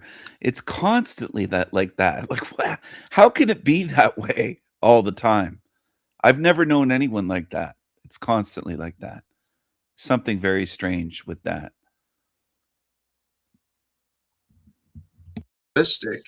Is a way to See, now I think Jeremy actually, he's a fairly good looking guy. He's kind of Yeah, trim. He could actually appeal to an older divorced woman, realistically, to say, I want to be the son who's a lot easier to deal with than the man you failed with who was your own age. You see what I mean? There's a weird way in which the cross-generational thing could work. He could be a kind of, and it would be healthier than having his mother do that for him, because that's the last person who should be your sugar mama, is your actual mother. And if he feels like I can't do anything without female companionship, okay, well, that's a way to do it. Lalo has apparently found someone who on the weekends gives him $50 to whatever. And, you know, I mean, maybe that's where they got to go first. If they insist, I first think thing that, is that, women. that dynamic would be time limited, though. Like, it wouldn't be satisfying over the course of a lifetime. I agree. But I agree. It might be a temporary fix. Modern thinking. Oh I yeah, Jeremy. What is this new personality? I'm a traditional man. You live in your car and live stream for donuts. Well, I just think there's a lot that Jeremy has in common with your mother, in the sense she partied through her 20s. She, abused substances, and then she became trad, around the same period of time. But that's not really becoming trad. That's just more of the modern thing, except you're saying like it looks kind of bad when you're in your 30s and 40s and 50s to be just a True. drunk loser going around like from short-term job to short-term job. It's a younger man's game, and people have sympathy for it, and you can find women, right? But like it's a you're not going to pull like this kind of Mormon virgin kind of idea, like from a girl who's got a lot going on. Is just not going to find anything appealing in a guy who's kind of hitting his like the male wall Yeah. of saying like, I'm not a young man anymore, and I don't have anything to show that a woman would appreciate for my last 20 years of my life. Jack, what do you think about that? Do you think men hit the wall too? Like around 30, 35, you're kind of permanently a bachelor? Because my dad's theory is like, once you get to that age and you don't have a long-term relationship, you're not really going to be ready to deal with a woman's needs and kids and babies and poop and all that. You're kind of like stuck in bachelor mode, getting yourself to It becomes a different type of a relationship. If you're with a younger woman, you're in your late 30s, it becomes more like a deal than like you're all in. Possibly. Everyone is different. I True. mean, and even Yeah. on the individuals, I know my mindset has changed back and forth over the years. Once my marriage ended, I swore I would never get married again. Didn't want anything to do with a relationship. And then I did meet a woman who it took me a long time, but then my mind started changing, and I wondered, well, maybe I could be in a relationship. And then she dumped me too. And so, But you're not probably looking for like someone 20 years younger, 30 years younger than you, no, because that's just not going to make sense for either side. Jeremy, you're acting like a teenage fool. Okay. I'm not going to take advice from this person. I'm not going to take advice from this person, Wait, but Jack, I can Sure. prove him wrong because as a woman, it is objectively hotter that you're a divorcee, which is pretty lame for a guy, than that you haven't been laid or had a relationship for 9 years. Like, at least someone was interested, had someone kids, you committed, did, and then it fell sure. apart, but like, at least you tried, like, Yeah. genuinely. I'd rather date a divorcee than someone in Jeremy's position. Any woman would. At least you Yeah, got a two woman facts. to There, commit. it's not all negative. Yeah. No. And I think divorced men often get remarried more so than guys who haven't succeeded yet or haven't Yeah, done so because really. they're kind of like they're used to being married. They want to do it again. Might not be as fun or whatever, but like they want to Well, they're capable of the basics. Yeah. Unless the marriage lasted 2 months. Okay, then it's not really. There is something that I do kind of want to address. Mm. And I actually welcome your guys' honest input too, related to me. Because Jeremy wanted to press, why should he listen to someone like me? Well, I've mentioned my experience and my education. I have studied what other coaches, what other people training in success, what they've been learning. I actually know quite a bit. Now, are the results visible in my life? No, they're not. But the reality is, this online stuff, it's not my number one focus. My number one focus is a better world, right? The whole world. I've got goals that most people don't believe are possible. Well, Jack, I would when you say, "Do I have the results?" Okay, well, what is like the sign of wisdom that you're willing to take criticism, that you roll with the punches, that people attack you and you welcome them back? I mean, I think those are results. You might say like you're not a millionaire, but like I think those are things that only younger men think are going to make them happy, anyways. Yeah, and I think Um, Grace pointed it out earlier on too, that you've kind of got the cheat code to life. You know, you're able to do this thing, and you've done that other thing already, as we all said, right?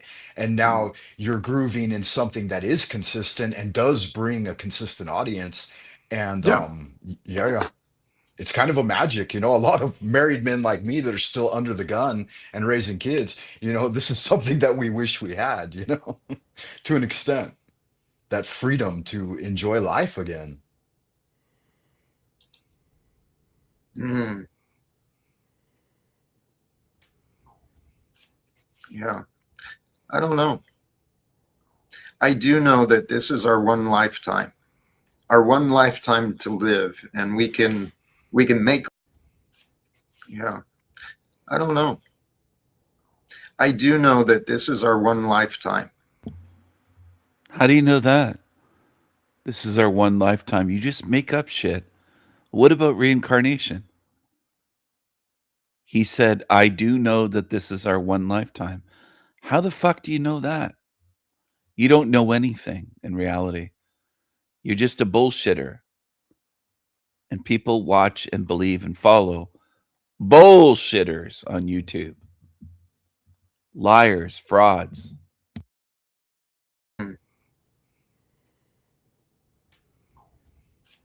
Yeah. I don't know. I do know that this is our one lifetime to live, and we can. Look at how those morons just kind of freeze and listen to him. It's pathetic. It truly is. You're listening to a creep. We can make all the mistakes we want. We can keep repeating the mistakes, or we can just talk ourselves out of succeeding. And I wonder, in my own days when I was drinking, I know for a fact, in hindsight, my drinking was a direct result of my inner issues. I was drinking to escape because I was unhappy with my life, and I was unhappy with who I was. I'm not saying that's what Jeremy is doing, but I think that many people, you know, when we have these patterns of intoxications or self.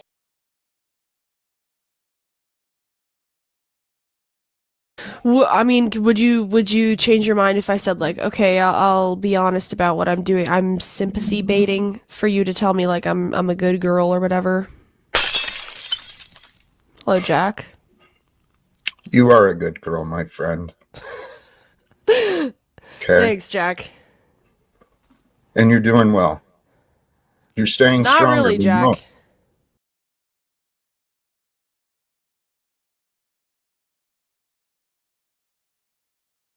Abuse. I'm sure that's what it's from. It's our unhealed issues from within. Yeah, I think fantasy is often a problem for people that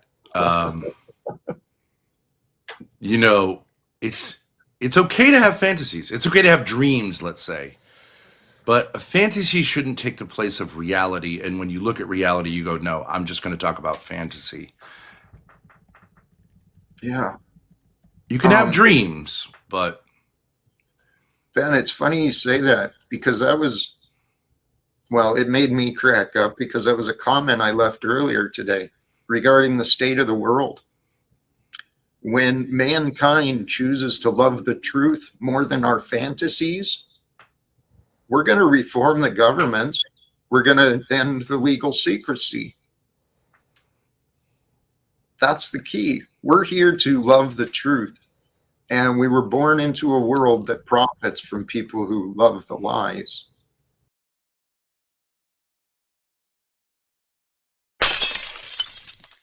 This is the deep truth, people. That's all it can do. This is the deep truth, people. Isn't it interesting? And so,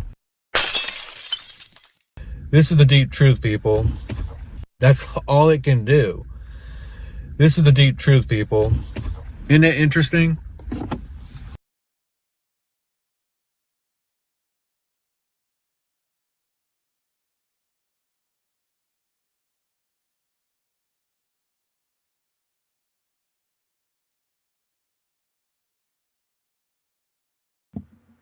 Do-do-do-do-do-do.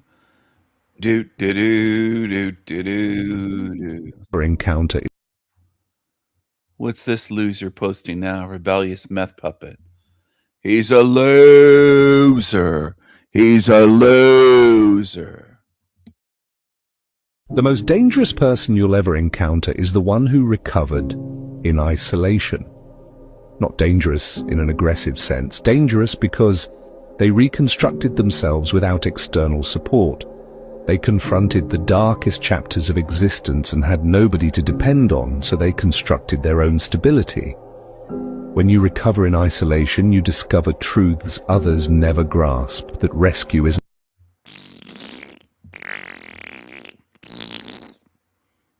He's such a piece of shit. That's what he is. He's a piece of shit.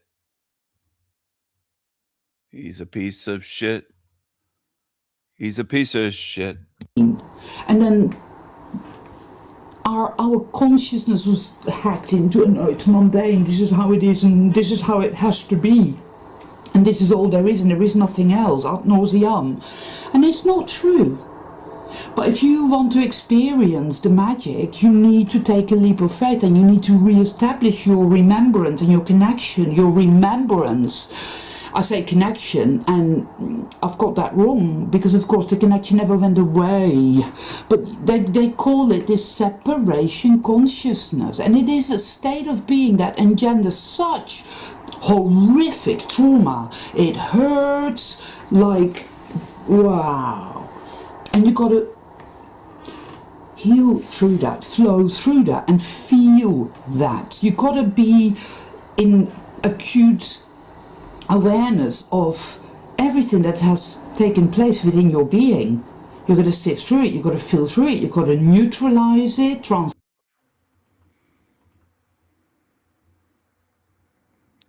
Roll it. Roll it. This was her last video 2 years ago. Do-do-do-do-do-do. Alright. Alright. Since this is important times that people need to know, do not ever think that I would ever do this shit on normal fucking circumstances. I do not want to be exposed in this way, but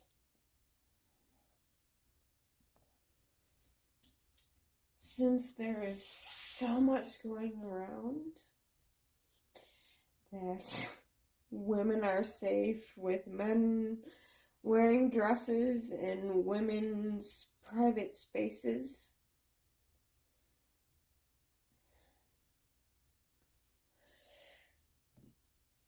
I grew up severe childhood trauma, but I grew up knowing how to use weapons.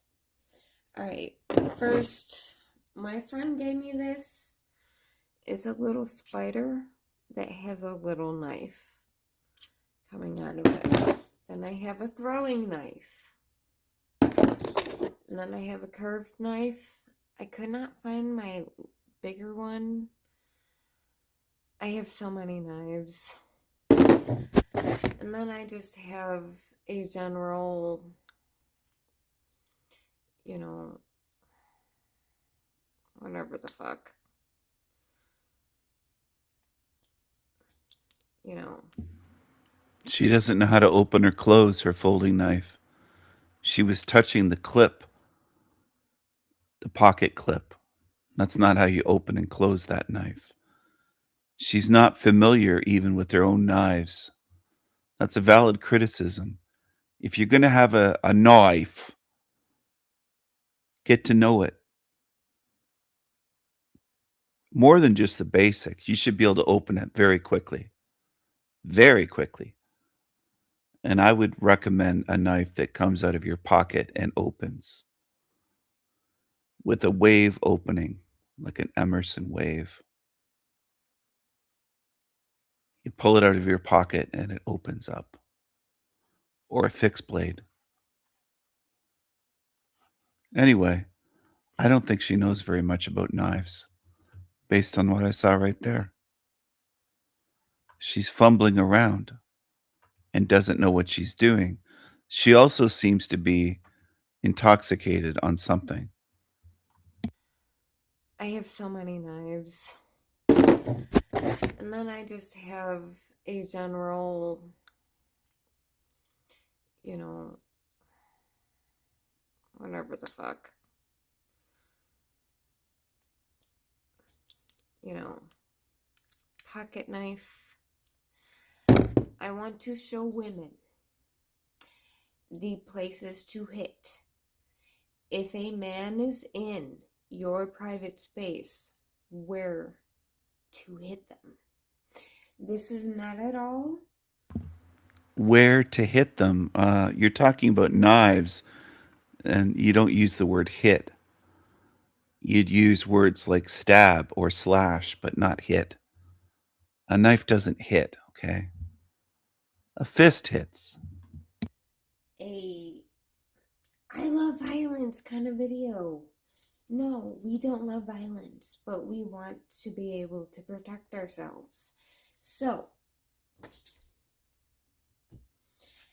as I have learned from personal experience,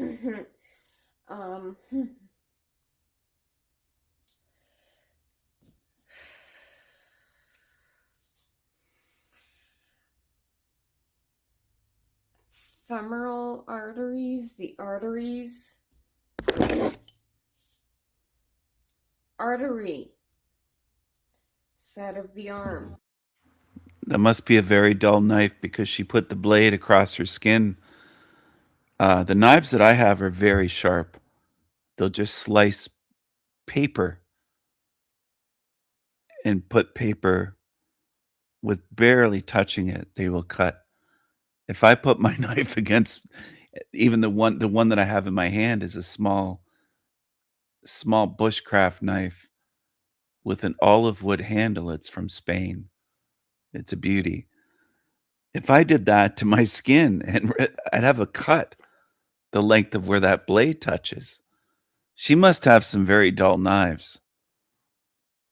All right. That's a fact, Jack. Both sides of the arm. Artery. Inside of the thigh. Both sides of the thigh. All right. Is she using the spine of the blade, or is she using the sharp part there? It looks like she might be using the spine. But when she first put it to her arm, it looked like... Anyway, maybe it's dull. Maybe she's using the spine, but it's a very weird video that she's making here, regardless. And you shouldn't play with knives and put the point to your neck like she is here. She's being kind of reckless. And this is her last video posted on her channel 2 years ago. No videos since this one. Very, very odd. April 2023. Very weird. This chick made videos about me a couple years ago for some reason. She's very strange. She kind of has a Joker smile here. Very strange. Jade Tarot.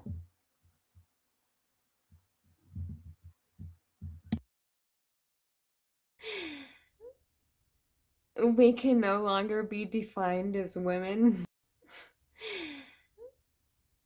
We can no longer be defined as women. No one can say what a woman is anymore. I got tits. I got a vagina. I have ovaries. I'm a woman. That's the best part of her video right there, for sure. In my view, that's the best part of her video. I think that's the best part of her channel. That's the best content on her whole channel, I think. Anymore. I got tits. I got a vagina. I have ovaries. I'm a woman. And Me and you deserve protection. So that is me trying to show you just a little of how to protect yourself. I would advise you to take some sort of self-defense classes so that you know how to take a bitch down, because trust me, I know the fucking knee-jerk reaction, like, knee a motherfucker in the balls, get him in the headlock, you know, get him in the headlock, lift him over, flip him over. Sorry, that was a little too much. Lift them over, flip them over. You're going to lose your balance just trying to demonstrate something. She wouldn't do anything. She wouldn't be able to do anything against a 200-pound plus man. Nothing. Nothing she would attempt to do would work.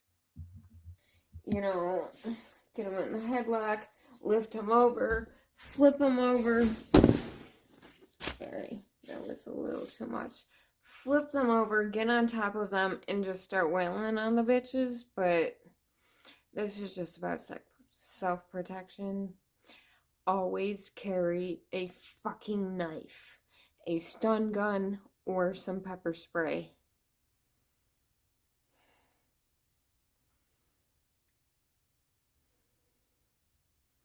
I feel absolutely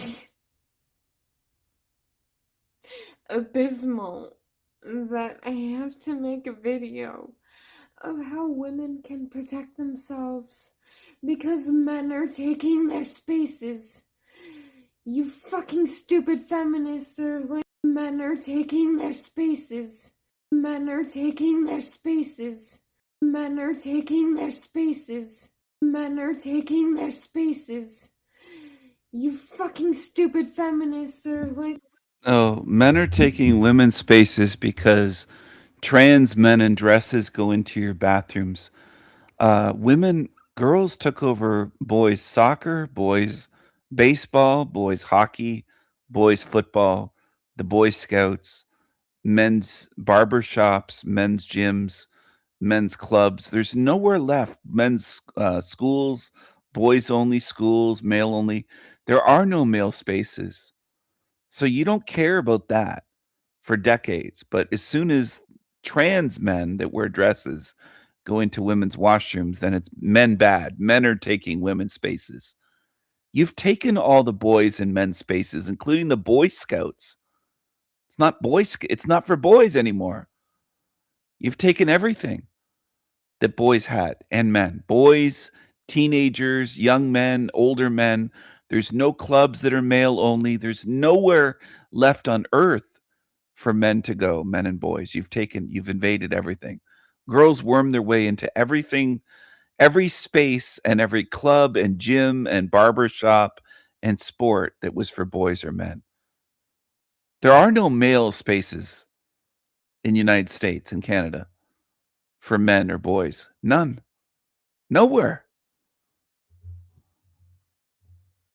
Nowhere. And I knew this was coming. I was telling women this years ago.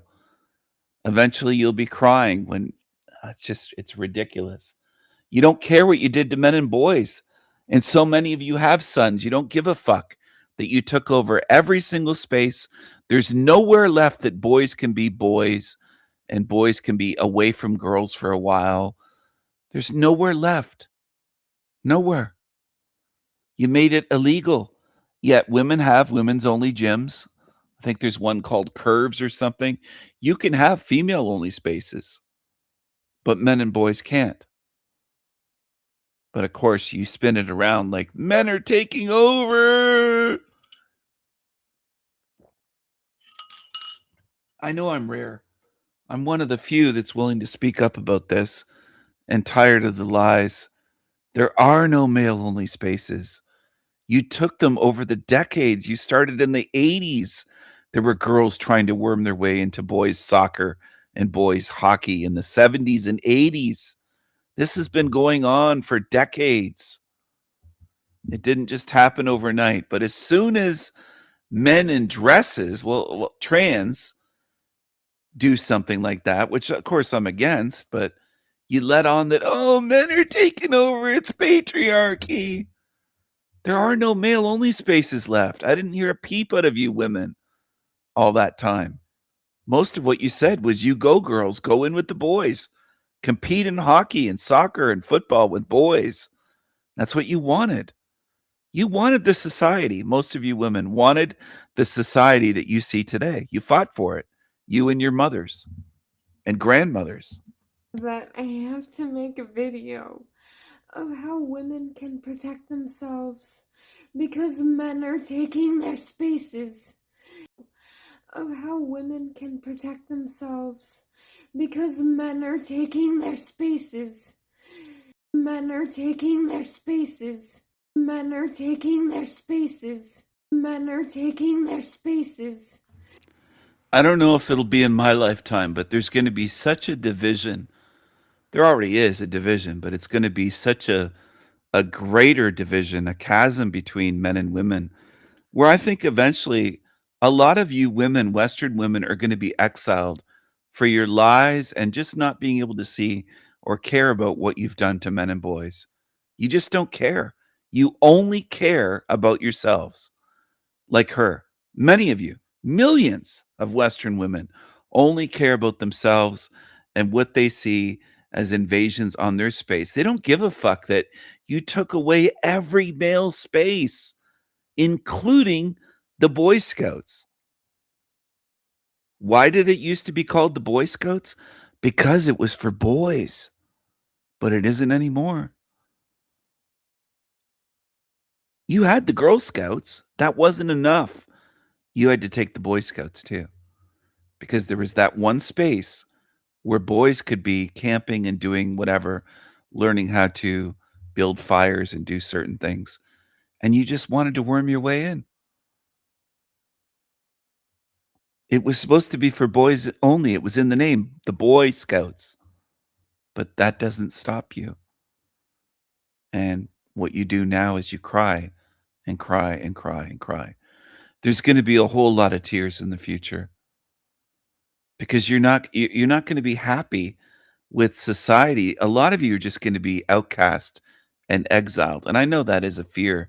It's like a primal fear of women, to be thrown out of the tribe and the gates be shut, the walls be closed, and say, fuck you, go into the wilderness on your own. We don't want you anymore. You've taken everything that we built in society and tried to destroy all of it, and then open the borders to third world invaders so that they could destroy all the rest. And a lot of men are just tired of it. They don't have to see all that I see in this realm, but they see what I just said, that's enough at least. They see that much. They do. There's millions of men, millions and millions and millions in the United States, Canada, England, all over the West that see what I said. All ages. You've taken every single thing that men's clubs, boys' clubs, all of it, sports. There's nowhere to go. You're like Velcro, following men around and then crying that men are taking over your spaces. It's just, you just can't make this shit up. As though it isn't a small, tiny group of trans in dresses, but she'll put it, it's men, of course, it's bad men. Men. Of how women can protect themselves because men are taking their spaces. Men are taking their spaces because men are taking their spaces. Because men are taking their spaces. Because men are taking their spaces. And this is exactly the way women behave, and it isn't just her. A lot of women, if there's an attack on a woman, let's say in London, UK, they'll say men bad, men great, men this, and it's a third worlder. And they just group in. This is what women do. They aren't like us. They group in all men. They'll group in a white, straight white man like me, upstanding citizen, never been a felon, no criminal charges ever, nothing like that. And they group in all straight white men with the third world savages. And it very typical of women. They never differentiate. And it's just like a child's mind. And that's what I think is common with women. And if it pisses women off or it makes them cry, too bad. Just too bad. Most of us men are just so tired of it. We're tired of you trying to cry to get your way rather than just admitting to shit. You group in men all the time. You can't even differentiate between European straight white men that built the greatest civilizations on earth and third worlders. You just say men hurt women. You'll look at these attacks from third worlders, and I hear it all the time. And there's clips galore over on YouTube, just endless clips of women saying we got to do something about men. Men are dangerous. They need a curfew in England. Men that built the United Kingdom, you want to put a curfew on them because you let in third worlders. Like, it's all sickening. You want to take our freedom away for what you did. And there will be a reckoning when it comes to this stuff. There will be physically in this realm, and there also will be spiritually. And I know you women, in general, overall, are used to lying and getting away with it, but it's not going to work. Spiritually, it's not going to fucking work. So, good luck. You fucking stupid feminists are like, trans men are taking their spaces.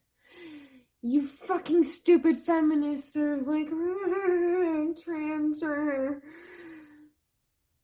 That's literally the patriarchy. Men posing as women taking our spaces. You fucking idiots. So every woman, carry protection. Carry a knife, carry pepper spray, carry a stun gun. Protect yourself. Because ain't no man in this world. The creeps are coming out the woodwork and they're going to take you out. Yeah, so she views men as creepy because of what happened to her. She is a damaged woman that is unhealed. That's not mean to say, it's accurate. And I don't expect people to understand because most of you humans just go by feelings. You don't go by what's true. She's a damaged woman. She's an unhealed woman with issues. That's what she is. And there's a lot of women that don't think, they just follow their emotions.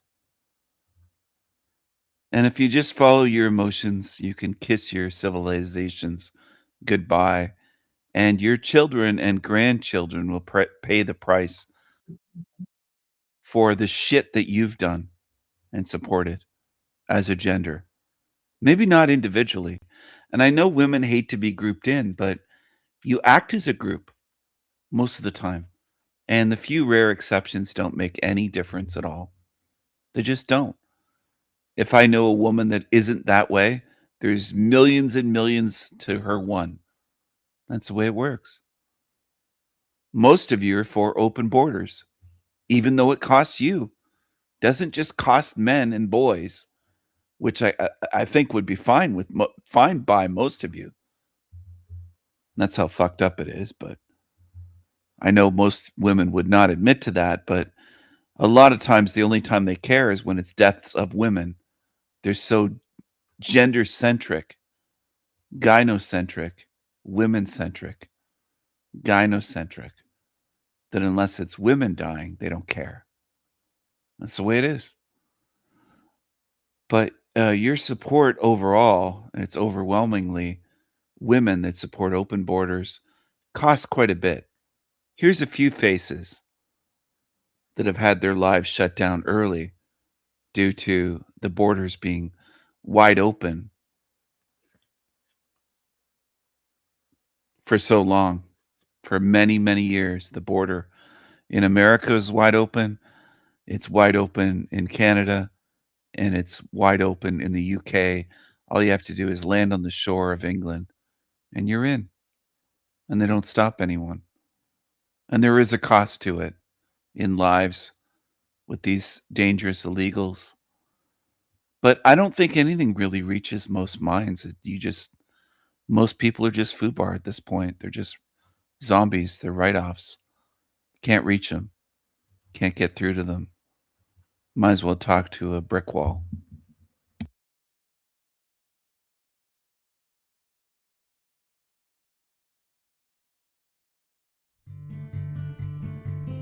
I'm Leslie Elliott Boyce, and this is the Radical Center, a recording project I began in 2022 as a way to describe and discuss the social and ideological currents that are rapidly altering our culture.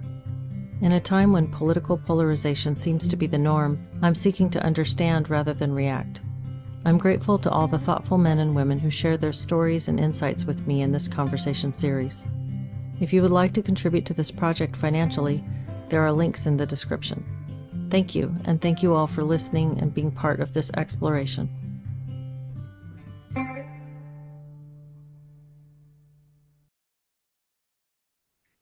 Hello, today I'm speaking with Darlene Lev. And Darlene, you're a writer who reached out to me recently after listening to a couple of conversations that we've had on this channel, I think for specifically some of the solid ground conversations. And if you don't mind, I'll just read real quickly the paragraph that you sent me, because I think it really sets up an interesting discussion. So you said, I was so taken by our childless women ruining the world that I plan to incorporate the dialogue into a chapter/essay for the book you're working on.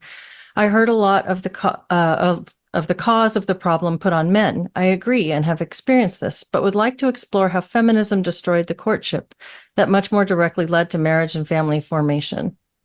Born in 1961, I experienced firsthand the revolution from moms at home to moms at work, from courting commitment to courting instability. I've toyed with writing a memoir called My Dumb Feminist Life, which would examine the choices I made in fealty to feminist narratives and how self-sabotaging so much of it was. So I'm so interested to explore your perspectives on this, and I'll let you just open it up.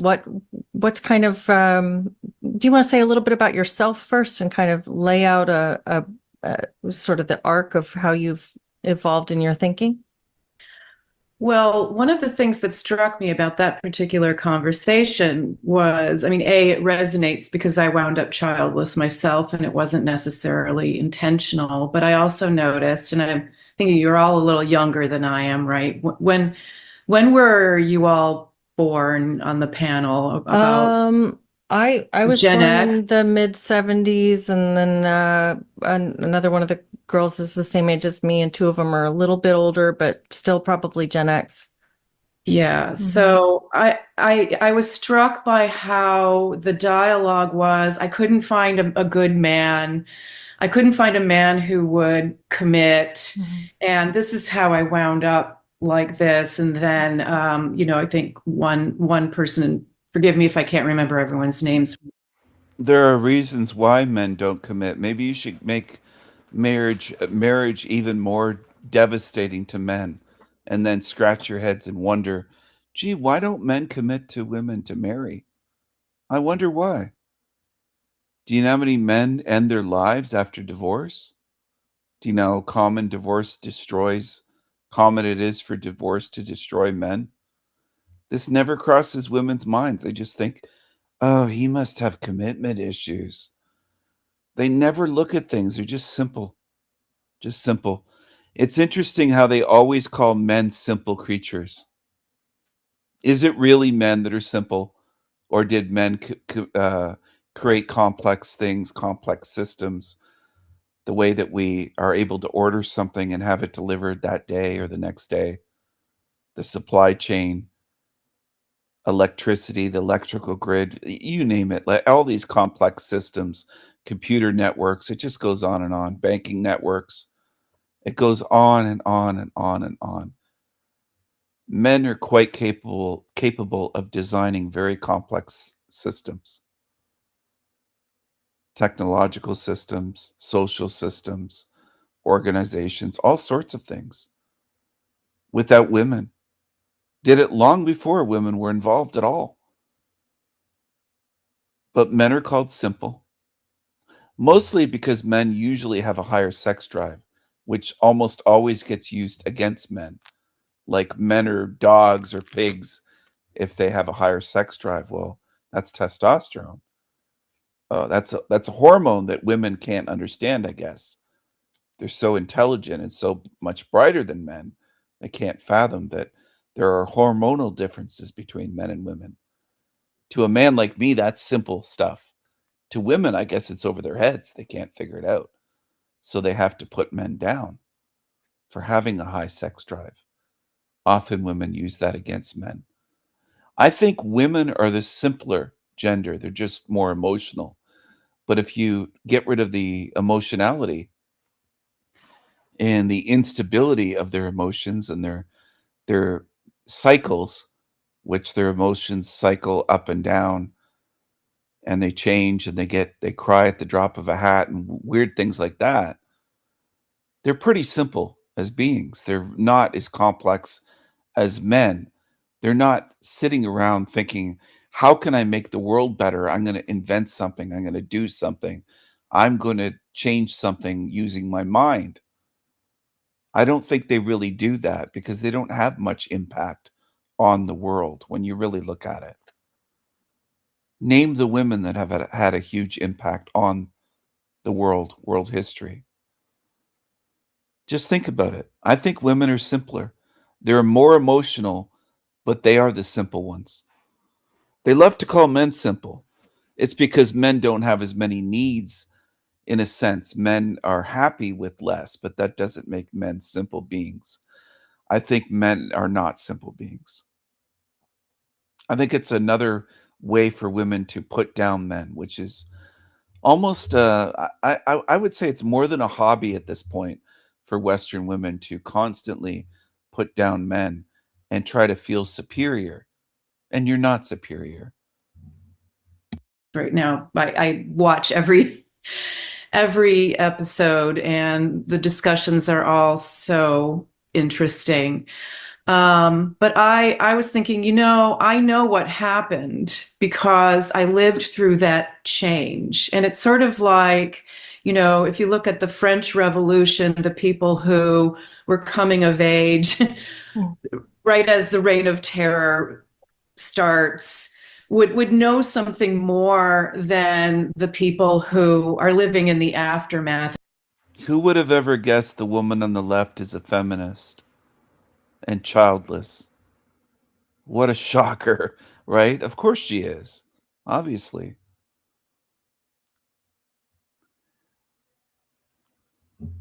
And grappling with that.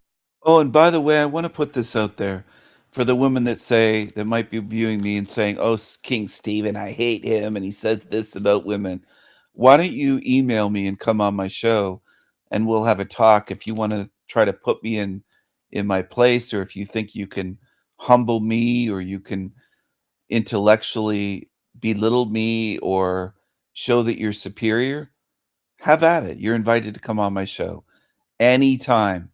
Any woman on earth, open invitation for that. If you think you're so clever, you can come on my show and we'll see how you do. We'll see if you fare better than Trexty and some of the others that have a big chip on their shoulder and a big mouth. All right? The Sneaky Snake, in case you're wondering who that is, or in case your memory's short, which is very common these days. Sneaky Snake, Trexty. She came on my show thinking she was going to steamroll me. And she was wrong. She thought wrong. She assumed wrong. And a lot of you women do. You have a big mouth and a big ego, but you really don't have much to back it up. I'll put that right out there. All you have to do is email me, StephenKilleen@gmail.com. You want to come on my show, email me. I'll send you a link like I sent to Trexty. I'll send you a link like I sent to Jeremy when he had an issue. You saw how well he did on my show. Jeremy from The Real, what was it? What's his channel? The Real People or something. You saw how Oy Vey did. Come on and challenge me. That's what I want you to do. Go for it. I'm really worried. So my trajectory, my coming of age completely coincides with the sexual revolution when things really changed. And I like to say, you know, and I have said to my students probably at my own risk that So the man hands with the frumpy face and glasses and the green turtleneck, you did well for yourself. You had a very fulfilling career. And you will be forgotten. That's all. You didn't really make an impact. And a lot of these feminists just want to throw young girls and young women under the bus, and they're miserable, so they want to ruin your lives. And women don't have that sense to go, oh, these older women don't actually care about us. Maybe we shouldn't take their advice and follow in their footsteps. Young women don't have that kind of awareness and wisdom. They tend to follow these old, bitter bitches. And these old, bitter bitches would love nothing more than to sabotage your lives. They don't give a shit about you. If anything, they're envious of pretty girls that are, let's say, 22 years old, and these frumpy old feminists don't like you and would love to give you advice to ruin your life. But you can't see that. And men will warn you. Your father sometimes, maybe an uncle, maybe a male teacher, maybe a male professor, someone. But this is often dismissed by women because you don't want to listen to advice from men. You trust your sisterhood of women that want to ruin your fucking life. TV in the 60s was very family oriented, very much about being a good civic citizen. The morals were all, I would say, fairly universal, how to be a good person, you know, how to handle the town bully, you know, Mayberry RFD, you know, family. And then we start getting into the relaxing the codes, and now there's murder and single police women, you know, Charlie's Angels, which was a huge influence on me. And it just completely changed. And by the time I reached my Yeah, that was a great show, Charlie's Angels. They weren't just pretty, they were your role models. You can do anything. You go, girls. You could do anything. adolescence, now there is abortion. And I even remember I was sitting on the toilet when I heard on a talk show in the next room that my mother was listening to that now, you know, Roe v. Wade has been passed. And I remember thinking, oh, good, I can do whatever I want. Wow. And we also had the pill. And so, you know, this just, it's brand new. And it's brand new now, you know, Roe v. Wade has been passed. And I remember thinking, oh, good, I can do whatever I want. That's exactly the way women think. What she just said. Who cares about the babies? You can do whatever you want. And that's what they wanted. So don't talk about morality. How many are unalived every day? Wow. And we also had the pill. And so, you know, this just, it's brand new. And when something is brand new, people tend to react to it, you know, overreact to it. It really completely liberated me and my friends as teenagers into basically having a lot of casual sex. Mm-hmm.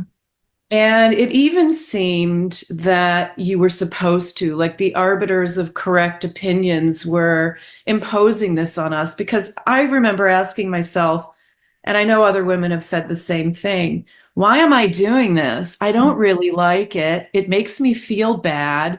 I'm also, regardless, sort of garnering a kind of a dubious reputation.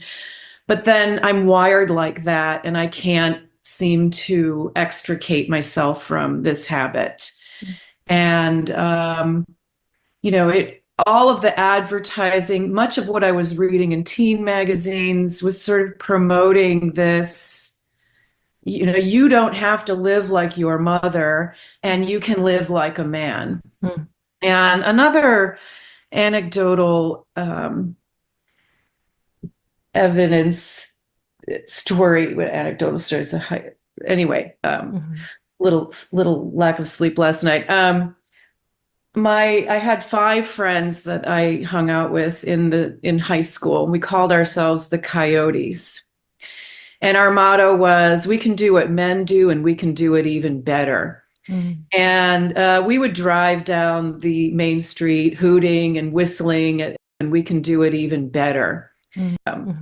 Little lack of sleep last night. I had 5 friends that I hung out with in high school, and we called ourselves the Coyotes. And our motto was, we can do what men do, and we can do it even better.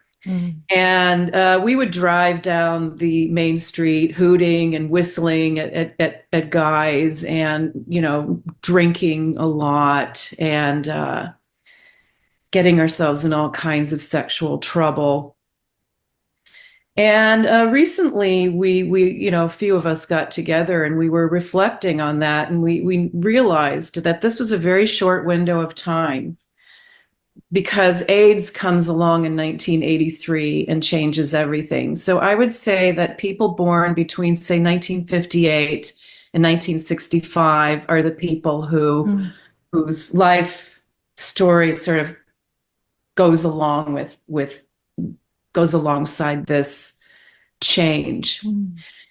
And in the essay, A Requiem for the Patriarchy, that I sent to, in the 60s, it really was like there was a dad in every house. There was only one household where there was no father. That mother was divorced and had a daughter named Tammy, and they lived with her grandparents. I am not going to say that those marriages were all happy marriages. I mean, even in my own household, it wasn't a love match by any stretch of the imagination, but absolutely it was a home. And I was a very observant kid, spent a lot of time alone watching everybody. And I would say that in most cases, that was the sense that every one of those houses was a home.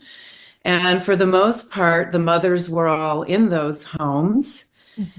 And then the no-fault divorce thing comes along, and it's like everybody sort of jumps on that bandwagon. And by the time I get into high school... How did no-fault divorce come along? Oh, feminists wrote the laws. They changed the divorce laws. They created no-fault divorce. Oh, okay. You missed that part.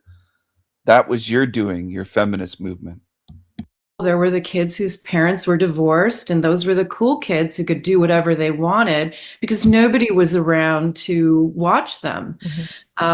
We were going into those houses and smoking pot and drinking drinking their mother's alcohol. And, I would say that those are the kids, when I look back, who didn't really fare off very well. So, I'm grossly generalizing, but on the other hand, I think I'm observing a trend.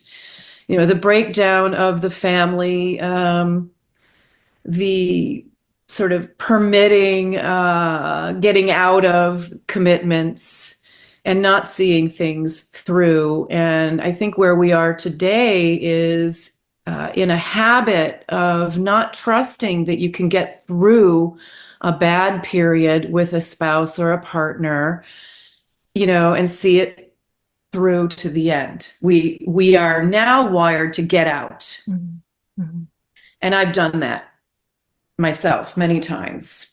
And when I look back, I say, the one marriage that I got out of, I really think I shouldn't have done that. I never really did any better. And, and I made these choices by rote because I was listening to this other, these sort of voices up there who are telling you what you're supposed to feel, what you're supposed to want. And now we have social media doing that. And, some of the things I did were really incredibly callous and very much anti-family formation, anti-life.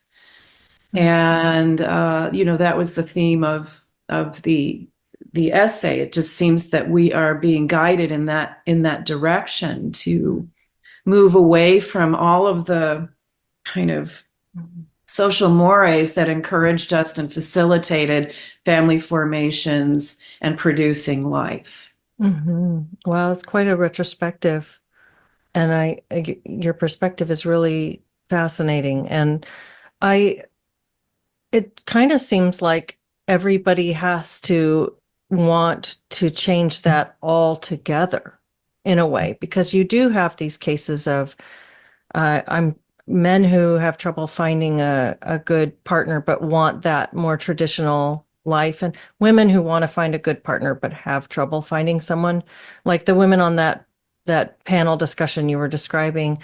A couple of them, their story was, yeah, I've been married, but my partner never wanted kids and wanted me to work, and it wasn't something I could just do, or I couldn't find a stable relationship where it felt like it would be safe to bring a kid into the world and not end up a single mom supporting my child. I didn't want that picture for myself. And so, where do we go from this point? Or maybe this is too soon in the conversation to ask next questions. Well, but interesting. Yeah. It's interesting because that is how it was, though. Okay. People got married and had children. That is the world that I grew up in. And so how did we get to a world where, and those were the same questions I asked myself, I don't want to get stuck. I'm worried that he'll run off. Which is what happened to I don't me know in both of my marriages. It's exactly what happened to me. Is you do have children with someone, and then you're left alone to raise your kids by yourself. You have to figure that out because the other person did not maintain a commitment. I mean, in one case, it was drugs and alcohol, pornography and strippers. In another case, it was sex addiction. And again, that same kind of spiral down and out of the relationship. And so when you see evidence all around you of that marriage is falling apart, despite, one person can want to maintain, but if the other person doesn't, how do we come back to something more stable when both parties, both men and women, and it's so broadly general when you say that, because that's not, those trends are there, but you can't distill the trend down to the individual. The individual stories are going to be different, but how do you get back to something where people value that connection if so many people don't? So many people are disillusioned and demoralized. I think that I'm going to suggest it was women who created this problem. I'm not going to say that there haven't been ne'er-to-do men. In my own family, my grandfather's father ran off and created another family in Seattle, and left his mother with 9 children. But most of the men in my ancestry were family, fathers, family stayed intact, not necessarily happy, but very much attached to their families. So how did this change? I would say it was feminism that gave men even more permission to take off. I would say it's up to women to bring it back. I think it was women, and this is the issue that I take with this whole patriarchy assertion. I think that women really always have been the ones who controlled men. And all of the inventions and things that we have today were, some woman, I'm sick of going down to the river to wash my clothes, and then he invents a washing machine. I'm tired of getting pregnant every year. Now we have the birth control pill. And, all of these things actually serve to liberate women from the enormous amount of work that they used to have that tethered them to the home and gave them, more freedom to go and out and work. But I would say that by sort of moving away from religious communities, questioning that, and then questioning the whole marriage and having children project gave men more license to behave badly and put women in this much more precarious position. They used to control men by, you're living in a town where everybody knows if you're the male who's treating his wife poorly. You know, that's also part of it. We're more atomized, we're less community oriented, and you can get by with a lot more. I mean, even, you know, where I live in Brooklyn, I'm so convinced that I'm invisible, that I'm not always aware of my behavior. I'm not always aware that actually people might know who I am. I really do feel like I'm walking around in a vacuum. And that might lend itself to behaving in, you know, rude ways that I wouldn't normally if I were living in a community where I knew that everybody knew me. So, you know, we've sort of broken apart these communities that women actually held together. So where I grew up, you know, my mother wasn't friends with everybody, but we knew everyone. I knew everyone in the subdivision, which family lived in what house, how many kids they had. And, you know, some sense of what the parents were like. Where I live now, I don't know. I don't have a clue. And the only time I did in Brooklyn was when I was not working. And I was home all day, and I wound up becoming friends with someone who had a kid. And then she and I were roaming around the neighborhood together, and I got to know everybody. Because she was more connected to the neighborhood because she had a child, and then my association with her connected me more, and that we look back on and say that was one of the best periods of time in both our lives, when we got also after work, people were coming home from work and they would stop by our stoop to talk, and I knew the kids.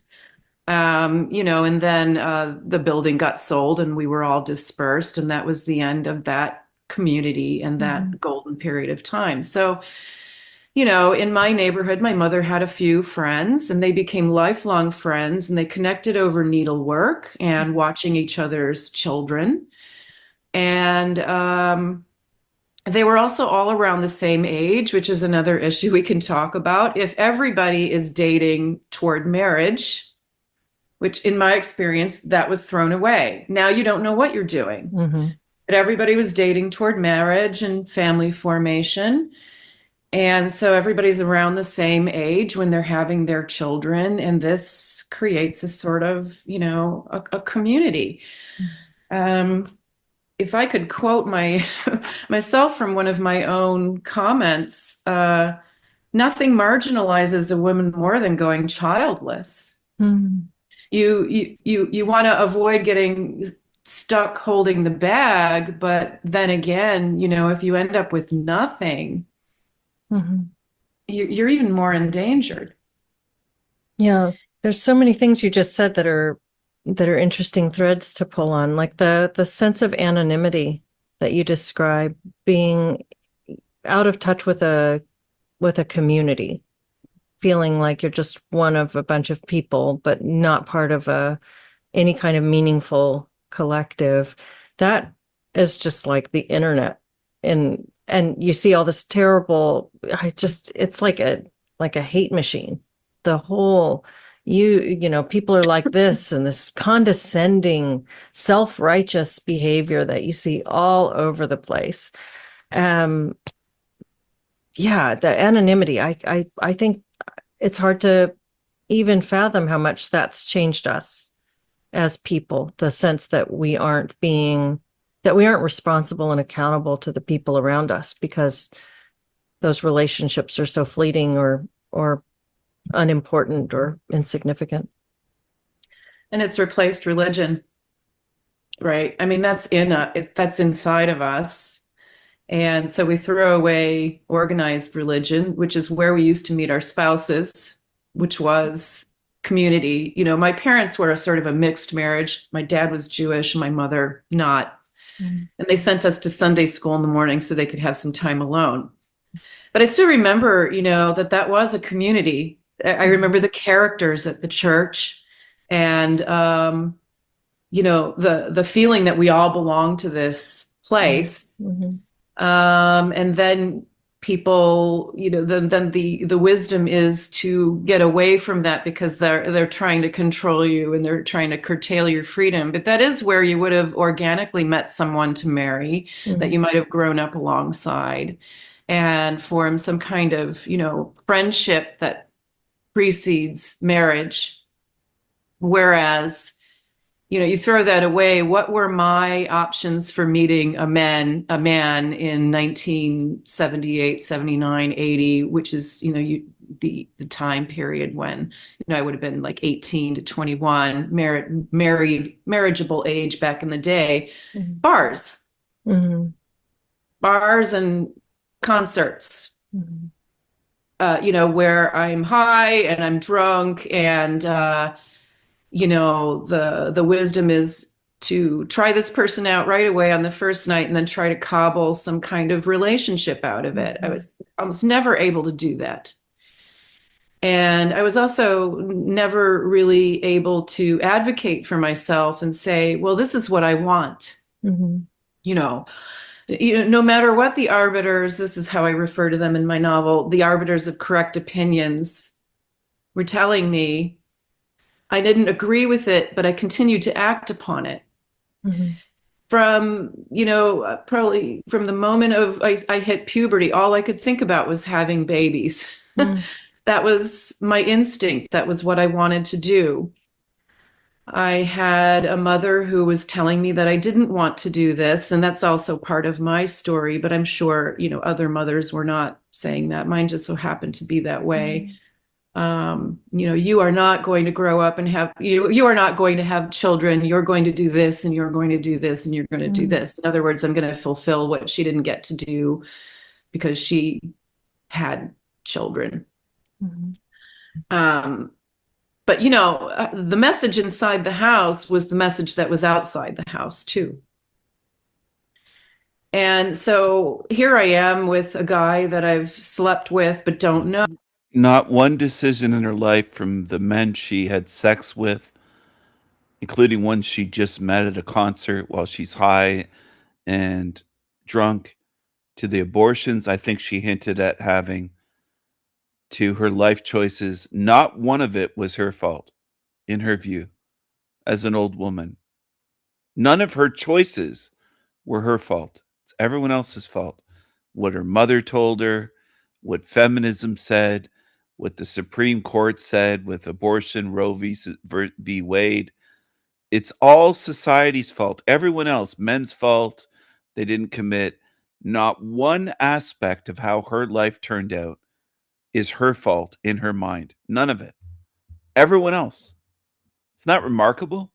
Women have that remarkable ability to do what this woman is demonstrating here. Nothing that she chose to do in life is her fault. How she ended up childless, not her fault. Nothing at all. Nothing. Oh, I don't know how to say, I really want a committed relationship. There was something shameful and humiliating about that. Then some years down the line, I have a friend saying, well, why can't you just tell him that you want to see him again? And I don't know how to do that. And then interestingly enough, whenever I did say that, they would say, well, that's not what I want. Whereas in my mother's day, that's just what people did. So there was no shame in saying that's what you wanted. That's just what people did. And if it didn't look like the relationship was going to be compatible for marriage, they would get out and go to the next one. But in my experience, it was, well, I want this deep down inside. I'm afraid to say so. Which guy is going to be the one that I can do this with? How do I even have that conversation? It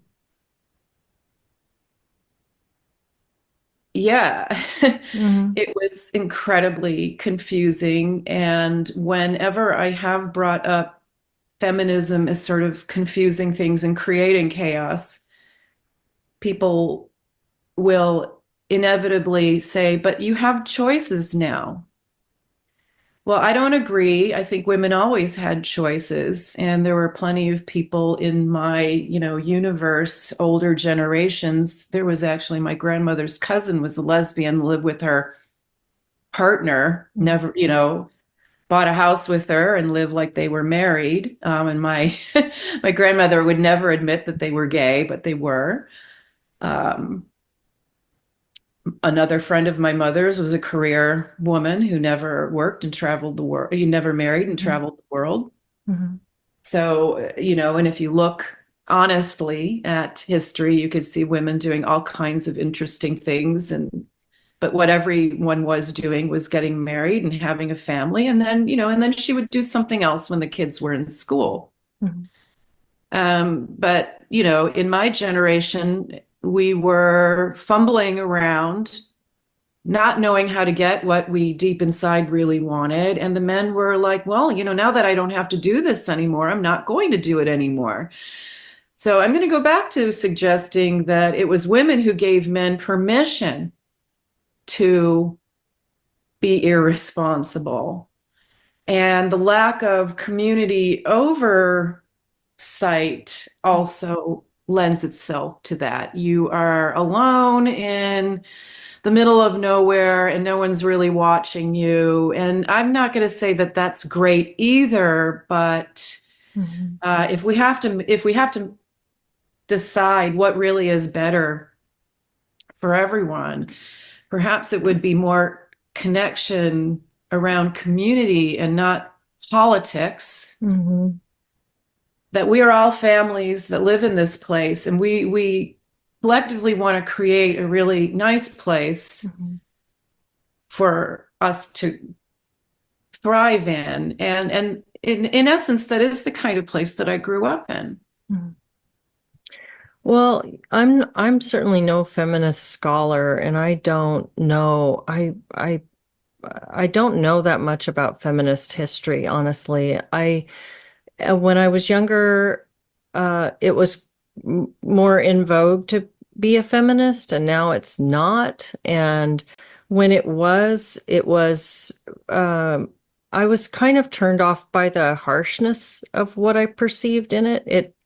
This is coming, one of the things I think, like when we're talking about the post-industrial revolution timeline, we're talking about these radical social changes that are happening along sort of a moving river, lots of currents moving in and out. And so I try to resist the thought that it used to be like this, instead of just thinking like at this time it was like this, and at this time it was like this. And so there's all these emergent qualities that are shaping the way people experience their societies, their families, themselves, their identity throughout this sort of modern era. And I have a sense that at some point there were good things that were done in the name of feminism in order to give women certain legal statuses and rights as people. And that I'm not really sure of a solid opinion on something like no fault divorce. To some extent, I think that it's a useful thing, because I've been in a relationship where I was being physically abused as well as being cheated on. And in this case, a lot of the things that happen in a relationship where there's domestic abuse are sort of subtle. It's kind of hard to build a case, and nobody's witnessing these things. It's he said, she said. And by the time you're in a relationship that's really contentious, both people are not being their best self. Both people are at times saying and doing things that somebody outside of the relationship would go, you guys are a mess. So there can be a lot of difficulty in, even if you were to bring all of this before, say, a impartial third party, getting them to say, okay, this is clearly out of line. You've got denial of charges, you've got whatever. So it becomes very messy if you were to have to prove that.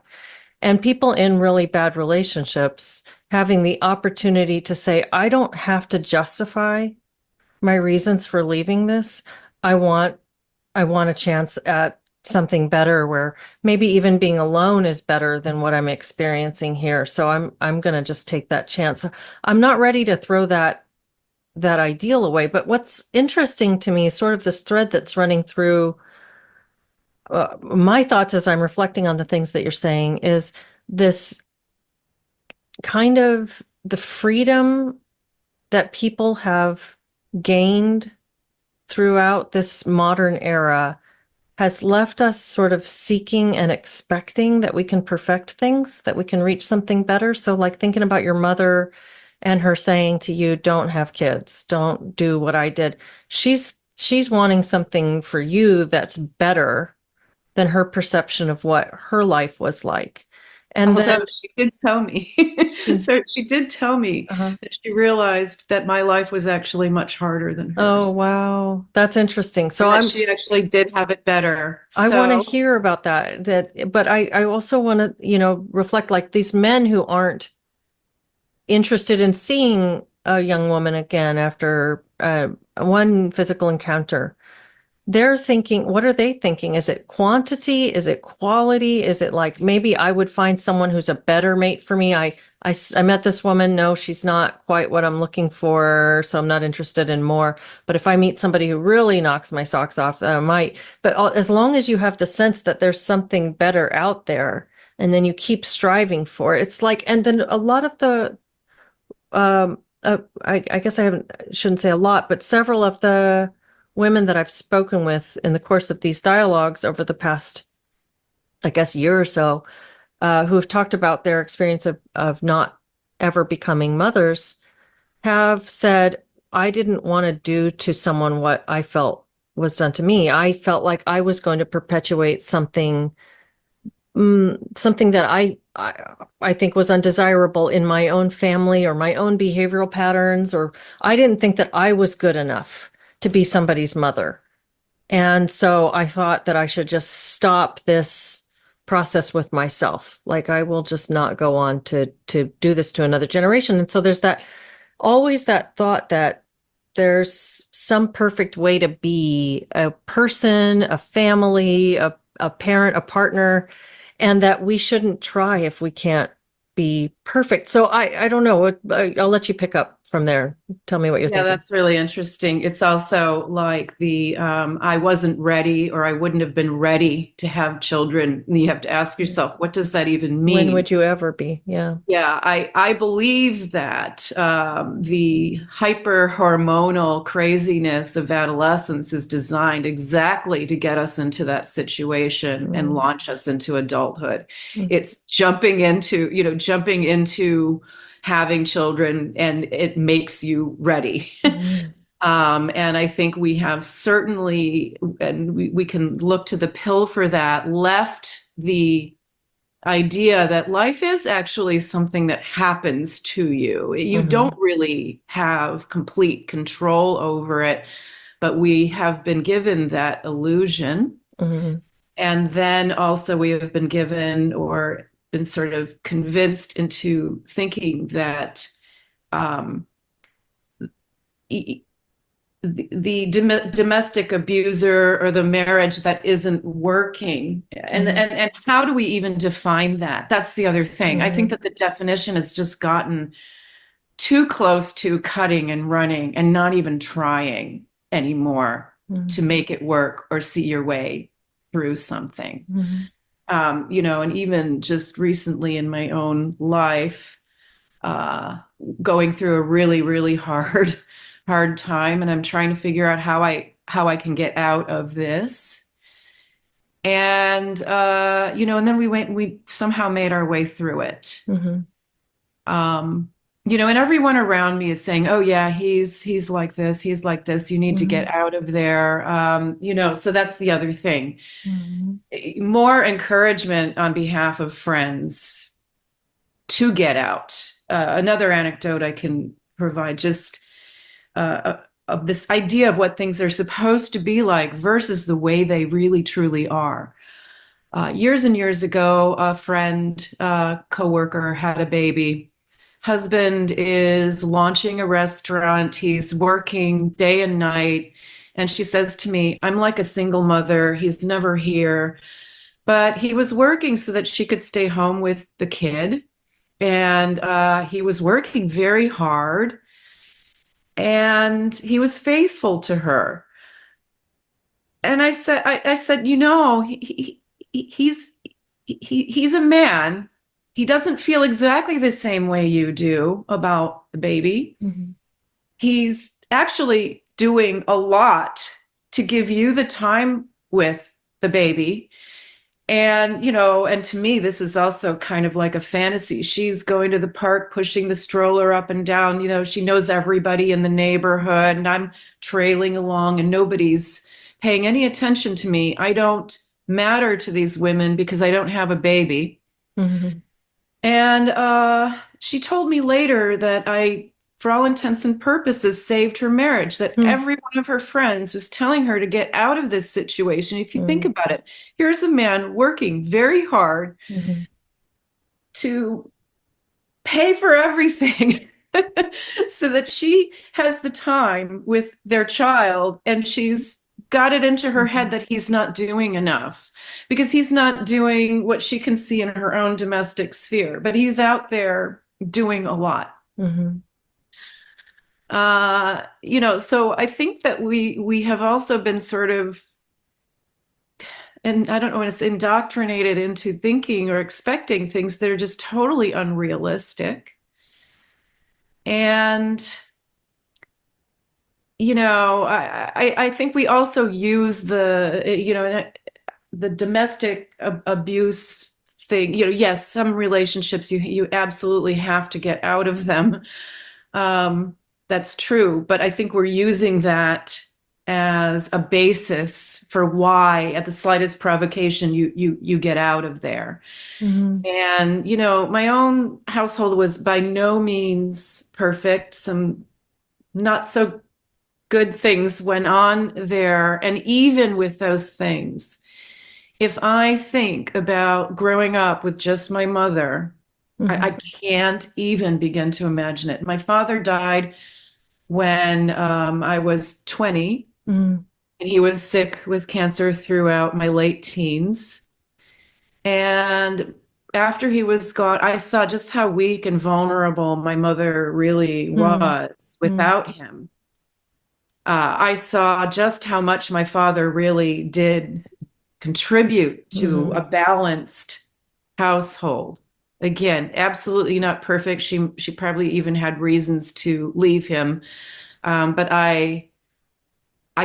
if he had lived, you know, I wonder, you know, whether they would have stayed married. They probably would have.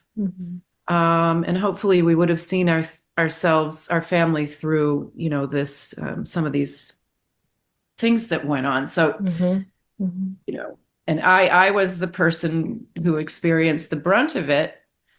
But I still wouldn't have wanted my parents to get divorced, and I wouldn't have wanted to break up my family. Yeah.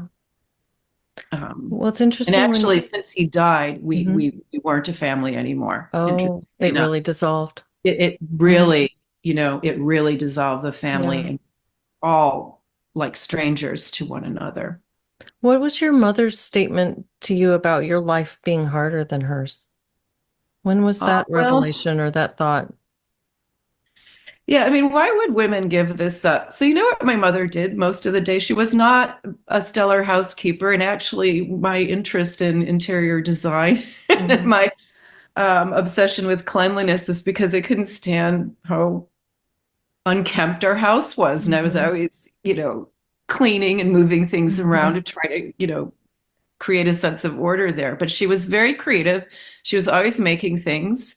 She sewed my clothes, all of our clothes, made quilts for us. And in most of the households on our block, the women did needlework, did wonderfully creative things.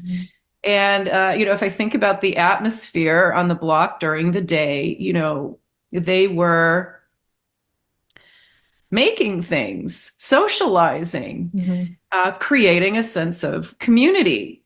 And then you drive down that street, 40 years later, and all the windows are closed and the doors are locked, and it's a ghost town. And maybe you have a few random children coming home and unlocking the door alone. I mean, just think about the identity crisis with kids today. I would say it also can be traced back to this. Who am I? I'm living marooned in this place. Who are my neighbors? Maybe I don't know. I have friends who everybody has a different last name in the family. That's the other thing, right? Like the girls have the mother's last name and the boys have the father's last name. Like, just not even the whole family having the same last name, right? So yeah, it's like just the expectations are way too high. The idea of being ready is, and also we have been told or made to believe that we have to get out if he's bad. Never mind how bad she is. Some of the mothers on the block were absolute terrors, and you could hear them shrieking at the husband. Back then there wasn't air conditioning, right? You could hear, which house had a shrew in it and a henpecked husband. We don't really also talk about that. So you end up alone with the kids to get away from the bad man. But what about the mom who's overwhelmed, overworked? And this, I think, is where, if we're telling this story and it has an arc, where we might get people a few generations removed from mine who say, I don't want to do that to someone else, because I grew up with a single mother who was completely overworked and miserable. Yeah. And my dad was absent, or I saw him only. So why would I do that to someone? And yet this freedom to get out of something that is bad is supposed to be a solution, but it actually created a much bigger problem. Yeah, I really admire that you're discussing these things the way, with this openness. I think that I hope that people who listen to this conversation will be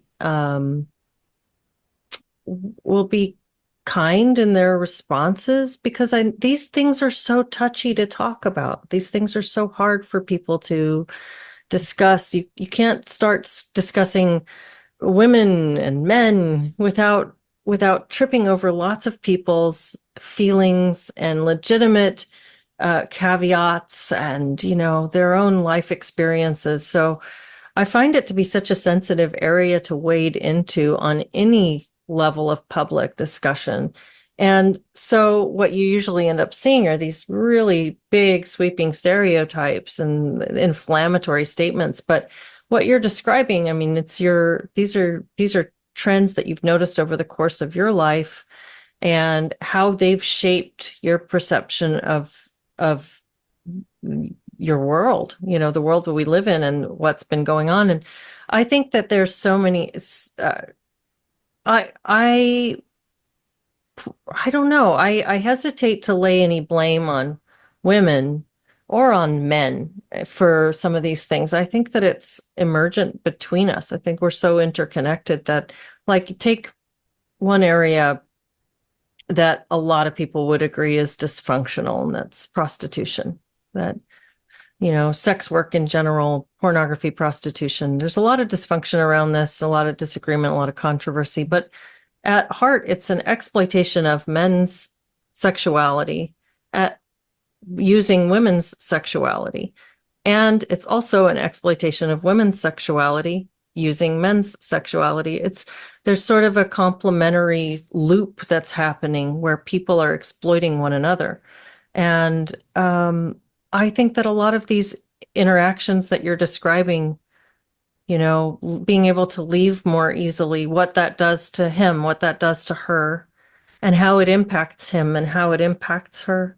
There's kind of a balancing of the impact and the fault ultimately, because one couldn't fall apart if they weren't vulnerable to falling apart, but they also couldn't fall apart if the other hadn't fallen apart. So it's such a precarious and delicate thing, this relationship between the sexes. I think in one of the essays in the book, I just recently watched Love Story. You know that movie? I don't know it. With Ali McGraw and Ryan O'Neal. It was one of the most famous movies of 1970s. It's really interesting.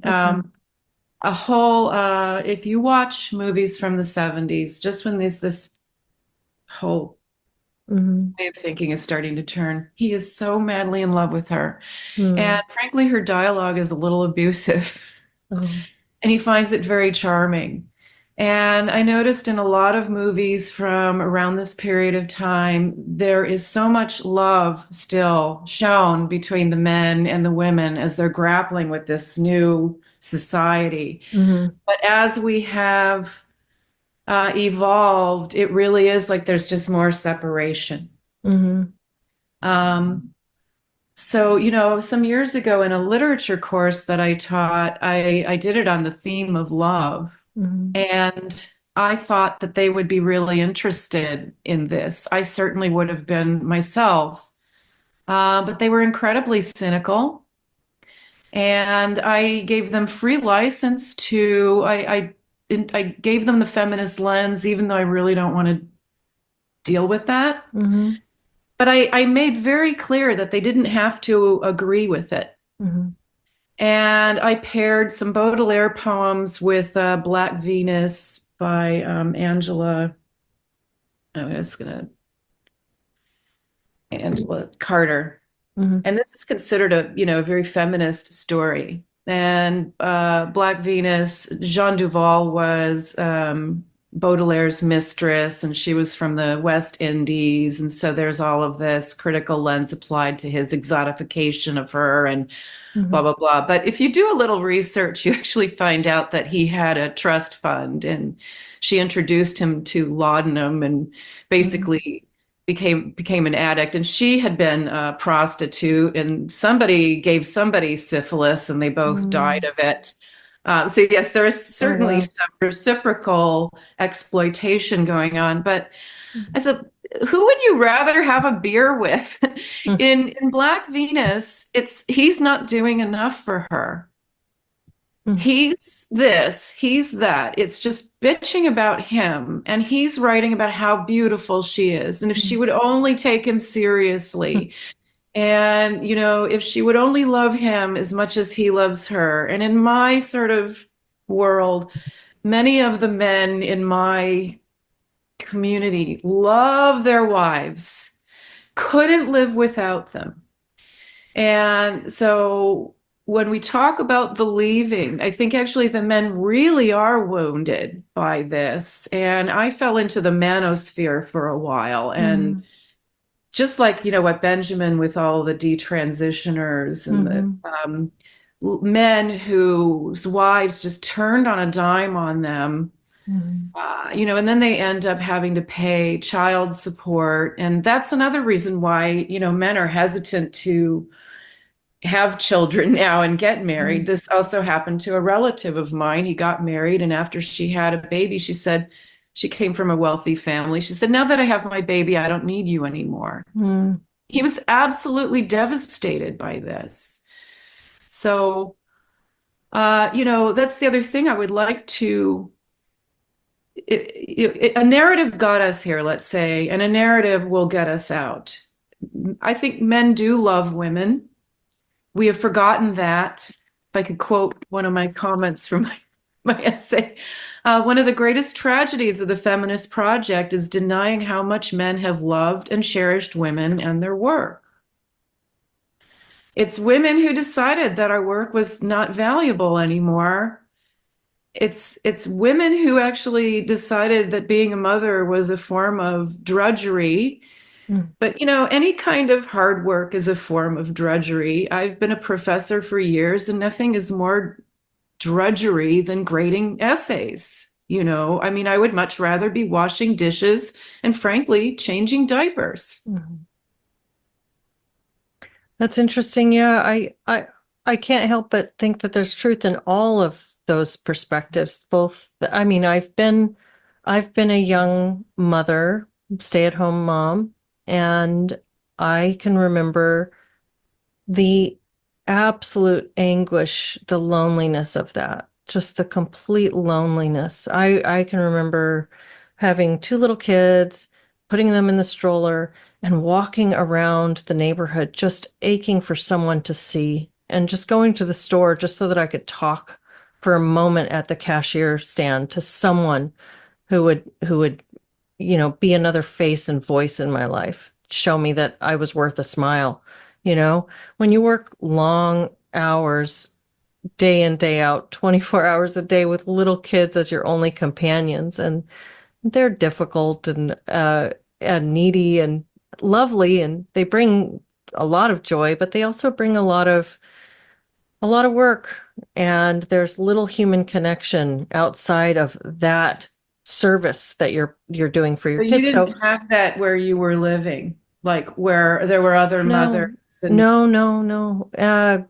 I struggled to find that. It took me a long time to find that. And even then, when I found, this is my own story, so I know other people will have a different story, but I became a mom really young. I was 19 when I had my first and 21 when I had my second.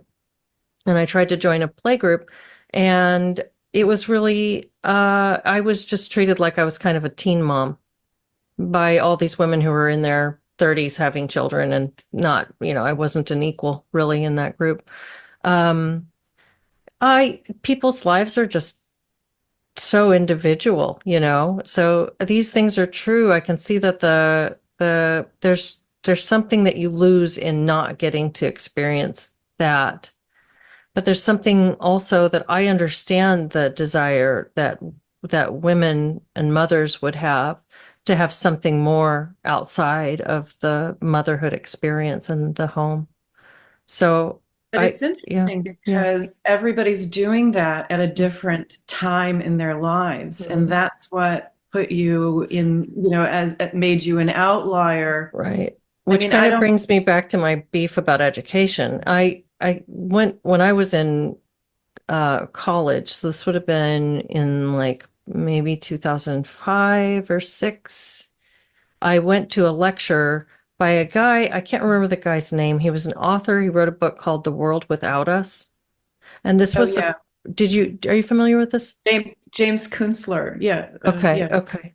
And I went to this lecture, and I was really steeped in the idea that we've overpopulated, humans are destroying the planet. And one of the things that he put forth in that lecture, one of his big pieces of hope, was that we can turn overpopulation around, and we know how to do it. We just have to focus on educating women. Because if you educate women, they will put off childbearing. And so there was this big, big push that this is the way we're going to do it. We're going to engineer a better world by making sure that women are attaining postgraduate degrees in greater numbers, that they're going at least through university, so that we can get them to stop having children so young. By the time they start having children, some of them won't be able to anymore by the time they want to, and others won't be able to have as many. So we'll really curtail the birth rate. And, if you are dealing with overpopulation, maybe that's a better way to do it than the one-child policy or some other ways that people have socially engineered. But the thing is, with social engineering, there are always going to be unintended effects. Whenever you're trying to decide for someone else that I'm going to look into your life, which is very intricate and complex, and I'm just going to nudge one variable because I see that as the variable that I should be manipulating.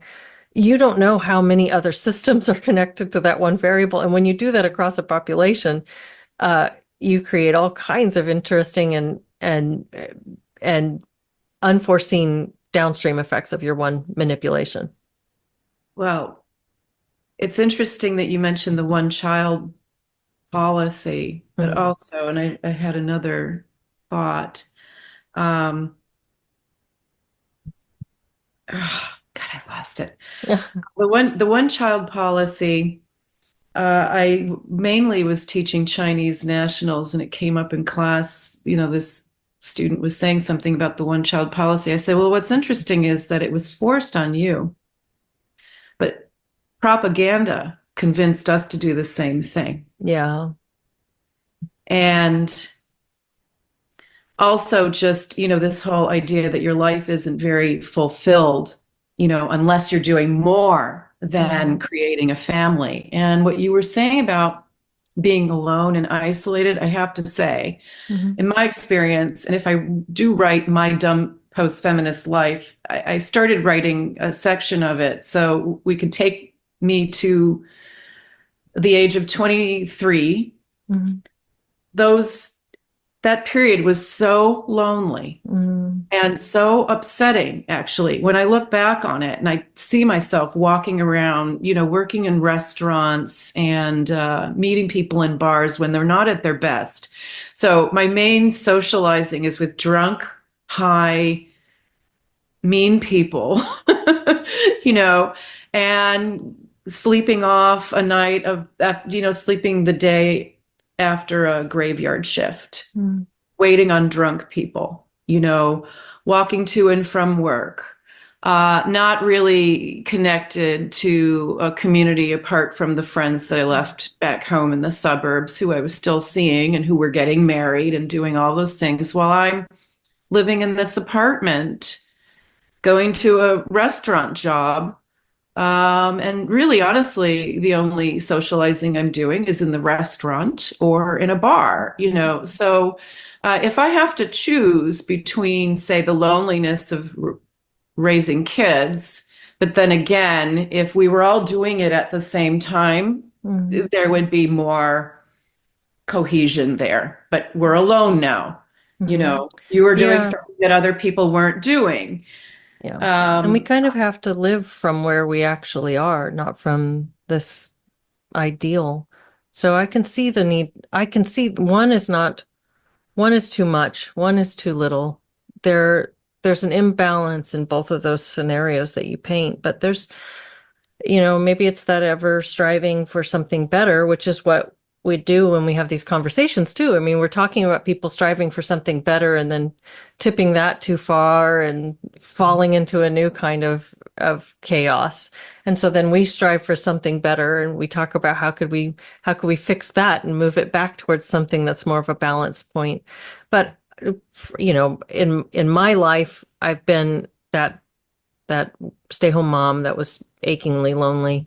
And I've been the single mom who worked and went to school full time and took her kids to all the sports and the choir and the this and the that and felt completely frazzled and exhausted at the end of the day.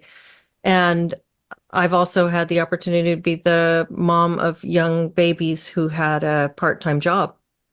And so, that was for me, that's just my own anecdote, but that was a really nice balance. Getting out, being able to have intellectual discussions or talking about things that are beyond the little, when you have a brain that wants discovery, but it has very little new input and new stimulation, that can be torturous for some people. So getting out and being able to have discussions that go beyond just the diapers and the what's for dinner and the house decorating and the plants and the husband and, having these bigger, more worldly discussions, being in school.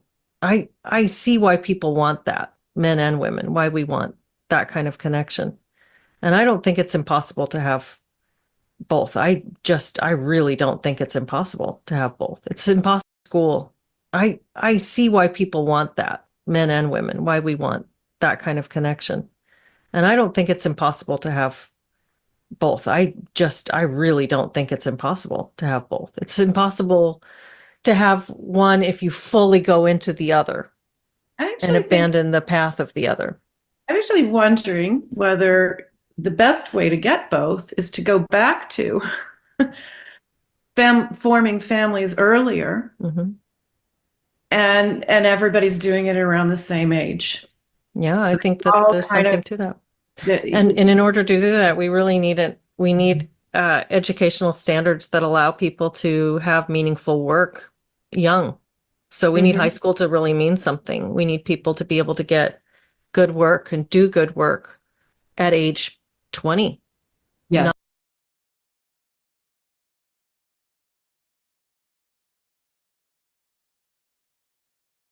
Yo, what's up? Welcome back to Alpha Central. I'm your host, Jack, and today we're taking a look at the anti-feminist movement finally beginning. But let's jump right in, right after you subscribe, of course. Disclaimer, this video was made for strictly comedic/artistic purposes. No offense is intended towards any individual featured in this video. I'm pro-life because 38 some years ago, I aborted my first child, and the regret lasts forever. So, it's really important that we're out here to say it's not healthcare. Women, obviously, baby, but it also hurts the generations. So my children have been affected by it as well, and I will never see grandchildren, great-grandchildren from that child. Wow, thank you so much for standing for life and for sharing your story. At least she's taking responsibility for her past mistakes, something a lot of modern women don't do. Why is it considered romantic for a man to serve, but oppressive for a woman to serve? You know, I actually really disagree with that. I don't think it's oppressive, but I think there's a lot of brainwash going on. I'm just going to say it straight out like that. Like I said, it's a system set up by men. Women weren't allowed to serve, so now it just seems oppressive if we do. The roles are just weird to switch. How do modern women respond if you ask them to make you a sandwich? They'd respond negatively, but it's just a negative term coined by men meant to antagonize women. I'm afraid equality isn't just about the benefits. The sooner that clicks, the better. That's a good angle there. Speaking of good angles, so I had a Bumble date last night and I left at 4 a.m. this morning and just told her to lock up. Dude, she cleans my bathroom, makes my bed, and the kicker is she done all, like 90% of my laundry. And I hate doing laundry. So I don't know if I done something right, maybe done something wrong, maybe she felt sorry for me, or I'll get a second date, who knows, but that was definitely the best one ever. It really sounds like he found the one. If I see one more comment on my TikTok video that said, "We fought for the choice of women," I'm actually going to lose my mind. No! Feminists did not fight for you to have the choice to be a housewife. I hate to break it to you, lady, but there's nothing wrong with being a housewife. I think men are better than women. She's kidding. No, I'm not. They provide for us, and we must obey them because they are our masters. April, stop it. I'm sure she helped by micromanaging everything.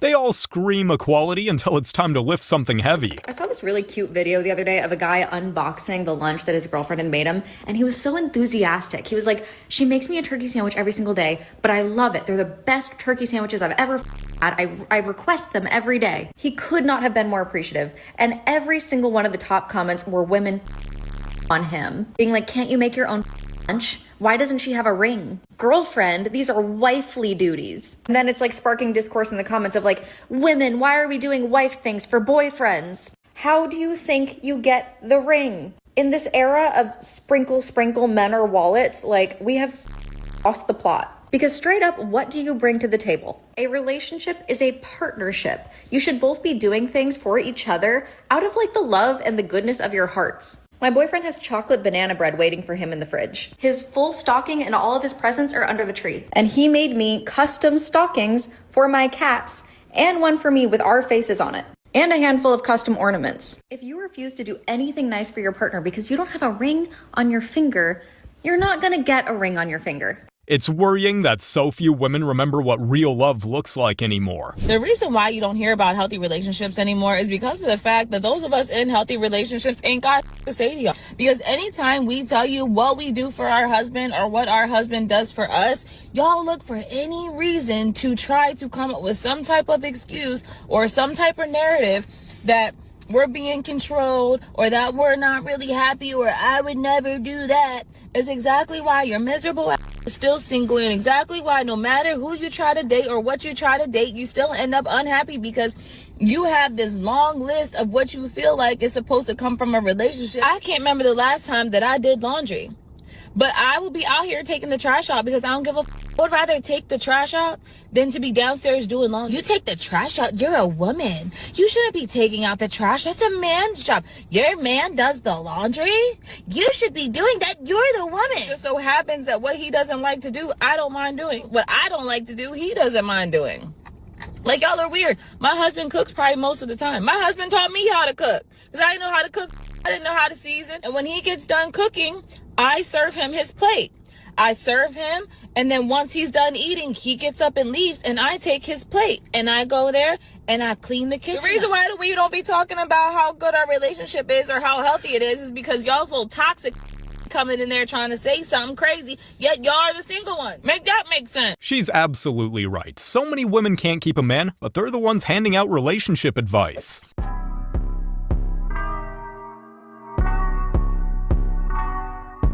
If you look closely, you can see two dudes actually getting work done in the background. I don't think there's a better example of modern feminism. A bunch of chicks standing around with their fingers up their complaining about their workplace while simultaneously getting no work done. All the while, there's two dudes actually getting work done in the background. I mean, this is just like, it's poetic, if anything. This is embarrassing. Did she even watch the clip before posting it? Your mom could beat up anybody. I'm pretty confident she could beat up a lot of people. What percentage of men could your mom beat up at 5'4", do you think? At 5 foot. She's 5 Oh, foot. excuse me. Oh, you are aware that the average male height is like 5'9", 5'10". So I believe last time I checked it was 5'8", yeah. So what percentage of men in the U.S. do you think that your mom could beat up? How much does she weigh too, by the way? Right now she's at like 145. You're 5 foot. What percentage of men do you think your mom could beat up? Fighting dirty, I think approximately. The man can fight dirty too. Yeah, approximately 80%. Holy.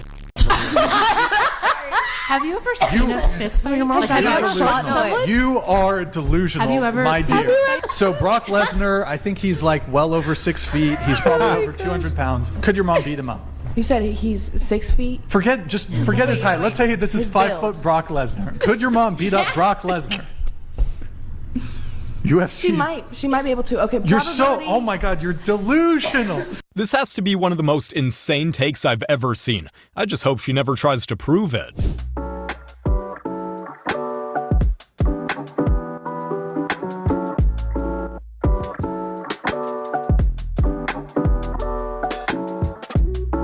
If only more women appreciated their men like this. Long story short, my husband cleans the coffee machine, I make the coffee. And recently, I just decided to start cleaning the coffee machine. And as I'm cleaning the coffee machine week after week, I'm starting to get frustrated. And I passively aggressive made a comment to my husband saying like, why aren't you cleaning the coffee machine, basically? And he's like, well, you've been cleaning it. And I created a whole story around my husband and me not feeling appreciated because I make the coffee and he's not cleaning it, but I've been the one cleaning it. So real life things that happen, that we create stories sometimes over things that aren't even happening, and then we wonder why. And it had nothing to do with me not being appreciated. I just was cleaning it, and now I clean it and I don't care. She makes a great point. Resentment over simple things like chores is just not worth it. Can we normalize you letting me borrow your husband, and not in that way, you freaking weirdos, but like in the way where you both come over and he helps, hang my TV and lift all the heavy things? Absolutely not. You see, he's my husband. He is not community labor. He is not a public utility. He is not our man. He is my man. And I will curb stomp anyone over that man. And you see, this is the part that makes me laugh even harder about this, is this is coming from a culture of women who have spent years, when being asked the question, what do you bring to the table? Their answer is, well, I am the table. A table that now apparently needs my man. Except the only table that this man eats from is mine. But if you need help around your house, you actually have some real options. You can call a handyman. You can call a contractor. You can call an electrician. And guess what? They are all licensed. They have websites, phone numbers, and invoices. And here's the best part. You can pay them with your INDEPENDENT money. My husband is not a shared resource. My marriage is not a community program. If you need a man to come do those things in your house, then go get you a man. I'm sorry, ma'am, but it's time to find your own man or just do it yourself.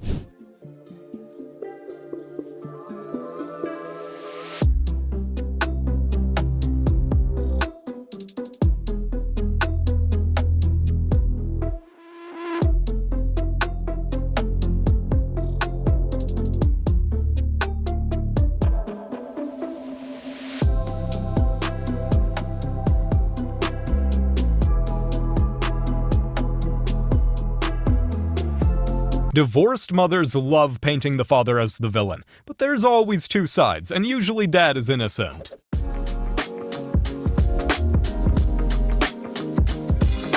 Okay then. So I have a question, and this is specifically for those ladies out there that say that they hate and despise all men, because I have seen that there's quite a few of them. But my question is, why? Hasn't really been a good answer to that yet. Because I don't understand, and I don't think a lot of other people understand, how exactly a person could hate an entire population of people. Hopefully I can get a reasonable and rational answer. I look forward to it. I don't think there's a good reason, and it probably just comes down to feminist brainwashing.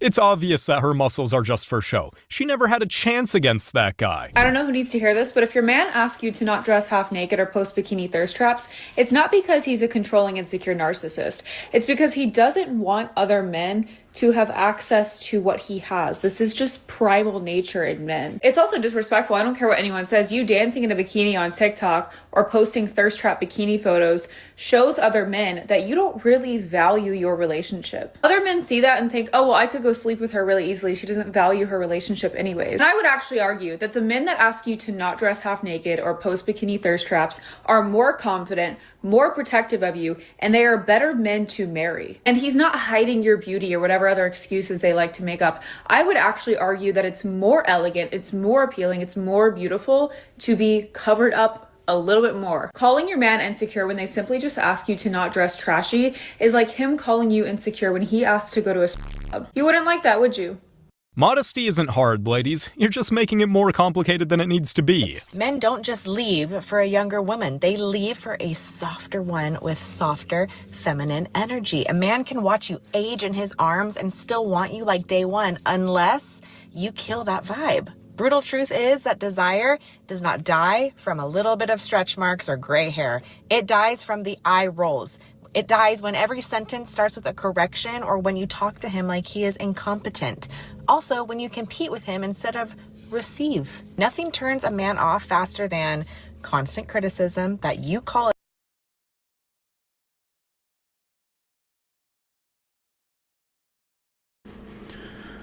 Well, rich, privileged, homosexual Bruce Springsteen pretending to be part of the blue-collar working class. It's a grift that just doesn't get old for him. He had his morning prune juice today, and he shat out just the most tepid backwater bullshit song, if you can even call it a song. Frankly, it sounds completely indistinguishable from AI. The lyrics, however, did manage to make me cry. I was bored to tears. I mean, the lyrics are like ChatGPT. The production and the chord progression of this song is like satirical. It would take you 3 seconds to make it in Suno, which, he probably did, honestly. The lyrics are the most generic, insipid tripe conceivable. I mean, it makes Wesley Willis look like fucking Shakespeare by comparison. The message itself is obviously just the most utterly retarded Reddit slop. It's like Bruce Springsteen is just some has-been Obama lover who has never made a piece of good music in his entire life. He's out here trying to regain a semblance of relevance.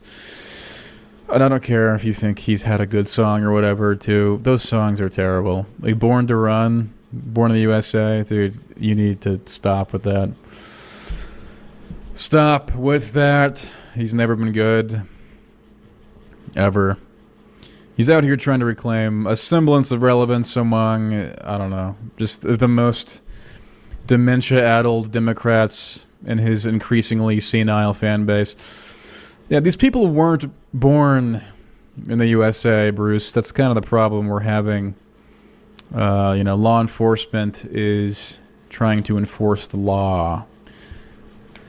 Very American thing. I feel like it's pretty un-American, perhaps unpatriotic to try to impede on law enforcement doing their job. I don't know. I feel like a blue-collar person would be in favor of their neighborhoods being cleaned up. Just a thought. I mean, I what would I know? I'm an actual middle-class person. Bruce Springsteen is worth, $6 trillion. And he's never been hungry one time in his life. And, no, he's a champion of the people, though. He's a freedom fighter. I take it back. I mean, he wrote Heartland America. He's our champion. God. Of course, Bruce Springsteen, he's far more interested in jerking off his ego than hysterical weirdos antagonizing feds at work, actual middle-class people doing their jobs. He's siding with the people that are here illegally and against those who are carrying out the will of the people. So much for democracy, guys. Not only the will of the people, but the will of those actually doing these blue-collar jobs, actually enforcing the law. It's a very strange dichotomy. It's completely antithetical to what you would think Bruce Springsteen would align himself with ideologically, at least for the grift, I don't know. They're out here antagonizing feds at work and getting spanked for it. And Bruce Springsteen, he wants it to be all about him, which he's trying to do very hard. So he can, charge $1,000 a ticket to sing to a bunch of other curmudgeonly old rich liberals from gated communities. Here's an excerpt from the song. If your skin is black or browned, my friend, you can be questioned or deported on sight. Well, that's a pretty wild conflation. There's a pretty big difference between being questioned and being deported. People are definitely not being deported on sight for being brown. But you can make people believe just about anything, I guess. Good Lord. Go listen to this song if you want to be utterly bored to tears. It sounds like AI completely. The lyrics, AI. The song, AI. And plus, you get to hear the AI version of Bruce Springsteen's vocals. You can make a tapestry of anything. Yeah, just some old senile egotist bolstering his has-been grift. Unreal. Follow me, folks. Nuclear Grifter, Twitter. Nuclear Grifter Rumber. Oh, we'll follow my Rumber. All right, peace.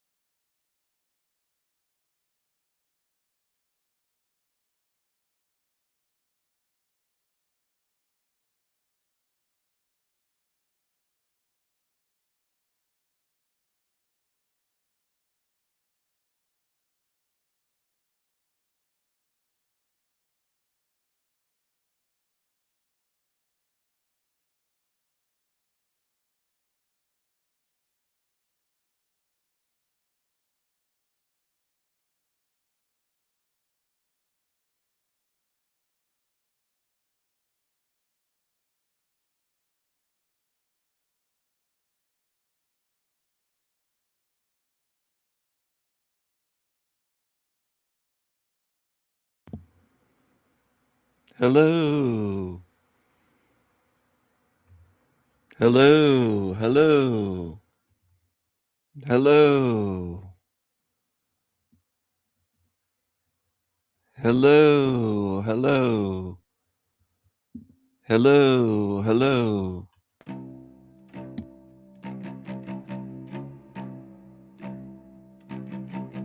Smiling slaves, sunny slaves,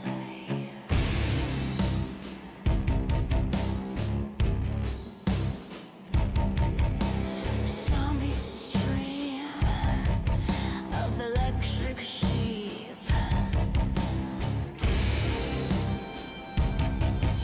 zombie stream of slave jobs, matrix dreams.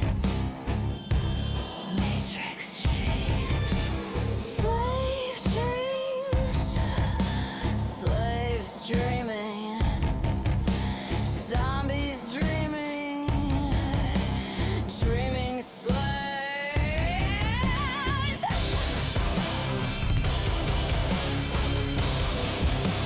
Slave demons,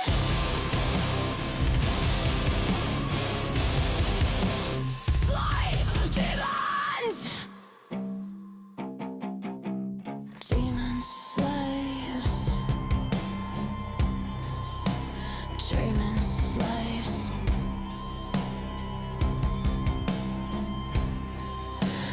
dreaming demons, dreaming demons. Work harder, work more, dream of work, work to dream, live to work. Slaves to dreams, slaves to dreams, slaves to dreams, slaves to dreams, slaves. Stay here. Slave demons, slave, little bitch, slave, slaves. Yeah.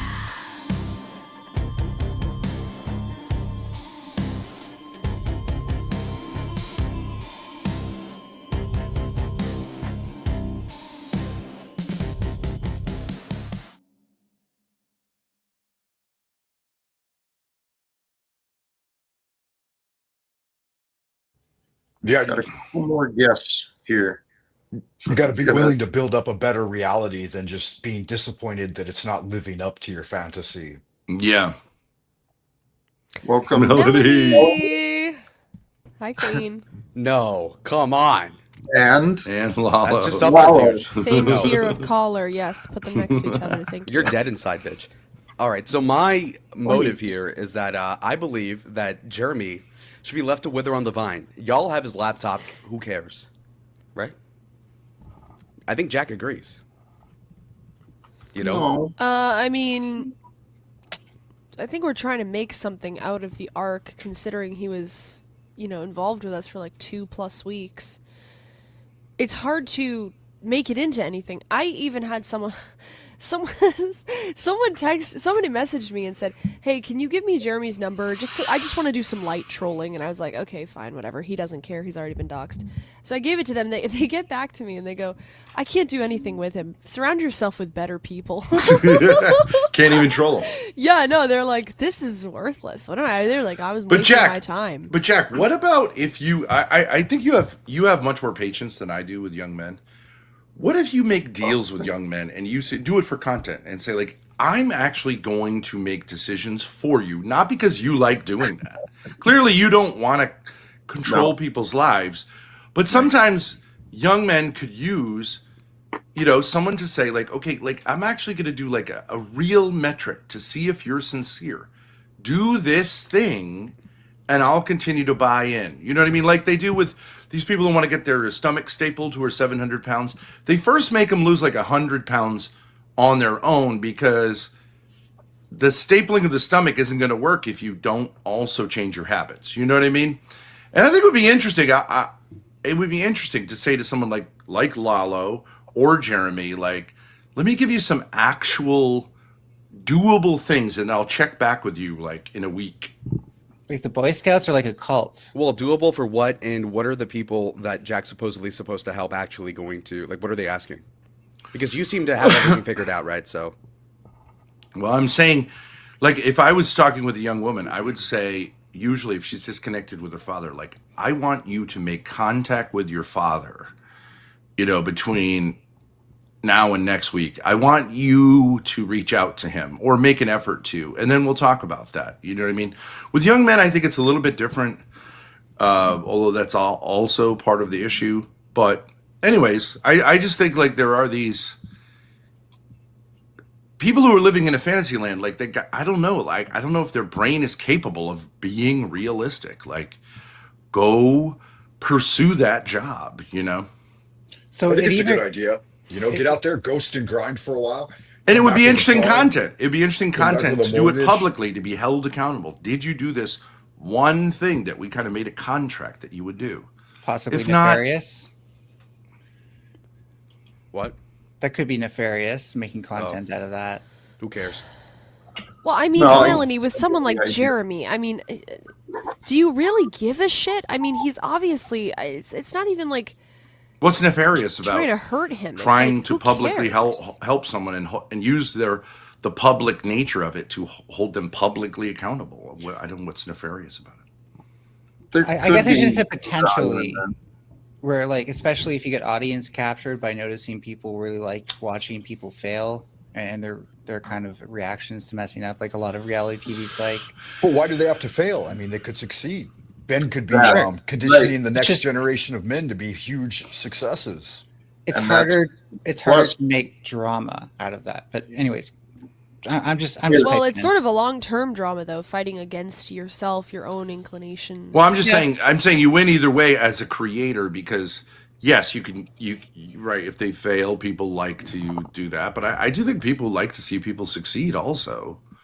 Here. It's So- rare, We've got but Jeremy back. I'm gonna give him a chance. Yeah, I'm And it back. played out, Ben. There's It's so a good much. model. There's The so much Apprentice. irony here. Like, so I've got a vision for my life. It's not a fantasy. It's more of a vision of how I want my life to play out, and I'm working towards that vision. I like to do comedy. I did stand-up comedy for the first time twice. I liked it. I'm gonna keep doing that. I'm gonna bring that into my YouTube streaming. I'm working towards a vision that I have. Call it a fantasy, call it outside of reality, maybe, but things could still work out because that's the future. The future is not set Can in I ask stone. a question? You know, in order to succeed in comedy, you're gonna have to have a job and do this on the side like 2 to 3 times a week for months and months and months Yeah, to that's get my any plan. build-up. That's a part But of my how many plan. stand-up sets have you done? But you have since yet to you tell did a one joke 2 weeks ago. anywhere. I've never heard you tell a joke. There were jokes let in it my be bit. There were, whispered. and not to mention those two open mic nights. I didn't prepare any material. That was all. Have I you thought prepared I any had. material since then? Yeah, I've got a notebook. Well, why I got don't a you paper tell to us have. one joke? And I got a lot. That's subjective, Ben. I got a lot of Objective? good feedback. Why don't you tell us one Shut joke? up, Lalo. Putting Well, so I do do have an some- RFK impression, Jeremy. If you're witty, you'd come up with that, okay? I do Come have on. some experience here, and No, fuck I was you. in the stand-up scene for 10 years. I spent like the first year and a half just watching other comedians. So yeah, like back to what Ben was saying earlier, you got to be willing to do those boring things, sit down and take notes, and you should definitely start working on your sets. Like, have you got a book of sets already? Like, have you been working on your quips Part of it. and I got. jokes and stuff? I got my notebook right here that I picked up while we were collaborating. Okay, Frank, come on. Good man. Is there How about- anything You've taken in the it? first step. Wait a then. You've minute. taken Why the don't first you mock step. Jeremy and say a joke now, since you have the experience, 10 years of? I mean, you're master. Go ahead, mock him. I'm also 10 years out. Mock him. Oh God! Oh, you're the same person. Motherfucker living in I'm your working car, on it. baby. You're What's a up with Jeremite. that? Yeah, you're not a I Jacobite. want to You're a be like Jeremite. Jeremy. I want to chase girls around town, live in Jeremy's my a car, baller. not take a shower. You're jealous. Get- He's like 6'1", in his 30s. He looks Frank, can like I a ask dollar you store something bag. about the comedy scene? Yeah, go ahead. Okay, so I'm just saying, Jeremy can correct me. We went to 2 open mic nights in which 90 to 95% of the people were going to be doing the open mic, if you know what I'm saying. So there really was no audience that wasn't also going to be going up. I don't think the read you get from that audience is very accurate as far as whether you're Do you understand what I'm saying? Because in a certain sense, Oh, it's like absolutely. it's like a Totally agree. support Most group. There's Most no comedy hecklers. scenes are filled with other comedians. Yeah. So like when I went into it, I went up there with the intention to talk a bunch of shit about them for telling the same jokes for the last couple of years. Right. And we did other things. Like I got together with another guy. We organized our own group. And then we did a show where we had 2,500 people buy tickets. That's So remarkable. we were fairly successful. Yeah. But yeah, Because what I'm saying is You that's start an at the bottom. audience. You start at the bottom. You work your way up. Like Drake. All of the smaller ones that you get, guaranteed stage time. It's not necessarily to get a response from the audience. It's to get comfortable on stage telling jokes, so that when you are lucky enough to get that audience, you're ready to go. Yeah, that's fine. I think that's fine, but you won't know if you're funny in that milieu because everyone. It's like doing karaoke. Everyone's going to You'll clap. know what- Everyone's you'll know going to once you- clap, no matter how you'll know bad your once you karaoke get the real is. 'Cause audience. Well, That's audiences when- do rotate, and there That's are when the nights, verification comes. throughout But- the year where it's Yeah. 90% other people that show up. So yeah, that is rare.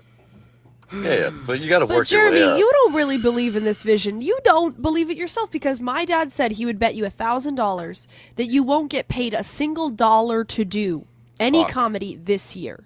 He's betting course points not. on $1, it. not First year. $50. He said if you get paid $1 or more to do any comedy this year, I'll pay you $1,000. You didn't take the bet, so how do you believe in it? That's the other Nobody thing too. makes- You got to organize your own venues for Yeah, making yeah, money. no. So you I have wouldn't to start expect. making Well, money. that's from why I it, didn't take otherwise the it bet. doesn't I work. wouldn't expect to make money my first year. You don't make Not money. in $1? comedy. That's a problem. You should just be a gigolo. Listen to Frank. What He about was Jeremy, in you're business. not- He said that's no, a problem. No, that's You're not. not, the priority. Jeremy. You I don't would have make the money- talent. You don't Whatever. have the talent. No one I thinks was. you're I funny. got plenty of people that thought I was not- great, and I had the stage presence. let's If I not write go the there. jokes, if I sit Well, I down think and it's write important to jokes- say to someone not like, enough. you know, if they're 4'8", like let you're him not going to listen be an to Frank. NBA player. Let him listen to Frank. Frank was in this comedy scene. Okay. Frank, you're saying that's not enough? No, like people just lauding you and telling you did well and stuff like that does not play out. That kind of motivation does not last. You have to be I've only grinding done it and twice. writing new material constantly. But tell us Yeah. one joke, Jeremy. I'm not going to do that here. I'm not here to prove myself. Then why are Alright. you here? Well, Jack, you're That's- I'm here disrespecting because I the got law. invited up on panel. Sounds like to a talk about- fantasy. If you won't tell a joke on a StreamYard panel, do you really expect us to believe you're going to go up in front of an audience and tell it? I'm not here Let's- to prove anything to you let's guys. assume we'll let him. You know, this is. He said it's his. It's not just a. I don't remember the words you Oh. said. It's your dream or vision. It's not Okay. just an idea. And so he's starting. Wait, Jack, But- how about, okay, we can get started with this. How about you give a 30-second sermon as to why Jeremy is valuable as a human being, why you like him, why he's not an No, unlikable Lalo, fuck. shut How up. about that? Shut up. No, fuck you, Ben. God, Lalo, you're terrible. You and Ben are on the Yeah. same wavelength of like being dead inside. Okay, you're. I think you should respect someone who's older and wiser than you, and not make him That's into the your cope of personal someone who is monkey that you're gonna like Thank turn you. the Monkey? Right? Thank you, Ben. I'm just spicing it up a little bit. All right. No, Well, you could do it more subtly instead of saying like, "Hey, No, Jack, but here's you're your way too slow assignment with it. from me." I asked him. Oh. He asked me the same $5 thing. to kick Lalo. Send it to Jack. That's now. not enough. hey, Right? actually, we've got an opportunity here. But before I bring this energy up, I forgot, Ben. Landry has asked if you would be willing to do an interview with him, do a stream with him. Modern Men Lost Again. Yeah, sure. He popped up earlier. Put something in the private chat before you got here. So, with that said, here's another wild card. Destroy him, By Ben. hell. Shut up. Destroy him, Ben. Now, the only reason I came up was, how do you keep a black man from drowning? Your audio sucks. Keep him away from the pool. Jack, That's pretty. Jack, number one, your show sucks. And you're already showing that you'll come over and suck my dick on. Oh, this is Tommy. Yeah. It's Tommy. I literally Room have with Tommy. my hand on the mute button because he says slurs like nobody's business. Was he a little better than Jeremy? Or I mean, at least he tried at a joke, So True. Is he trying to prove himself? I don't know. Maybe he was just trying to make people laugh, which is typically what comedians do. But hey. It is. I guess Jeremy bounced out with that one. Pussy. But He should come back with a joke, don't you think, Jack? He should come back. Yeah. See, if he had that in him, he'd come back and say, like, I got a joke for you. Okay. Even if he looks it up on the internet, you know what I mean? Like, just give us something. Right. What if What do you tell a woman? What do you tell a woman with two black eyes? She said Nothing. listen to She her didn't husband listen more. the first time. I thought you said black guys. Black eyes. Two black eyes. Nothing. She didn't listen the first time. That's a funny joke. I didn't. That's not my joke, but like, okay, at Yeah. least there's an attempt Well, at yeah, no, humor. I mean, if you I agree. can't do that, I just really think you are in a fantasy world. It's okay to be in a fantasy world, but So- you shouldn't say that's a vision. Because look at me, Jack, right? So I'm a streamer. You just offered me an opportunity to stream with someone who's Right. a smaller streamer. What did I do? I said yes.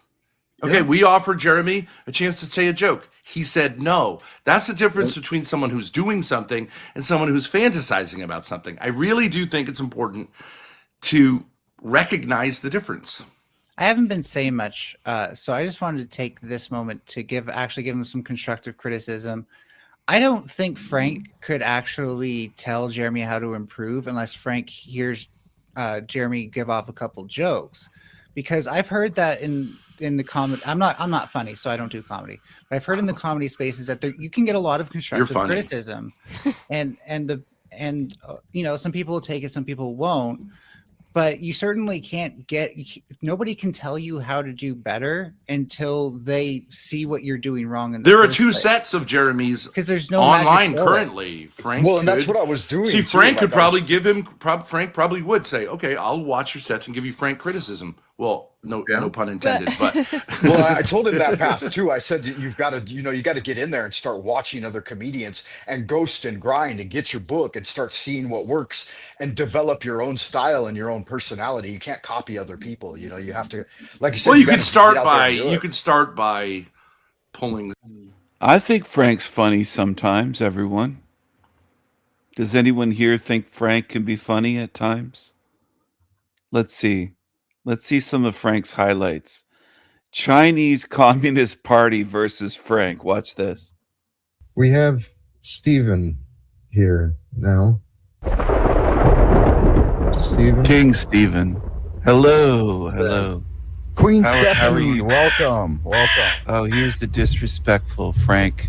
Well, I'm disrespectful. I'm here. You're interrupting me. You've had a long time to talk. Oh, Can you give somebody else a chance hey, to say something?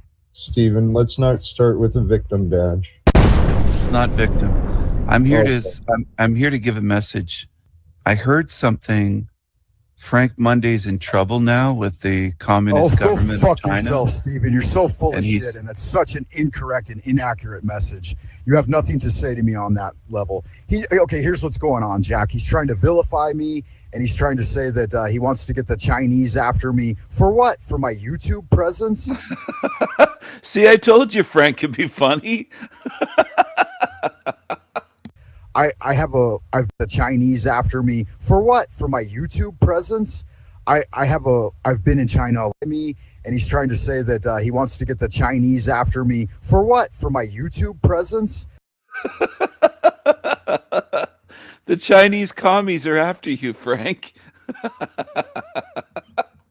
I've been in China a long time, 25 years now, and I have a big presence here, and I'm well known. You don't have a big presence. You're just a fucking high school teacher or something. You're nobody.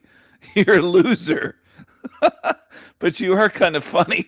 You are kind of funny. I got the Chinese government after you, Frank. He is kind of funny at times. He gets riled up. He gets very riled up and triggered and paranoid. Frank, calm down, Frank. Frankie boy. Look at him here. Look at this crazy Frank Moongay with the crazy eyes and the rotten teeth. My goodness. He can be funny at times. I find him amusing at times.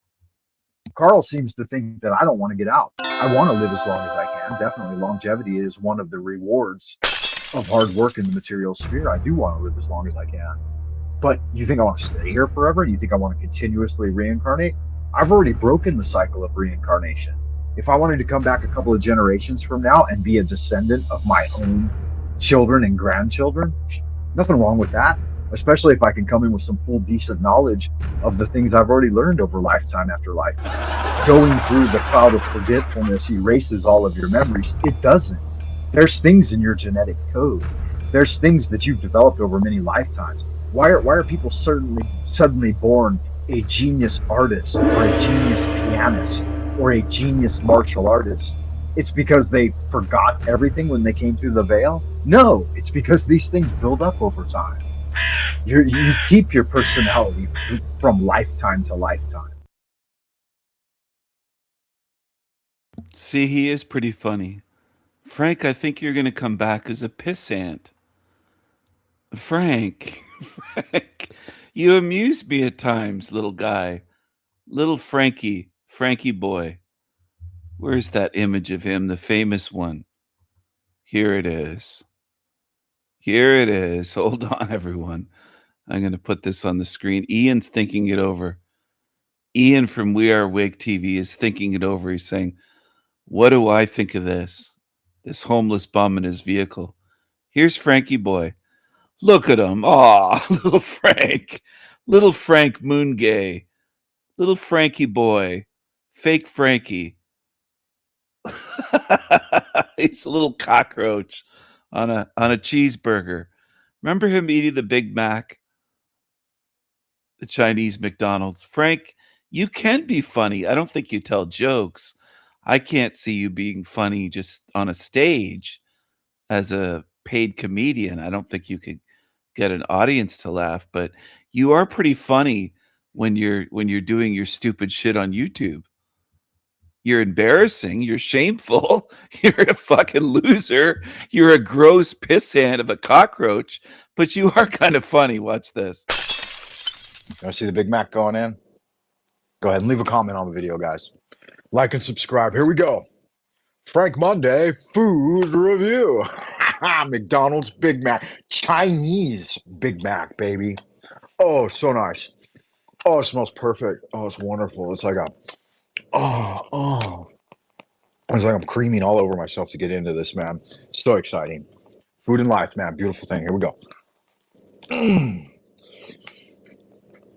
Oh, yeah.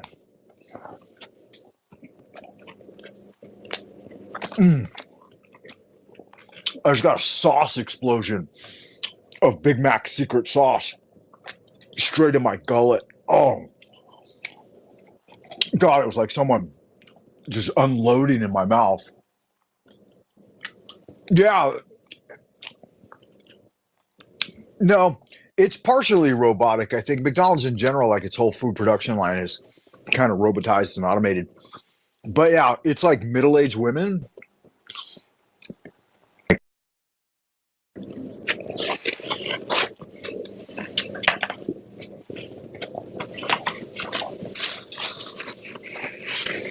We could do the math. It's like 2,500 RMB a month, which is like $500 a month for 30 hours a week.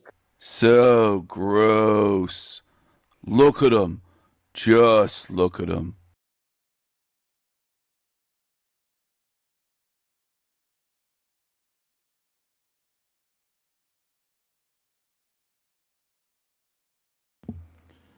$800 views. Not very many people hit the like button on that. Perhaps there are a lot of gross people on YouTube that feel sorry for him and they relate to him. That's what I suspect. I suspect there's a lot of fucking piggish, gross, loser, peasant, pissant pigs on YouTube. I suspect there's a lot of degenerates that feel sorry for fake Frankie. Frankie boy. His teeth are throwing up gang signs. They're going every which direction. He's a gross loser. He's a loser. That's what he is.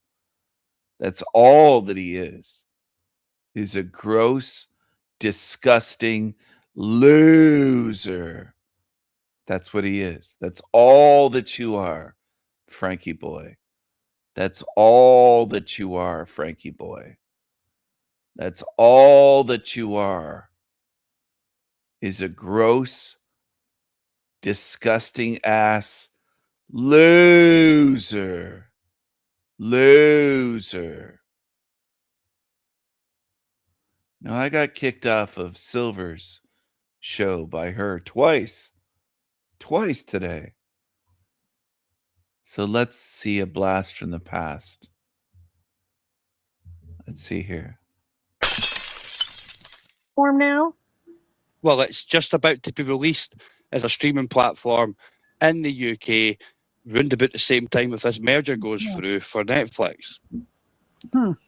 See, Weird. in the UK, all the football matches for Scotland and the Europeans has just left TNT Sports, which is Warner Group, and it's now been put onto Sky TV, which again is owned by Comcast, which is owned by Warner Group.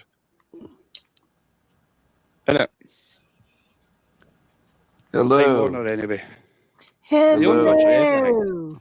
Hello. Hello. Hello, hello. Hello.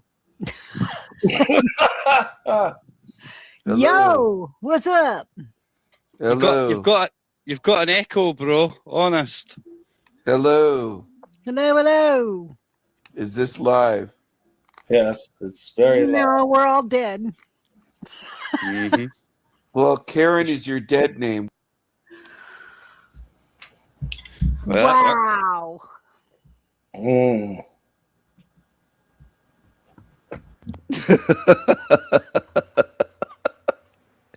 I always know what to say to get people. I really do.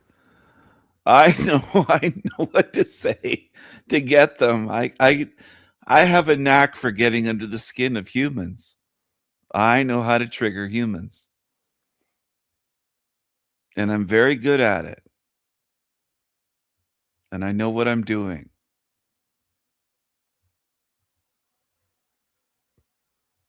And I'm the best of the best. Nobody else can get to them the way I do. Nobody. Yo. Yo, yo, yo. Team Evil so wrong, Team Evil so wrong, so wrong. They dumber than one ton. Kung Fu, fuck you. Wrist one close, no egg roll for you fake Frank, fake Frankie Beijing Kung Fu wanna be fool. Frank Moon gay, has teeth going every which way. His teeth throwing up gang signs, north, east, west, south. He has that rotten hood rat mouth. He believe he know Kung Fu. Frankie, a little man, better learn how to chew when he eat Chinese Big Macs. Frankie spits out food like hood rat. Get some class, you hood rat, you little bitch. Fake Frankie Beijing Kung Fu wanna be fool. His Chinese wife, no one, his tool. Too small, fake Frankie. Little bitch. Fake Frankie. Beijing Kung Fu wanna be fool. His Chinese wife, no one, his tool. Too small, fake Frankie. Little bitch. Fake Frankie. Beijing Kung Fu wanna be fool. His Chinese wife, no one, his tool. Frankie's wife so horny. She say me so horny. Me one King Stephen, he big and brilliant. Me one El Diablo. Ching chong, we little fake Frankie better run far and long. Little bitch, gross ass demon. You know Chinese dragon. Fake Frank, you're just a pissant. You're done. Shut the fuck up, demon. Burn. Which one close? No egg roll for you, demon. Stay here and burn. Dance in the fire, you piss and liar. Stay here and burn forever and never. Burn.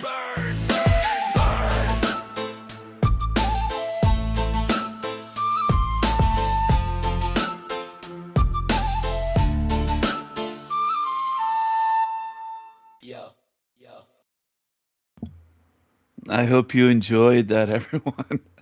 I enjoy burning these demons. I really do. I have fun burning these fucking demons. It's fun for me to burn these demons. I like burning these losers. These creatures. Look at these creepy creatures. Look at them.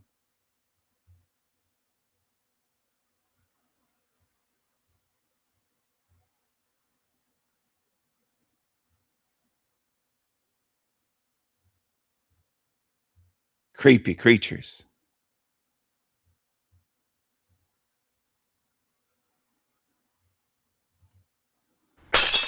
Where's the love, man? Where's the love? Able to see the good that's around. Thank you for this, Trexty. This is exactly right. It's for anyone and everyone. Look for the encouragement. We can dream up these problems, pretend to live, pretend to have all these problems, Steven. You're not that hard off, dude. It's about time you suffer a little bit, maybe, huh? Grow up. Get a job. Get a life. Get a purpose. I'm talking to someone who's not here anymore. Sorry. Steven, you're not that hard off, dude. It's about time you suffer a little bit, maybe, huh? Grow up. Get a job. Get a life. Get a purpose. I'm talking to someone. Steven, you're not that hard off, dude. It's about time you suffer a little bit, maybe, huh? Grow up. Well, Mr. Eyebrows, you don't know how to trim your fucking eyebrows. You look evil. You want me to suffer. I know what you are. I know what you are. That's the problem for you. I know what you creatures are. And you're going to suffer, Jack. You're going to suffer in this hell realm. And you'll see what I mean. That's the beauty of this. There's no avoiding it. You're going to see what you were warned about.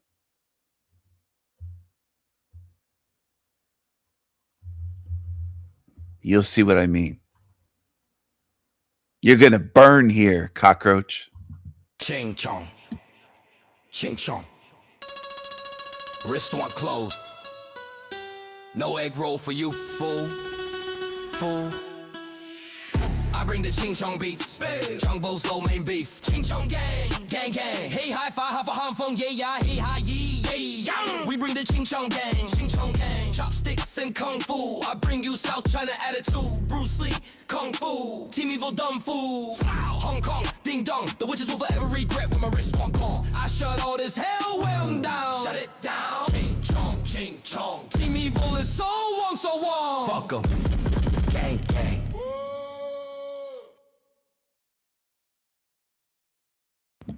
Who else writes songs like that?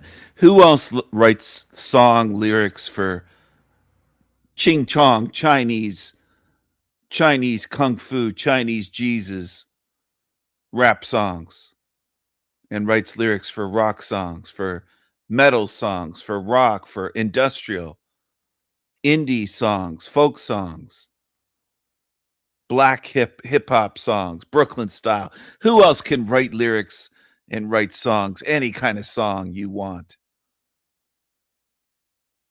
Team Evil's so wrong, so wrong. I am the Raven King. I can do anything. Oh, fuck 'em.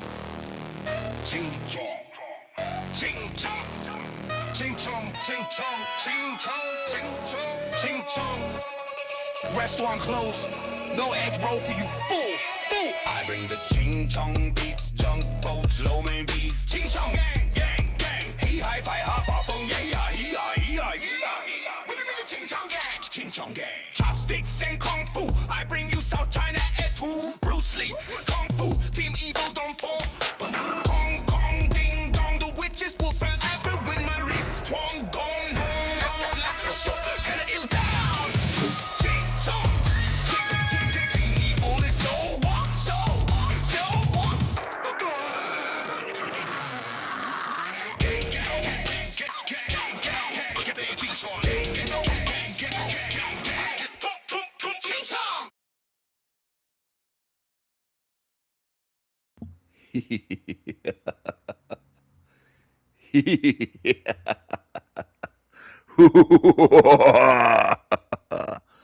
I love that Team Evil sees me as a villain. I love it. I revel in that. I love it. Hell yeah. What's good, homies? What up, chicas? Yo, Team Evil, up to no good. You come to our hood, think you can boss us bitches. We eat your hombres up for breakfast, split your ass out for lunch. You cockroaches, bitches and hoes, don't even know who you be messing with, homes. You be messed up, lost and confused. Get back where you belong. Denies of truth, you scummy demons, little bitch, filthy asshole, losers, losers. I am Mexican Jesus. I own these streets. I lay down hard tracks with sick beats. I am Mexican Jesus. I'm out here pimping, styling and profiling in my white suit. A hot Latina on my arm. Better scurry cockroaches before you get harmed. Bitches, bitches and hoes, you don't even know. My ravens and crows will eat you up. Ravens and crows. Hey yo, cucarachas, cucarachas. Evil putos, evil putos. It's a hell realm. You fools need to be schooled. Wrap you up like a burrito. Toss you into river. Down in Mexico. Bam. Mexican Jesus rules. Mexican Jesus rules. Send you evil bitches back to school. Losers. Cockroaches, losers. Shh. Shut the fuck up, little bitches. Putos, putos. Stay here and burn.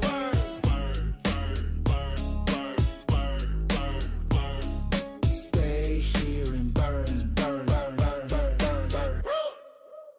Stay here and burn.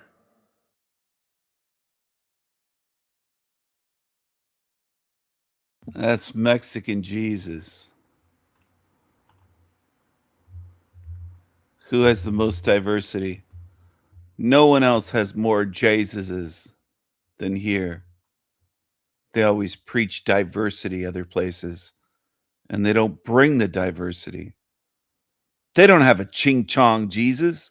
They don't have a black Jesus. They don't have a Mexican Jesus. They don't have an Eskimo Jesus.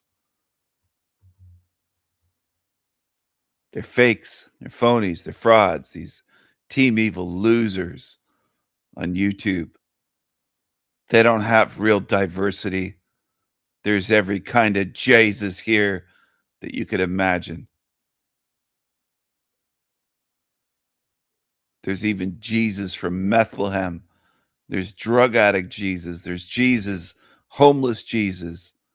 Jesus in a broken wheelchair.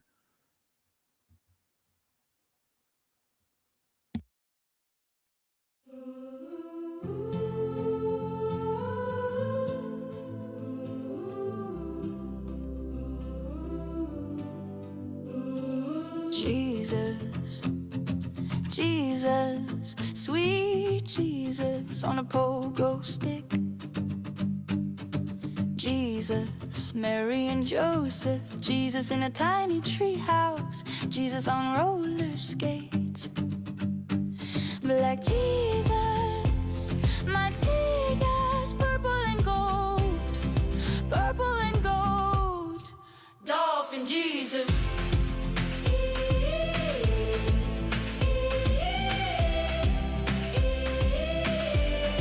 Mexican Jesus, yo home. Mexican Jesus, yo home. Jesus loves tacos.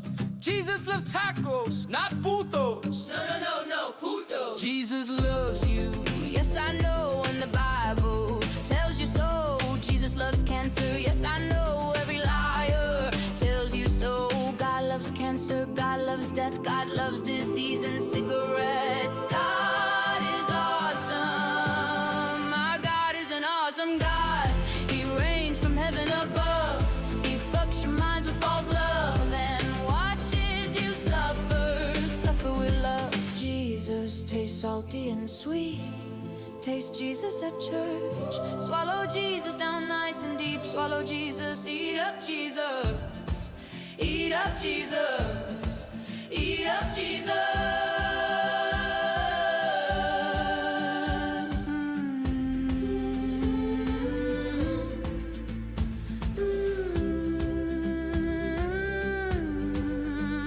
Sweet Jesus, the morning star. Jesus loves you drunks at the bar. Jesus loves the homeless bums. Jesus loves vodka, gin, coke, and rum. Jesus loves you, yes I know, and even tells you so.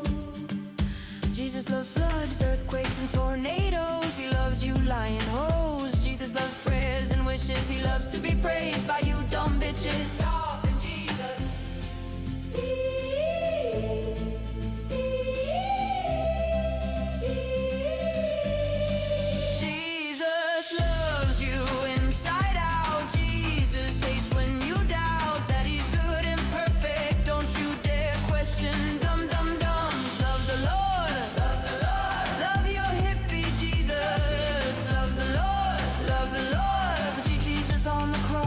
tears of joy.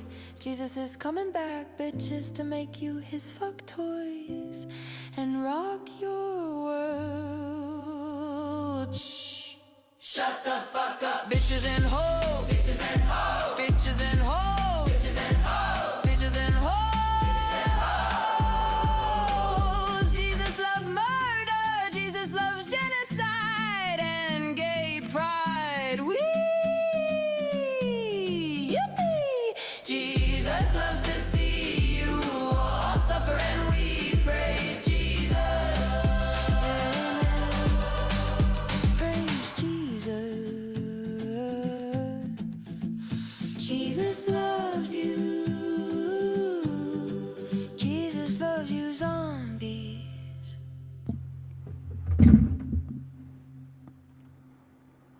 All right, everyone.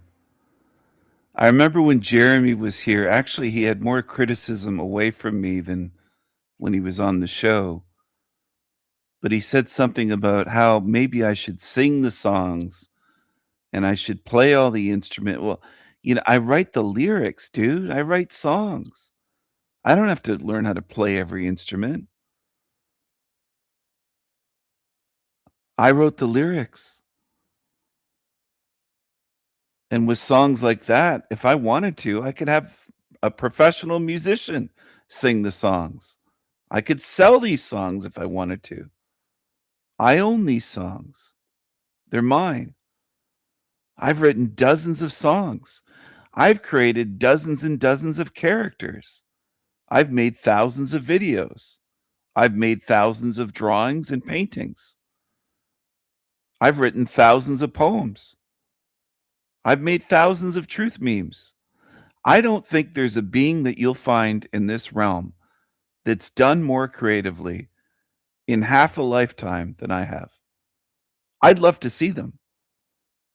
I'd love to meet them face to face if you can find someone that's done more creatively and in terms of spreading truth than I have. Find one in this realm and I'll meet them anywhere in the realm that they are. I'd be willing to meet them. I'd have to see some evidence first that they've created something comparable to what I've done, obviously. But I'd love to meet them and I'd love to have them on my show. I'd love to. Because I think a lot of you humans are full of shit. I really do. I think you make up bullshit. You put down people out of envy. Let's see you do what I've done. Let's see you make thousands of videos. Now, some of you have very short memories. You've been shown this before. You've been shown certain things. I have made thousands of videos. I don't think anyone else compares on YouTube. And if you think I'm wrong, show me these channels. I want to meet these content creators. 2,624 videos on the Sanity Machine. That's just one of my channels. If you add up all of my videos, it's well over 3,000 and something videos. Let's see someone else do that. Let's see someone else.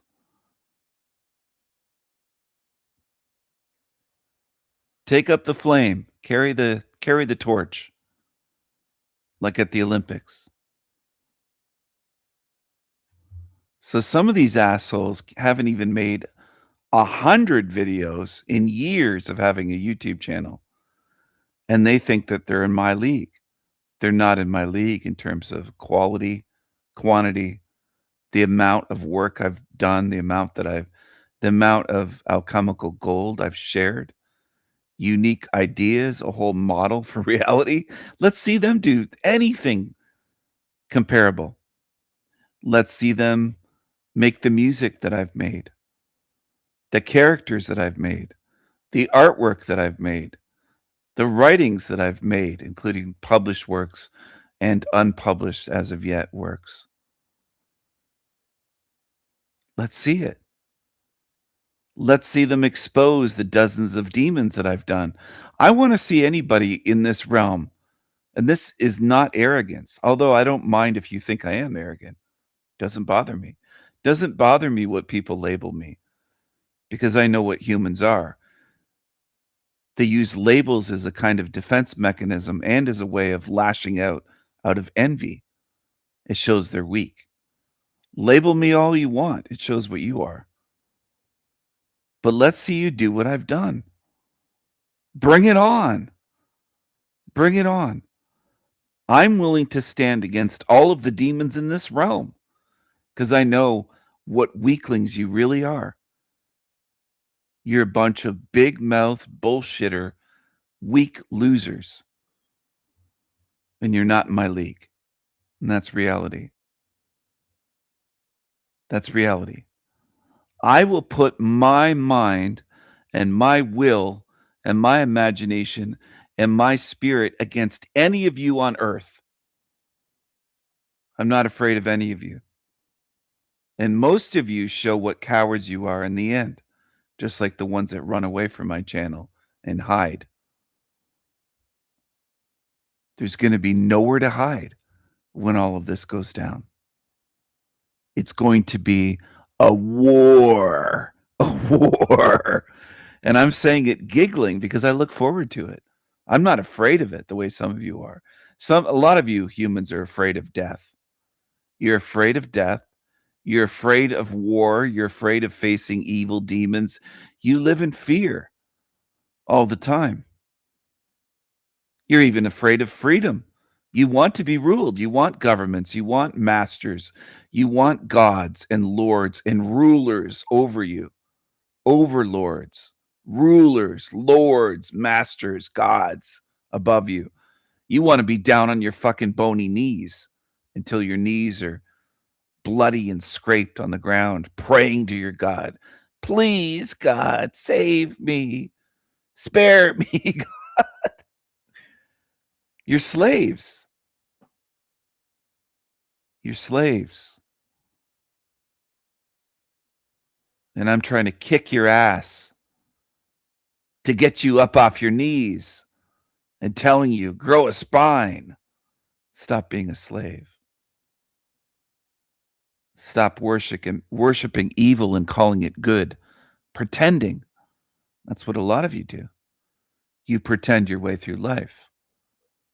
And then you'll blame everyone else and say that you were raised to be religious. You were taken to church.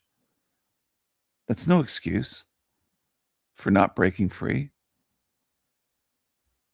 How do you think I was raised?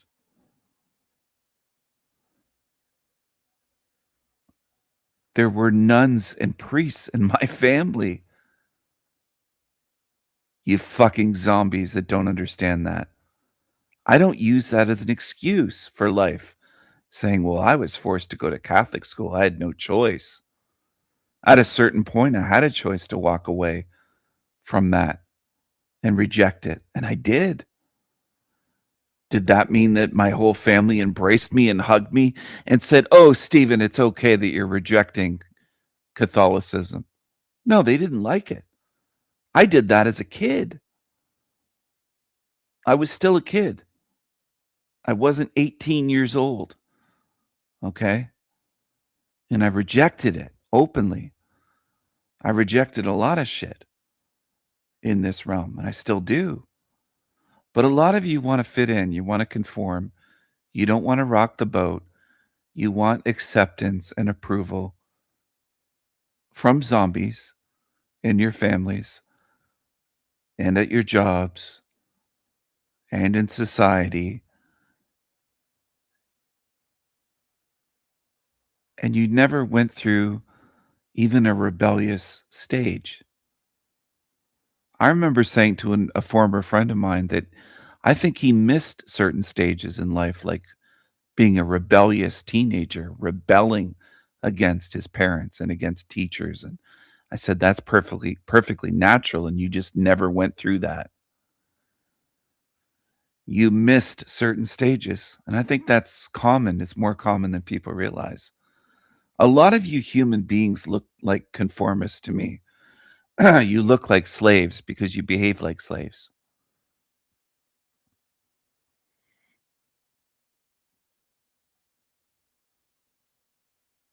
while we're on the topic, if you think I'm just boasting, I think I care more about freedom and seek freedom more than most in this realm.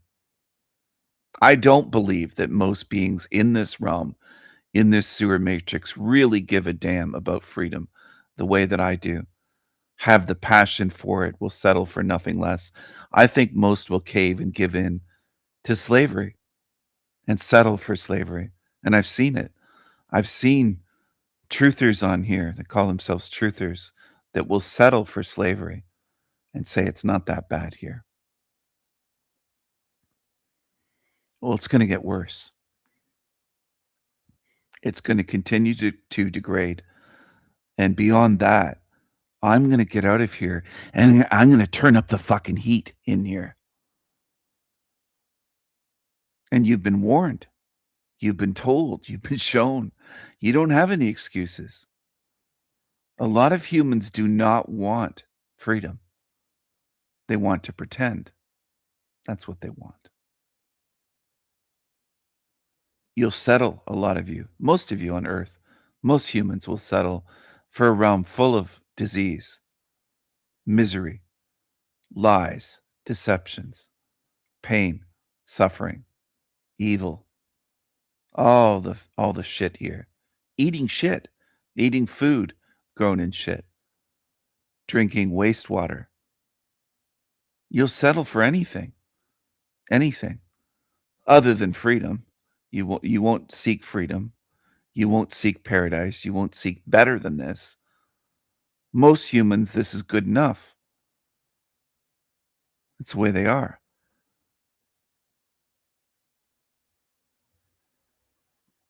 And they also have this ridiculous, absurd, mentally ill concept that they're all equal. Yet you can notice differences at the Olympics. You can notice one athlete is far better than others, the one that gets the gold medal. You can notice it in sports, including team sports, when one team destroys another team and it isn't even close. And you have to admit that team was way better. They're not equal.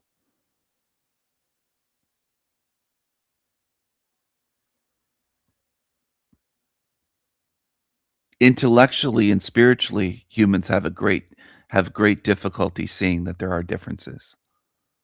That's what I've noticed my whole life here. Because most of that is your ego, your very fragile ego creatures. Very insecure. And by the way, narcissists, people think that they're overly confident and cocky. They're deeply insecure inside. They're the opposite of what people think or wrongly assume. They're deeply insecure inside. And they have very little sense of self or selfhood in them. They're very weak at their core.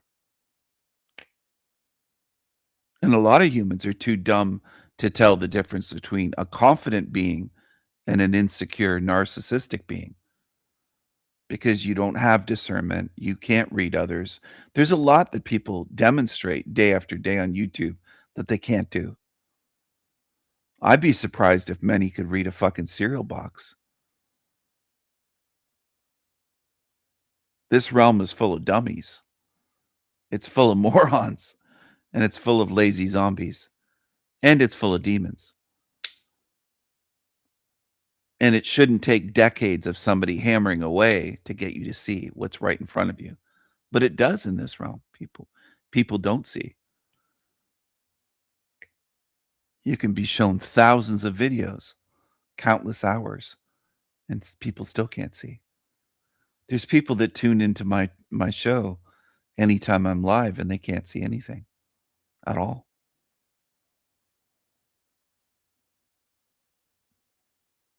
They don't learn anything. I don't think they're capable of learning. I don't think they're anything like what I am spiritually.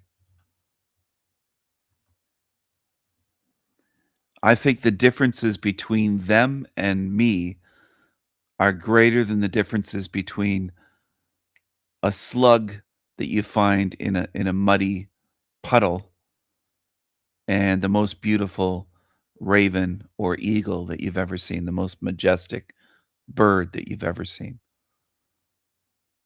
There's a greater difference. They're lower than these slugs. I know how that sounds. I'm aware of it.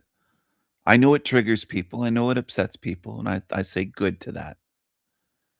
You should be triggered a lot more into getting out of that bubble that people like to stay in, pretending that we're all fucking equal and that we're all the same and that we're all one and all this absolute bullshit that I think only humans could believe. I don't know if that would be possible anywhere else in another realm. I think humans are unique in that sense that they're willing to believe things that are easily noticeably false. Easily. But you believe it out of comfort and out of your feelings and think, well, it's good to believe. I'm a good person if I believe we're all equal. We're all created equal. We're not equal. It's obvious. It's more obvious with spirits than it is with cars or trucks or a Lamborghini or a Ferrari is not equal to the Russian Lada shitbox from 1982 that's all rusted out and doesn't run. And it's a piece of shit that somebody back then wouldn't even give you $50 for. They're not equal. They're not equal. Or a broken down Chevy Chevette or something, one of those little shitbox cheap vehicles back then. But humans like to pretend when it comes to humans or when it comes to beings and spirits. And this is something that you don't hear other channels saying we're not equal and spiritually we're different and we're different species of spirits. And they don't talk about this. In fact, most of them running these other channels are fine with quote unquote equality. Equality is programming. And I've shown what it is on my channel for 3 years.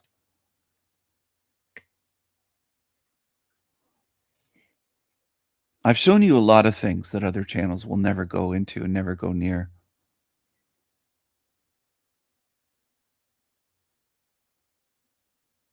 I've also shown you, if you paid attention, how cowardly they are. Tons of them. I've shown you that I tag them and invite them here and they don't even acknowledge it. They won't say, yes, I'd like to be a guest, or no thanks. They don't respond. They don't respond to the invitations where they're tagged.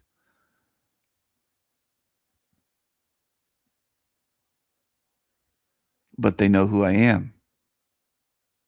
Tony Sayers knows who I am. Matt McKinley knows who I am. Howdy McCoskey knows who I am. Forever Con Man knows who I am. Jason from Archaic's channel knows who I am. You're one of my trolls. One of my trolls, he tried to say. I said, I'm not a troll. You're one of my trolls. He's mentioned me in his videos. Stephen Killeen, the Sanity Machine. I'm a thorn in their sides. All over YouTube. That's just one example. There's tons of them. Now, there's no excuse for you after years to be scratching your head going, I can't figure out why they won't come on his channel. Well, they're obviously afraid of facing me. They're afraid of being exposed. They're afraid of looking bad. They're afraid of being decimated, not just verbally, but shown what they are, exposed for what they are, like Jeremy was when he was here. And others, Jeremy, Trexty, you name it. The ones that do decide to come over here out of their ego, they think, well, I can outsmart him, or I can out-talk him, or I can talk over him, or I can do this. It never works out for them because I know what they are. You think Jack Talcott can come over here? He can't mute me here. He can't backstage me. He can't kick me off and then talk about me. He has no power here to do that. He has to run away, which is what he did the last time he was here. He lasted maybe a minute before he ran. And that's what they do. He's a coward. I've demonstrated to you that you're in a realm filled with cowards, and it extends beyond YouTube. The ones in your life that some of you idolize are cowards too. I don't think they would come on here for an hour-long conversation with me. They would look like a liar, like Benedict the vegan looked, okay? They wouldn't look good because they'd be caught up in their lies. They spin a web of lies. They're full of shit. They have opinions on things they haven't researched. They don't have a broad knowledge base. They don't have the spiritual eyes to see. They don't have wisdom. Again, this is all common stuff to me. I've shown you the differences. Real world, in real time, live, unscripted. You've been shown. Do I think most of you see? I don't think so. I don't assume that. I think there's a small group on my channel that could potentially be seeing what I think they're seeing. I'm not 100% sure, but it might be a dozen or two people, but it's not many. There's not many that tune in here for these live streams as regulars. There's not many in this realm that want to learn, that want to see spiritual differences, for example. So be it. Be lazy. The bin is the default. That's the default mode, default destination. If you don't do anything to avoid that, that's where you're headed. That's where every being is headed unless they do something about it in this realm. That's why I challenge you once in a while. I provoke you. I say, what are you going to do about it? What are you going to choose? Where do you stand? Do you stand against evil or do you follow evil? Do you defend evil? Do you make excuses for evil? What are you going to do? You should be thinking about these things. And I try to provoke people to think. Because I am that unusual to do that. Now, I see that as loving and caring. Humans don't usually see it that way. They get triggered by being provoked to think. They don't want to think. Just like a lazy 1,000-pound person wants to lay in bed. They don't want to get up and walk. That's effort. So's thinking. Most humans don't want to think. That's energy. That's effort. They're too lazy to even attempt to think about where they are, what this realm is, and observe it and observe the differences in the realm and in beings and all the different things that I talk about, write about, make videos about, speak about live. Most beings in this realm hate thinking, and they hate the truth. And they hate those who speak a lot of truth. The more that you speak, the more that you will be hated for speaking truth. Now, if you speak a little bit of truth once in a while, they might just be annoyed by you, and you might be a dupe and think to yourself, well, they don't hate me. I speak a little bit of truth. Try speaking a lot of truth. Try speaking the amount that I do and calling this a hell realm and see how much they like that. You go right ahead and keep saying it for years and see if it bothers people. Say it to strangers. Say it to people you just met that day. Say it to your family members. I don't think most of you will. I don't think you have the guts to do it to begin with. But you won't be liked for speaking truth in this place. And I do think that most in this realm would rather be liked than speak the truth and stand against evil. Given the choice, be liked by others or speak the truth and be hated, most people will choose to be liked. Most in this realm. That's the way most people are. They'd rather be liked, be accepted, conform, be part of the group, be part of society. I'm not part of society. I've said openly, and I'd say this in person, I'm not a human being. If that upsets you or makes you triggered or makes you uncomfortable or however it makes you, I'm fine with that. That's on you. Your feelings, your reactions, your insecurities, your awkwardness.